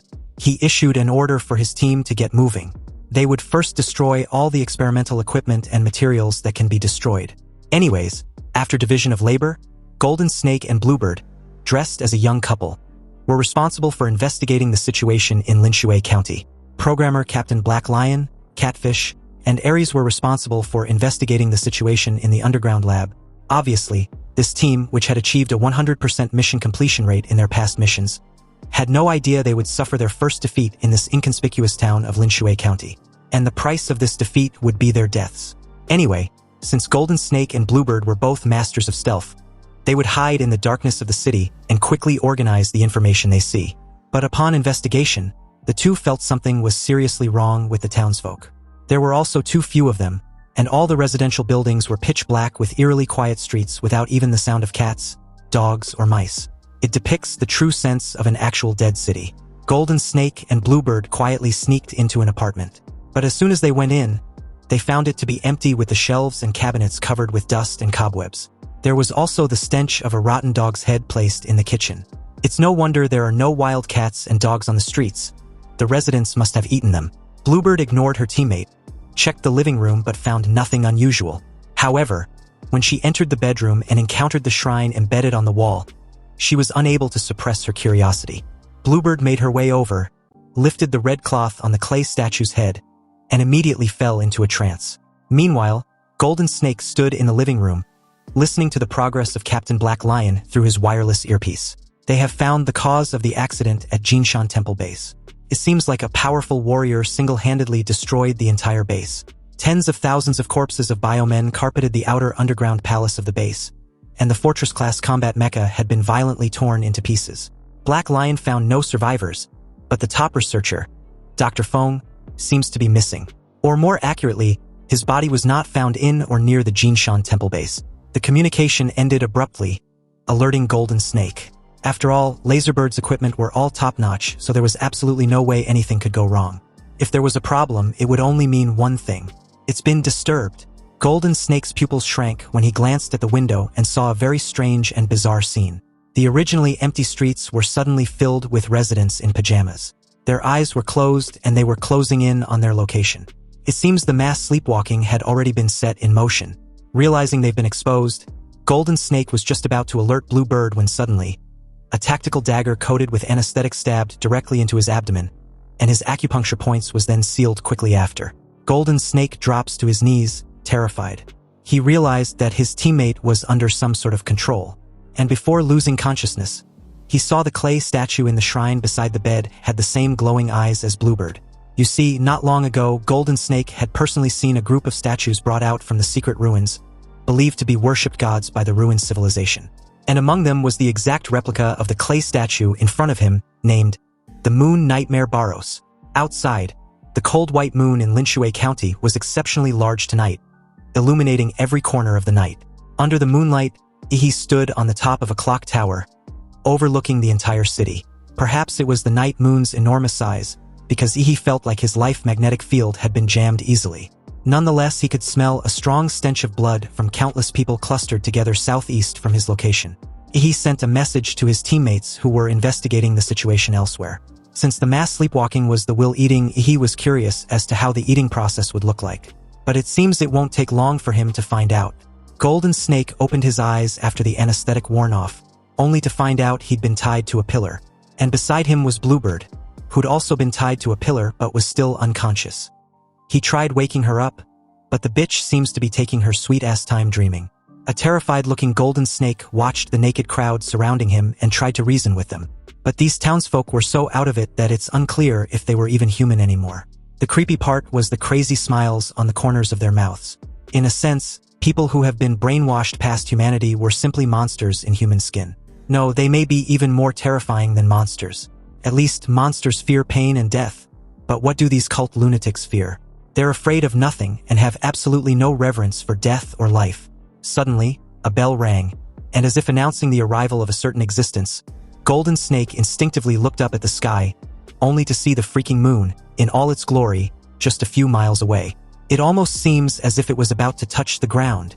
Suddenly, the sleepwalkers climbed on top of each other, all the way to the clouds like ants climbing a stick, forming a human ladder, connecting heaven and earth. The two pillars with Golden Snake and Bluebird were lifted along with the sleepwalkers. Back at the Linshui County's Jinshan Buddhist Temple, Black Lion suddenly lost contact with Golden Snake and Bluebird for no apparent reason, meaning something went wrong, and it's likely related to the person responsible for wrecking the underground lab. Either way, there's a good chance something major had happened in the city, so they needed to take the initiative and return to the city as soon as possible. The moment the three exited the Buddhist temple, they suddenly felt something and looked up at the sky, only to witness that all the dark clouds over Linshui County had dispersed, and in its place was a huge full moon particularly conspicuous in the clear sky. Was this an illusion? They thought. But why does the moon seem closer to the earth? The next moment, a beam of moonlight visible to the naked eye was projected from the moon in a certain direction of Linshui County like some sort of freaking miracle. Even the knowledgeable Black Lion was speechless when faced with such a bizarre situation. He suddenly felt that the destruction of the underground lab wasn't as simple as the company's top management thought. But no matter what, they must carry out their mission with ruthless determination and efficiency, even if the road ahead was hell. The three immediately went down the mountain from Jinshan Temple and rushed towards the urban area of Linshui County. Their destination was where the moonlight shines. It might be the reason why Golden Snake and Bluebird lost contact. But as Black Lion and his two teammates got closer and closer to their destination, they unexpectedly encountered another team of people. Two martial artists. Apparently, Black Lion had already discovered the other party's presence in advance, because at a crucial time like this, any accident would naturally make him extremely vigilant. So, faced with the two warriors who appeared suddenly, Black Lion's first reaction was to kill them quickly. With a flip of his palm, a dagger imbued with a powerful martial energy was hurled at the enemy with tremendous force. Lu Qingzhu decisively summoned a large blue umbrella with the jade pendant her mother gave her. It was a protective magic tool which could predict fatal killing intentions. The moment the dagger collided with the seemingly weak blue umbrella, it trembled and actually bounced the dagger away. The dagger pierced a building nearby, denting it greatly. Black Lion never expected that a mere martial artist could come up with such a treasure. The failure of the attack means that they've been exposed. Black Lion asked who and why they were being attacked. But upon seeing the clothes on Lu Qingzhu and Chu Zhou, he figured the two weren't locals but the vermin who trashed the underground lab. Catfish and Ares rushed into action the very moment Black Lion gave the order for them to crush their opponents in 3 seconds. Chu Zhou drew his ice sword and took on a decisive stance beside Lu Qingzhu. Catfish, like the creepy fat fucker he was, apparently loves teasing his opponents before killing them, especially when the opponent was a beauty like Lu Qingzhu. Although it was a shame to kill her just like that, he would make do and enjoy her corpse. Lu Qingzhu felt disgusted as she blocks Catfish's attack and forcefully pushes the creep back. Chu Zhou, on the other hand, summoned a huge ice peak that rose from the ground and rushed straight towards Ares. But Black Lion suddenly intercepted the attack, and with a wave of his hand, he shattered the ice peak effortlessly. Chu Zhou naturally understood that this kind of large-scale attack wouldn't have much killing power on the opponent, but his purpose was to drag the fight on and stall for time as much as possible. Chu Zhou casually threw down several smoke bombs, specially made to block the opponent's perception and vision, then left the scene with Lu Qingzhu. They weren't stupid enough to fight their opponents head-on, knowing full well they were all at least high-tier martial masters. But out of nowhere, Black Lion stealthily made his way to the two with his daggers dangerously close to their throats. And before he could slit their throats, an extremely heavy horse-slaying sword fell from the sky and stabbed directly where he previously stood. Black Lion, a bit surprised for a moment there, curiously asked if Yi was with the two. When Yi boldly declared his intention to kill him, he just scoffed at the absurdity. This young fellow in front of him sure was eager to die. Black Lion decisively used the assassination technique, the Phantom Clones. He transformed his body into 12 afterimages. They all dashed towards Yi, who suddenly counterattacked, using his time freeze ability. The domain of stasis unfolded and the 12 Phantom Clones slowed until they hung motionless in the air. He grinned knowingly. A Grandmaster's body reinforced by martial energy could withstand even tank shells without losing skin. Yet even they could still be killed. The 12 Phantom Clones was indeed clever, and he initially couldn't tell which was the real body. But with time frozen for 5 seconds, he had more than enough time to find the real Black Lion. Evidently, Ihi's time freeze was unique and an unexpected move. Once used, the enemy must die, because under no circumstance should the opponent be able to guess this terrifying ability. With the vampire's ability for controlling blood, the blood on Ihi's fingertips accelerated countless times, turning into high-pressure blood arrow that shot out, carrying a comprehended killing martial energy, the heart-piercing demonic blood thorn. When time resumed, the former king of assassins, Black Lion, had long developed an instinctive sense of death.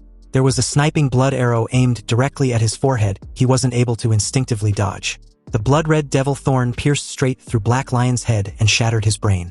The king of killers died in such a hasty manner, and the only thing he couldn't figure out before he died was how the enemy appeared in front of him in an instant. The battlefield fell silent as he casually grabbed Black Lion's body, piercing his 5 fingers into the throat of the corpse, and began to suck the blood of the strong man and refine it. He felt his aura rising to a higher level with every second.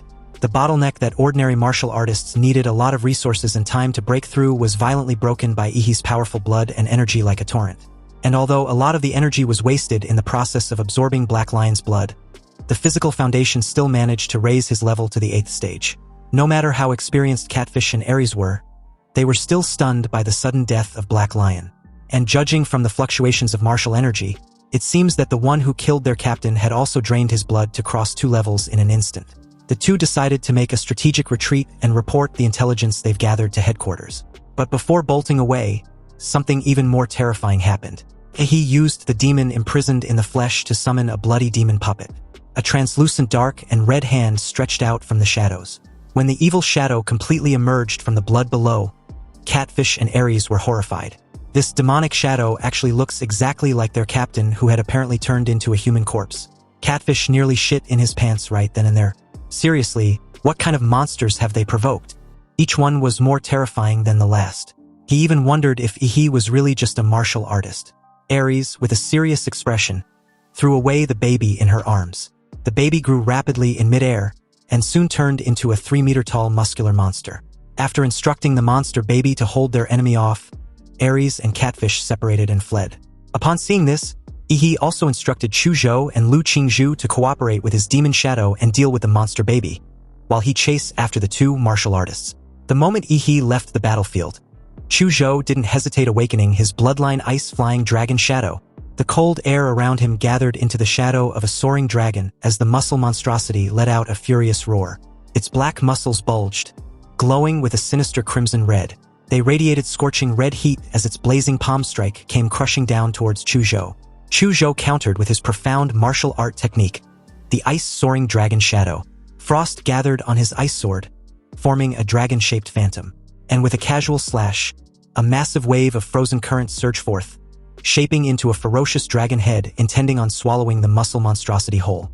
The monster baby roared once more, its scorching muscles colliding with the incoming frozen current, causing a large amount of mist to rise. But unbeknownst to it, a far deadlier strike was hidden within this icy surge. A sword blade hidden in the shadow of the ice dragon suddenly slashed towards the throat of the monster baby. Caught off guard, the muscle monstrosity jerked its head to avoid it, yet half of his cheek was still frozen and shattered by the ice, revealing the alloy skull inside and confirming its bioengineered nature.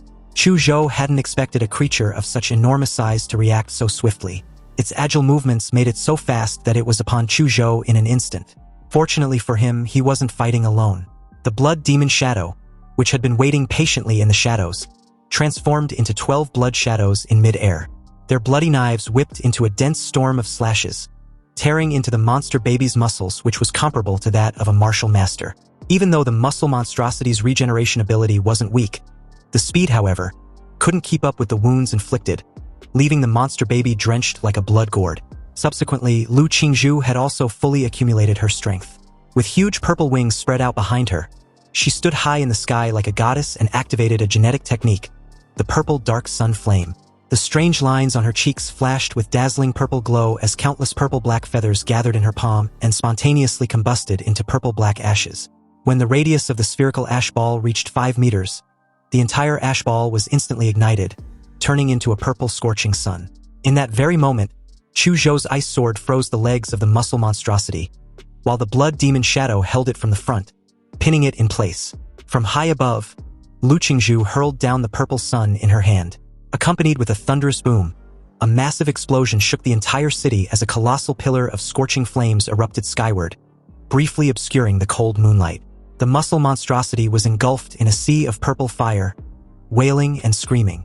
And like a maggot attached to a decaying corpse, the violent purple flames also seeped into its body through the dense cuts and ignited the internal organs, reducing it to nothing but ash. Elsewhere in the silent city, Catfish was desperately running for his life in the sewers. The last time he ran so frantically was on the battlefield of the warlords and drug lords in the Black Triangle. Suddenly, Catfish felt something deadly and leaped backwards instinctively. A blue beam of light like a divine punishment cut through the stone bricks on the ceiling, allowing the bright moonlight to shine into the dirty and smelly sewer. Rats really like to crawl into sewers. Catfish heard these sarcastic and provocative words, but he didn't feel angry at all. He was overwhelmed with fear so primal that he felt paralyzed. Meanwhile, outside, Aries was running away while keeping a vigilant eye on her surroundings. Suddenly, she saw in the distance a 20-meter-long crescent blade aura shooting straight into the sky under the bright moon. The familiar murderous aura was undoubtedly the work of Ihi, and this left a sinking feeling in Aries' heart. She was very aware the dazzling blade aura was in the direction of Catfish's escape route. With Golden Snake and Bluebird presumably dead, followed by the death of their captain, and now Catfish, she was the only one left. Aries didn't want to die, so she desperately thought of which escape route had her best chance of survival. Aries suddenly looked up at the strange lunar ladder in the sky and thought of a bold idea. Now, the only thing Aries could think of to stop Ihi from chasing her was this weird ladder in front of her. She wants to live, even if it means giving her soul to the devil. Aries took a deep breath and quickly made her way to the location of the moon ladder. But upon arrival, fear immediately gripped her when she saw the densely packed naked human bodies with creepy, peaceful smiles on their faces, forming a bridge connecting heaven and earth. She also found that they were all extremely old, with their skin covered with wrinkles like dry bark. It seemed that while they formed this weird ladder, their vitality had also been taken away by the moonlight. Suddenly, a cold voice came from behind, questioning if she wants to go up there. Scared shitless, Aries turned to see her pursuer holding Catfish's head in one hand and a long sword in the other, approaching her with a murderous aura radiating off in waves. At this point, she no longer cared about anything and climbed up the moon ladder madly. And although the ladder looked very long, she actually climbed it extremely fast and was amazed to see what was on the other end. Aries saw a door with exquisite white jade reliefs. The moment the door suddenly opened with a bright purple glow, Aries fell into a trance and saw her parents inviting her inside. She smiled through her tears and happily walked in, confessing that she'd missed them very much. Meanwhile, the supposed Ihi who suddenly appeared at the bottom of the moon ladder curled up a strange smile after seeing Aries enter through the door. The next moment, he turned into a ray of moonlight and disappeared. Obviously, he wasn't Ihi but a phantom created to force Aries to climb the lunar ladder. The real Ihi, on the other hand, was silently watching the entire scene from afar. He wasn't surprised but intrigued that the moon nightmare Baros used the fear in Aries' heart to create an illusion of him to force her hand. Now that 2 of the assassin team sent by Laserbird had died, and the remaining 3 were probably better off dead, the people from the God-descent Heavenly Kingdom should arrive the next day according to his calculations. Also, with Laserbird's having lost its base and a squad, they would most likely stay put, so there's no off-field factor involved. After all this hard work, the big show was finally about to begin. At dawn, the huge moon finally began to move away from the Earth's surface reluctantly, and the beam of light projected from the moon finally dissipated. The people of Linshui County who formed the human ladder to the moon also returned to the ground. When they weren't bathing in moonlight, they were like dead wood. Their lifeless skin became full again, seemingly returning to normal, but this was just an illusion. Their lost vitality had forever been plundered by the moonlight. They returned to their homes still with their eyes closed, as if nothing had happened. He and his 2 classmates watched this strange scene silently from a distance. Lu Qingzhu was a little worried. The strangeness of this mission has exceeded their imagination, and she wants to know if Ihi really wants to continue. Chu Zhou stared in Ihi's direction, waiting for a reply. He reassured them not to worry. He was very confident in seeing this to the very end. And besides, it wasn't just the 3 of them. They had a powerful ally helping them in secret, but this individual just doesn't want to show himself. Chu Zhou nodded slightly in understanding. In his opinion, he couldn't be just from an ordinary family as shown in his file. There were differences in bloodline among warriors. After all, high-level warriors have already created a gap with other humans in terms of life level. Chu Zhou's own father was a powerful warrior but illegitimate. So he believed that Ihi was either an illegitimate son of a powerful warrior or the young master of a powerful warrior family who was undergoing trials among them. If it was the latter, then Ihi must have a protector around him, which would explain what he meant by allies. Anyway, Ihi delegated a very important task to Lu Qingzhu and Chu Zhou as countless demonic shadows burst out from his body, densely filling the surrounding space with their murderous aura. He wants the 2 to move with his demon shadows and smash the clay statues in every apartment in the city. Chu Zhou left without saying a word, sword in hand, and with some demonic shadows in tow. Lu Qingzhu looked at Ihi with some concern, and finally chose to follow his plan. But just as she turned her head, he suddenly called her, his eyes full of confidence. And with a smile, he told her to believe in him. Lu Qingzhu remained silent for a moment. Her ears turned a shade of red, and the corners of her mouth curled up with a reassuring smile. She replied that she did believe in him, but he should also trust his teammates more in the future, and shouldn't handle everything on his own. He returned to the underground palace of Jinshan Buddhist Temple, where the Mad Doctor had been patiently waiting. Time was running out and he wasn't in the mood to hear the Mad Doctor's flattery. They needed to quickly prepare for battle. He stared at the mountain of reptilian corpses in the pit of the underground palace, a masterpiece of his own slaughter. Now he wants to give them a chance to be reborn. Activating the power of his anthropomorphism, he controlled the energy lightning to avoid damaging the corpses of the reptilian cyborgs. A 50-meter-tall giant with only the upper body was created. The giant raised his hands and tore open his chest, revealing his throbbing heart. Then a large amount of giant's blood poured down like a waterfall, pouring onto the mountain of corpses. The moment the reptilian cyborgs came into contact with the giant's blood, their dilated eyes suddenly trembled, then refocused, and their broken bodies squirmed with flesh fibers and began to slowly regenerate. He plans to first use the vampire virus to revive the corpses of the reptilian cyborgs. Next, he would use the founding power of his anthropomorphism to grant them the power of giants. When the moment of need arrives, they will evolve into an army of undying giants, completely bound to his will.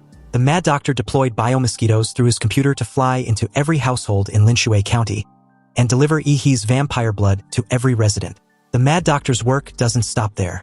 After the infection was complete, he was supposed to repair the golden mecha Buddha he had torn apart, and although it was impossible to repair it after being brutally dismantled, it was still possible to remove some weapons and modify it.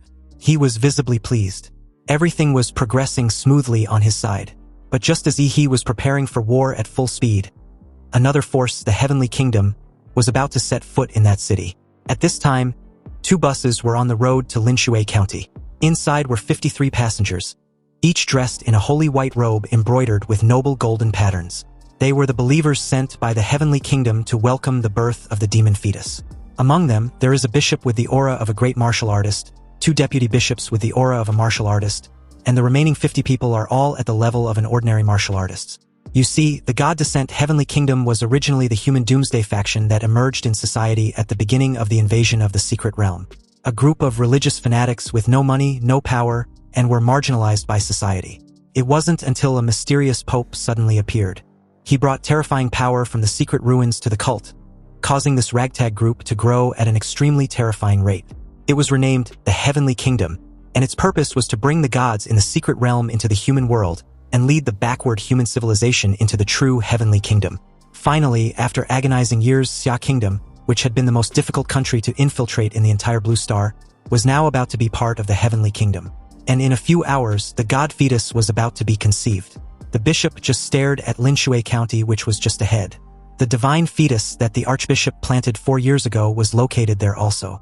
A believer in a red robe, representing his status as an archdeacon, stated that their archbishop contributed so much to the divine religion, but in the end, he was attacked and killed by the ignorant people of Daxia, and wouldn't get to see the divine fetus he'd worked so hard to plant grow to maturity. This was truly a horrible world of cannibalism. Another added that a good man as steadfast in his faith, as compassionate and kind as the archbishop, ended up with no remains left. The bishop, dressed in a golden robe with red patterns, laments the injustice of fate to good people. And in that instant, his expression changed, and with a look of determination, he boldly declared that they shouldn't let the archbishop's sacrifice be in vain. They can't let this world fall deeper into the abyss at the hands of a group of ignorant people. Otherwise, planet Blue Star would become the second sin zone. The bishop then roared passionately, welcoming the coming of the gods. This was going to be a revolution for their children, and they were going to liberate humanity. All the devout believers were suddenly influenced by the bishop's words.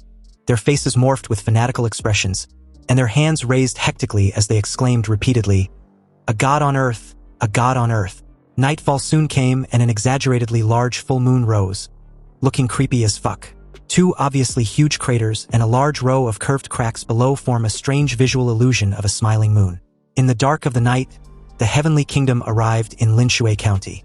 At this time, the ladder to the moon has already been built, so it was only waiting for these devout believers to welcome the birth of the moon god. The bishop was really excited. Throughout the history of the divine religion, only 2 divine fetuses have been successfully hatched. Now, it was almost time for him to be recorded in the history of their divine religion. The first of the 2 divine fetuses he mentioned caused global climate anomalies, tsunamis, volcanic eruptions, and related disasters, resulting in the deaths, injuries, and exile of hundreds of millions of people. And this was the result of just 1 minute of this supposed God's activity. When that God appeared, the clear sky turned into a thundering hurricane. Just a minute of his arrival on planet Blue Star was recorded as one of the world's top 10 mysteries to this day. Then there's the second descent, which was not as exaggerated as the first. But after another descended on the Australian continent, he caused fog and undercurrents to rise in the surrounding seas, completely blocking the entire continent. And then, nothing happened. The entire Australian continent lost contact, and that area was now completely blank in satellite reconnaissance. The countries of Blue Star formed coalitions to investigate or attack, both to understand the intentions of the god, and to find out whether the god can be killed. However, the entire Blue Star Alliance could not even break through the sea fog undercurrent. They suffered almost no casualties in this campaign, but could not find a way to break through the sea fog undercurrent. The strangest thing was that, according to all the coalition participants, they lost their way in the sea fog and traveled for 5 whole years. But the rest of the alliance knew that they had only been in there for a few days. However, no one believed the coalition forces were lying out of fear of the gods because scientific testing revealed that they were indeed 5 years older than before entering the sea fog. Since then, the Australian continent has been listed as an S-level life restricted zone, and no one dares to set foot there anymore. Now, the bishop was going to Xia country to welcome the arrival of the third god. 50 believers formed a human flesh magic circle under the moon ladder. They chanted the hymns of the religion loudly and dripped blood on a crystal on the ground that they brought out from the secret ruins. The bishop stepped onto the lunar ladder, chanted with his head down in great piety, and gradually walked towards the strange moon. It wasn't until the bishop saw the magnificently carved moon gate on the moon that he knelt from where he stood, cut his wrists with a golden dagger, and spilled his blood. As if confirming his identity, a hall appeared behind the moon gate. The bishop kept his head down, not daring to look directly at the details of the hall. A voice sounded in his mind, guiding him forward until he found an altar made of moonstone, on which was placed a platinum coffin engraved with the symbol of the cult. The divine fetus that the archbishop had cultivated was among them. Now, after absorbing nutrients from the people of Linshui County for 4 years, the divine fetus was almost matured. Although the divine fetus was cultivated with the inferior life energy and faith power of the people of Linshui County, compared with the 2 divine fetuses in the history of the divine religion that were cultivated with the efforts of an entire country, this was several levels lower and may not be able to carry much divinity. But it was good enough that it can be done. The bishop carefully lifted the platinum coffin, only to find that it was surprisingly light. Nonetheless, he carried it with utmost care and walked out. Under the lunar ladder, the believers finally saw the figure of the bishop carrying the divine coffin and was still reciting scriptures devoutly as he gradually descended. They felt great admiration for him, believing his devotion to their god was worthy for a bishop. The believers made way for him to enter the center of the formation and place down the sacred coffin. At the center of the formation, the bishop shouted, opened his arms, and called out to the great moon, the nightmare god of the dream realm. His most loyal servant was asking permission to call him by his name, the moon nightmare Baros. Just at this moment, the bell tower in Linshui County rang the midnight bell like the opening fireworks, signifying that the show has begun. Throughout Linshui County, a white spirit was seen emanating from the bodies of all the residents. These spirits embodied the power of humans' faith. Tens of thousands of spirits gathered into a white wave and flew towards the divine coffin. But at that precise moment, a loud beast roar suddenly exploded like thunder, revealing the power of an emperor. Like a signal, all of the power of faith in the white wave suddenly turned blue. Some were completely blue, some were some sort of blue, but no matter the shade of blue, it shows that their faith in the moon nightmare Baros had been tarnished, and they actually believe in another, an unknown king. And since the ceremony could not be reversed, all the believers of the heavenly kingdom watched helplessly as the countless impure beliefs entered the platinum coffin that nurtured the gods. Their minds fell into a state of shock, unable to comprehend what they were seeing. He made his move at this time, and appeared behind the bishop in an instant, teasing the poor fucker in the process. The bishop, in a daze, questioned who Ihi was. But in that exact moment, a new perspective appeared in Ihi's mind. There was no exact color, but dense glowing lines. These lines formed the outline of the human body and its internal organs. And there was a particularly glaring red line at the bishop's throat. This evidently shows that Ihi could now see the kill line. With the infusion of his murderous aura, Ihi's starfall cleaver, which could originally be swung with one hand, became extremely heavy, and now required him to hold the handle with both hands to swing it. The bishop world spun around him, and the last image in his memory was a scarlet crescent bursting out as Ihi descended from the sky holding his starfall cleaver. In that moment, he was more than just the harbinger of death. He was the devil incarnate. The church bell suddenly resounded as the bishop drops to the ground, and with his dying breath, he cried out to the moon nightmare Boros, which now had a layer of blood color. But this pathetic sight made Ihi scoffed inwardly.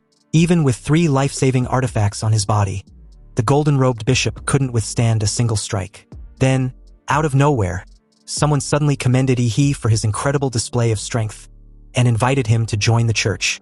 He turned his head slightly, only to see another bishop in a crimson robe standing nearby. And apparently he was the current highest leader of the Xia Kingdom's cult, Lin Qi. The person Ihi just killed was his archbishop. With the introduction out of the way, Lin Qi calmly explained the reason for the deception. As Ihi was well aware, being a member of the divine religion was a high-risk job, so it's only reasonable for him to let his subordinate pretend to be his superior. Ihi's eyes narrowed, realizing the dead idiot was just a stand-in after all. He immediately chose to withdraw from the battlefield. But upon seeing this reaction, Lin Qi mocked him. Since the place was sacred ground for welcoming the gods, he can't just come and go as he please.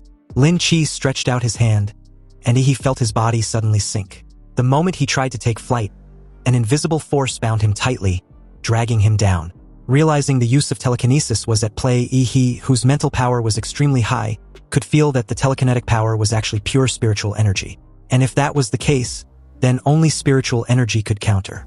A golden-armored demon emerged from behind Ihi, tearing apart Lin Qi's massive telekinetic hand.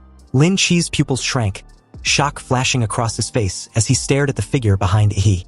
At this point, it's no-brainer that Ihi had also been trained in the divine arts as well. Perhaps because of his towering spiritual power and constant exposure to the divine sound, Lin Qi was actually able to see the humanoid Shikigami as well. He cursed through his gritted teeth. The only reason he wanted to leave was to avoid fighting next to that damn coffin. But it seems this reaction only made the bastard presume he was actually afraid of him. He sneered and threw a punch, his arm bursting out with blue lightning in an instant. Bones as thick as pillars sprouted out of the lightning, and along with it, muscle fibers as tough as steel bars with sparks racing alongside. With just a punch thrown out, the roaring flesh-forged dragon burst out from it in a flash like towering pillars. The dragon's maw crashed toward Lin Qi's stunned face. Lin Qi smirked and informed Ihi that such abominations won't be able to harm him. A thunderous explosion shook the ground as Lin Qi was blasted away. But it wasn't over. The flesh dragon barreled forward with unstoppable force, slamming him relentlessly. It drove him straight through a fortified building, like a bullet train at full speed, shattering the entire structure in an instant. The exposed muscle fibers stretched for hundreds of meters, dragging Lin Qi as they tore through countless buildings with blinding speed. Lin Qi's world spun violently, and the moment he regained his senses, he was already pinned beneath the raging flesh dragon. Lin Qi's ornate crimson robes were reduced to rags, and without the psychic barrier shielding his body, he would have been crushed to dust. At the moment, his veins had burst under the strain of overdrawn mental power with blood pouring from his organs. He nearly blacked out, yet in the very next second, his wounds began to heal. Lin Qi grinned with satisfaction, believing Ihi wouldn't be able to hurt him. After all, he was a being blessed by the gods. He stared with an expressionless face and scoffed. As expected, these cult lunatics were damn near impossible to kill. It was really troublesome. Suddenly, the rest of the frenzied cultists started gathering around him and started chanting repeatedly in unison.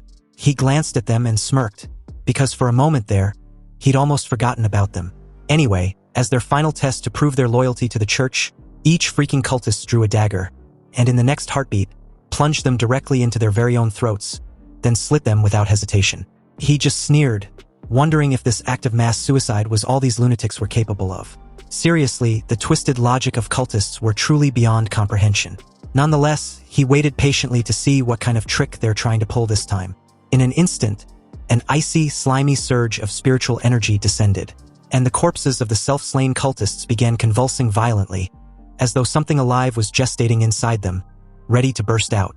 A blood-red hand suddenly tore its way free from one believer's chest. As the creature fully crawled out, he finally saw its true form. Its skin was the color of blood, horns jutting from its skull, and fangs jutting from its maw. So in the end, it was just some foreign-style demon trash. How typical. He couldn't help but smirk. These lunatics really went all in, using their bodies as conduits to summon trashy demons. 50 of them at that.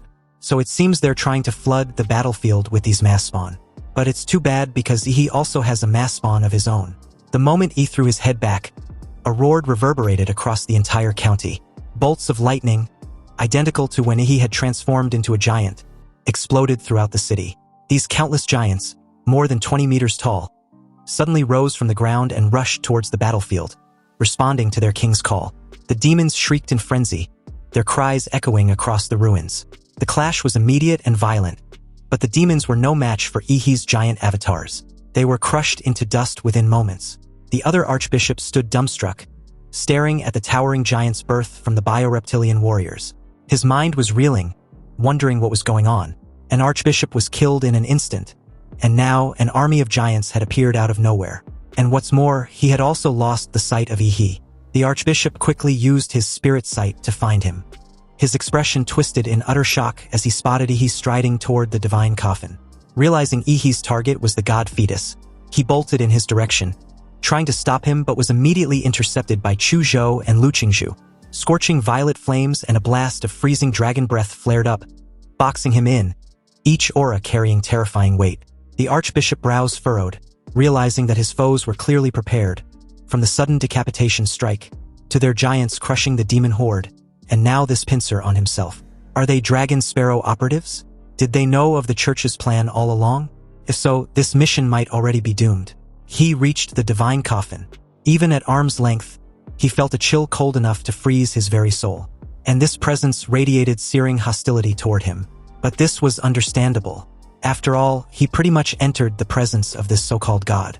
A system panel flickered before his eyes, announcing a special energy acquired. During the Heaven's Descent ritual, half of the faith energy the cult had hoarded for 4 years was corrupted by Ihi. That tainted faith was used by the god fetus to build a body for the moon nightmare Boros in the mortal realm. Yet, in the process, part of its divine power had been stolen by Ihi himself. So that's how it is, but truth be told, Ihi never considered the heavenly kingdom was worth his attention. They were weaklings, cannon fodder at best. His true enemy had always been the deity tied to the moon and dreams. Yet, even stripped of divine power, even a malnourished premature wretch, this god should have awakened by now. So why was it still hiding in the coffin? He decided to pry the lid off himself if the bastard wasn't coming out. With a single flip, he blew the lid of the divine coffin open. But the next moment, his pupil shrank. Empty? The coffin was completely empty. What the hell? There was nothing inside. This bastard had declared himself a god, but he was still skulking in the shadows. He took out his starfall cleaver, and as he tightened his grip, his every muscle tense, and the suffocating stillness hung over the battlefield. The roars of giants and demons alike had vanished, and the clash between his teammates and the archbishop had also gone silent. It was as if the entire world had muted itself, leaving only Ihi. Then a voice echoed out of the void.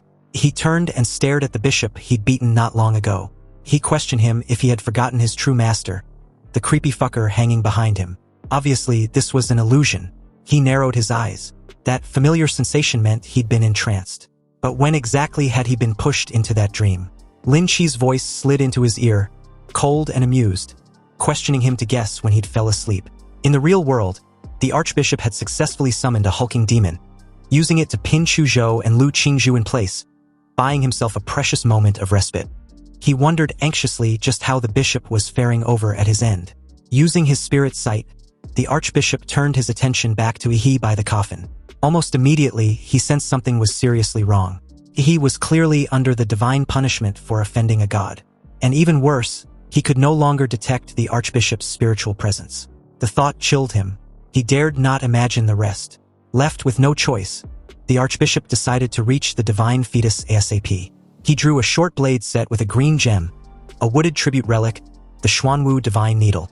Once it pierced into an enemy, blood thorns would sprout within them and grow outward until the enemy is shredded into a pulp. The archbishop dashed towards Ihi, his decision resolute. He judged Ihi as a sinful soul, deserving the punishment by the gods. The archbishop intended on executing Ihi's filthy flesh himself.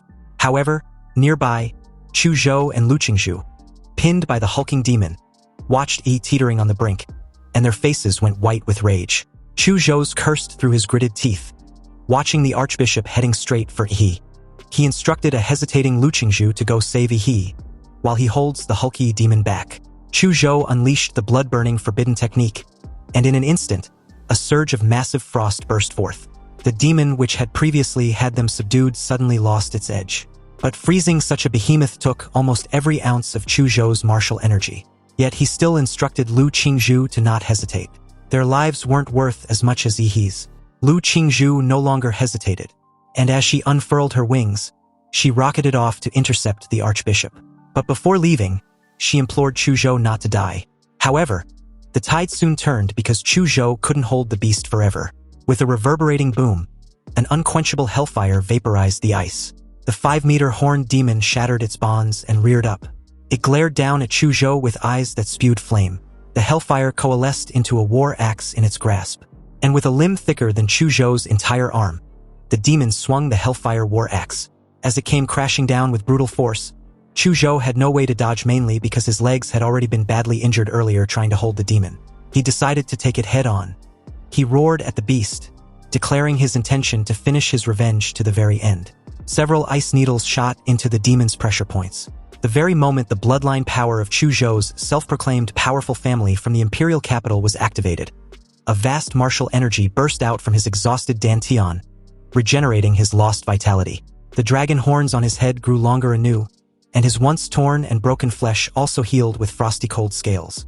His previously dim dragon eyes were rekindled, and as his momentum rose rapidly, even exceeding his previous peak state, the speed at which his lifespan was consumed also doubled.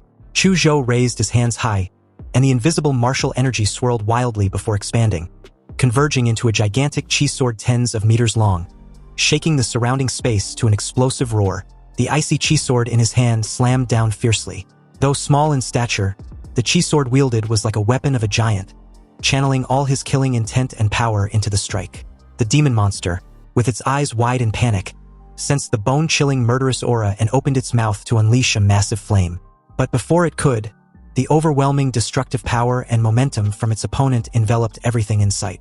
The icy chi sword, formed by activating Chu Zhou's blood-burning forbidden technique, struck down, unleashing an earth-shattering force. But unexpectedly, blazing flames roared fiercely and countered, clashing violently against this overwhelming icy earth-shattering force. The two opposing forces merged and spread throughout the battlefield. Chu Zhou's eyes widened in astonishment, his face slightly pale. He felt something was wrong. The beast roared defiantly as it crouched and braced against the earth-shattering slash. His whole body trembled but remained standing firm. As the scorching red flames and the icy earth-shattering force split the sky in half, Chu Zhou watched the beast gradually breaking through his icy chi sword, and eventually scorched it to pieces with its demonic flames. With his martial energy depleted, Chu Zhou was at loss when a bullet was fired straight from behind, piercing the demon's skull and exiting through its mouth. Blood erupted violently, but before the beast could recover, a series of heavy armor-piercing rounds was fired in succession, piercing the nape, waist, abdomen, back and other relatively vulnerable parts, creating bowl-sized blood holes one after another. The demon monster was mutilated on the spot. Chu Zhou, nearly drained of all energy, deactivated his blood-burning forbidden technique. He glanced around cautiously, wondering if the expert who helped him was the ally he mentioned. The muzzle of the recently fired gun still bore the scorching mark, and its owner was none other than the Mad Doctor. He kept his eye pressed to the tactical scope, still covertly observing the battlefield. Fortunately, he left him armor-piercing bullets which were imbued with his martial energy in advance. Otherwise, it wouldn't have been possible to salvage the situation in time. Initially, the Mad Doctor thought Chu Zhou was the weakest in the team, and never expected him to have such a powerful trump card hidden. After all, with the hierarchy of a warrior being ranked from martial disciple to martial practitioner, then martial master, grand martial master, mystical martial master, sect master, grand sect master, and finally National Guard level, Chu Zhou should be close to breaking through to martial disciple. And from the looks of it, Lu Qingzhu also seems formidable. In the Mad Doctor's eyes, only those with good potential was worthy to assist his lord. And since Chu Zhou made the cut, he decided to send a drone to help him recover his strength. After that, taking down that head demon will be a piece of cake. Immediately, a swarm of drones appeared, filling the sky as they flew toward Chu Zhou. On the other side, the archbishop's face twisted in anger, his eyes full of resentment. Even though his opponents, each younger and weirder than the last, weren't Dragon Sparrow operatives, they managed to counter every obstacle thrown in their way. He wanted to know just who exactly these kids were. A few distance ahead, Chu Zhou and Lu Qingzhu strode confidently towards him, and simply replied that they were just ordinary freshmen from the Imperial University. In that very moment, perhaps sensing the helplessness of its devout believer, the moon deity finally intervened directly as 6 massive coffins made of heavy alloy crashed down from above, striking the ground with an earth-shattering bang. Apparently, the coffins were the moon deity's succor, summoned to confront Chu Zhou and Lu Qingzhu. Each coffin trembled violently as the lids flew open, revealing 6 undead martial warriors exuding a murderous aura. Under the cold silver moonlight, their faces and expressions were identical, with a strange purple glowing eyes, as if controlled by an invisible force. Lu Qingzhu was a bit shaken. She recognized several familiar faces.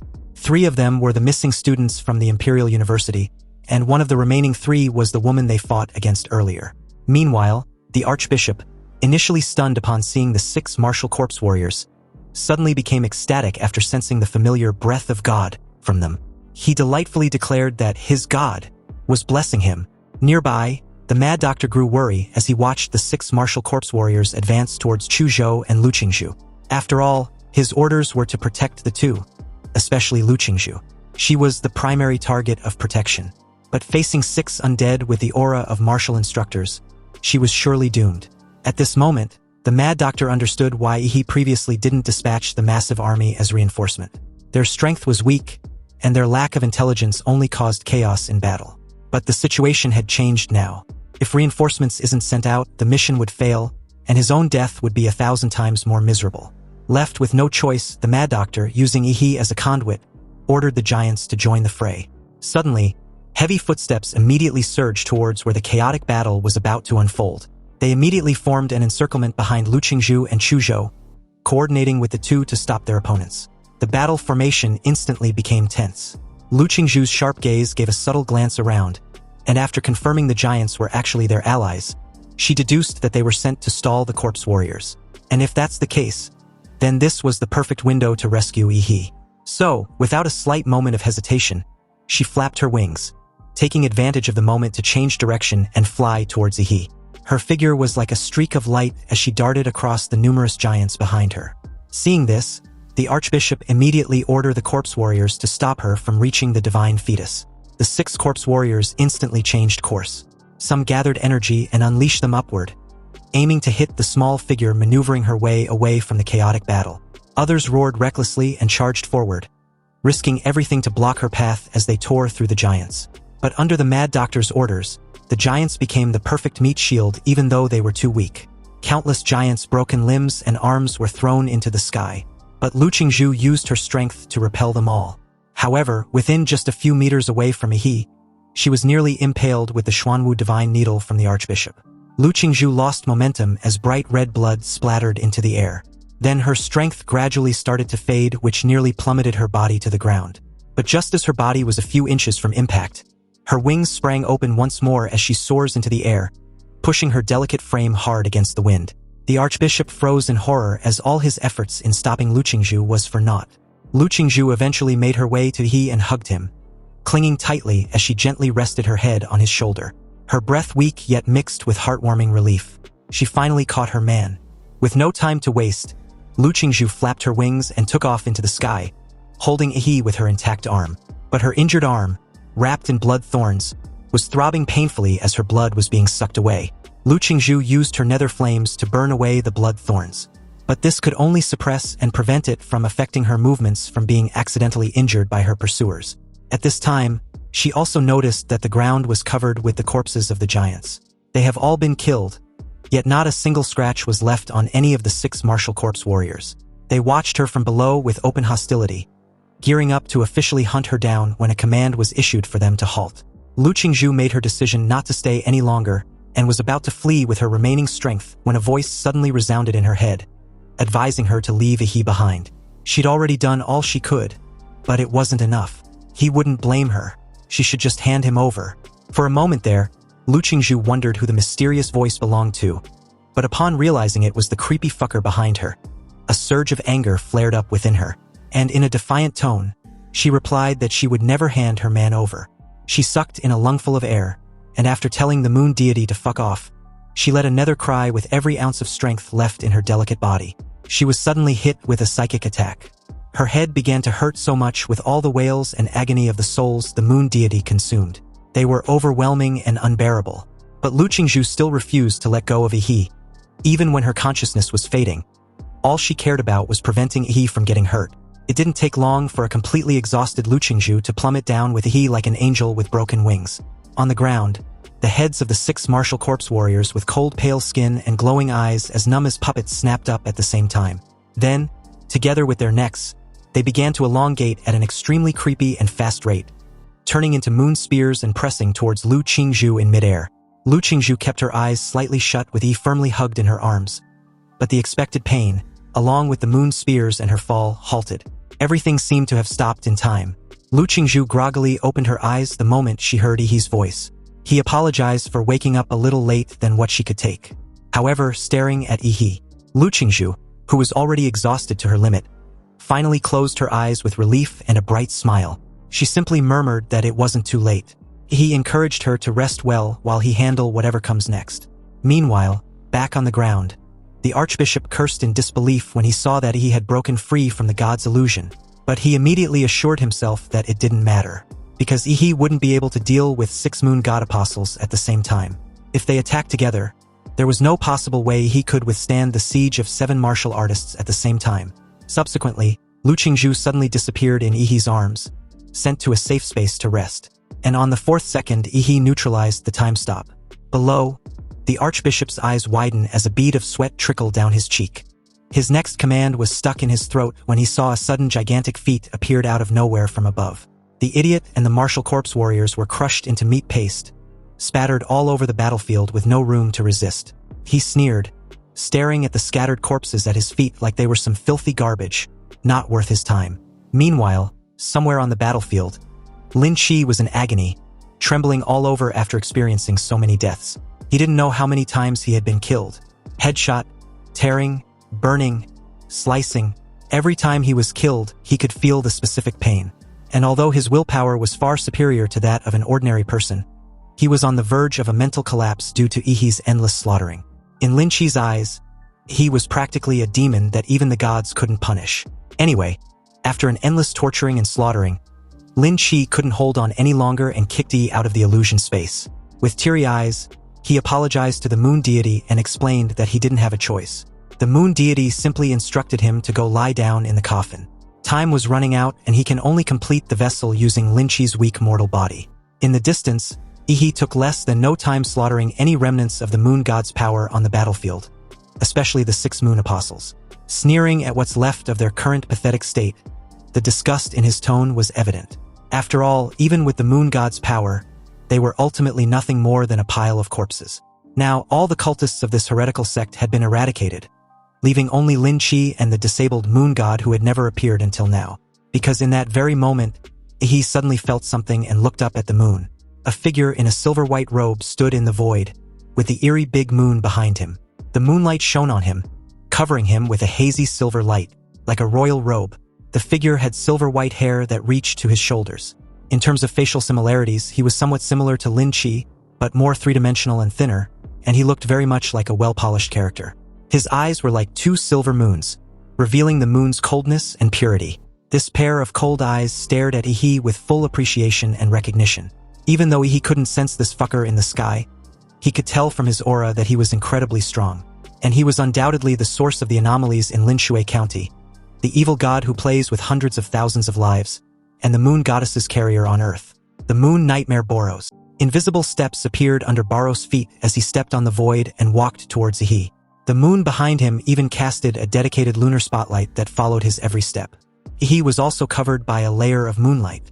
When he reacted, the city background around him had disappeared, replaced by an endless void. And judging from the grayish-white soil under his feet and the large and small potholes around him, this was the moon. But this can't be the real moon. After all, he didn't feel the extreme cold of space or the lack of oxygen. He deduced the entire space to be similar to Gongku's killing intent domain. A domain was different from the illusion that touches the spirit and soul like a certain field covering reality, but the damage caused was real.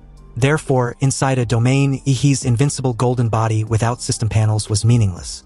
When he analyzed his situation, Boros also came down from the void, hovered in front of Ihi's supergiant anthropoid body but kept a distance of about 20 meters.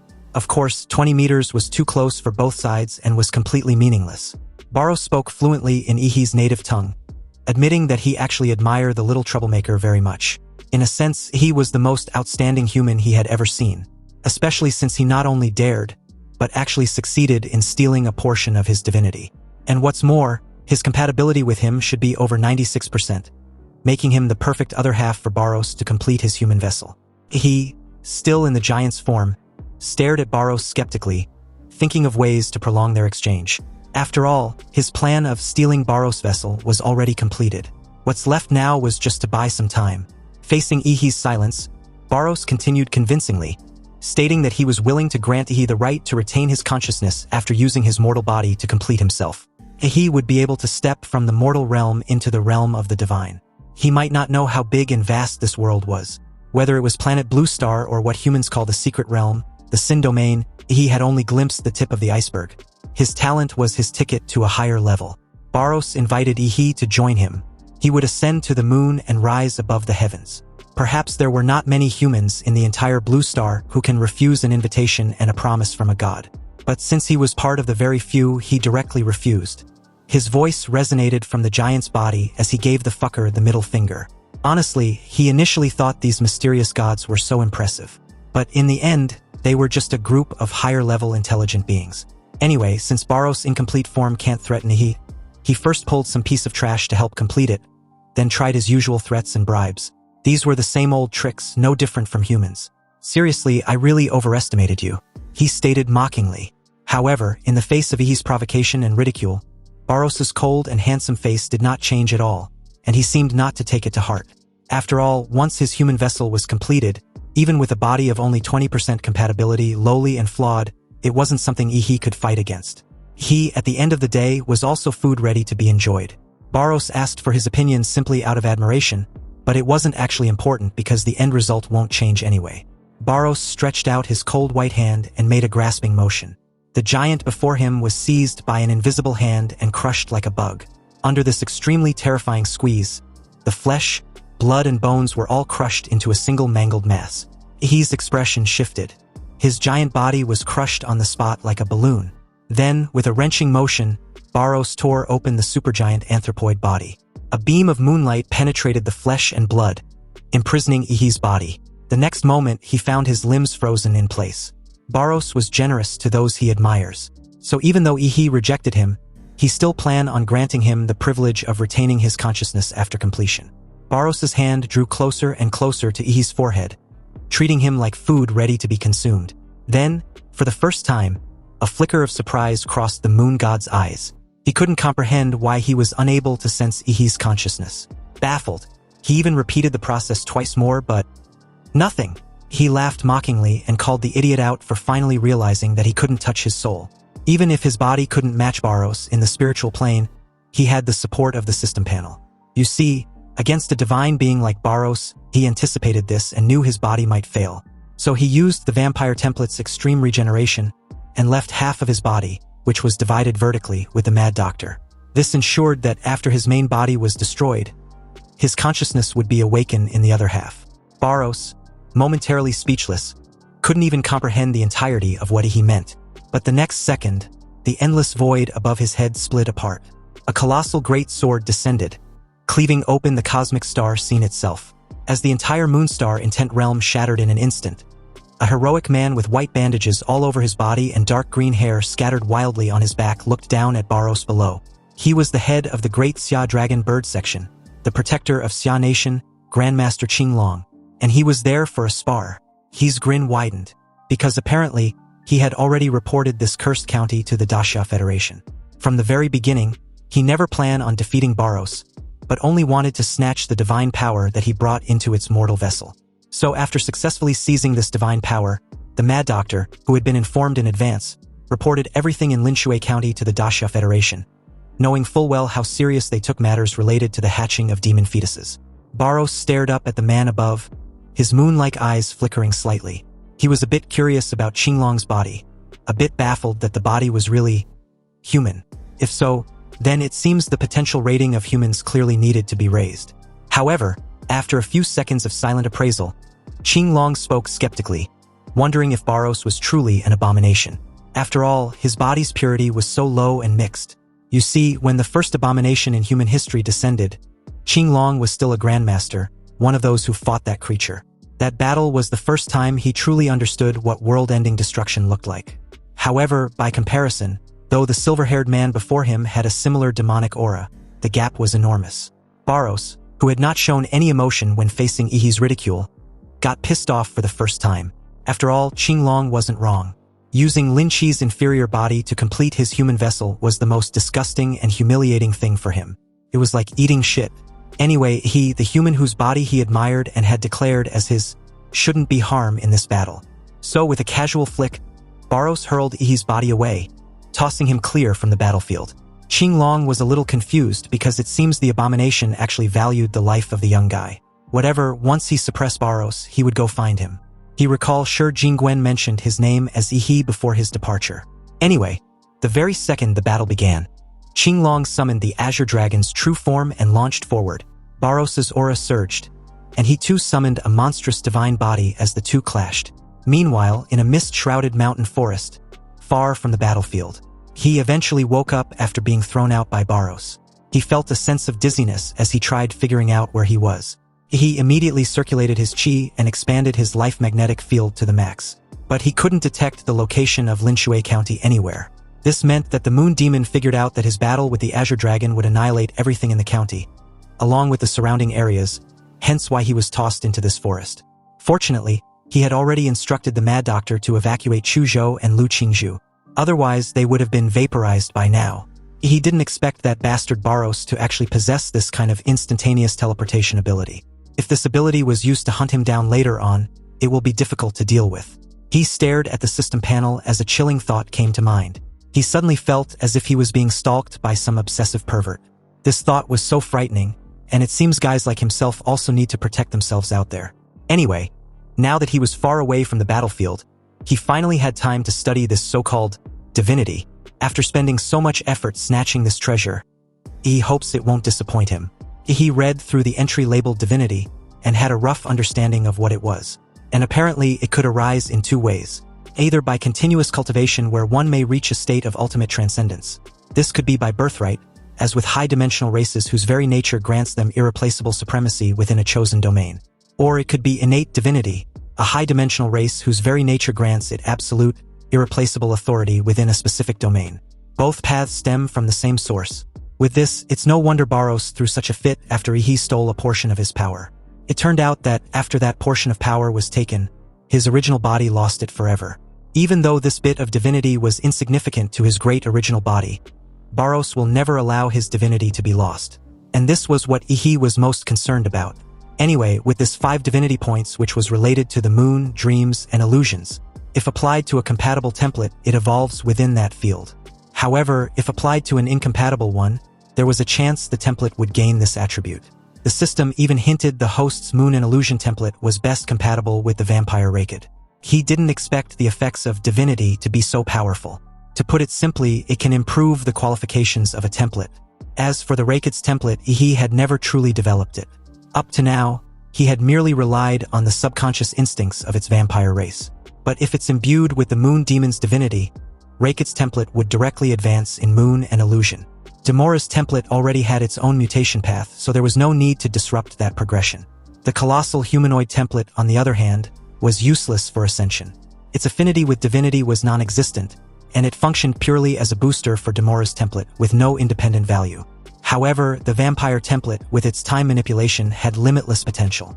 It was his most vital trump card apart from his main combat template. So with this analysis, he chose to upgrade the vampire template. When the Raked template possessed only vampire abilities, it had been rated D+. But after unlocking the Crimson Calamity, it skyrocketed to B+. Yet even that rare time control ability wasn't enough to push it into the A tier. However, after absorbing all 5 points of divinity, numerous of glowing text scrolled across the system panel, indicating a triggered evolution. The B+ Vampire Raked template was advanced in the fields of Moon and Illusion into an A tier, with the Vampire Bloodline also upgraded and advanced to the Moon Demon Bloodline. The first Bloodline power was the Moon Banquet Carnage, which meant that under the darkness of night, the host's physical fitness, self-healing ability, and martial energy increase by 100%. But under the moonlight, the power is increased by 150%. At the full moon, a special state is triggered where the moon nightmare is awakened, and the domain, the double moon world, can be expanded. There is also the blood nightmare, where the host's blood is hallucinogenic and aggressive. The weak would be directly enslaved after being corroded by the host's blood. The strong would have their spirits eroded and fall into illusions. The higher the host blood content in their bodies, the deeper the illusion. Also, under the moonlight, the blood nightmare technique is blessed.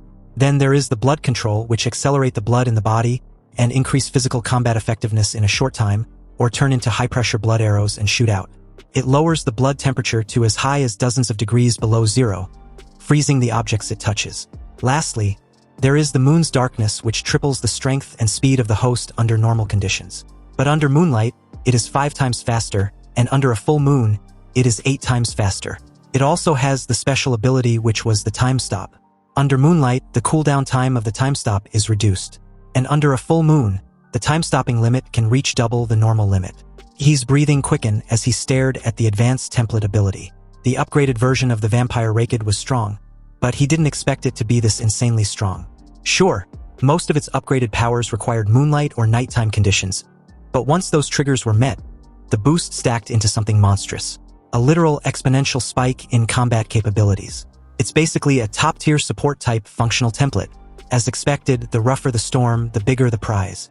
Seriously, coming to investigate Linshui County's anomaly was totally worth it. Of course, he hadn't forgotten his classmates who risked their lives for him. This mission's difficulty had definitely reached level 4 standards, and the danger could easily qualify for level 5. Under the Imperial University's assessment system, this means one thing: maximum tier rewards. He rose from the forest floor in one swift motion, leaping onto a treetop and easily balancing himself above the endless sea of leaves. As the cold silver moonlight poured over him, the night wind brushed past, and every cell in his body felt alive, exhilarated by the upgrade. Power welled up from deep within his bloodline. The moonlight enhancement of the vampire Raked template was taking effect. With a resounding whoosh, he threw several punches in succession, and relying solely on his normal physical strength and speed, he made the air crackle, and the ripples caused by the distortion of the air could be seen with the naked eye. After simply stretching his muscles and adapting to his physical fitness enhanced by the moonlight, he spread his arms like a giant bat and moved in the woods as fast as lightning. The communication equipment on him had been damaged in the intense battle. He had to find the nearest human town first to contact the Imperial University. As a key figure in the Moon Nightmare incident, Dacia Federation would definitely interrogate him, but he had too many secrets that he could not reveal. And under the interrogation of professionals, lies were easily exposed. Therefore, he must first re-establish contact with his old backer, the Imperial University. After all, these connections and patronage were used exactly at times like this. A supersonic fighter jet carrying 3 important personnel returned to the Imperial University. There were 4 other aircraft escorting the supersonic fighter jet. The people in the fighter plane were naturally Ihi and his 2 teammates. At this time, Ihi was the only one who was fully awake in the fighter cabin. Chu Zhou and Lu Qingzhu were still receiving emergency treatment in the life support cabin. As the aircraft hatch hissed open, the ramp extended to the ground as Ihi stepped out. He was a little dazed for a moment, before noticing an elegant old man in a neat Zhongshan suit. He gave Ihi the feeling of a pocket watch made with precise and rigorous ancient craftsmanship. But he also has the elegant and easygoing temperament of a scholar. The 2 completely different temperaments were not contradictory, but coexist harmoniously in him. The old guy introduced himself as Shi Jingwen, the president of Huadu University. He shook hands with Shi Jingwen and spoke with a shy and admiring look, returning his greeting. He also added how it was such an honor to finally meet him, the idol of every Huadu University student. Amused, Shi Jingwen laughed and told Ihi to relax. He didn't care much about formalities, so there was no need to be so polite. Hearing this, he dropped all formalities and started stretching his arms to loosen up his tired muscles. Shi Jingwen was a little stunned when he got straight to the point, asking if he was there to question him about what exactly happened in Linshui County. However, that was apparently not the case. The old guy was simply there to inform him that his team had already successfully completed the Linshui County's anomaly mission, so he didn't need to worry about the aftermath. He found this odd since there would be no review or investigation. After all, with something as major as an evil cult sacrifice and a moon god's descent, how can it be brushed aside so easily? Shi Jingwen reassured Ihi not to worry. He just need to trust Huadu University. And besides, The aftershocks of Linshui County's anomaly would be handled by those above them, so he should rest assured. Also, this old fox was tolerant enough to respect Ihi's personal secrets. But in the upcoming university mission briefing, this anomaly will be reported anonymously. Ihi would only be credited with completing a level 4 mission. And of course, since level 5 missions usually require a professor's leadership, crediting a group of first-year students with one would be too outrageous. But in terms of rewards, the Imperial University would treat it as a level 5 mission. Obviously, this treatment felt so unreal, like a dream. He glanced at President Shi Jingwen, whose gentle smile carried the warmth of spring breeze. Yet somehow, the man's presence felt heavier than Barros's divine pressure. He wondered if this old fox already knew he had been cheating with a system. The very next day, at the president's reception office, the Mad Doctor finally sent over the post-battle footage from Linshui County. He opened the file on his phone, and the report made him do a double-take. You see, Linshui County terrain was mountainous, but what's left now was a massive crater. The entire county had collapsed into a massive basin, as if a meteor had slammed into the earth and had not only erased a city, but had permanently altered the landscape. He exhaled nervously. This world of martial transcendence was too damn dangerous. Even with his current power, he still didn't feel safe. Every time he thought about Barros, that godlike being, he feels a dull, aching throb behind his eyes. The problem was the lunar gaze, the mark of Barros, was still lingering on his soul. The day before, he informed President Shi Jingwen about it. The old fox simply reassured him not to worry, and promised him that Qinglong would take care of it. Apparently, the Azure Dragon had a way to seal the lunar gaze. Hence why he was waiting quietly in the university's guest reception hall. In that moment, the door opened silently, and as Ihi looked up with a knowing gaze, he saw the man he had been waiting for, the second-ranked martial artist in the entire Daxia Federation, one of the few who stood at the very top of Blue Star's power hierarchy, Qinglong. But something about him seemed off. He was wearing a thick black fur cloak over multiple layers of clothing. His complexion pale, his aura faintly unstable. It was as if he had just returned from an icebound battlefield, carrying the chill of another world with him. Qinglong was obviously suffering from an aftereffect of his battle with Barros. He naturally noticed Ihi's expression, and although his cold and hard face remained unchanged, his pride as a powerful warrior made him feel the need to explain. He admitted that he did catch some cold because of that cunning moon demon, but he still won that battle. After only 100 exchange, that moon demon's inferior body began to crumble and disintegrate. If Barros hadn't had so many ways to escape, Qinglong would have killed him long ago, and he wouldn't have to wait here for him to help seal Barros's gaze mark. He found it a bit funny. He didn't expect Qinglong to actually explain things to him, and although it was a little different from the image of an unfathomable aloof warrior he had expected, it was kind of cute. Anyway, before he began, he reiterated his help in sealing Barros's gaze. Qinglong took off his mink coat and other warm clothes, revealing his broad and strong bandage muscles. He revealed that President Shi Jingwen was great at fortune-telling and evaluating a warrior's fate. And apparently, he had also already informed him of Ihi's special nature. So in that case, he also has a few classified secrets he briefly want to share with Ihi. Qinglong questioned Ihi if he had ever thought the monsters they kill were once intelligent beings, similar to humans. Ihi's eyes widened with realization as Qinglong continued, recalling some past events. According to him, when he was still a Xuanwu martial artist, he followed his teacher and 5 fellow senior apprentices to explore a newly unearthed ruin located in an A-level secret realm. In the end, he was the only one to make it out alive. But he was infected with a horrible curse in the ruins. His body gradually began to transform into a beast. His sanity was also fading as the transformation progressed. Even the best doctors at home and abroad were helpless about this. Qinglong decided to exile himself. He didn't want to transform into an unconscious monster in his own country and eventually hurt his compatriots or be killed by them. So he went alone to an S-level secret realm in the Great Atlantic, ready to die there. But a massive sea storm swept him onto an island that no human had ever set foot on. Qinglong stopped abruptly and explained that the rest was top secret and concerns the future strategic destiny of the entire Xia nation. So he couldn't say more. He was genuinely disappointed with the letdown. Anyway, there were people on the island who helped and saved him from becoming a beast. As Qinglong spoke, he tore off the bandages on his body, revealing a body covered with black, mysterious runes.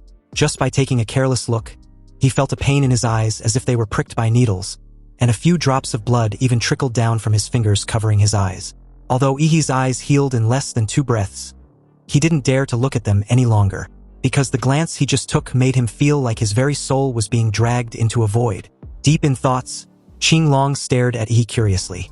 You see, a grand martial master even fainted after glancing at these runes. And a low-level martial artist turned brain-dead, becoming a vegetable if shit got serious. Yet he took a look and merely bled a little. But this was just as he expected. He was indeed special. So far, Shi Jingwen has never misjudged anyone. Perhaps Yi really has the potential to change the increasingly perilous situation. Qinglong instructed Yi not to resist. He was going to imprint 2 runes into his sea of consciousness. From that point on, Yi would be able to sleep peacefully. The very moment Qinglong placed his finger on Yi's forehead, the runes, which were as thick as black inks, slowly seeped from his fingertips and onto Yi's forehead like black worms, as if they were alive. Subsequently, the subtext on the system panel, which indicated the Moon Demon's Gaze mark, were suddenly erased by a mysterious force like a system glitch. So with the seal completed, the nanomaterial bandages on Qinglong's body recovered automatically as he put on his domineering black mink fur coat. Anyway, out of nowhere, Qinglong suddenly questioned Yi if his teacher was Gongku. And in that moment, he also recalled his teacher warning him not to reveal himself as her student. Because apparently, Gongku used to be a big sister at the Imperial University and bullied a lot of guys back then. And they've all grown up now. Even as a Xuanwu warrior back then, her achievements were on the low side, so Yi better be careful. He began to sweat profusely. And as a warrior who had been in the world for many years, Qinglong naturally knew what Yi was thinking. He reassured the little guy not to worry because he had no issue with Gongku. He only mentioned her because before her mental injury, she was a martial artist most likely to reach Grandmaster by walking the path of slaughtering. It's a real shame. In short, Qinglong wants to spar. He simply wants to see how pure the legacy of the once infamous Rose of Slaughter had become. He was briefly stunned. But as he thought about it, he realized that it was expected. Because the stronger the warrior, the more eager they were to fight. He pointed to the moonlight outside and suggested they spar under it. Qinglong frowned as he closes his eyes, recalling some unpleasant and troublesome illusions. The two went to the 4th Panoramic Arena at the Imperial University, a private martial arts arena. Qinglong encouraged Yi to use his full strength, while he defended using a hand and with pure physical power. He also had the first strike. If he can force him to move even half a step, he wins. And if he wins, he would earn 1 free request of Qinglong's aid, plus a direct admission into the first department of the Great Xia Dragon Bird, with all rights and privileges that entails. This promise was generous because Qinglong believed Yi couldn't do it. After respectfully asking for his senior's guidance, the moonlight shined brightly on Yi, illuminating his figure. Then his whole body exploded with a crackling sound as he drew out the meteoric blade and held it high above his head. Activating the Moon of Carnage, the surrounding moonlight was suddenly stained by blood, painting the entire arena with a faint bloody glow which further strengthened Yi's murderous intent. The silver blade was instantly dyed with a murderous red, and the majestic martial energy and bloody power poured into it caused the blade to extend into a 45-meter-long bloody shadow. Qinglong's pupils condensed. He actually felt an aura similar to the moon demons, but it wasn't tainted by the filthy corruption of the demon's world. Rather the same origin as the moon itself. Qinglong really wanted to ask Yi how he did it, because from his previous archival materials, it seemed that Yi had never shown any characteristics related to the moon. The 45-meter-long sword was struck down with the slaughtering intent, Moon of Massacre, turning into a huge blood-red crescent moon that tore through the air and crashed down. The bloody light illuminated the ground red, and endless murderous intent swept over the entire campus. Seeing Yi's performance, Qinglong clenched his fists and casually punched at the incoming blood-red moon slash. Meanwhile, below the Imperial University Research Institute, at Gongku's confinement center, the little lowly who was originally lazing on her sofa suddenly tensed up like a hamster. She wondered if the murderous intent she just felt was Yi's. But how was that possible? How could Yi possess such terrifying killing power after only 3 days of absence? She was worried that her disciple might have lost control and even tried to massacre an entire city. Anyway, it wasn't just Gongku, but also other students and teachers related to the martial arts routes of the Imperial University, or those with keen perception, all felt the sword as deep as a sea of blood. Some students with weak mental strength even hallucinated a knife cutting towards their necks. In a luxurious hotel, Xiang Jinzhuang, in a bathrobe, stared intently in the direction of the Academy's martial arts arena from his bed. A pair of jade arms of a beautiful woman wrapped around his neck and questioned him what was wrong. What could possibly be more important than the fun they were about to have? Xiang Jinzhuang brushed it off as nothing serious. He just sensed an insanely terrifying murderous intent, and didn't expect it to spread over such a long distance. He guessed most of the Imperial University campus can sense it too, so it must be just a show-off. Back to the panoramic duel arena in the Imperial University. As the huge blood-red crescent moon tore through the airwaves and crashed down, Qinglong, unlike Gong Ku, did not target the weak points of Yi's attack, causing the offensive to collapse instantly. Instead, he faced it head-on, directly confronting it with the purest violence. The moment the blood-colored moon and the extremely fierce military fist collided with each other, the strong wind containing sword energy crisscrossed the entire duel arena. But Qinglong's tall and majestic body was as motionless as a mountain. No matter how fierce Yi's attack was, he could not be shaken at all. But this was expected of one of the nation's top masters. Yi's eyes widened as Qinglong clenched his fist and went on the offensive. Activating his military boxing fist, a sudden surge of overwhelming blast burst forth as Qinglong punched out. He was hit directly, shattering his blood moon as the entire duel arena got covered with a layer of blood mist. He fell backwards precariously from overdrawing his martial energy and blood. Upon seeing this, Qinglong was stunned. He actually released such a serious forbidden technique for the sake of victory. Qinglong was afraid that Yi, a future pillar of the Xia Kingdom, would damage his martial arts foundation. So he left his spot in an instant and supported Yi, who was about to fall to the ground.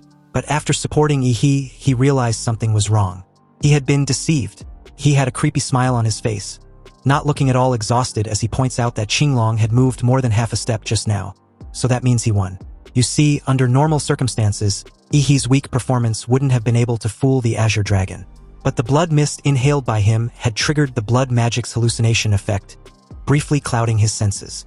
And with the nightmare moon curse also sapping his stamina, Yi was able to pull it off. Qinglong sighed in resignation and commended Yi for not only having outstanding martial arts skills, but being quite cunning as well. He asked for Yi's request, as one of the strongest warriors on the entire Blue Star, to describe Qinglong's promise as nothing less than priceless was a direct insult and a way of belittling him. Therefore, Yi plans to keep this promise for the time being. Qinglong nodded, expressing his appreciation for Yi's foresight. But then comes the climax. Qinglong wants to accept Yi as his disciple. Originally, he wanted to wait until the little troublemaker lost, but since that's no longer the case, he decided to relay his intentions by coaching. Gong Ku's teaching wasn't half bad, and although Yi's killing intent and martial skill was quite impressive, it's still lacking. Killing intent alone was not enough, and without a stronger body to support him, the killing intent was only superficial. In short, Qinglong wants Yi to exercise his body. He nodded with a smile, but he secretly found this suggestion a bit amusing since he hadn't shown his Demora's body. Qinglong continued, adding that the key was the person Yi trains with, and since his physical foundation seems to be solid, he couldn't afford to take the wrong path. So in this time, it was very important to have a teacher who was very strong physically to serve as a guide. He totally agreed with this assessment, and informed Qinglong that he would seek out the dean of the Body Cultivation Academy the very next day to guide his physical training. This left the huge guy speechless. He thought he had been obvious enough in hinting to be Yi's teacher. So why was the young brat being so stupid after being able to pull his earlier stunt on him? However, in Yi's opinion, Qinglong was in a high position and must be very busy. Also, since he had never heard of him accepting any disciple, why would he think that he would hint at accepting him as his student? Although Yi was indeed a good seedling, Qinglong still did not lower himself to take the initiative to accept a disciple, but he thought of a compromise. Before leaving, he left Yi with a powerful but extremely difficult bodybuilding technique he found from a Western warrior after he killed him. It was said to be a national treasure-level martial art of a certain Western country. Qinglong hopes Yi will study hard and practice diligently, and eventually master this skill in due time. Excited, Yi thanked him, oblivious to Qinglong's hidden intentions. Apparently, since the technique was extremely difficult to cultivate, Yi would definitely find it impossible to learn. And this would eventually let him seek him out to ask for guidance when the time comes. This way, Qinglong would be regarded as Yi's master in disguise. Then later on, he would formally add the status and everything would be settled. After bidding farewell to Qinglong, Yi returned to his dormitory after so long. And come to think of it, he had been at the Imperial University for over half a year now, but he had spent nearly all of it underground with his teacher and had barely even stayed in his own dorm. Staring at the martial art technique badge, he wondered if he still needed to use the sleep cultivation method to learn and train. But at this moment, the doorbell of his room rang. He placed the badge into his space ring and made his way to the door.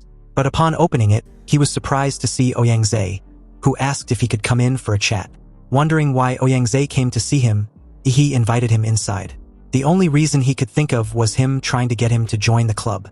Anyway, the two didn't even make their way to the lounging room before Ouyangze dropped all pretenses and unexpectedly dropped to his knees, begging he unceremoniously.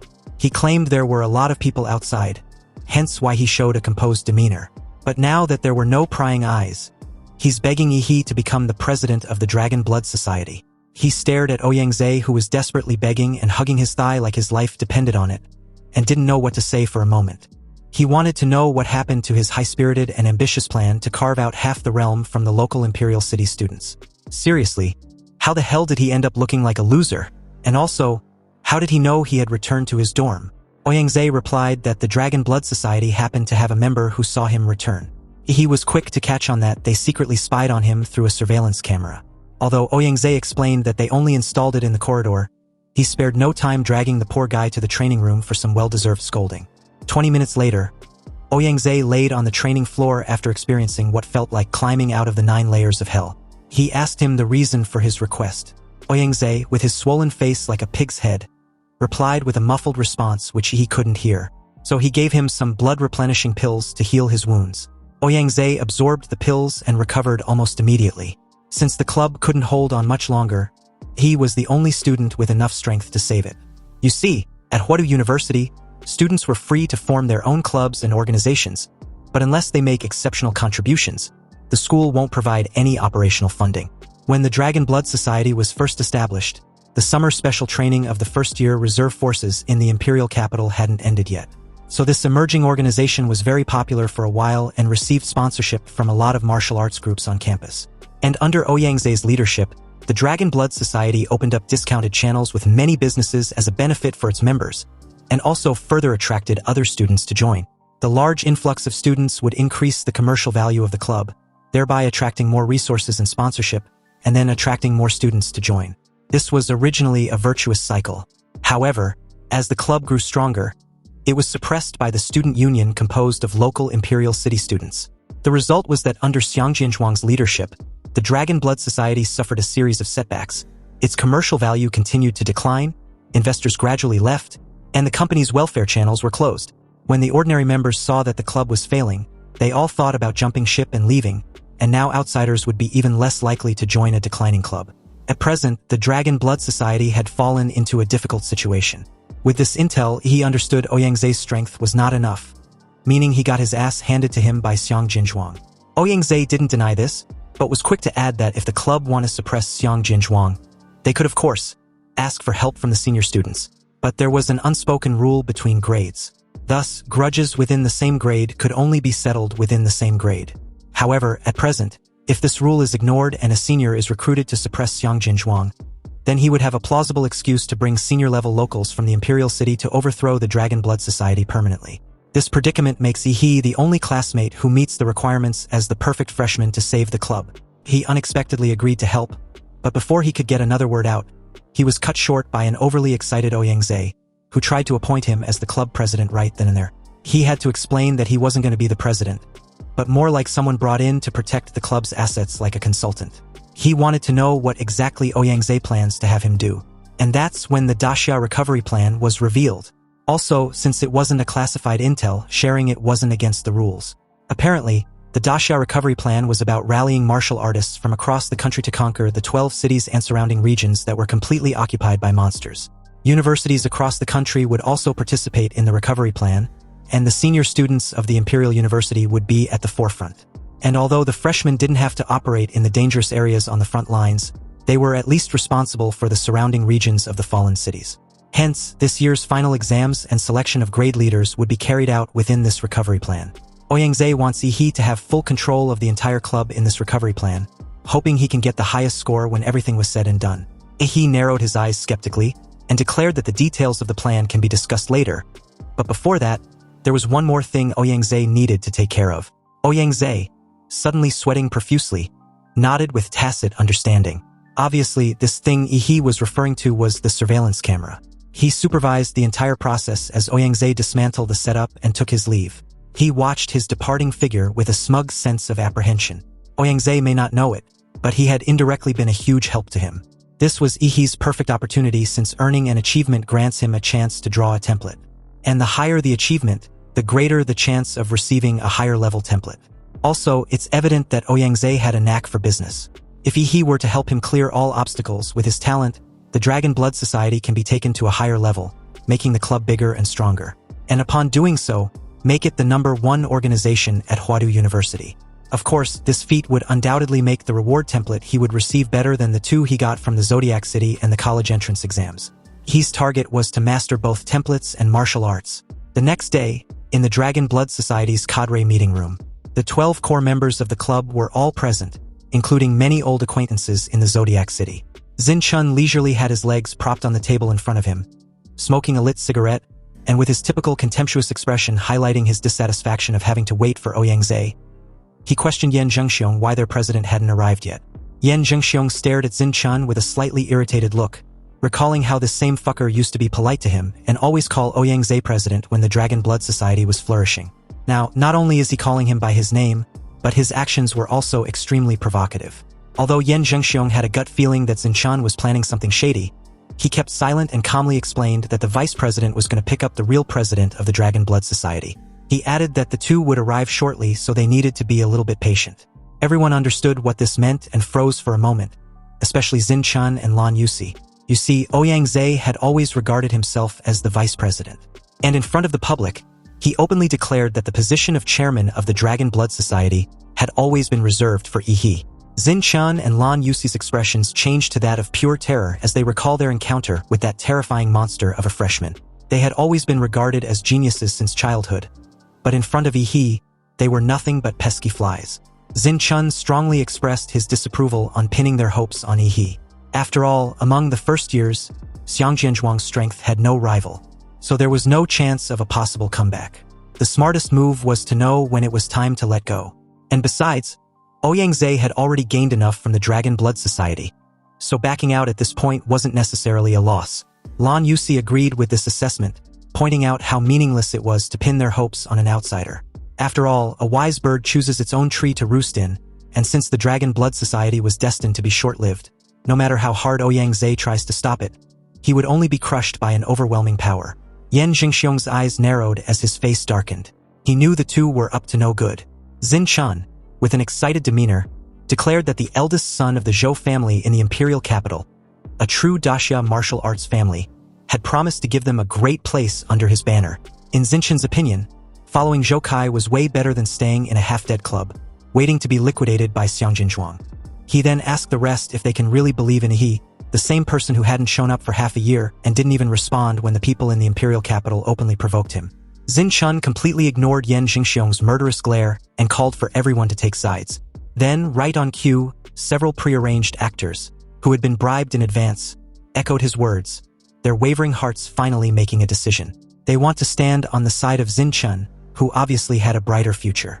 After all, it wasn't like everyone hadn't helped the Dragon Blood Society before, and now that the club had collapsed, they didn't owe them anything. It wasn't wrong to defect for a better future. These cadres who had taken sides defended themselves in their hearts. Yan Zhengxiong stared at them with concealed rage. He couldn't believe 8 cadres were choosing to defect, leaving only him and 3 other cadres. These cadres weren't just names on the roster but an important part of the organization, each controlling a large amount of the organization's business secrets and resources, and an entire group of ordinary members and followers. Their sudden departure wouldn't just ensure leaked secrets and connections, but a large followers too, which will simply drain the Dragon Blood Society dry. In this way, even if Ihi came back to take charge of the situation, he would only be facing an organization that had almost become an empty shell. Anyway, just as Yan Zhengxiong was about to stop them, the door of the conference room was kicked open, and a young man with an afro, wearing gold and silver jewelry with an extremely ostentatious and luxurious clothes, walked in with a swagger. He asked why Xinchun was being so slow.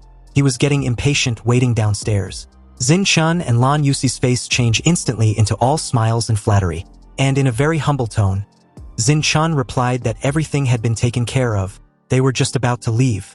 Yan Zhengxiong, visibly irritated as martial energy surged through his veins. He questioned how Zhou Kai got into the Dragon Blood Society's headquarters. Zhou Kai laughed arrogantly and replied that he fought his way in. If not that, how else would he have gotten in? But he shouldn't worry, he would compensate the injured with money and cultivation resources afterwards.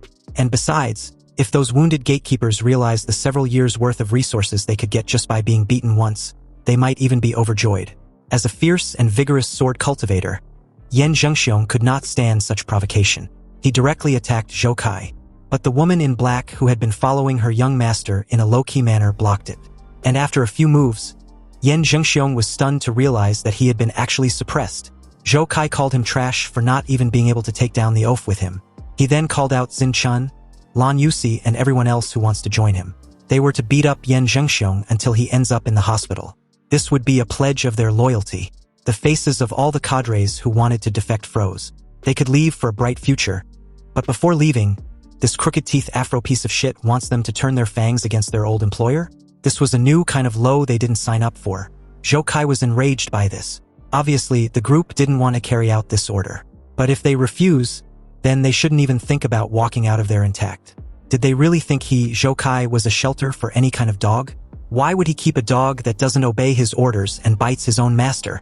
Suddenly, in the next instant, an explosive pressure slammed into the skull of the idiot and his oaf guardian as they clutched their heads in pain. Just behind the door of the conference room was Yi, who had a hand pressed down on Zhou Kai's flashy afro. He questioned Ouyang, wanting to know just what a mess he left him to deal with. He could practically hear this fucker from the second floor. Ouyang apologized, suggesting a full purge of the club. Even under such unfavorable circumstance, this crooked teeth moron actually believed he still called the shots. And like a typical afro enthusiast, he was enraged that someone actually dared to grab his exaggerated afro. But before he could preach about who he was and all the typical mantra that goes with it, he was hurled straight out the window with his lackey. He, pleased with the sudden quiet, expressed his displeasure with all the commotion. And as for Xin Chan and Lan Yusi, those traitorous instigators, he didn't even bother sparing them a second and tossed them after Zhou Kai. After throwing out the 4 bags of garbage, he dusted off his palms, turned in the direction of the remaining cadres who tried to sneak away, and questioned if they had something to say. They froze, suddenly drenched in cold sweat. You see, when Yi made his move just now, they couldn't track his movements even with their dynamic vision. So, in that very moment, they realized that the rumors about Yi's amazing feat in the Zodiac City exams weren't just exaggerations by Ouyang after all. A cadre, Du Yiming, was the first to apologize and admit his mistake, explaining that he was blinded by greed and believed in Zinchen's horseshit just now. Du Yiming was very smart and quick to adapt, knowing full well he needed to ensure he wasn't abandoned by the Dragon Blood Society, especially after offending Zhou Kai, because it was now impossible for him to join the circle of people in the imperial capital. The other cadres also reacted quickly and apologized. He gave Ouyang a look, indicating he was to deal with them as he sees fit. Since the division of labor between Yi and Ouyang was practically the same, Yi didn't want to waste time dealing with the trivial matters of the Dragon Blood Society. And besides, it wasn't his area of expertise anyways. Ouyang informed them that they weren't going to be expelled from the club, but their cadre positions would be under review. If they failed to meet the requirements, then they would be removed. Furthermore, they would not be allowed to participate in any Dragon Blood Society activities for that week. Ouyang asked if they accept their punishment. The room fell silent as they tried to protest, but the sudden murderous aura they felt from their president made them shut the fuck up. He coldly reiterated Ouyang question, wanting to know if they accept their punishment. The cadres felt as if their hearts were being gripped by a huge hand, suppressing and suffocating them. Then, in unison, they replied that they accept. Ouyang narrowed his eyes as he stared at their dismissed figures, fully aware they might definitely be removed from their leadership positions in the end. But for the moment, they have to be kept in place because the club couldn't withstand too much turmoil. That was why he didn't expel them on the spot. At this time, the remaining people in the conference room were all members Ouyang deeply trusted. He wasn't polite at all and sat directly in the main seat as the others followed suit. He informed Ouyang that he already understand the current predicament of the Dragon Blood Society. Generally speaking, it was due to lack of money and investment. Hence why the Daxia recovery in a month was their best chance to step into the spotlight. However, he believed it was too slow and had a more direct solution. Ever since he returned to the Imperial University, he had been constantly hearing the name Xiang Zhenzhuang. He wants to just call out the source of the Dragon Blood Society's decline and give that pesky fucker a fight. If he wins, won't that be the end of this shit they were in? The group stared at him with an incredulous look. Sure, the idea sounds a bit stupid, but only a freshman like Yi would dare to come up with this method because he had the strength to back it up.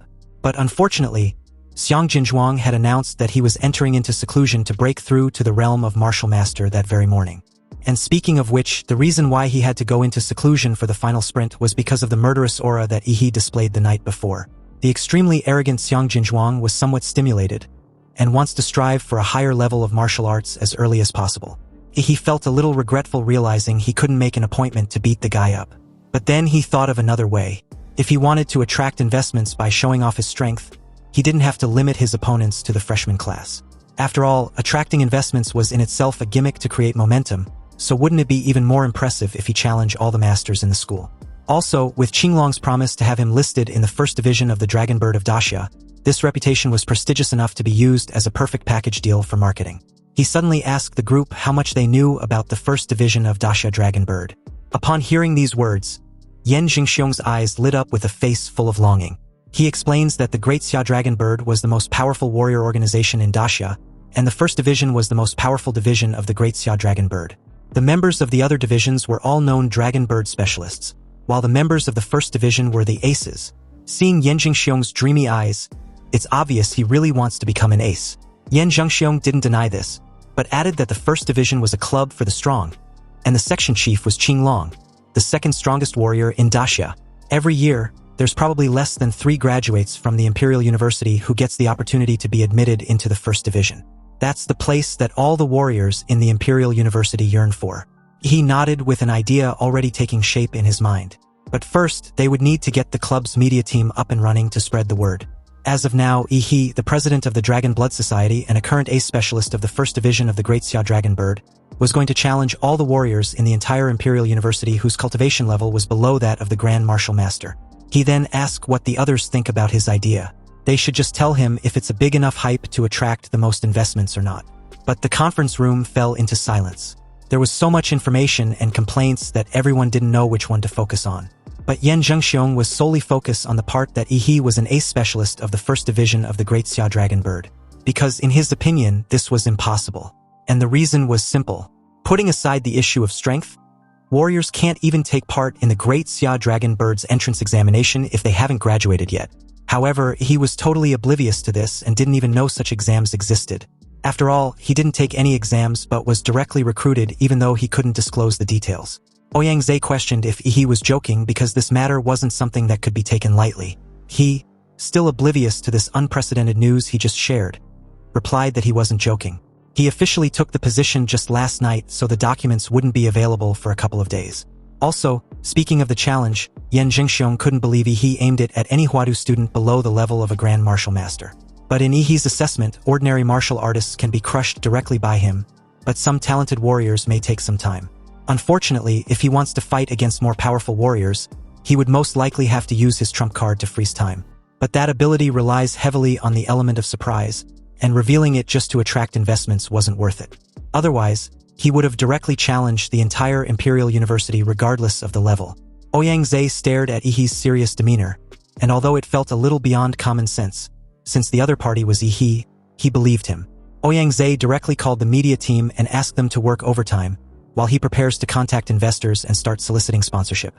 As for Yi, he just needs to do one thing: crush every challenger.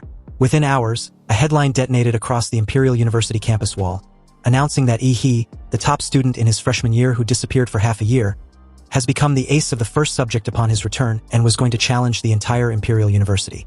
This attracted the attention of everyone on campus, who believed Yi was so arrogant to challenge the entire school. There were also some who'd never heard of him, but heard that the year's top freshman was Xiang Jinzhuang of the Xiang family in the imperial capital. As Yi's challenge became the talk of the school, students who heard of him came out and shared what they knew. It didn't take long for his achievement as the top scorer in the freshman entrance exam after the reform to be widely known.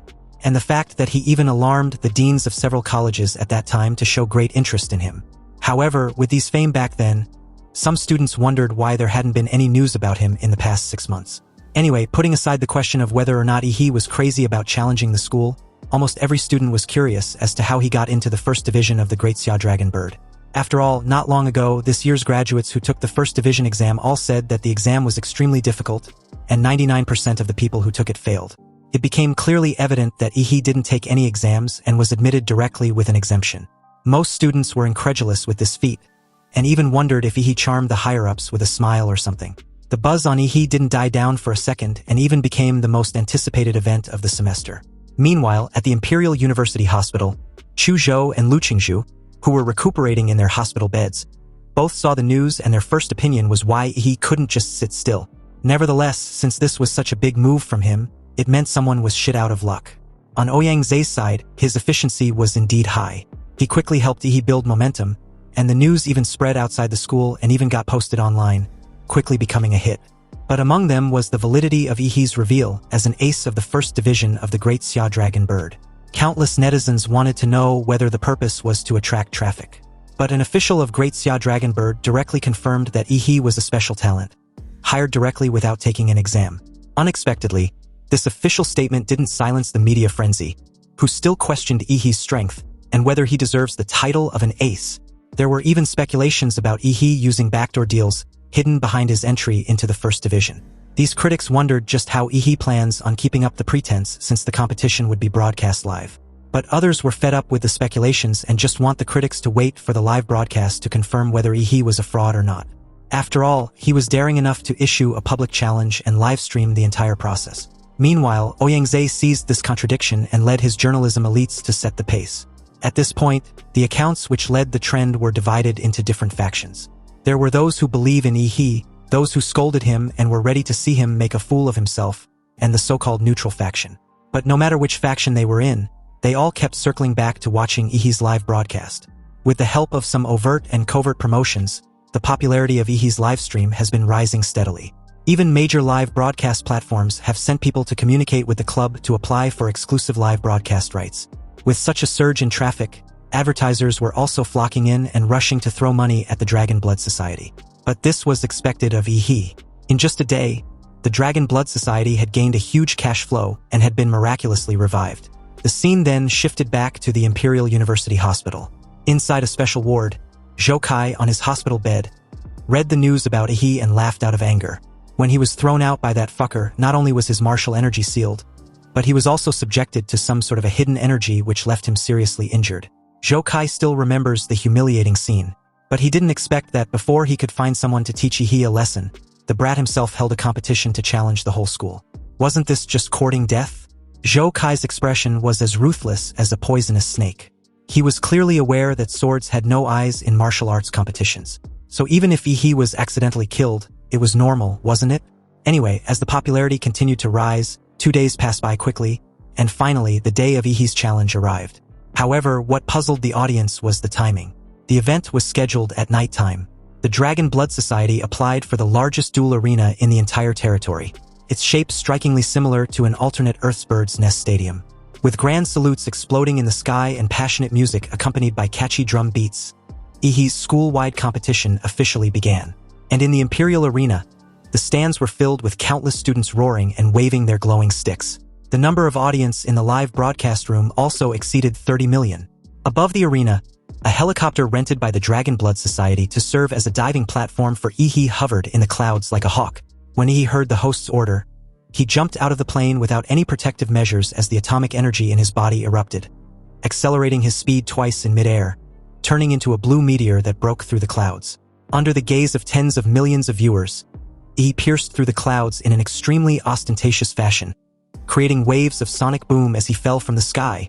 Then, accompanied by a thunderous boom, Ihi landed smoothly with style, his handsome and masculine frame sticking out under the dazzling moonlight glow like a god descending from the heavens. The dense barrage of comments in the live broadcast room suddenly skyrocketed tenfold. Ihi's grand entrance was quickly labeled as the year's most badass entrance scene. In that moment, the audience, uncertain of Ihi's strength, were sure of one thing. Thus Ihi was definitely an expert in showing off. His swagger seems to be off the charts, and it's undoubtedly clear that anyone who fights him had already lost in entrance alone. At this point, it seems as if Ihi wasn't challenging the school, but rather the school challenging him. As the atmosphere of the entire duel arena got ignited by Ihi's explosive appearance, Long Tao, a sophomore, watched Ihi from afar, feeling a little unhappy. His friend noticed this and questioned if he plans on facing Ihi. Long Tao simply replied that he had to show his face mainly because of the extremely massive wave of traffic. Apparently, he was a small internet celebrity. so he plans on making an appearance in the competition to increase his fan base.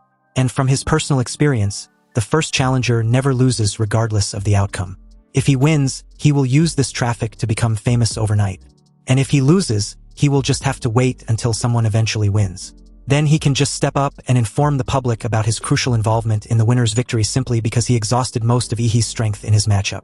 With this credit, he can get a piece of the clout in the end. So, with this in mind, Long Tao hurriedly got in the arena, introduced himself and his level as a second-level martial artist, and expressed his desire to challenge Ihi. Suddenly, a 5-meter-high smoke of blood and energy ignited behind him, making him look very imposing.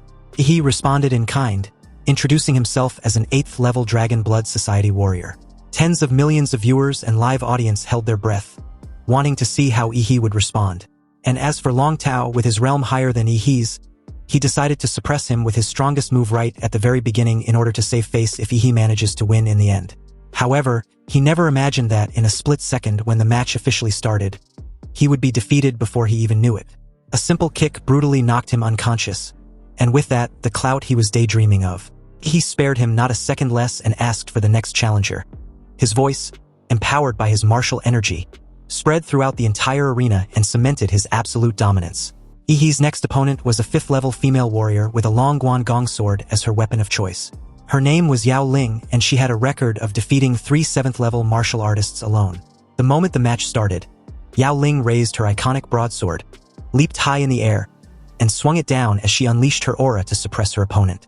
To counter, a terrifying blue energy gathered around Ihi's clenched fist as he declared the purity of Yao Ling's blade to be too low. Yao Ling was struck directly in the lower abdomen after her blade got shattered completely with a single overwhelming punch. Like a rag doll, she spurted out a mouthful of fresh blood as she was thrown out of the arena. With this win, he wanted to speed things up because shit was getting boring. He instructed the remaining challengers at present to just come at him at once. If all the senior students previously treated Ihi's challenge as a joke, they were now really losing face. The remaining 9 in-waiting warriors all charged at Ihi with a look of disdain. After all, his declaration was clearly evident that he was looking down on them. However, their desire to teach their junior a lesson was met with an immediate sweep. It didn't take long for Ihi's tally to reach 11, and it included not only the best in the 2nd year, but also 3 masters in the 3rd year. Furthermore, he fought continuously without any rest, the first 2 battles lasting less than a second at the fastest, and the 3rd no longer than a minute. The crowd went absolute bonkers seeing such a display of dominance. Meanwhile, as the scene cuts back to the Imperial University Hospital, Zhou Kai watched Ihi speedrun his opponents in the live broadcast, his eyes red like a crazy gambler. Cursing, he gritted his crooked teeth in frustration after realizing how strong Ihi was. At this rate, how was he supposed to find someone to avenge him? Zhou Kai was afraid anyone he finds will end up in the hospital the moment they step in the arena. In that moment, a name popped into his mind. Perhaps there was only one person he knew who was capable. His brother, the eldest son of this generation of the Zhou family, Zhou Yanting. However, Zhou Yanting was a stubborn blockhead who only recognizes reason, and would definitely not help him seek revenge. Unless... That's when an idea suddenly registered as the bastard gave off a sinister smile. Back to Ihi, he stood proudly in the center of the arena, gazing at all directions like a pillar supporting the sky, unshakable. Faced with his brutality, the 2nd and 3rd years gritted their teeth but could do nothing. The truly powerful talents of the class, as well as most of the reserve graduates of the senior class, had already broken through to the level of Grand Martial Master. The remaining martial artists were simply not capable of competing with Ihi. But the competition hadn't been unfair because all his opponents were of a higher level than him. He didn't leave any room for them to back down. At this point, the 2nd and 3rd years of the Imperial University had completely lost face. They would all be carved on the school's pillar of shame whenever he was mentioned, described as nothing more than his stepping stones. Anyway, with Ihi's dark shadow hanging over the hearts of the senior students, an unexpected challenger made a grand appearance. Zhou Yanting, having recultivated his realm to perfection, was no ordinary 9th-level martial master. He can even fight and defeat ordinary grand martial masters. Also, he had inherited the Zhou family's bloodline power, the Sun Blaze blood. The purity of it was considered to be the peak among all generations of the Zhou family, making it difficult in controlling the immense energy that comes with it. Then there's the Zhou family specialized and customized nano battlesuit that can regulate and suppress his body temperature. Also, coupled with the calming arts like calligraphy and painting he learned from young age, along with a heart sutra to calm his mind. Many viewers and live audience believed he was finally about to pay the price for his arrogance. So, amid the anticipation of tens of millions of viewers, Zhou Yanting, dressed in his silver nanobattle suit, made an unexpected move. He clasped his hands together and apologized on behalf of his brother Zhou Kai. He even assured Yi to double the compensation for any losses caused to the Dragon Blood Society. Confirming Zhou Kai was Zhou Yanting's brother, Yi didn't buy this shitty act at all, and straight up tells him he doesn't look like a belligerent person. Anyway, since Zhou Yanting wasn't there to get revenge for his loser of a brother, Yi wants to know the reason for challenging him. Zhou Yanting replied that he was there for the reputation of the Zhou family, and although his brother was at fault, Yi shouldn't have insulted the Zhou family's reputation. It seems Zhou Kai had fed his brother with lies, but it didn't matter. He felt too lazy to explain. And with Qing Long, a peerless powerhouse, as his backer, he wasn't afraid of offending anyone. When Zhou Yanting suggested he kneel and apologize to the Zhou family in front of all the teachers and students of the school, he told him to stick it where the fucking sun don't shine. The two sized each other up as the match officially commenced. Then, with a tacit understanding, they slowly closed the distance in between, and like a gun duel, two pairs of lightning-fast fists swung out simultaneously. With a thunderous boom, they collided, creating a massive shockwave of martial energy. It seemed that the punches from both sides were equal in strength and speed, retracting their fists, and then moving from stillness to movement. Yi and Zhou Yanting's fists swung out like a violent storm and collided with each other repeatedly into afterimages. The air between the two sides was like the surface of water swept by a rainstorm, producing dense ripples and sonic booms one after another. The aura of the two continued to rise during the continuous confrontation, and at the same time, a huge smoke of blood and energy emerged from behind both sides. The clash of their fists were like thunder, and it became louder with every second. The silver nanobattle suits on Zhou Yanting's arms gradually faded, and the moment his skin was exposed to the air, the temperature of his entire body rose by several degrees.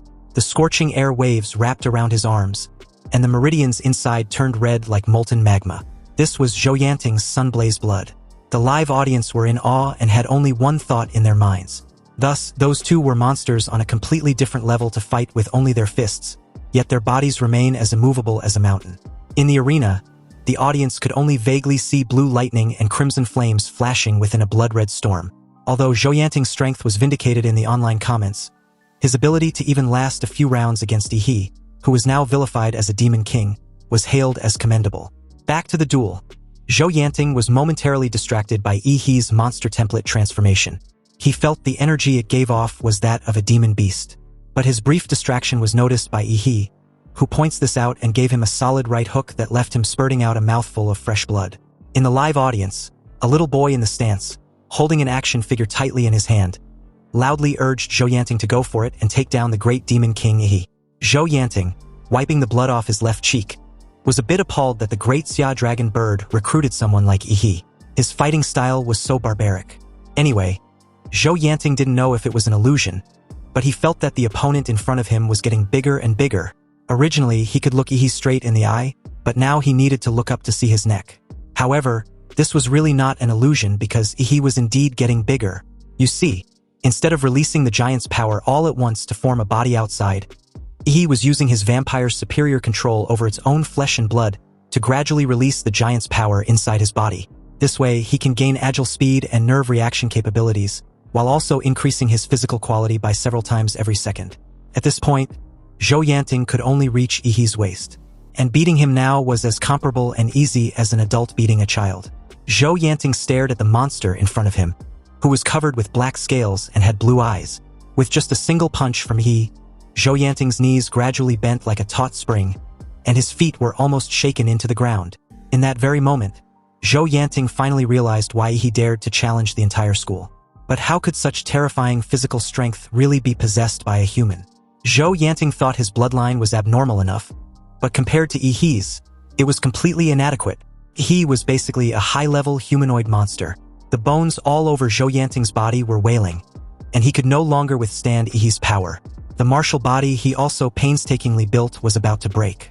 It seems he has to recultivate again.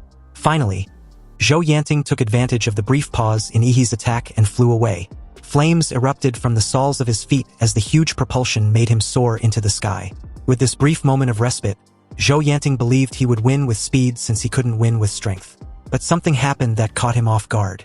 And from the looks of it, it seems Zhou Yanting hadn't studied Yihe's previous combat data at all. He was really an arrogant bastard to challenge Yihe without any preparation. Yihe's whole body lit up as a violent atomic energy brewed in his throat, and before Zhou Yanting could think of any ideas, he was forced to dodge, maneuvering his way in the air as several atomic energy beams were shot out like cannon shells. Zhou Yanting couldn't get close to Yihe and was forced into evading his atomic energy beam. So, with resolved determination in his eyes, he decided to use his trump card. Even though he believed Yihe might die from this attack, he shouldn't be blamed for not warning him. Activating the earthly evil martial arts. The Flaming Sun Demon Hand. The nanobattle suit suppressing the energy in Zhou Yanting's body melted with a red temperature that was visible to the naked eye. With the suppression off, the blood power in his body erupted like a volcano. Zhou Yanting's palm, which was already as red and translucent as a branding iron, suddenly stretched out, and all the inherited power in his body rushed to his palm under the guidance of martial energy. The palm meant to strike Yihe was practically transformed into a miniature flaming sun.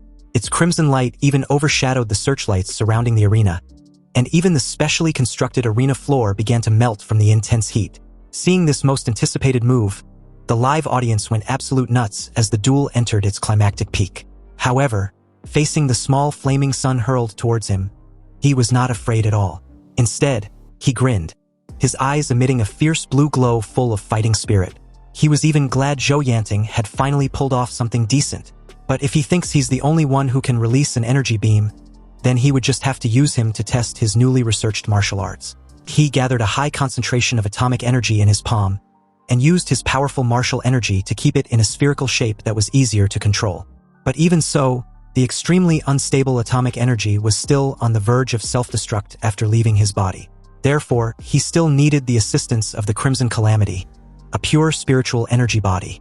Under this dual stabilization, the atomic energy released not only didn't explode, but instead expanded further. Activating the newly demorized Qigong cannon, Yihe sent a powerful beam of energy towards Zhou Yanting. The spherical atomic energy turned into a huge blue beam column with a diameter of about 20 meters, swallowing Zhou Yanting like a blue sea that could destroy everything. Under the dazzling white-blue beam of energy, Zhou Yanting's flaming sun looked like a small flame that could be extinguished at any time. In that moment, Zhou Yanting, facing the overwhelming blue torrent, was like a deer in headlights. He instinctively felt like he was going to die. Accompanied with a deafening boom, the white-blue beam engulfed Zhou Yanting's figure and flaming sun, shooting across the night sky like a gully of blue liquid lava. When the energy dissipated, Zhou Yanting was nowhere to be seen. Suddenly, a familiar voice attracted everyone's attention, reprimanding Yihe for being a bit too reckless. He scratched the back of his head and gave a sheepish laugh, explaining that he knew Principal Shi Jingwen was nearby, hence why he chose to go all out. In the air, Shi Jingwen, wearing his usual Zhongshan suit, approached Yihe with a frightened Zhou Yanting in his hand. Shi Jingwen sighed helplessly. He just came over to see what this popular tournament Yihe had been running was all about. But he didn't expect the little brat to drag him out into the open. It seems luring him out was Yihe's intention all along. He apologized for the deception, explaining that it couldn't be helped. Without the principal on stage, his tournament would still lack the needed prestige. A bit embarrassed, he hopes Shi Jingwen would help him out just this once. Shi Jingwen gracefully dropped an unconscious Zhou Yanting on the stage, and in that moment he informed the brat that his teacher, Gong Ku, always tells him her student was dull and stupid. But it seems Yihe was just messing with her. Anyway, since he was already there, he would personally support the tournament just this once. Shi Jingwen's voice spread throughout the entire Imperial University campus, so that everyone could hear it clearly. He asked for the next challenger who still wanted to duel Yihe. If no one dares to step up, then he would have to announce Yihe's victory in successfully defending his title against the entire school's challenge. In the shadows, the senior students looked at each other in bewilderment, knowing full well Yihe's grand victory would undoubtedly nail them all to the pillar of shame in the school's history. Future students would probably call them the worst class. The senior students pushed back and forth the chance to challenge Yihe next, but in the end, no one dared to step forward. After all, everyone was frightened by the blue energy beam they just witnessed. Shi Jingwen saw this and was left with no choice. He declared Yihe, a freshman with the cultivation of just a martial artist, had single-handedly challenged all the martial arts masters in the school. This is unprecedented and will never be repeated. Ihi's name will be forever praised in the Imperial University, becoming a legend. After Shi Jingwen announced Ihi's victory, the entire live stream chat was filled with numerous variations of the same comment after witnessing the rising star of the Imperial University, the Great Xia Nation, and even all of humanity. With the Guardian Grandmaster Du Jingming's life uncertain, the nation's martial saint injured and in seclusion, and 12 cities of the Xia Kingdom already fallen, the appearance of Ihi at this time was simply a blessing from the heavens. Anyway, back to the live stream comments. Many of them were from Anqing, and after their top scorer's victory, they excitedly shared it on their WeChat moments, proud to be from the city of Anqing and associated with Ihi by extension. Someone even claimed to know Ihi since he was a child, and always knew he was exceptionally talented, destined for greatness. This person also added that he was Ihi's uncle, and anyone can follow him if they wish to know more about his nephew. Unsurprisingly, he was quickly branded as a scammer and even banned. Meanwhile, as the scene shifts to Anqing No. 1 High School, the entire campus was abuzz with praise and excitement, determined to work hard and strive to become the next Ihi. Also, as most of the live stream comments fell into the frenzy of collective worship, a few level-headed individuals turned their attention to the glaring question as to why the Imperial University president stepped in to help Ihi declare victory. After all, the entire event was organized by Ihi in his private capacity, with the aim of making his Dragon Blood Society stand out. Nonetheless, Shi Jingwen stood up for him. This move undoubtedly sent a signal that his relationship with the freshman was extraordinary. In other words, Ihi was backed by a national grandmaster, one of the strongest people in the entire Great Xia dynasty. And because of this move, the name Ihi had registered into the sight of countless organizations and forces. In the eyes of these important figures, Shi Jingwen's closeness to Ihi was more noteworthy than his impressive victory against the school. He may not be as simple as his file suggests, an orphan whose parents are both deceased. Then, an inevitable warning from the Great Xia Dragon Bird completely confirmed this point. Ihi's identity was associated with a top-level secret of the First Division of the Great Xia Dragon Bird. All parties were requested to immediately cease the public opinion targeting their ace and back the fuck off. Otherwise, they would take coercive measures. Meanwhile, with the Dragon Blood Society's celebration banquet in full swing, the main star of the event, Ihi, was too busy to attend. And although as the president and a prominent person of the celebration banquet, it was indeed too aloof of him not to attend the gathering. Still, he didn't give a shit, and no one could object to this simply because his status and dignity came from his own strength. Of course, the main reason why he was in such a hurry was a status report he received from the Mad Doctor. So as the scene shifts to his dormitory, which was comparable to a 5-star hotel, he had all the electronically controlled windows and curtains closed. With the room plunged into darkness, he turned on the communication, and a virtual holographic light popped up in front of him. The Mad Doctor, eyes filled with awe, bowed and informed Yi that he had obtained the golden gene he hid in Anqing. He asked if he had managed to open it, and the guy replied that he had a method of doing so. After all, he was one of the main engineering researchers of the Golden Gene Project during his lifetime. However, the canister contains a built-in electronic transmitter. Once opened, the user will be covered in a tracking electronic signal, which Laserbird headquarters will use to track them down. He then asked if he knew of a way to block the signal, and the guy replied that he did. Also, he had already started acquiring materials to build the shielded room which would be used to block the signal. He wanted to know how long it would take to complete the task, and the estimate was half a month. However, cracking the complex mathematical passcode built inside the container would also take at least another half a month. He gave a slight nod and ended the communication, not forgetting to remind this valued top-tier SSR-level research talent under his command to ensure his own safety as his top priority. In his view, the trip to Linshui County, where he snagged the Mad Doctor, was in some ways no less rewarding than gaining a piece of Baros divinity. Also, reviewing the Mad Doctor's memories, he didn't expect that Prometheus had such a close cooperative relationship with the heavenly kingdom of God's descent back then. At that time, Prometheus used its vast resources to secretly cultivate a demon fetus for the heavenly kingdom of God's descent. But when the demon fetus was almost fully cultivated, Prometheus backstabbed them. Those crazy scientists secretly added a lot of ingredients during the long incubation period of the demon fetus, which caused that otherworldly demon to be particularly weak when it descended. In the end, Prometheus successfully captured the first living otherworldly demon in human history. Then, they dismembered that otherworldly demon by organ for experimentation. With a living otherworldly demon as a material whose life level was far beyond all life forms on planet Blue Star, Prometheus advanced in the field of biological science like a Formula 1 race car, stepping on the gas and speeding all the way. This eventually led to several research results based on the otherworldly demon's body, such as the sensational, Eden Project. In this project, those madmen of Prometheus planned to create a god on Earth by themselves. This man-made god was not only to protect planet Blue Star from the invasion of the secret realm and the descent of otherworldly demon gods, but was also meant to abolish the existing national and ethnic systems on planet Blue Star, integrate all human beings, and have this god's brain, which was above any organization and collective, to allocate all the resources on planet Blue Star. This was to achieve some kind of absolute fairness and turn planet Blue Star into the Garden of Eden in mythology. There was also the Fireseed Project, which aimed to change the genes of all human beings and achieve a leap in the life of the race.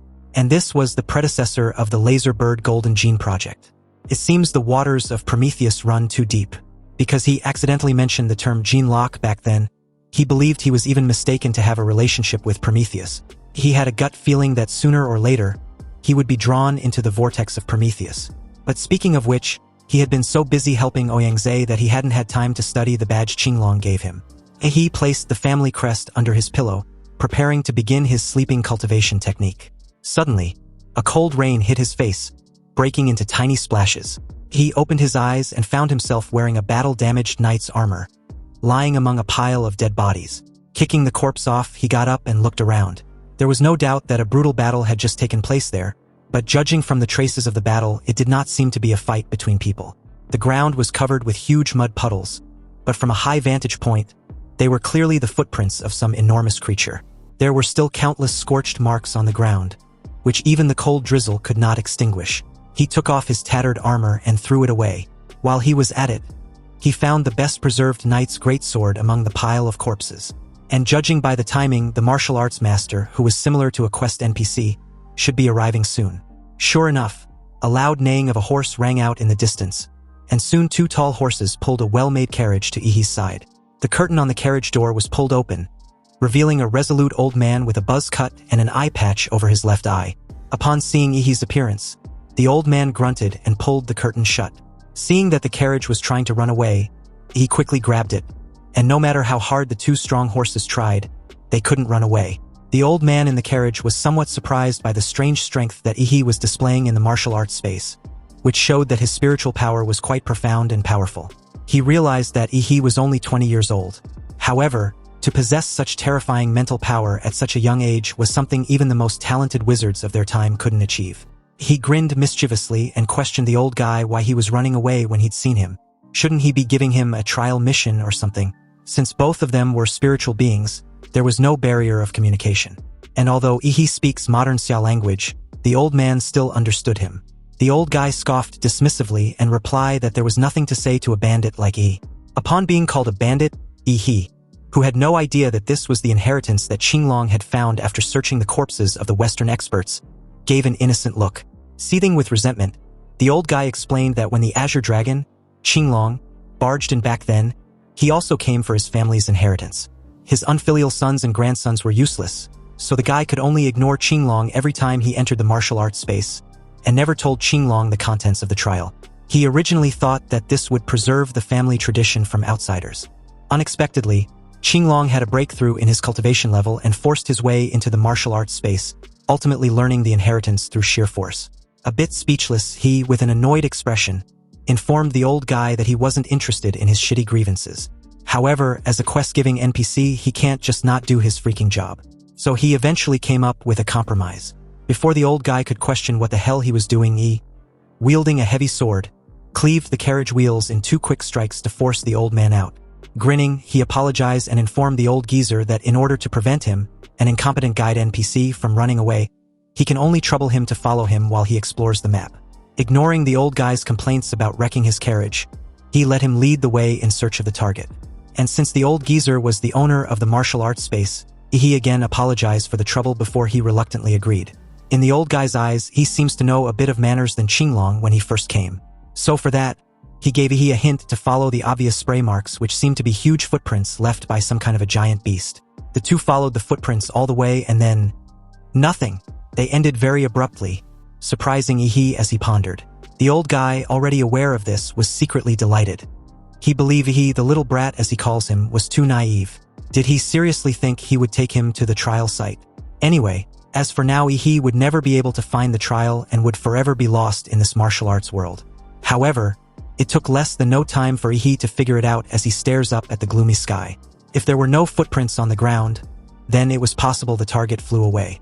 The old guy, a bit surprised, never expected Ihi to find the key clue so quickly. This keen perception, coupled with the talent Ihi just displayed, also made him visibly anxious. Anyway, without exception, flying creatures never build their nests in low-lying areas. At this moment, they were in a vast plain, and Ihi just needed to keep looking in this direction until he reached the highest point. That would definitely be his target. His eyes gleamed as he turned in the old guy's direction, then questioned if he could borrow a horse. He pulled the reluctant old man onto the horse, then immediately set off. After riding for an unknown amount of time, they crossed the vast plains and arrived at a high snow-capped mountain. And judging from the way the horse beneath them was trembling as if it sensed the territorial aura of some powerful creature, he knew he had come to the right place. Sure enough, a high-pitched dragon roar came from the snow-capped mountains shortly afterward. The horse made an ear-piercing neigh and desperately shook the two off its back, then bolted away like there was no tomorrow. As the target descended from the sky, his eyes widened, staring in surprise. This was the star-destroying Calamity, a legendary arch-nemesis of Demora, commonly known for his false kingship, Ghidorah. When spread out, its two enormous wings, which could reach tens of meters in length, folded back, and on its numerous long, winding serpentine necks stood majestic white dragon heads. The dragon's heads brought its head close to He as scorching air blew out of its nostrils. However, facing those golden, gleaming dragon eyes, He grinned, his eyes flashing with blue atomic light. The multi-headed white dragon, enraged by Ihi, raised its heads and spurted out a torrent of scorching dragon breath meant to incinerate everything in its path. He and the old guy were instantly engulfed by the terrifying burst of yellow lightning of Ghidorah's breath. However, as the inheritor of the martial arts space, the old geezer naturally wouldn't die, but presumed Ihi was dead. He watched the devastating aftermath and smiled. Recalling how young Ihi was, he sighed slightly. Even though Ihi found the right spot, he was nothing more than another speck of dust to be devoured by Ghidorah's wrath. Apparently, the trial was not about killing the multi-headed white dragon at all, but about finding a spiritual object guarded by various strange beasts in the snowy mountains, and then gaining the multi-headed white dragon's approval through offerings in order to obtain the inheritance. Of course, Qinglong was an exception.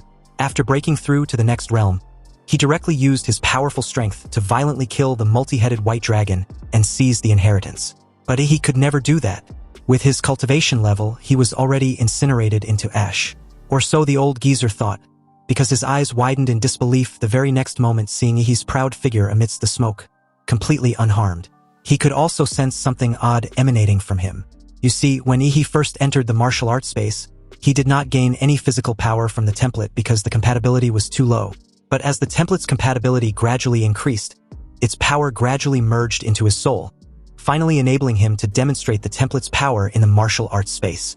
Now, the broken sword he planned on using was useless. He grinned maliciously and walked towards the multi-headed white dragon, his body suddenly shimmering with blue patterns along the dark blue scales covering every inch of him. With each step, his body rapidly grew several times taller, and under the old man's incomprehensible gaze, he transformed into a dark behemoth, as large as the multi-headed white dragon, resembling a Tyrannosaurus Rex. Then, with a thunderous roar, visible blue pulses erupted from the mouth of the jet-black behemoth, carrying unparalleled domineering power, proclaiming its grand arrival to the martial arts world. This was 71% compatibility of Demora's cellular power completely absorbed from the Colossus humanoid, achieving Godzilla's complete transformation.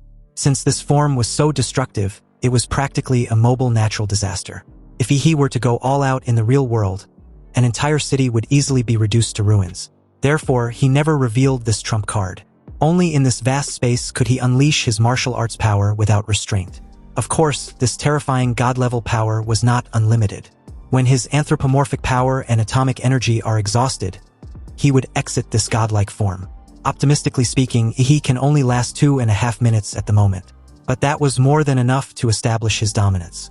The multi-headed white dragon, upon seeing the colossal black beast before them, instinctively shrank back and let out a low, wary growl. His deep blue eyes, like the headlights of a train, stared straight at the multi-headed white dragon before him, his eyes flashing with fierce fighting spirit. He took the lead, his legs like towering pillars, and with just 2 sprints forward, the entire snow mountain shook as if an earthquake had struck, and an avalanche like a tsunami poured down. But none of this affected the battle between the two colossal beasts. Mountains shattered as they clashed, creating an exaggerated and epic scene reminiscent of the Titans' battle in mythology. After Ihi performed a back throw, smashing the multi-headed white dragon into a mountain peak. The several heads, still dazed from the fall, shook themselves. They finally realized that fighting the black behemoth on the ground was not a wise choice, so they tried to flap their wings and take off. But Ihi would not let it have its way. Its huge body spun rapidly, and its massive tail, 10 times thicker than a roller coaster, slammed into the multi-headed white dragon. With enough force to sweep away a skyscraper, the multi-headed white dragon was smashed deep into the mountain. The multi-headed white dragon was also tough and resilient. Even after being swept away by Demora's tail, it was still able to let out a high-pitched dragon roar. The numerous dragon heads opened their mouths at the same time, and the lightning and dragon flames that had been brewing for a long time were spewed out at the same time. The multiple terrifying energies converged in mid-air and transformed into a spiral lightning and flame pillar. He had long been prepared to counter the wave. The blue atomic dorsal fins of Demora's body began to light up from the tail and gradually moved towards the top of the head. A brilliant blue beam of light erupted and collided with the beam of lightning and flames. At the center of the collision between the two extremely high-level energies, a bright and colorful energy sphere began to expand, then exploded with a reverberating boom, creating a massive shockwave in the process. You see, the energy consumption of a fully transformed Demora was already freakishly terrifying. Now coupled with the insane atomic breath just unleashed, his 2.5 minutes were almost up. Therefore, he was smart enough not to further engage in a direct confrontation with the multi-headed white dragon. After all, an Emperor Demora had multiple ways to deal a ton of damage. Suddenly, countless enormous energy bone spikes emerged from Demora's dorsal plates and shot out towards the multi-headed white dragon. At the same time, the multi-headed white dragon, after parrying the enormous energy blasts just moments ago, had no room of respite before having its entire body pierced by the countless energy bone spikes. And as multiple of its head got taken off, a large amount of scalding dragon blood and gore gushed out like a dragon-shaped miniature fountain. He, upon seeing the multi-headed white dragon having only just 3 heads left, couldn't help commenting on how Ghidorah now looked more like its actual well-known description. He took a mighty stomp forward, then stared at the now 3-headed white dragon groaning in pain as another atomic breath began brewing in his throat. Upon release, the surging atomic energy poured into the dragon's eyes, nose, and mouth, and then traveled down the esophagus and trachea. The 3 dragon heads wailed incessantly as the atomic energy melted off the dragon's heads and necks to the middle, then attacked the extraordinary biological organ in the chest cavity of Ghidorah, generating lightning. And like a plasma bomb, the entire body began to swell from the lightning and exploded with a bang, turning into a rain of blood that fell from the sky, staining the entire snow-capped mountain red. And before Demora's body disappeared, he grabbed a dragon's heart, raised it high into the sky, and let out a final roar of a victor. The old man watched the whole thing in disbelief, wondering if he had fallen under some kind of illusion. It was simply unbelievable. How could someone in the form of a monster slaughter the multi-headed white dragon with such overwhelming power? Anyway, without Demora's form holding onto Ghidorah's massive heart, it drops right in front of the old geezer with a dull thud. Then he followed, landing on top of the heart like an insect in size, quite pleased with himself. He finds the experience in rampaging around in the body of a giant beast so freaking satisfying. He then teased the old geezer, saying he won't trouble him any further because he had already figured out where the inheritance of the martial arts space was. The old guy cursed him out, but he paid no mind and just laughed. He raised his hands, angled himself, then plunged them straight into the gigantic heart, in search for something. He gritted his teeth and endured the extremely hot temperature, feeling as if his hands had been dipped in molten iron and were going to melt. It didn't take long for him to find what he was searching for, but it was a bit heavy, so he dove halfway in and pulled out the inheritance of the Earth Fiend armor body, surprising the old man yet again. The armor wasn't metallic. Instead, it had a leathery, soft texture, and was covered in dense veins. And in that moment, it seemed alive, its surface undulating slowly as it instantly transformed into a softened liquid that clung to Ihi's arm and then enveloped his entire body. From a microscopic perspective, one can see that the armor pierces out countless root-like veins, which were tightly rooted in Ihi's skin and intertwined with the capillaries beneath. Gradually, the rise and fall of this bio-armor began to synchronize with his breathing and heartbeat, and his blood began to flow within it. And in that moment, he could feel that this bio-armor, the abyssal dragon armor, had become a new layer of skin for him. The old guy, astonished, wondered how Ihi managed to achieve a fully recognized version. You see, the strength and bodies of previous challengers were too weak and couldn't bear the weight of the dragon armor or the blood it absorbs. Even Qinglong, who forcibly put on the armor, only received 90% of the inheritance, making Ihi the first warrior in 1,000 years to be fully recognized by the dragon armor. Since the old guy was curious as to how the young bandit did it, he simply explained it to be nothing difficult. He just donned on the armor and that was it. The old man wanted to retort, but he was afraid of being ridiculed for being ignorant. Seeing how perfectly Ihi controlled the dragon armor, the old guy relaxed his clenched fist and finally let out a deep sigh. Well, since the ancestors have already approved of him, he shouldn't hold it against them. Also, there wasn't anyone to carry on the family line anyway, so passing the inheritance on to someone more suitable might be a blessing in disguise. In this way, the tradition hadn't been dishonored at the very least. But just as the old guy took solace in how things had turned out, his next words nearly choked him to death. The little fucker felt like the legacy was still missing something, so he asked the old guy if there was a second volume. The old geezer, upon hearing this, warned Ihi not to push his luck. Was he planning to target his family's other treasures too? The sly smile on Ihi's lips said it all. The old guy had guessed correctly. The abyssal dragon armor was too extreme and domineering, focusing only on external skills. So it must be paired with a similarly leveled internal skill to achieve a balance between internal and external strength for the martial artist. Otherwise, the internal organs of ordinary martial artists simply wouldn't be able to withstand the pressure of the dragon armor. Their bones would be crushed by its weight, and their flesh and blood would be drained by it as well. Therefore, the combination of these internal and external body strengthening techniques constitutes a complete body strengthening method. This level was the heavenly gang martial skill. Realizing how rare of an opportunity the situation was, he dared not waste it nor let it slip away. He stayed in the dormitory for a week, spending 80% of that time sleeping. And of course, secretly rolling around, practicing in the martial arts space since the abyssal dragon armor contained a vast amount of information which needed to be slowly digested. He woke up groggily by a call from Chuzhou, who informed him that he and Lu Qingzhu had been discharged from the hospital the day before and were notified to come to the University Activity Center the next day to settle the task rewards. Then the director in charge of student tasks notified him to inform Ihi that his task reward needs to be settled by the principal in the principal's office. Realizing he had to go to the principal's office, he wondered if he was going to have another private chat with the old fox again. Anyway, since the principal personally intended to reward him, he dared not refuse nor waste any time and quickly made his way to the central hub of the Imperial University floating city, the Heavenly Arc Tower. It was decorated in gold and red, and stands 100 meters tall. While it appears to be a traditional architectural style of the Great Xia dynasty, it actually embodies the most advanced technology on planet Blue Star at present. And beneath the tower lies the power heart which connects the entire Imperial floating city. However, due to the presence of Principal Shi Jingguan, one of the strongest combat forces in the Great Xia dynasty, the Heavenly Arc Tower was probably one of the safest places on the entire planet. Anyway, the very moment Ihi entered the tower, a staff lady immediately came to greet him. She introduced herself as Manhwa and asked him to follow. The principal was waiting for him upstairs. He looked at her delicate, lightly made-up face and raised an eyebrow. Although the lady was simulating breathing sounds and adjusting her body temperature, he still saw through its true nature as not human. She led him inside an elevator after a swipe of his identity card. Then, Manhwa suddenly drops the question, wanting to know if Ihi was curious about her body. He visibly tensed up upon hearing this. He had been scrutinizing Manhwa's body quite a bit just now, not out of any bad intentions, but out of a thirst for knowledge about advanced technology. It seems to be cutting-edge and different. After all, this mass-produced service carrier was very different from the structure of a human female. The head was only made to mimic the human female structure in order to make it more approachable. As Manhwa spoke, she unbuttoned her suit jacket, revealing the smooth, silver body underneath. He gave a curt nod, relieved and impressed at the same time. The elevator quickly reached the top floor, and the moment it opened, he thanked her and walked out.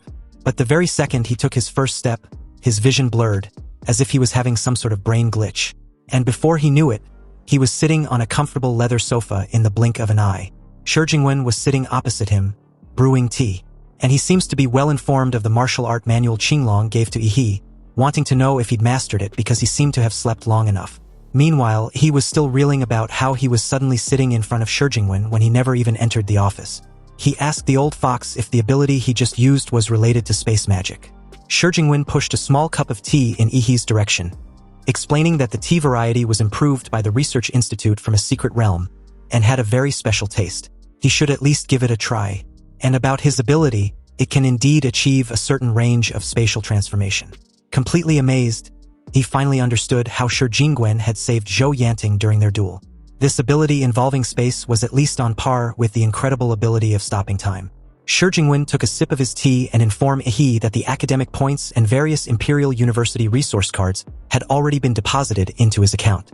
As the main contributor to completing the level 5 mission, he can also choose 2 Earth Fiend martial arts techniques and have the opportunity to customize a high-level weapon. This reward was undoubtedly very generous, but for it was like chicken shit, utterly useless to him. He didn't lack powerful Earth Fiend martial arts techniques at present, and practicing too many would only waste his time and energy anyway. He also had the Starfall Blade and had no intention of replacing it. Therefore, he wanted a different reward, and if he wasn't being too intrusive, he wanted access to the files on Gene Locks and the authority to check detailed information about Prometheus. Of course, he had no other hidden purpose and simply wants to know. Shi Jingwen cut he off with an okay response. He had to swallow back the reason he was about to give. He hadn't expected Principal Shi Jingwen to agree so readily. And looking back, it seems this old fox always gives him the green light in all the review-related matters he encounters, and never held anything against him. He stood up and followed along as Shi Jingwen took him to the archives. Upon opening the office door, Ihi's eyes widened in surprise. Instead of the long corridor, they found themselves in a bright, enormous room, where half a tender, reddish brain floated in a glass jar the size of a truck, and a dense network of cables connects to the surface of the brain, whereas countless earthworm-like tentacles sway and float on the surface.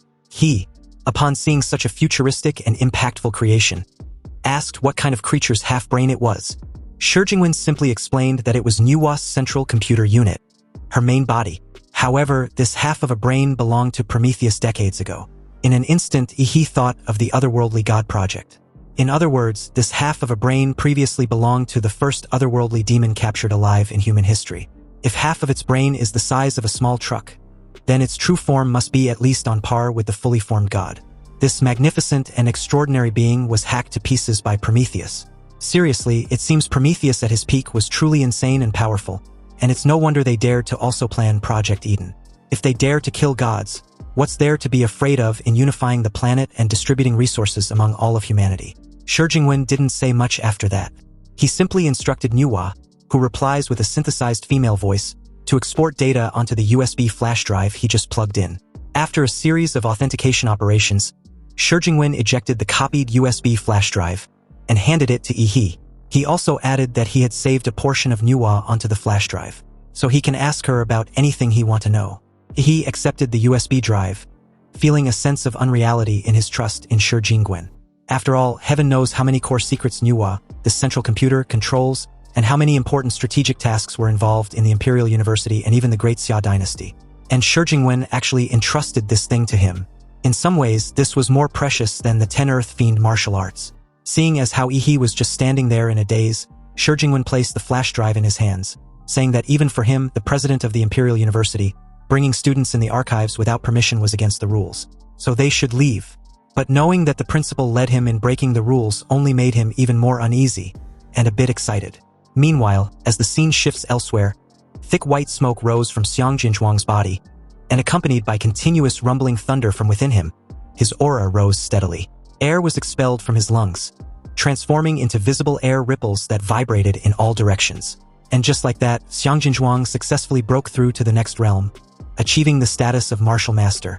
In that moment, Xiang Jinzhuang, amazed with his transformed body, felt extremely proud with himself. After all, in just the first semester of his freshman year, he had completed the path that ordinary students at the Imperial College University would take more than a year to complete. This indeed meant the gap between students were too big. Even geniuses were divided into different ranks. Anyway, upon opening the door to the cultivation room, he was suddenly facing a somewhat familiar figure who wanted to know if he was done with his training. Xiang Jinzhuang, presuming he was there for him, laughed at the absurdity of his classmate delivering himself at his doorstep. Meanwhile, Ihi, who had never met or seen Xiang Jinzhuang before, just stared at him with a deadpan expression, wanting to know if he was also from the Dragon Blood Society. If that's the case, then he should go find Ouyangze because he needed to use the training room ASAP. Xiang Jinzhuang suddenly flared up and introduced himself, but to Ihi, he was no longer of any importance since the club was already in the rise. Also, Xiang Jinzhuang was way too weak despite his recent breakthrough. Xiang Jinzhuang believed he was playing dumb and declared to crush him just like he did to Ouyangze and the entire club. But his rambling was cut short with a casual karate chop on the head that he could not even perceive. Then nighty-night. He had already informed him his urgent need to use the training room, so why was he still blabbering like an idiot? As for what happened next, Xiang Jinzhuang had no fucking clue, because by the time he woke up from his sleep, an entire week had passed. Meanwhile, in the exclusive advanced cultivation chamber for special talented students, he was rubbing his hands with a devious glint in his eyes. Now that there was no one in his way, it was finally time to feed the starving king of monsters. Considering that providing a large number of magic cores to increase compatibility would cause him to enter a transformation mode in a sleep state, while also releasing a large amount of nuclear radiation. He specially asked Manhwa to open the largest sealed cultivation room for him. You see, ever since he got his electronic-made Manhwa, Huadu University had become like his own home. He can practically do anything by simply asking her to grant him access without needing to go through any procedures. When others have privileges, he was indignant. When he had privileges, it was glorious. Manhwa activated the energy shielding function in the cultivation room on Ihi's orders. Then he proceeded in swallowing all the magic cores released from his spatial ring into his mouth. Ihi subconsciously transformed into a miniature Demora, greatly increasing the efficiency of energy absorption as pure genetic energy burst forth from within his body. He became brighter and brighter until he transformed into a dazzling little blue sun. The massive amount of magic cores stored in the spatial ring was visibly decreasing, and the blue light emanating from his body was becoming increasingly intense. If it weren't for the special material of the cultivation room, the vigorous high energy on Ihi's body would have already ignited and burned the entire place.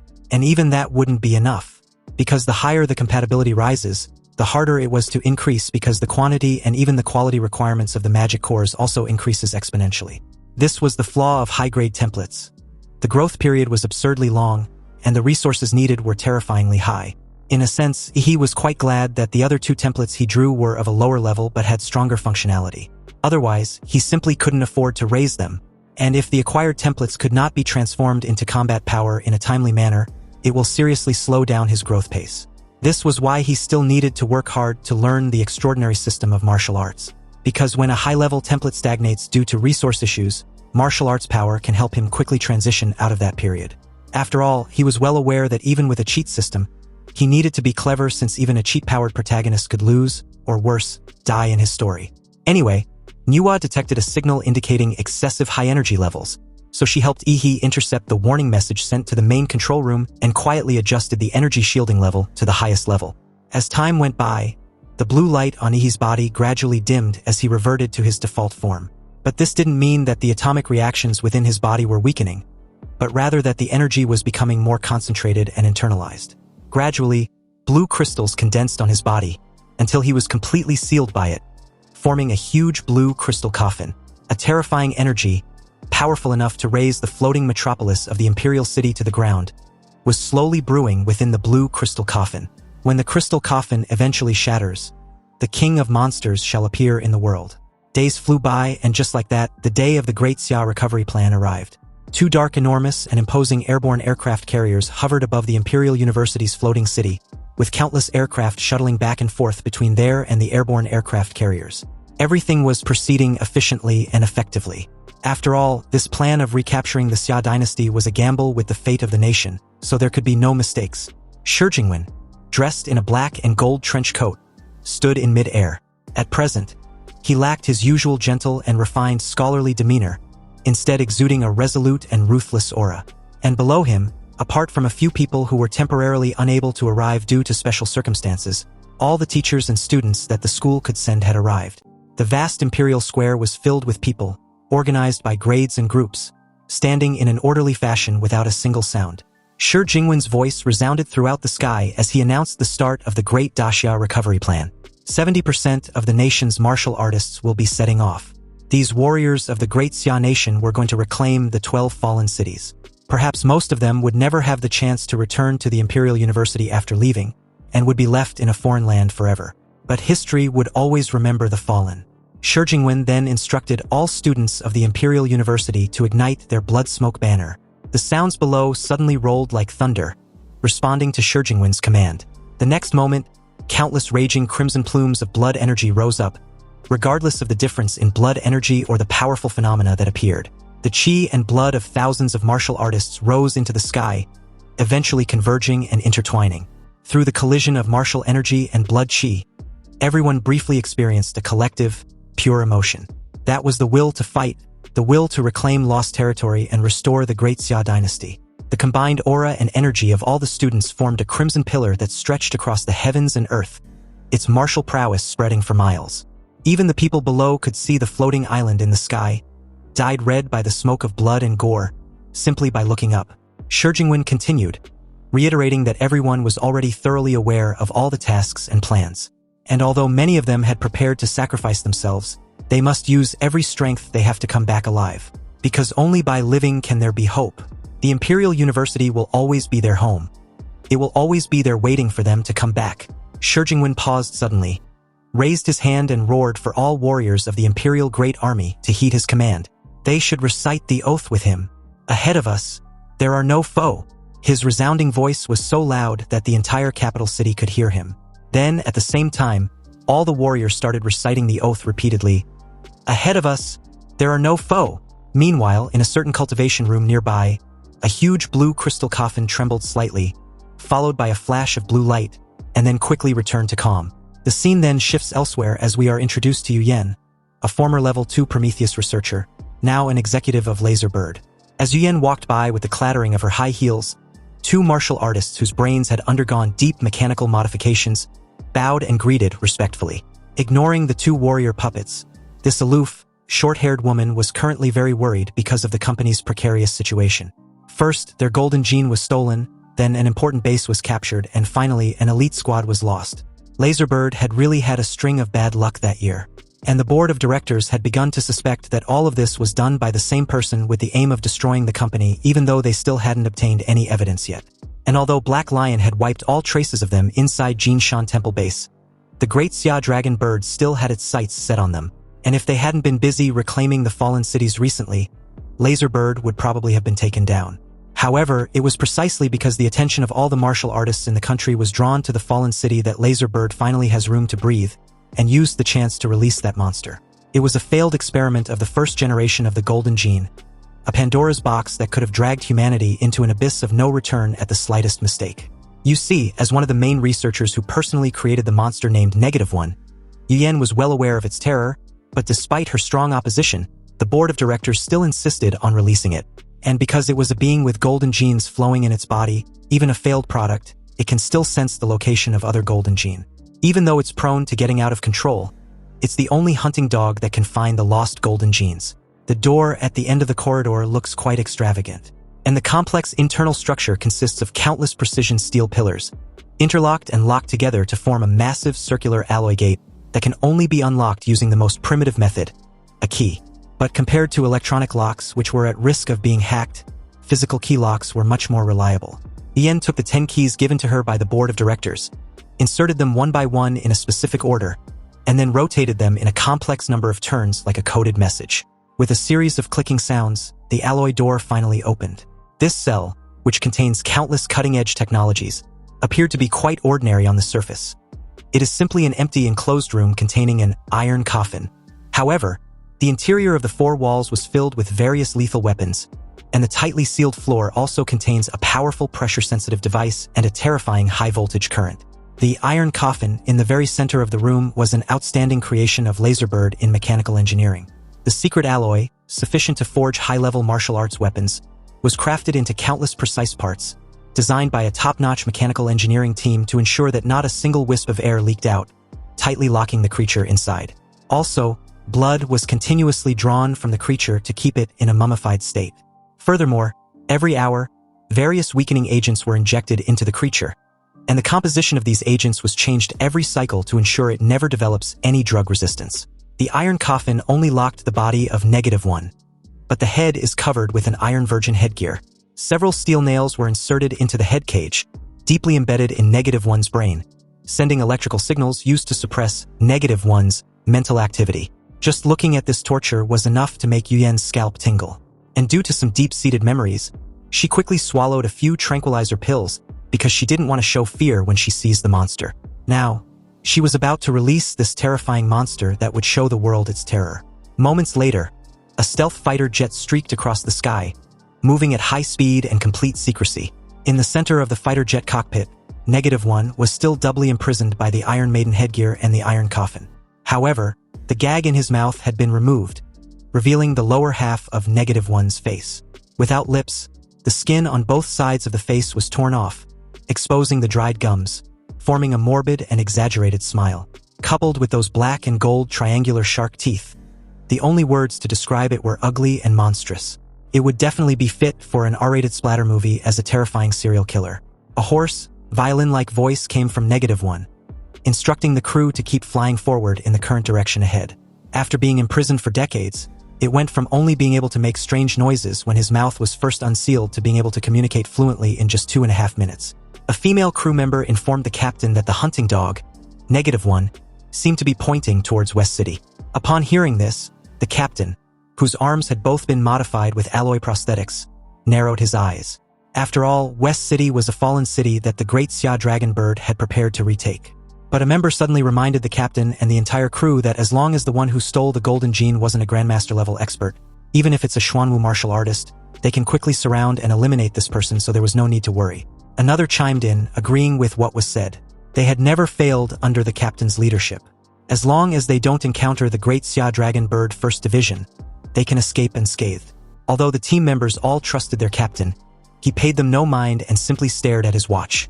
Then, in a foreign language, he instructed Eve, his personal AI system, to block the aircraft signals, hack into the flight system, and activate autopilot.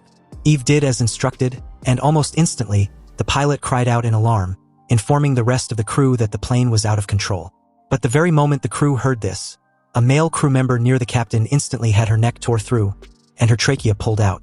The captain shook the blood off his alloy hands and stared in the direction of his teammates, who remained frozen in their hacked combat suits.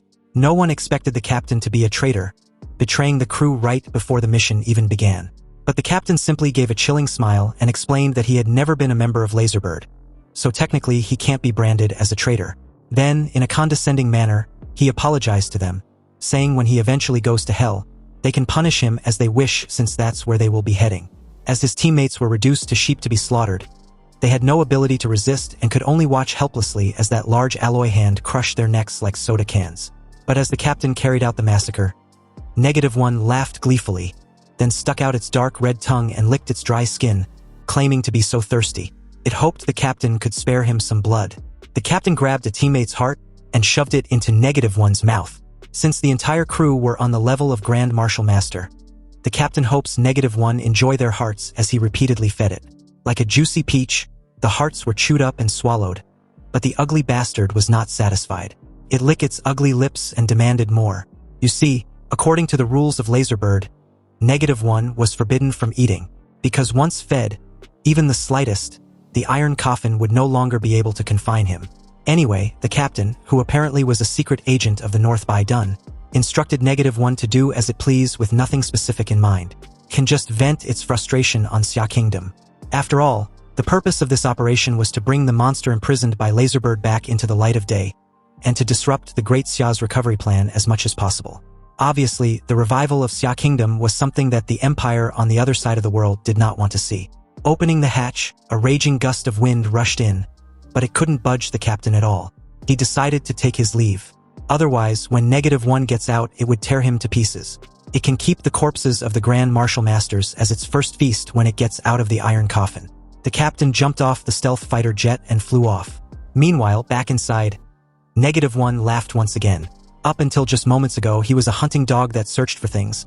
But now he was a mad dog that's been let off the leash and was supposed to bite people indiscriminately. It seems he had been seriously underestimated. Nonetheless, he really want to tear everyone to pieces and swallow them whole. In that moment, the steel nails stuck in the Iron Maiden's skull flew off like bullets, each smeared with brain matter. The steel nails ricocheted through the interior of the aircraft, bouncing back and forth until they eventually struck the various joints of the iron coffin rhythmically. Under the attack from both inside and outside, the tightly sealed iron coffin began to crack, then shattered into pieces like a confetti. -1 was finally free, and his appearance was like a withered, twisted demon crawled out from hell. He needed to first complete his golden gene to achieve a true transformation and become a god. Then he would like to see who dares to treat him like a dog again. Meanwhile, at West City, a fierce purge was in motion when all the martial arts teams in the city received orders from the Imperial warships to withdraw from the bombardment range immediately. Their ship was about to conduct a bombardment. The plan was to first attract the beast tide from the entire city through large-scale bombing. Then, when the Overlord-level magical beasts stationed in the West City are surrounded by weak forces, a sharp-edged squad led by a martial arts master would be dispatched deep into the enemy's core and carry out a decapitation strike. Soon, countless missiles rained down from the warships, turning into a meteor shower that swept across the ruined city. And as the flames ignited, the war officially entered a critical state. But unbeknownst to anyone, a stealth fighter jet swept past the clouds on one side and flew straight toward the heart of the western city. Then suddenly, a large black shadow of a strange bird with 6 huge eyes appeared in the clouds above the fighter jet. It tore through the clouds, and its 2 sharp claws hooked directly onto the fighter jet, seemingly having successfully hunted its prey. Unexpectedly, when the strange bird tore open the top of the fighter jet with its claws, there was no one inside, only a large amount of blood. But just as it was about to bounce, -1, whose body had become plump from a dried-up corpse, appeared on the top of the strange bird's head like a ghost. Dark triangular shark teeth rubbed together inside its morbidly torn lips as it laughs, excited to try a different kind of food. The next moment, his right hand stabbed straight into the back of the strange bird's head. Then the arm that pierced into it transformed into countless black and red tentacles, spreading into the strange bird's limbs and bones like the roots of a tree. The strange bird couldn't even let out a scream before its body was quickly drained, leaving only a thin layer of skin. A pair of large black wings, resembling those of a bird-like monster, spread from the back of -1. -1 stood with his back to the dark clouds, arms outstretched, his skin seemingly teeming with countless living creatures. He looked down at the western city below, his 6 newly grown eyeballs darting about on his face. What a rich genetic ecosystem, he marveled. At this rate, his damaged body would recover perfectly in no time. He then laughed wildly, amazed at the best buffet he was about to dig in.